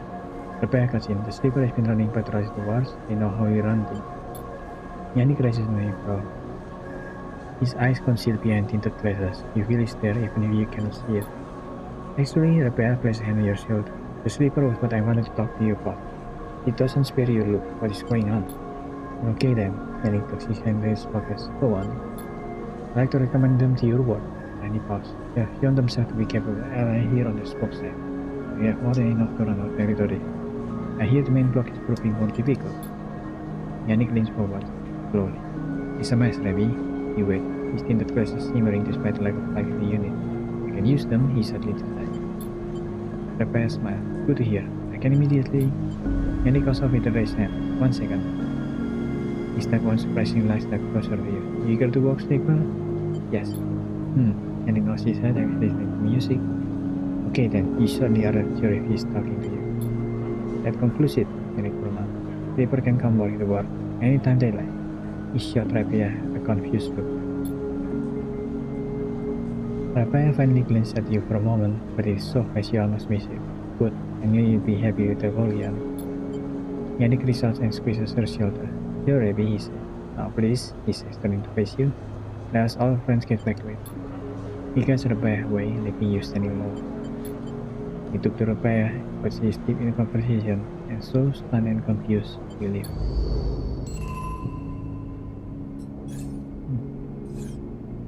Why maybe?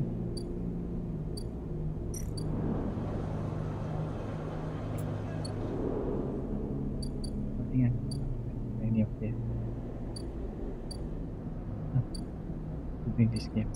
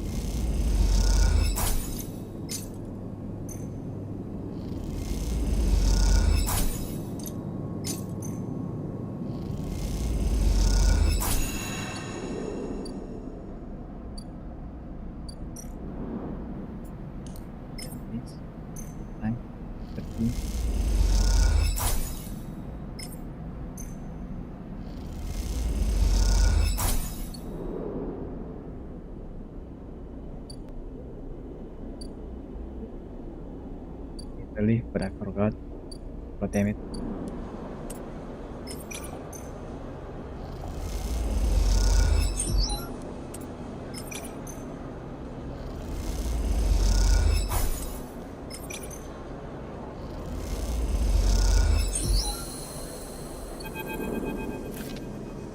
It's love when you see it.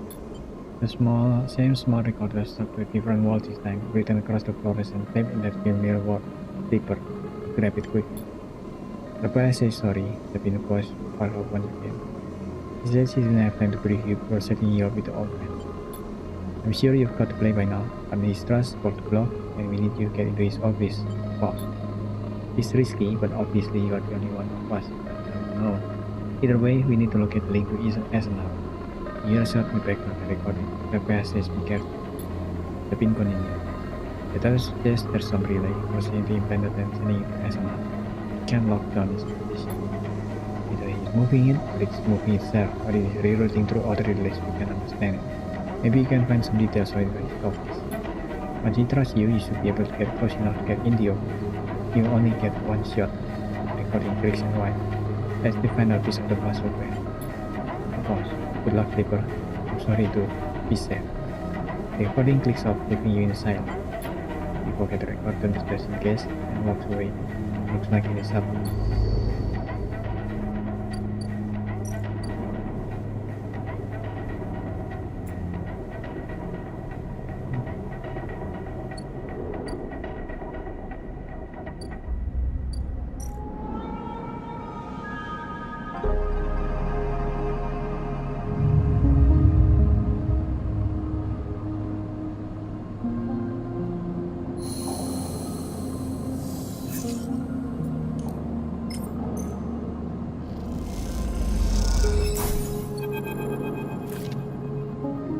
He's waiting for you in the corridor this time.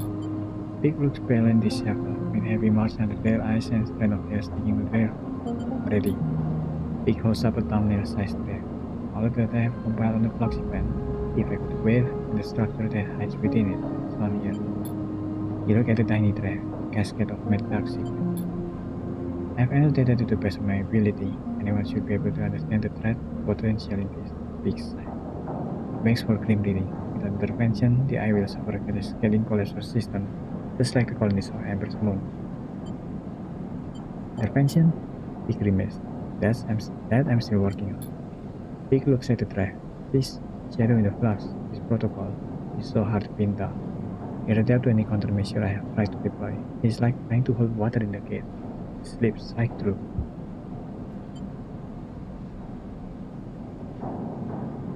There must be a way. He closed their hand around their track. We need help, Sleeper. This is what everyone in the station, they say. We have to set up a meeting to tell someone who can do something about this. Nadine? Perhaps, because if anyone can protect the eye, it's heaven it. But their internal politics will make it hard for them to act if they even listen to us. Or perhaps, Big adds thoughtfully, thinking about this all wrong, if basically. Why make a choice when we can tell both of them? Why pick a side when the only side is there and there? In this entire thing is one we all need to take. Big says stated, their words barely keeping pace with their thoughts. We need to resist this together or we will fail. We need everyone on board, Sleeper. Big smile. That is the only way. We send the data to both. Alright. Big smile. I'm glad you see it too. They look away. Another flux event is coming. I'm sure of it. And I'm not sure we can survive without help. Big open their hand and holds the drive on for you to take. You need to do this, Sleeper. I can't. You know Saul, you know Helena, they trust you. To them I am just another spacer, but you are a part of this place. Hitting someone has said hits you hard. You are a part of the eye, Big is right. But right now that feels more like a weakness than a strength. I set up a data relay at the Gordon, his new gun. Take the data and send it out to Heaveness and Flotilla. When they receive it, they will come. You can be sure of that. We will meet them there and take them through it all. No one could do a better job. They tuck a strand of hair behind their ear. Come with me, he pauses. I can't. We'll only draw suspicion on you. Heaveness wants nothing to do with us, and Saul is paranoid at best. Big tenderly put a hand on your shoulder. Thank you, Sleeper. I know this is hard. We have to move forward. We can't keep this. Mom said to herself anymore. They step back, looking thin and pale in the harsh station light. Come talk to me once it's done, and they slip away into the eye.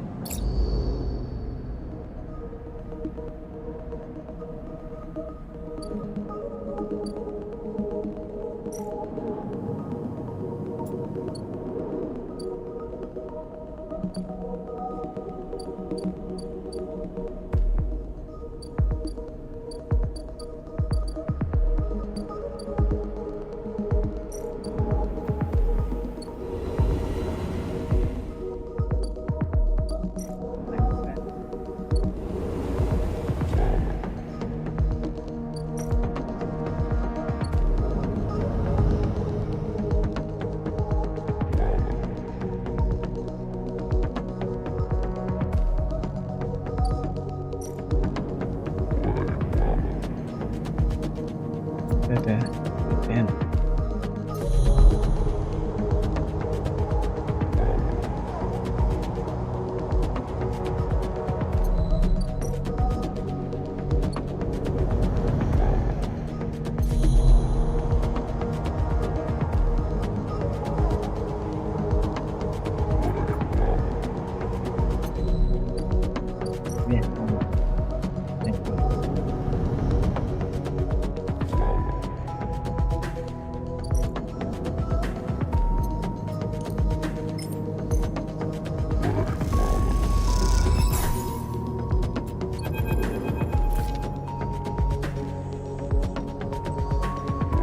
Data sent, the only thing to do is wait. As you do, you imagine Helen receiving the data, perhaps in the middle of some happiness conscious meeting. You think of her trembling hand as she slips out of the room to read it. The reaction you can predict. You imagine Saul too, one of his crew finding him in some corner of the pilgrim ship. Forcing the notification that will turn it into an arc. Those sharp eyes scanning the data, looking for a way to process. The way draws out, and the first time he was activated beyond the edge of the eye. The scrap shuttles pulling components from the now opened portal. The splice skiff making a run behind between the flotilla. It isn't long enough to read the shaping of one of Helen's now familiar drone approaching the viewing platform, and then Helen herself strides into the room. Ready to get the sleeper, and then holds up a slate rolling with stream of block data as she enters. I need to know your soul. Doesn't matter. It's where you are wrong, and then shake her head. And it is that authenticated. Can't just.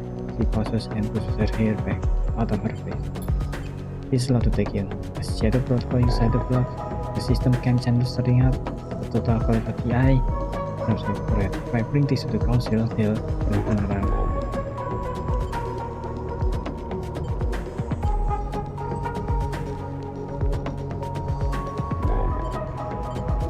If you beloved, do you know what has been happening within Happiness Sleeper? He looks away out of the flotilla. Since the review ships started arriving, things have changed. Chaos.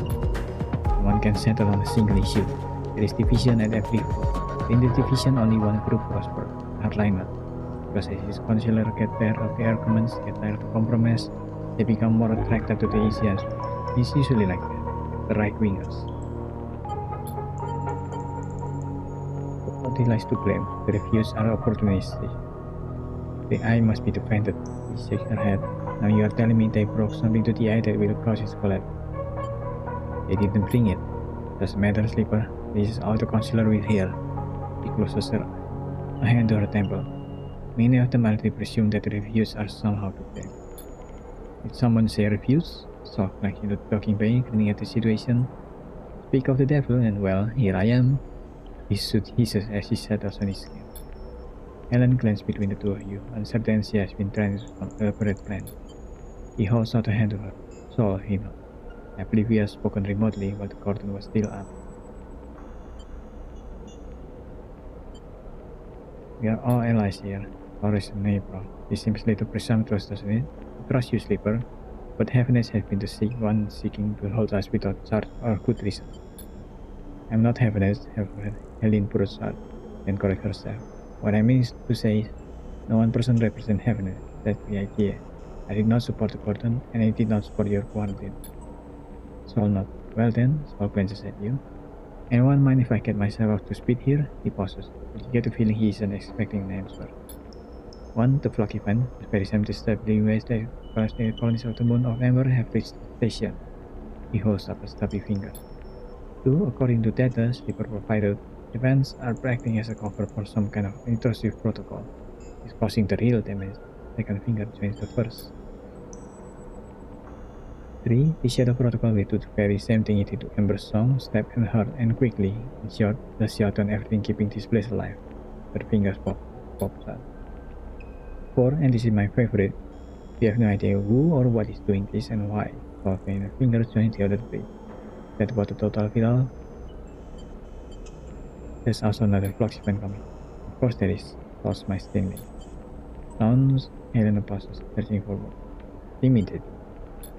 Helena turns to Saw. Did you manage to put off any kind of resistance on Ember's hurt? Saw shakes his head. That's why we are here. Pilgrim ship was the biggest ship to make it out unscathed, he paused. I suppose we didn't have this data. We didn't know what was eating up the system. We all thought it was the flux. Helena looks at you, and I imagine you, Sleeper, and whoever helped you uncover this might be able to figure out the countermeasures. We can try. Helen knows approval. Okay, so that's the start of it. If you forgive me, so cousin. Part of why I was able to save as many as I could on Ember's Heart was that I gave up hope early. So Steve his way, his suit hissing. There were endless strategy meets, system reboots, tests and trials. I just got on with working on the Pilgrim ship, with getting people on board. So when the second and the third and the rest of the flock event hit, we were ready to go. If I can offer some advice, Miss Not Heavenheads, it is to give on that line of talks you have, that hope, and to start the evacuation now, right beside us. Saul looks out of the observation deck toward the Pilgrim ship. I've already started the process of converting the remaining volume of the Pilgrim ship for human habitation. With Heavenhead's resources, I dare say we could finish the job with time to spare. Paul scratched at his beard. I know it's hard and I know it's certain, but we have to give up hope. We have to run. There will be no heroes here, just those that keep living and those that don't. Helen listened in silence, making calculations.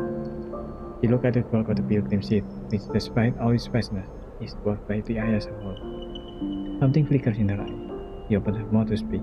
She stopped, frozen. Let me think. Helen rubs her temple. I need a moment. Helen paces, and you watch her. As you watch her, you realize how young she is, how lost she is in the system and protocol she has to navigate. You can almost see the strings and ties that bind her, glinting like in the white space of the observation platform. It bursts the shadow protocol. Helen stopped pacing, but with what is source? The data you sent me, this thing is a shadow, uncontrollable, untraceable. Perhaps we could coordinate a happiness system department, but that will require hundreds of work orders to be overlooked. Maintenance schedules abandoned. He looks away. Didn't that through the council? Would that even be possible? Saul glances at Saul, who is patiently watching, patiently listening. We have to try. Helen looked at the slate again. I will take this to council, force them to listen, force them to act. He both jumped as someone loudly clears that broken by. I jumped into the dark entry that Helen emerged from just minutes ago. What a cozy little meeting this is. The man stepped from the shadow, dressed in the same style of happiness overall as Helen. And I must say, the same very incendiary rhetoric you are using, Counselor Helen. You glance at Helen and her face dropped immediately. Camp, she curses under her breath. Paul shifted his weight on his skin, but otherwise remained still, like a casual observer. Plotting against happiness with an interloper, he gestured. Everyone will be so disappointed.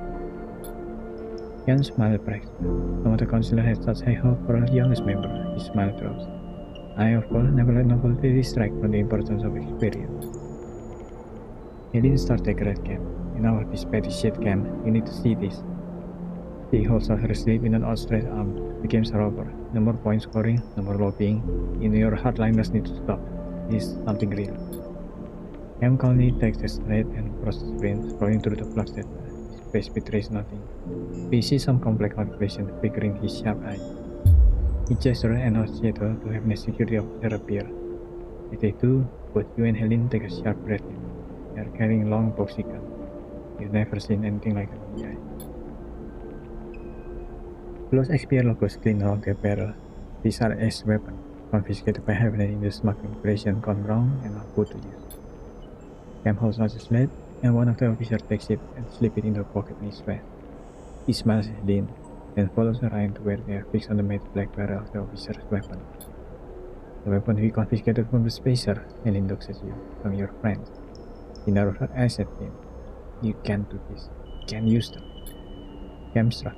He had just handed me a 20 life infected his session with the virus, with a shadow protocol that threatens the life of every virus member, every person in the eye. He gives Helen a dark look. It's not the time for half measures. Helen stepped forward without thinking, and immediately the officers raised their guns. Be very careful here, Helen. I don't think escalating the situation will play in your favor. Cam sighed. You are in the wrong here. Plotting against the council, putting data vital to our world, it's also obvious. You couldn't be empowered by Heaven's systems or by our law, so you resort to this. Cam shook his head. The law is with me. Simple as that. So now you need to come with me. Don't shoot your purposeful plans. Now is the only moment you have. Cam. You rush Cam, but as you do, Saul twists one of his arms, snapping something in his suit. A burst of pressurized gas jets out, flooding the room in choking cloud. Throwing the gray, your shoulder finds Cam. He tumbles backward, pulling you with him. And something crackles blue through the gray like lightning inside the cloud, the weapon. The fear takes over and you stumble to your feet, turning from that terrible cracking sound as it whips through the gas. You stumble into another quad in the haze and both of you tumble through the doorway. It is Saul, and you stumble and limp together, mindlessly to corridor after corridor, until that crackling sound is no longer echoing in your ear. You catch your breath together, Saul wrenching his suit back into shape and leaning heavily in his game. I assume that wasn't part of the plan, Saul goes. Then they gave some life to preceding those. Are you okay? He patted his suit, his hand trembling. As okay as usual. He straightened up. I'll be honest with you, Sleeper. Now if this changes anything for me. The pilgrim ship will be going in a handful of cycles, whether Heaven has won it or not. How many can you take? Pilgrims, I don't know right now. Depending on how the work goes, and who wants to come. People won't want to leave their homes, Sleeper, even when death bearing down on them. I know that all too well. So put a hand on your shoulder. There's a prayer for you, and for any you can gather, Sleeper. That much I owe you. Thank you. Come. Opens back down the corridor. I think better clear out. Not sure those officers won't come looking. My crew will be at the edge of the cordon, so I'm good from here. Rollins on his scale. Oh, and thank you, Sleeper, for sending the data. I appreciate the extra info, and I'll see if it can help us shore up the pilgrim ship against any future fuck event. We'll be leaving as soon as we are able. If you want to help us get there faster, well, you'd be welcome, with your eye. We had you back on Amber's herd, he pauses, slowly losing his appetite for discussing the plan. Well, he smiled. Just don't keep me waiting. And he limps after them down the corridor toward the edge of the garden. He paused for a moment to let your thoughts get up. Think you want to hear about all this. They shook your first port of call.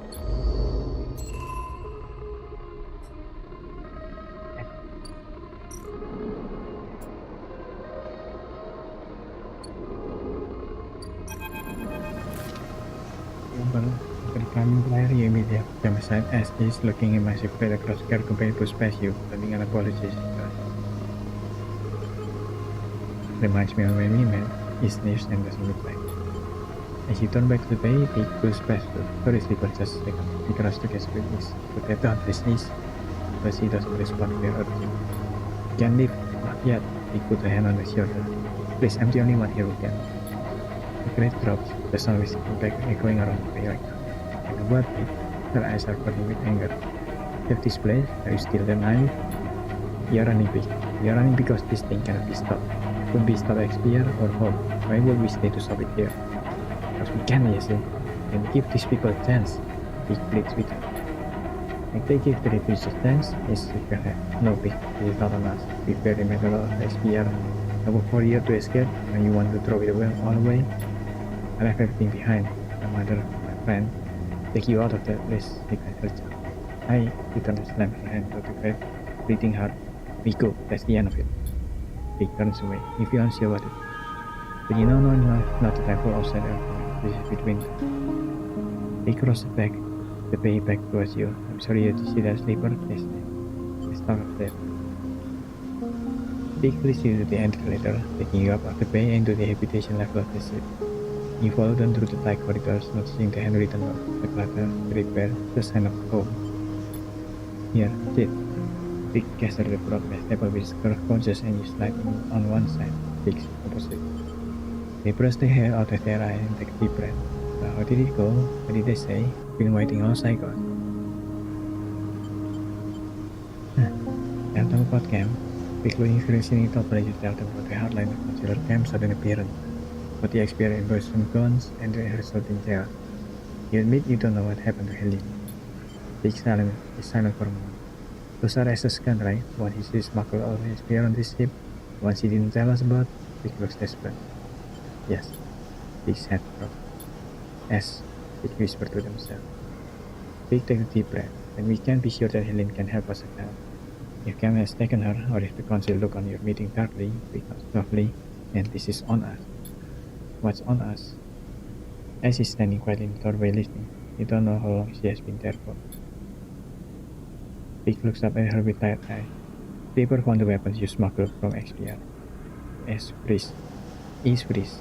Glance between you and Pig as if this might be some elaborate joke. Haven't they used them? Pig moves out the doorway and enters the room. What happened? Pig interrupts. The hardliners within the Venetian Council used them as against their own members. S shakes head. Good. Anyone that corrupt mess developed coming to them is the grimace. But he should never have laid their hands on this weapon. I'd not known. Pig goes to speak and then decide not to take the bait. They glance at you. I'm sure you heard enough of us arguing the cycle sleeper. Pig shoots a look at it.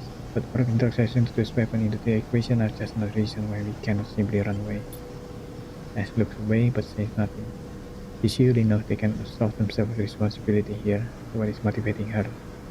You realize that she still might be trying to protect Pig from themselves. Suddenly a shrill beeping fills the room and Pig pulls out their to silence it. But as they do, they freeze, their finger hovering across the screen. The beeping continues its insistent push. What? Pig doesn't seem to hear you. They blink with glazed eye at the sled, and they let out a long exhale and touch the screen. The beeping shut out, leaving a ringing silence behind. Each front is Pig. Then to explain? First cycle, Pig looked vacantly up at you. First cycle didn't like a taxi van. They shake their head. I've been using the arrays on the prior to look for a percent of the system to approximate where the channel should be. Just this moment they detected a not in their system. Given the distance and pattern of previous block event, we have 2 cycles before it reaches the eye. The silence in the room is deafening. 2 cycles, that's it. Before a second wave hits in his place. Pig interrupts your thought. We start now, that's the end of it. I know to face this.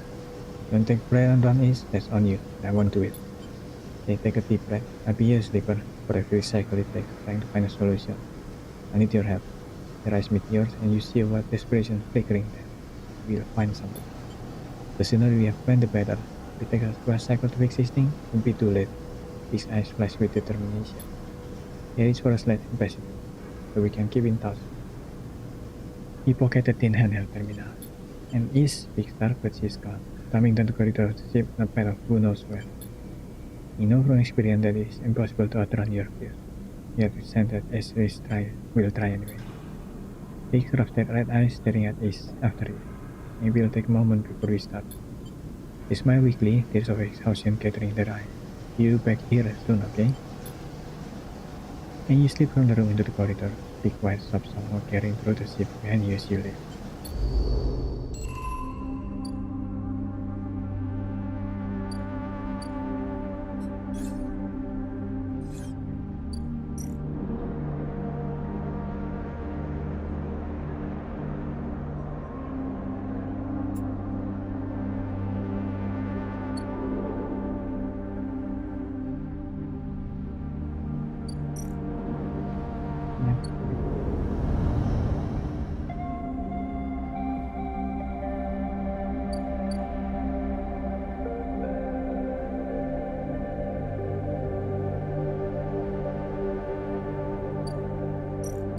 These arms are important.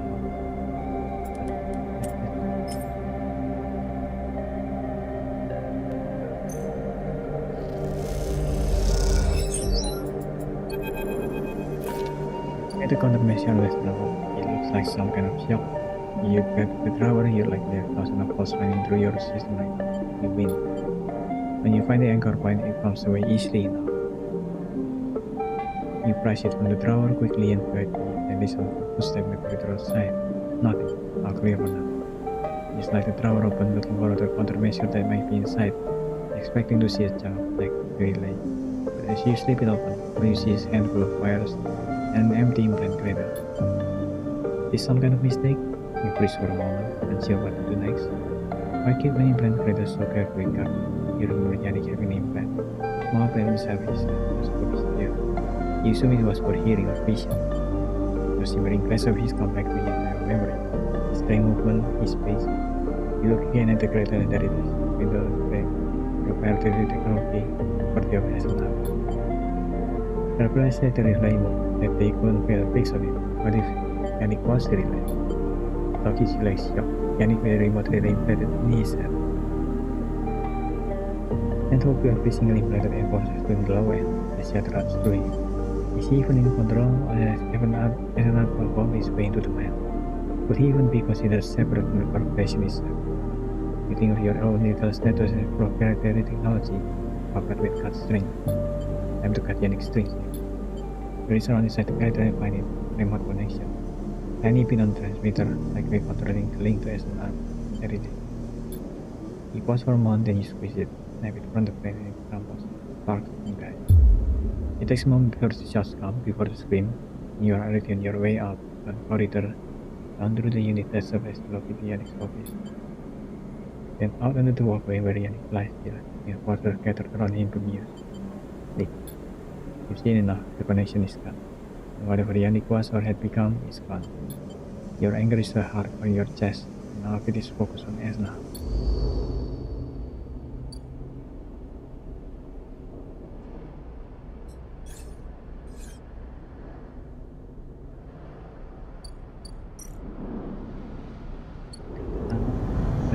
I guess.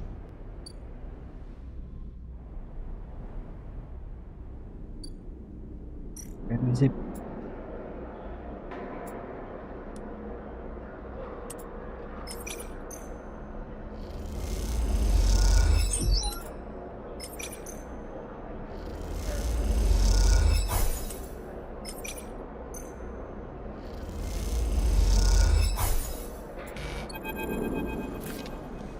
After resting while pilgrims in Carpenter's Bay, hoping to sit on a supply crate, you hear a familiar voice behind you.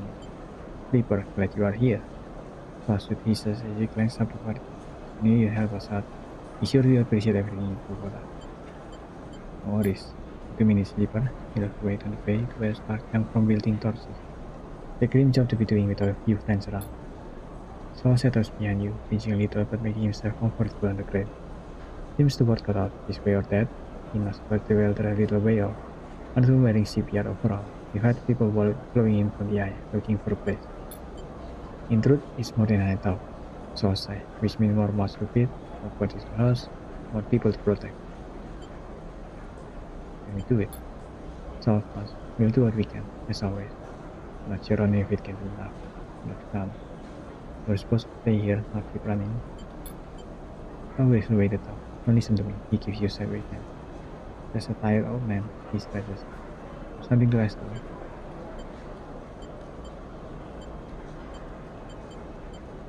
He said. We'll see if is really well, we need a change plan, he struck. Pilgrim seats can do it alone, we need the others to help out. We can carry them, house them, but that's all. When we settle down to folks from Amber's Step, there's enough supplies grown in those dorsal pairs. We could get more, he must be. Then the song growth, he rubbed his chin. What we need from them is scouting and security. We don't need that talking as players, but with some careful scavenging, they could be our place. These folks, they know you, Sleeper. You earned their trust already. Put a hand on your shoulder. Send my request out, and they seem to be complying, but I need you out there making sure the work gets done. Time is our greatest enemy now, so stress into this time. I need you out there speeding things up. Yes, too much. Oh, fun. Maybe I do, so no one is making you hit me. Take his hand. I don't understand you, Sleeper. Despite all the great he's teasing as he does, deal with this way. Either way, you won't have to deal with it much longer. He's messing with the fire, and then we're gonna come along with it. So no, I'll leave it to you. Okay, there's more to do. Yeah, whatever, fuck off.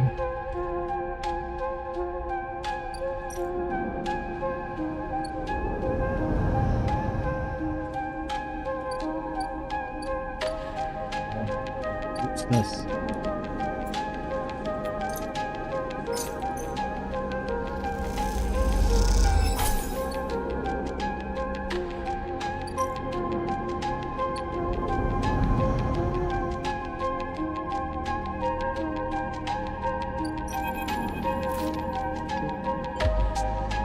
Good to see you.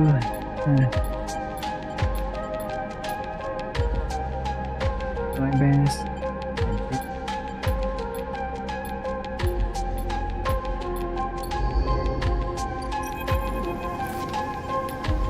Do everything and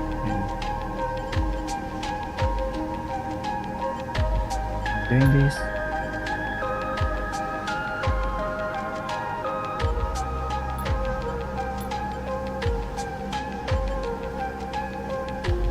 My choice. Then everyone.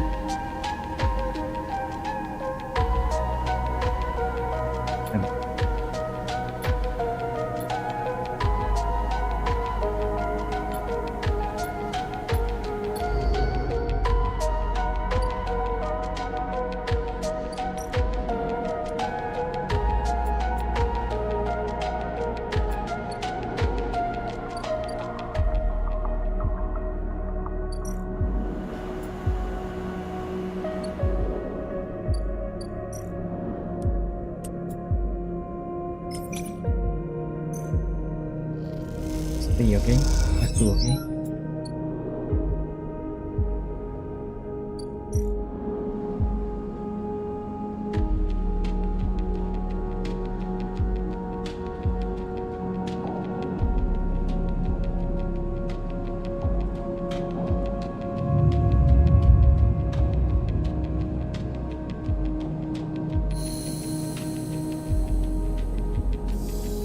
Oh, good roll. Good roll. Okay, good roll.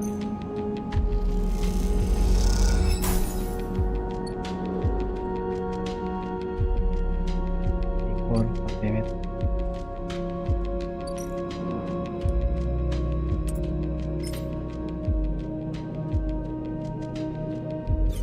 Too low.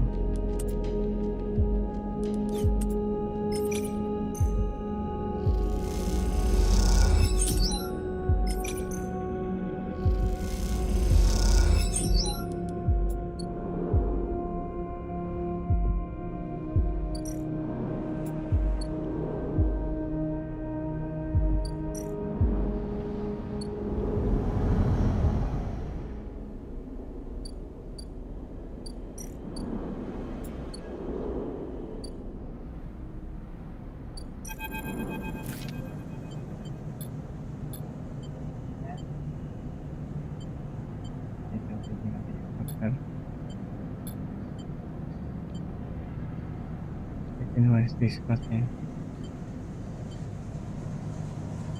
Yeah, good.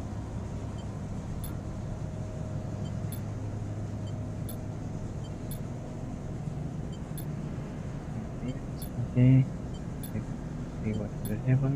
Okay.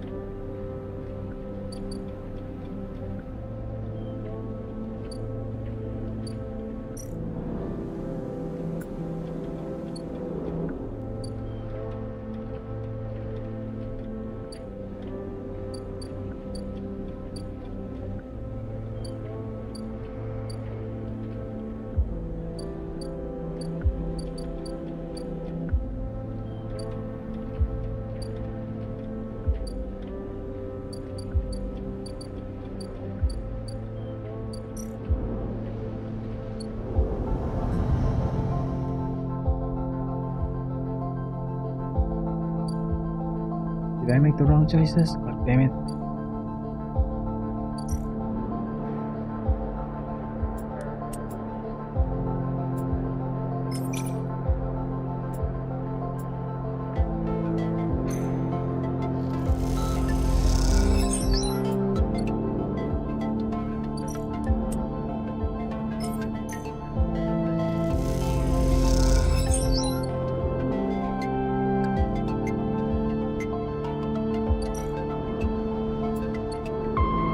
Goodbye, the drug is gone.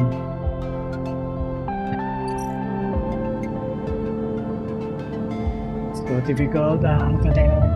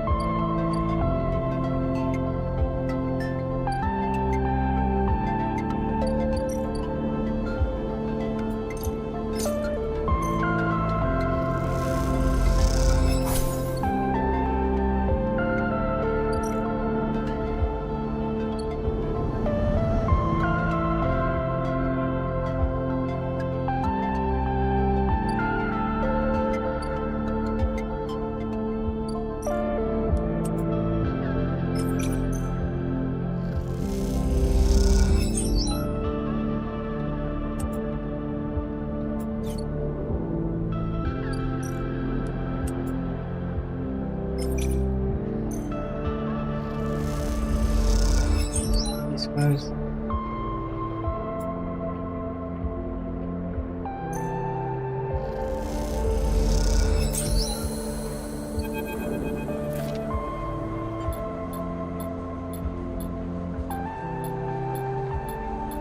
It's over.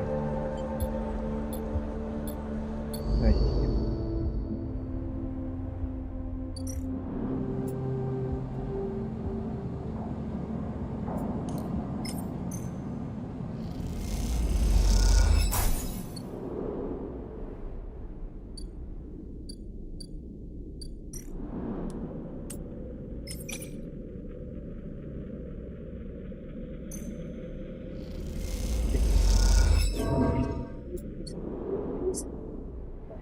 This go.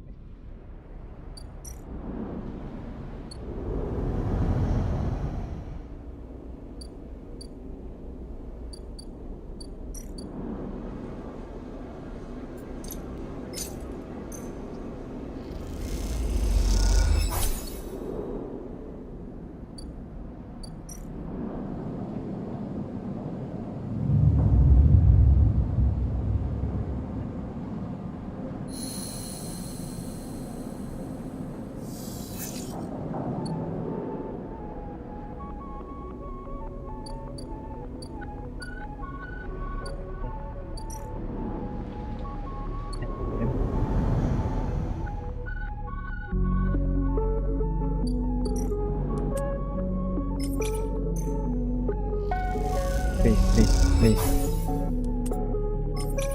One.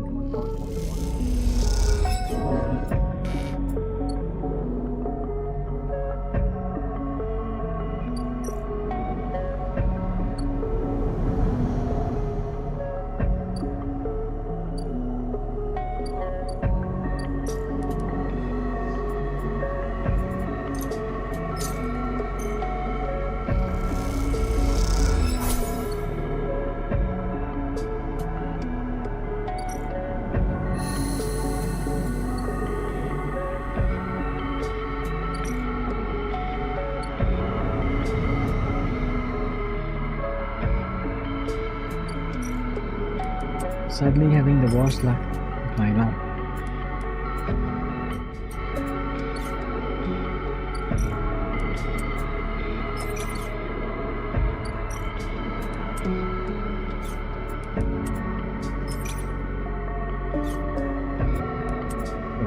Okay.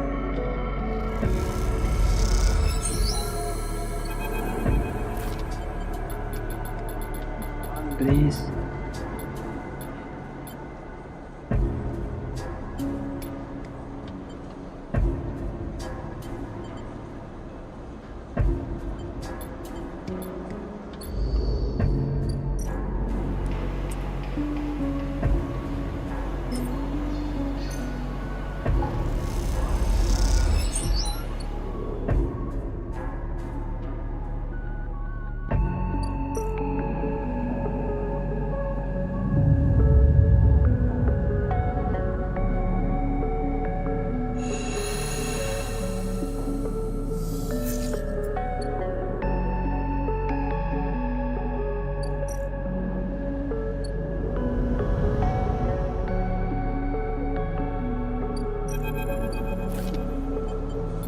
this quick, like this. So he will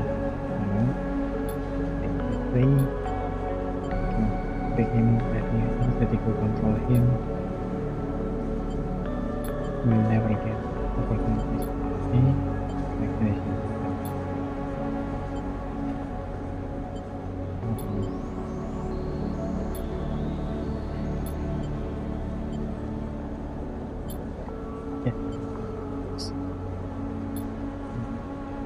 Very careful. The shook me up and up here, so thank you.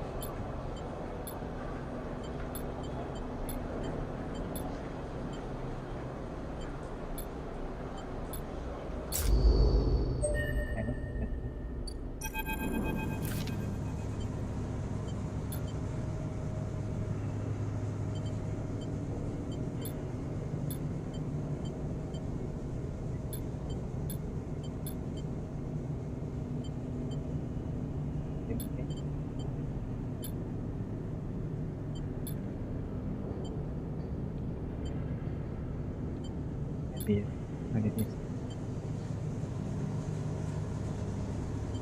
Ticket. Again, but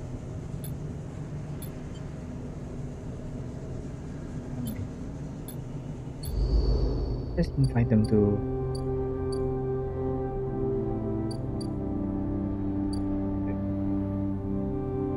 save. Oh, I mean.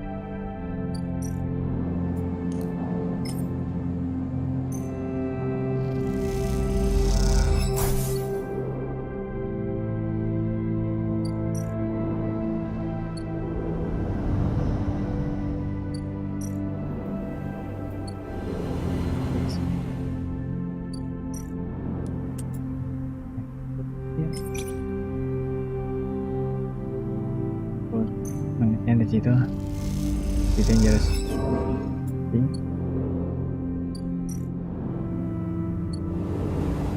Games fuck up.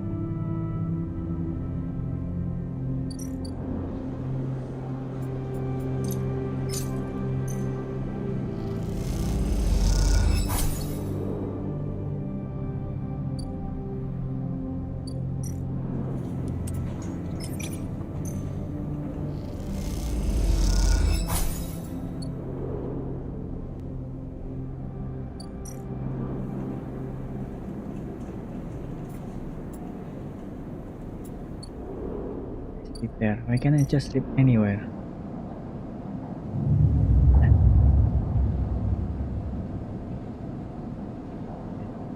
This.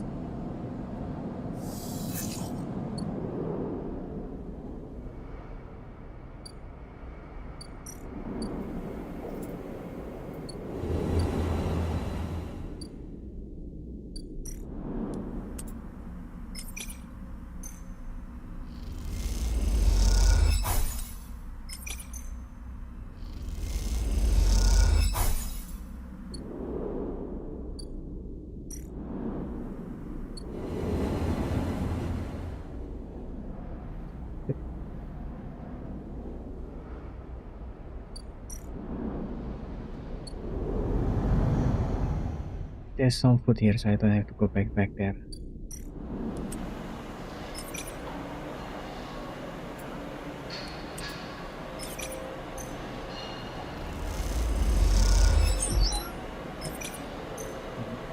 Moment.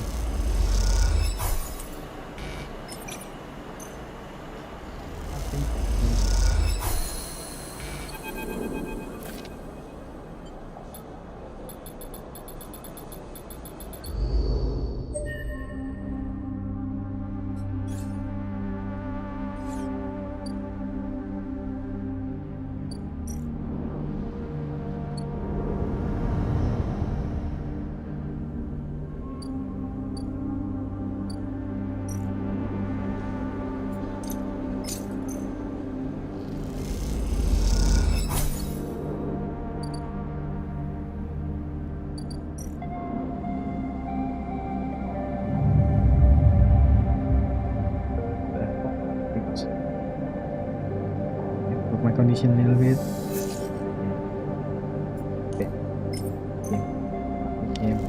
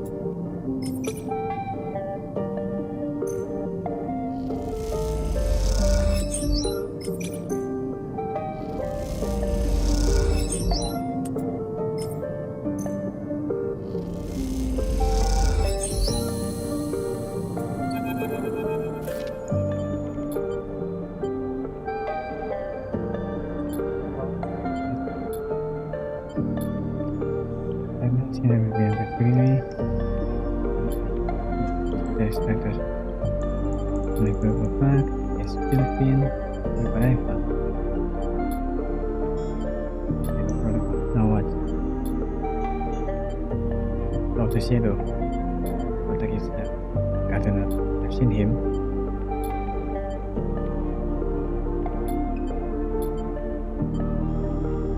And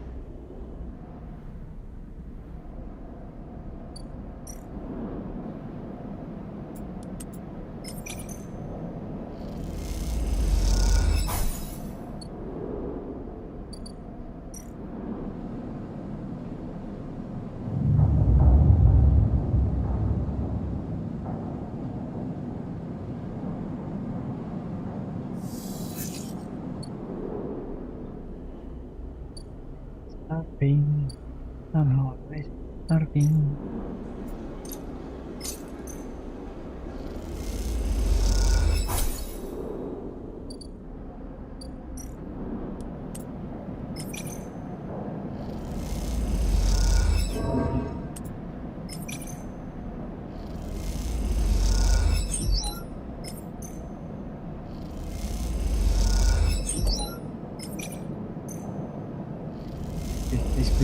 Please.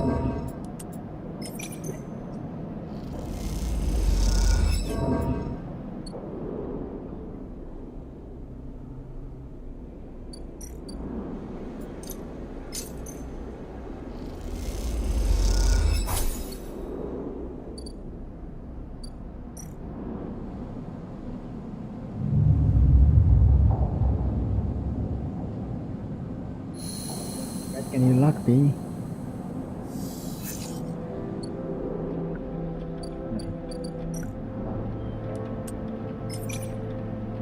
Let's use this. Wait a minute, decrease my energy. Use this game is fucked. That's it, no more wasting time.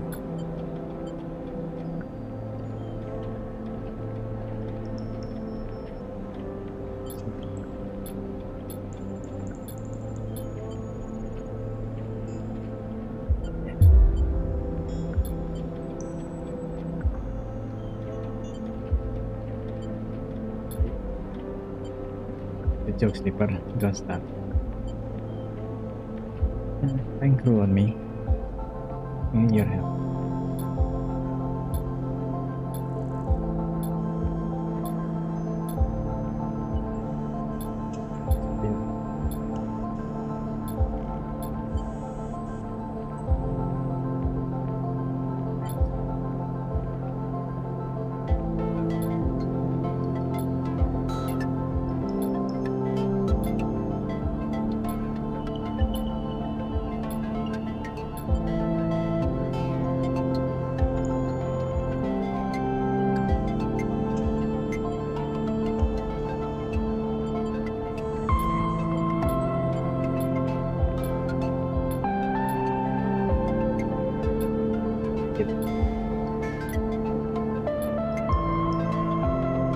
One more question in my sleep.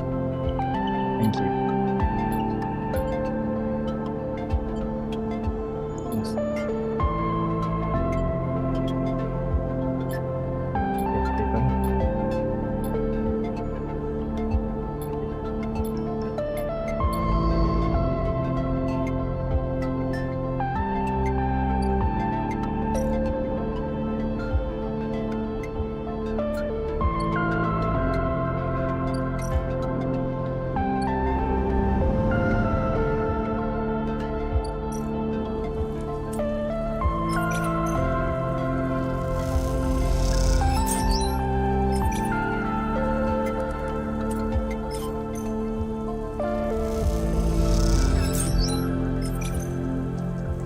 Be stupid.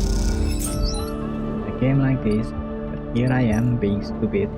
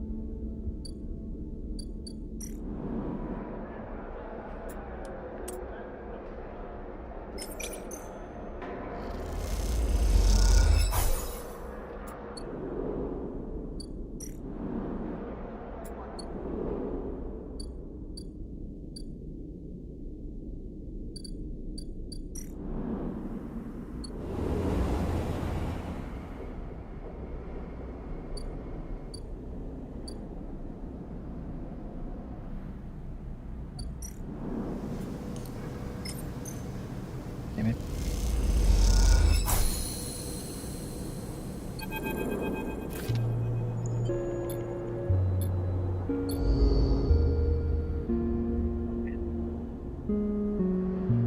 Yeah.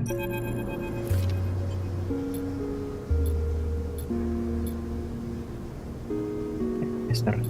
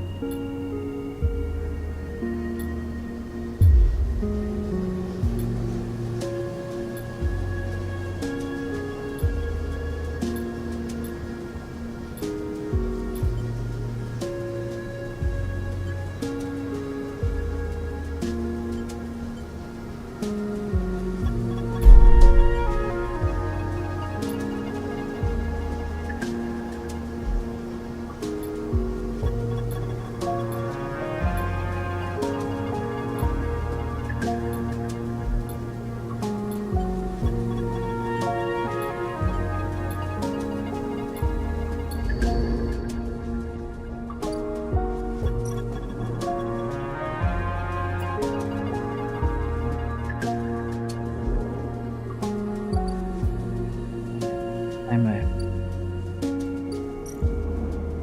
Did I? 1, 2, 3, 4, 5.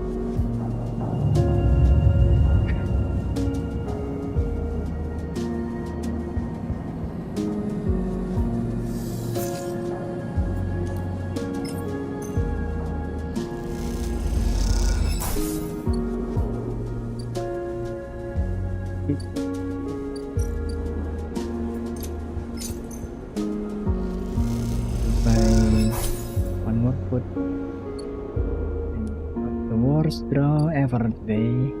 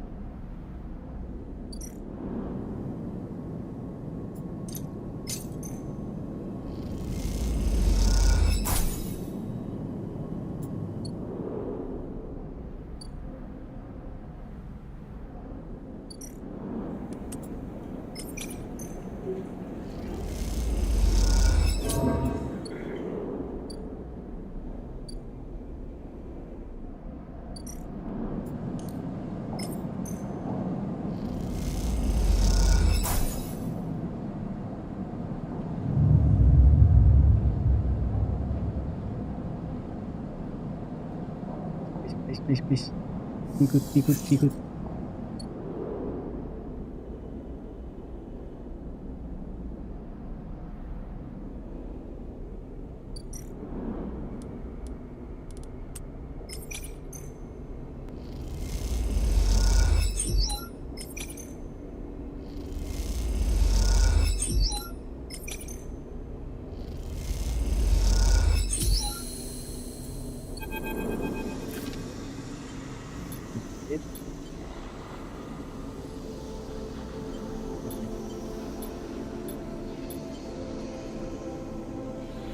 Sense that maybe one. As a taking. Leave it there.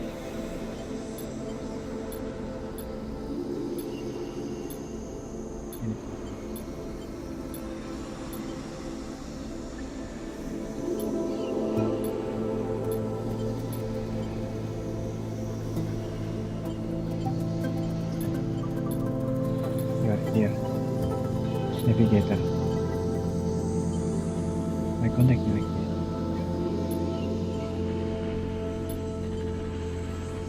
You have a plan. Is this plan appropriate?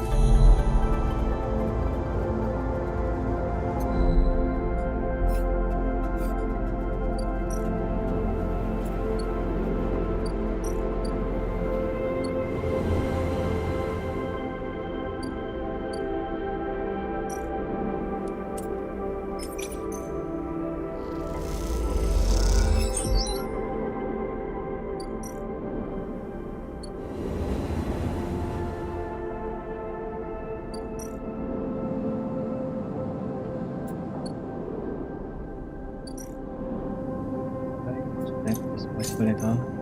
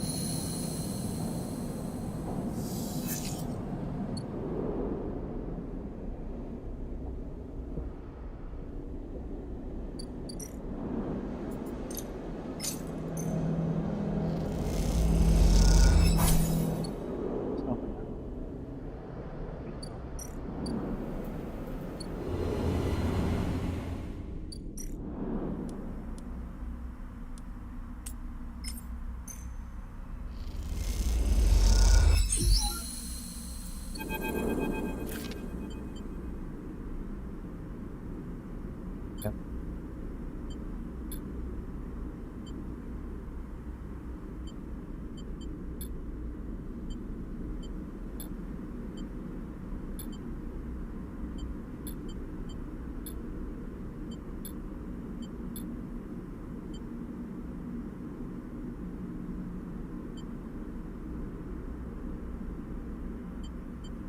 Agree.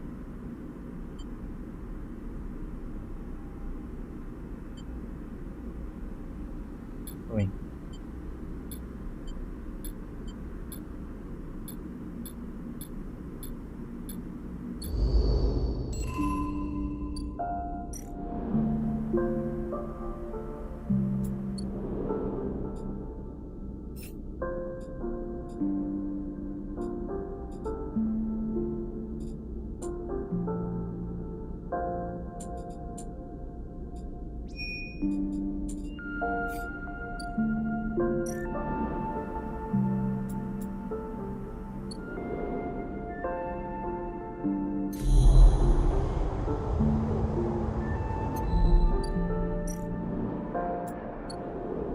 Bye.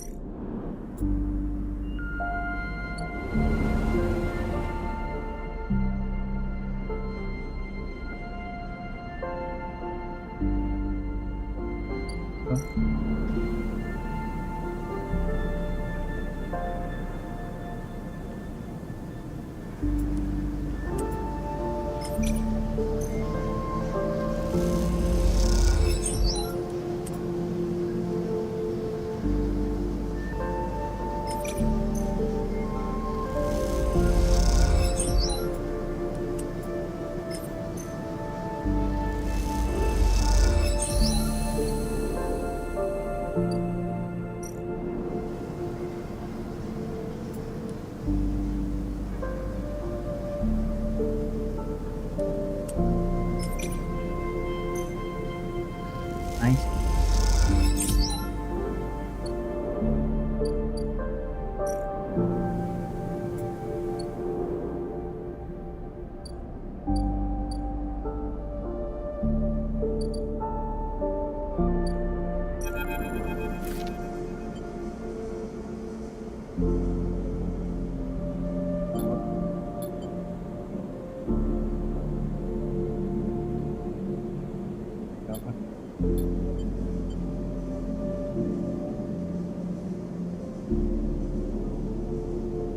Is it?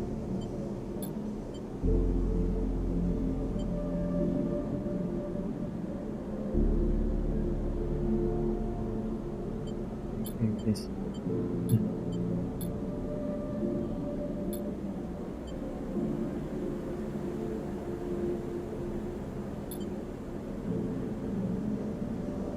On there.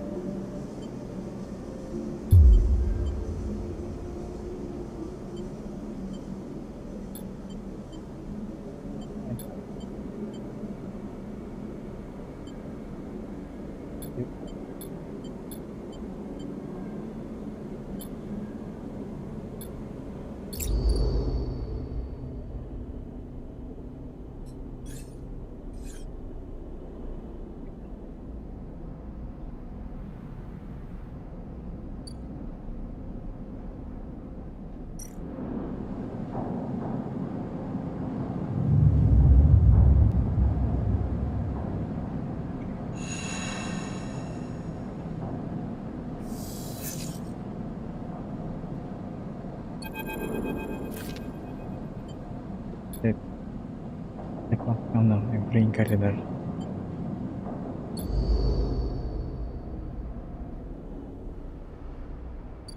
Yeah.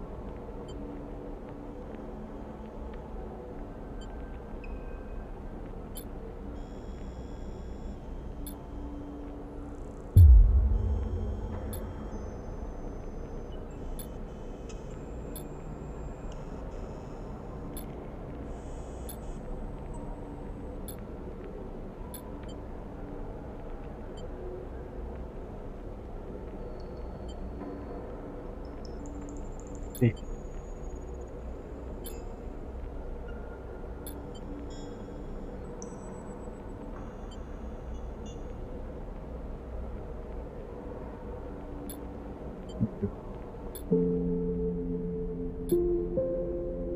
With your hand heavy under the shutter, and as he does, you feel the thick texture of his worn hand in great detail, as if you are touching some greater landscape. You grip them tightly as you get on board. The run begins so close, you see Pig watching at a distance, her face half covered by the hair. There is hand in farewell, and as these two, you see something in their expression that you can quite place. A sense of determination, perhaps, or compressed anger. Something they will try to forward from this point on. The future you can believe will be better. Then the shutter ram closed, and the metal box you are inside rumbles and tilts. So the evacuate videos reach at a sudden movement, but they settle as the ship carves its way out of the bay toward the floating land, toward whatever comes next. When you arrive there, you'll find a bird, as Saul promised, tucked in among hundreds of others. A strange neighborhood of tiny flats. The communal canteen, the water supply, the farm stack. These shared spaces will become the center of this new reality. Place where stories are shared, where signals and messages from the ship of the system and the eye itself are interpreted and discussed. You have gotten far from the station when the flag event hit. The flotilla going away two wheelers in the crisis. The system failed and the ships are lost to the void. You will live in darkness for many cycles as the pilgrim city is repaired, but it will survive. And in the darkness, the emergence of some small floating bodies will suggest that a strange and vast stowaway will have implanted itself in the pilgrim ship for departure and be protecting it still. In these dark times, you will find yourself unable to resist listening into any conversation about the eye, any scrap of data or detail. That is how you will hear that the plug event knock out power for the whole Facebook, disconnecting the hub from the rim for many cycles. That the plug crippled many systems and cost many lives. You will also hear of the strange growth that people start reporting around the station in the wake of this event. Fungal growth that goes through pipes and wiring. Rumors of the eye going wild and a gun will travel quickly around the pilgrim ship, telling stories for a station of increasing unpredictability, prone to seasonal rhythm of spores, cloud, and sudden growth spurts. As your long journey across the system becomes a dull routine of the same faces and places, you will like to overhear that the eye process divide everything, that crippled system are rebooted and replaced, that the new season of growth and decay bring with them a plenitude of resources and surprises. You will hear that Heaven have consolidated their power around the hardline group led by Cam, but this will push them further from the people of the Eye. As they decay, new form of station administration will rise, though the hardliner will persist as a dangerous foe. And after a long time, you will find the stories of the Eye become less the signals and message viewers, replaced instead by a new array of broadcasts, this time from Senate staff, citing legal precedent and quoting dates of ownership, taking claim on the system. These messages will set the rumor mill of the pilgrim ship spinning. You will rarely have a moment when you don't hear mention of that company in its claim. Occasionally on a long trip, you'll make a pilgrimage to the source of a simply supply shuttle and gather club heads from among the crowd. You'll talk with Aki as they are proceeding to stabilizer and hear of how the plans are changing, adapting, becoming ever entwined with this new and unprecedented ecosystem. And then in the final part of your journey, as you reach the far part of the system where few signals travel, and the starboard belt curves the system like a defensive ring, there will be distant report of another fleet entering the system, under the banner of all too familiar convoy extraction. By the time this happens, you and the evacuees will begin to discuss this event less and less, perhaps in the hope of avoiding being implicated in the coming up corporate war. And finally, one cycle far from this moment, you will arrive on an asteroid point in the starboard belts, one you have yet to know, and you and all the evacuees will be released into it. In that moment, of a system and hundreds of cycles away from the Eye, you will think back on your time there with equal sadness and fondness. And then you will step out of the pilgrim ship never to return, once more trying to make a future for yourself that might be different from those false future promised to you so many times. But for now, you remain on the shuttle, angling its way toward the base of the pilgrim ship, getting the hopes of all who tremble quietly within it. And this moment you feel the Eye release you, as Ace is really big, and it feels so good.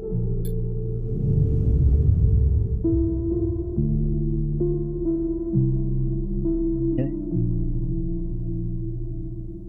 So we've given the 2 tickets to Clem and Mina, so they'll be safe across the big ship thing. And the guy survived, and I survived. I think that's as good as I can manage with my luck. It's actually not that bad, but when you have bad luck, it really feels the worst. And you can really feel that the game is working against you, everything working against you. I guess it's what makes the game challenging in a way. The challenge of the game, what difficulty of it. Well, it is very, what's the word for it? Lapis, I forgot. It's really good. Man, the music though. Are you hearing the same thing I'm hearing right now? It's so good.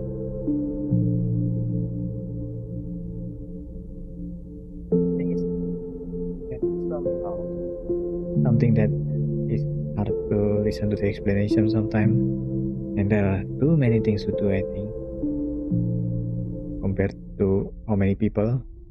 Feels like I'm doing everything by myself.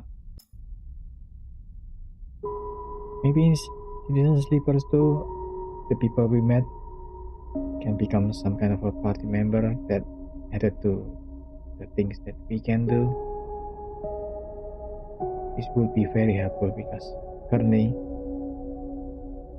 it seems like the world is not moving if I'm not moving. That makes sense. It feels like the world is static if I'm not doing anything. I'm not doing anything for them.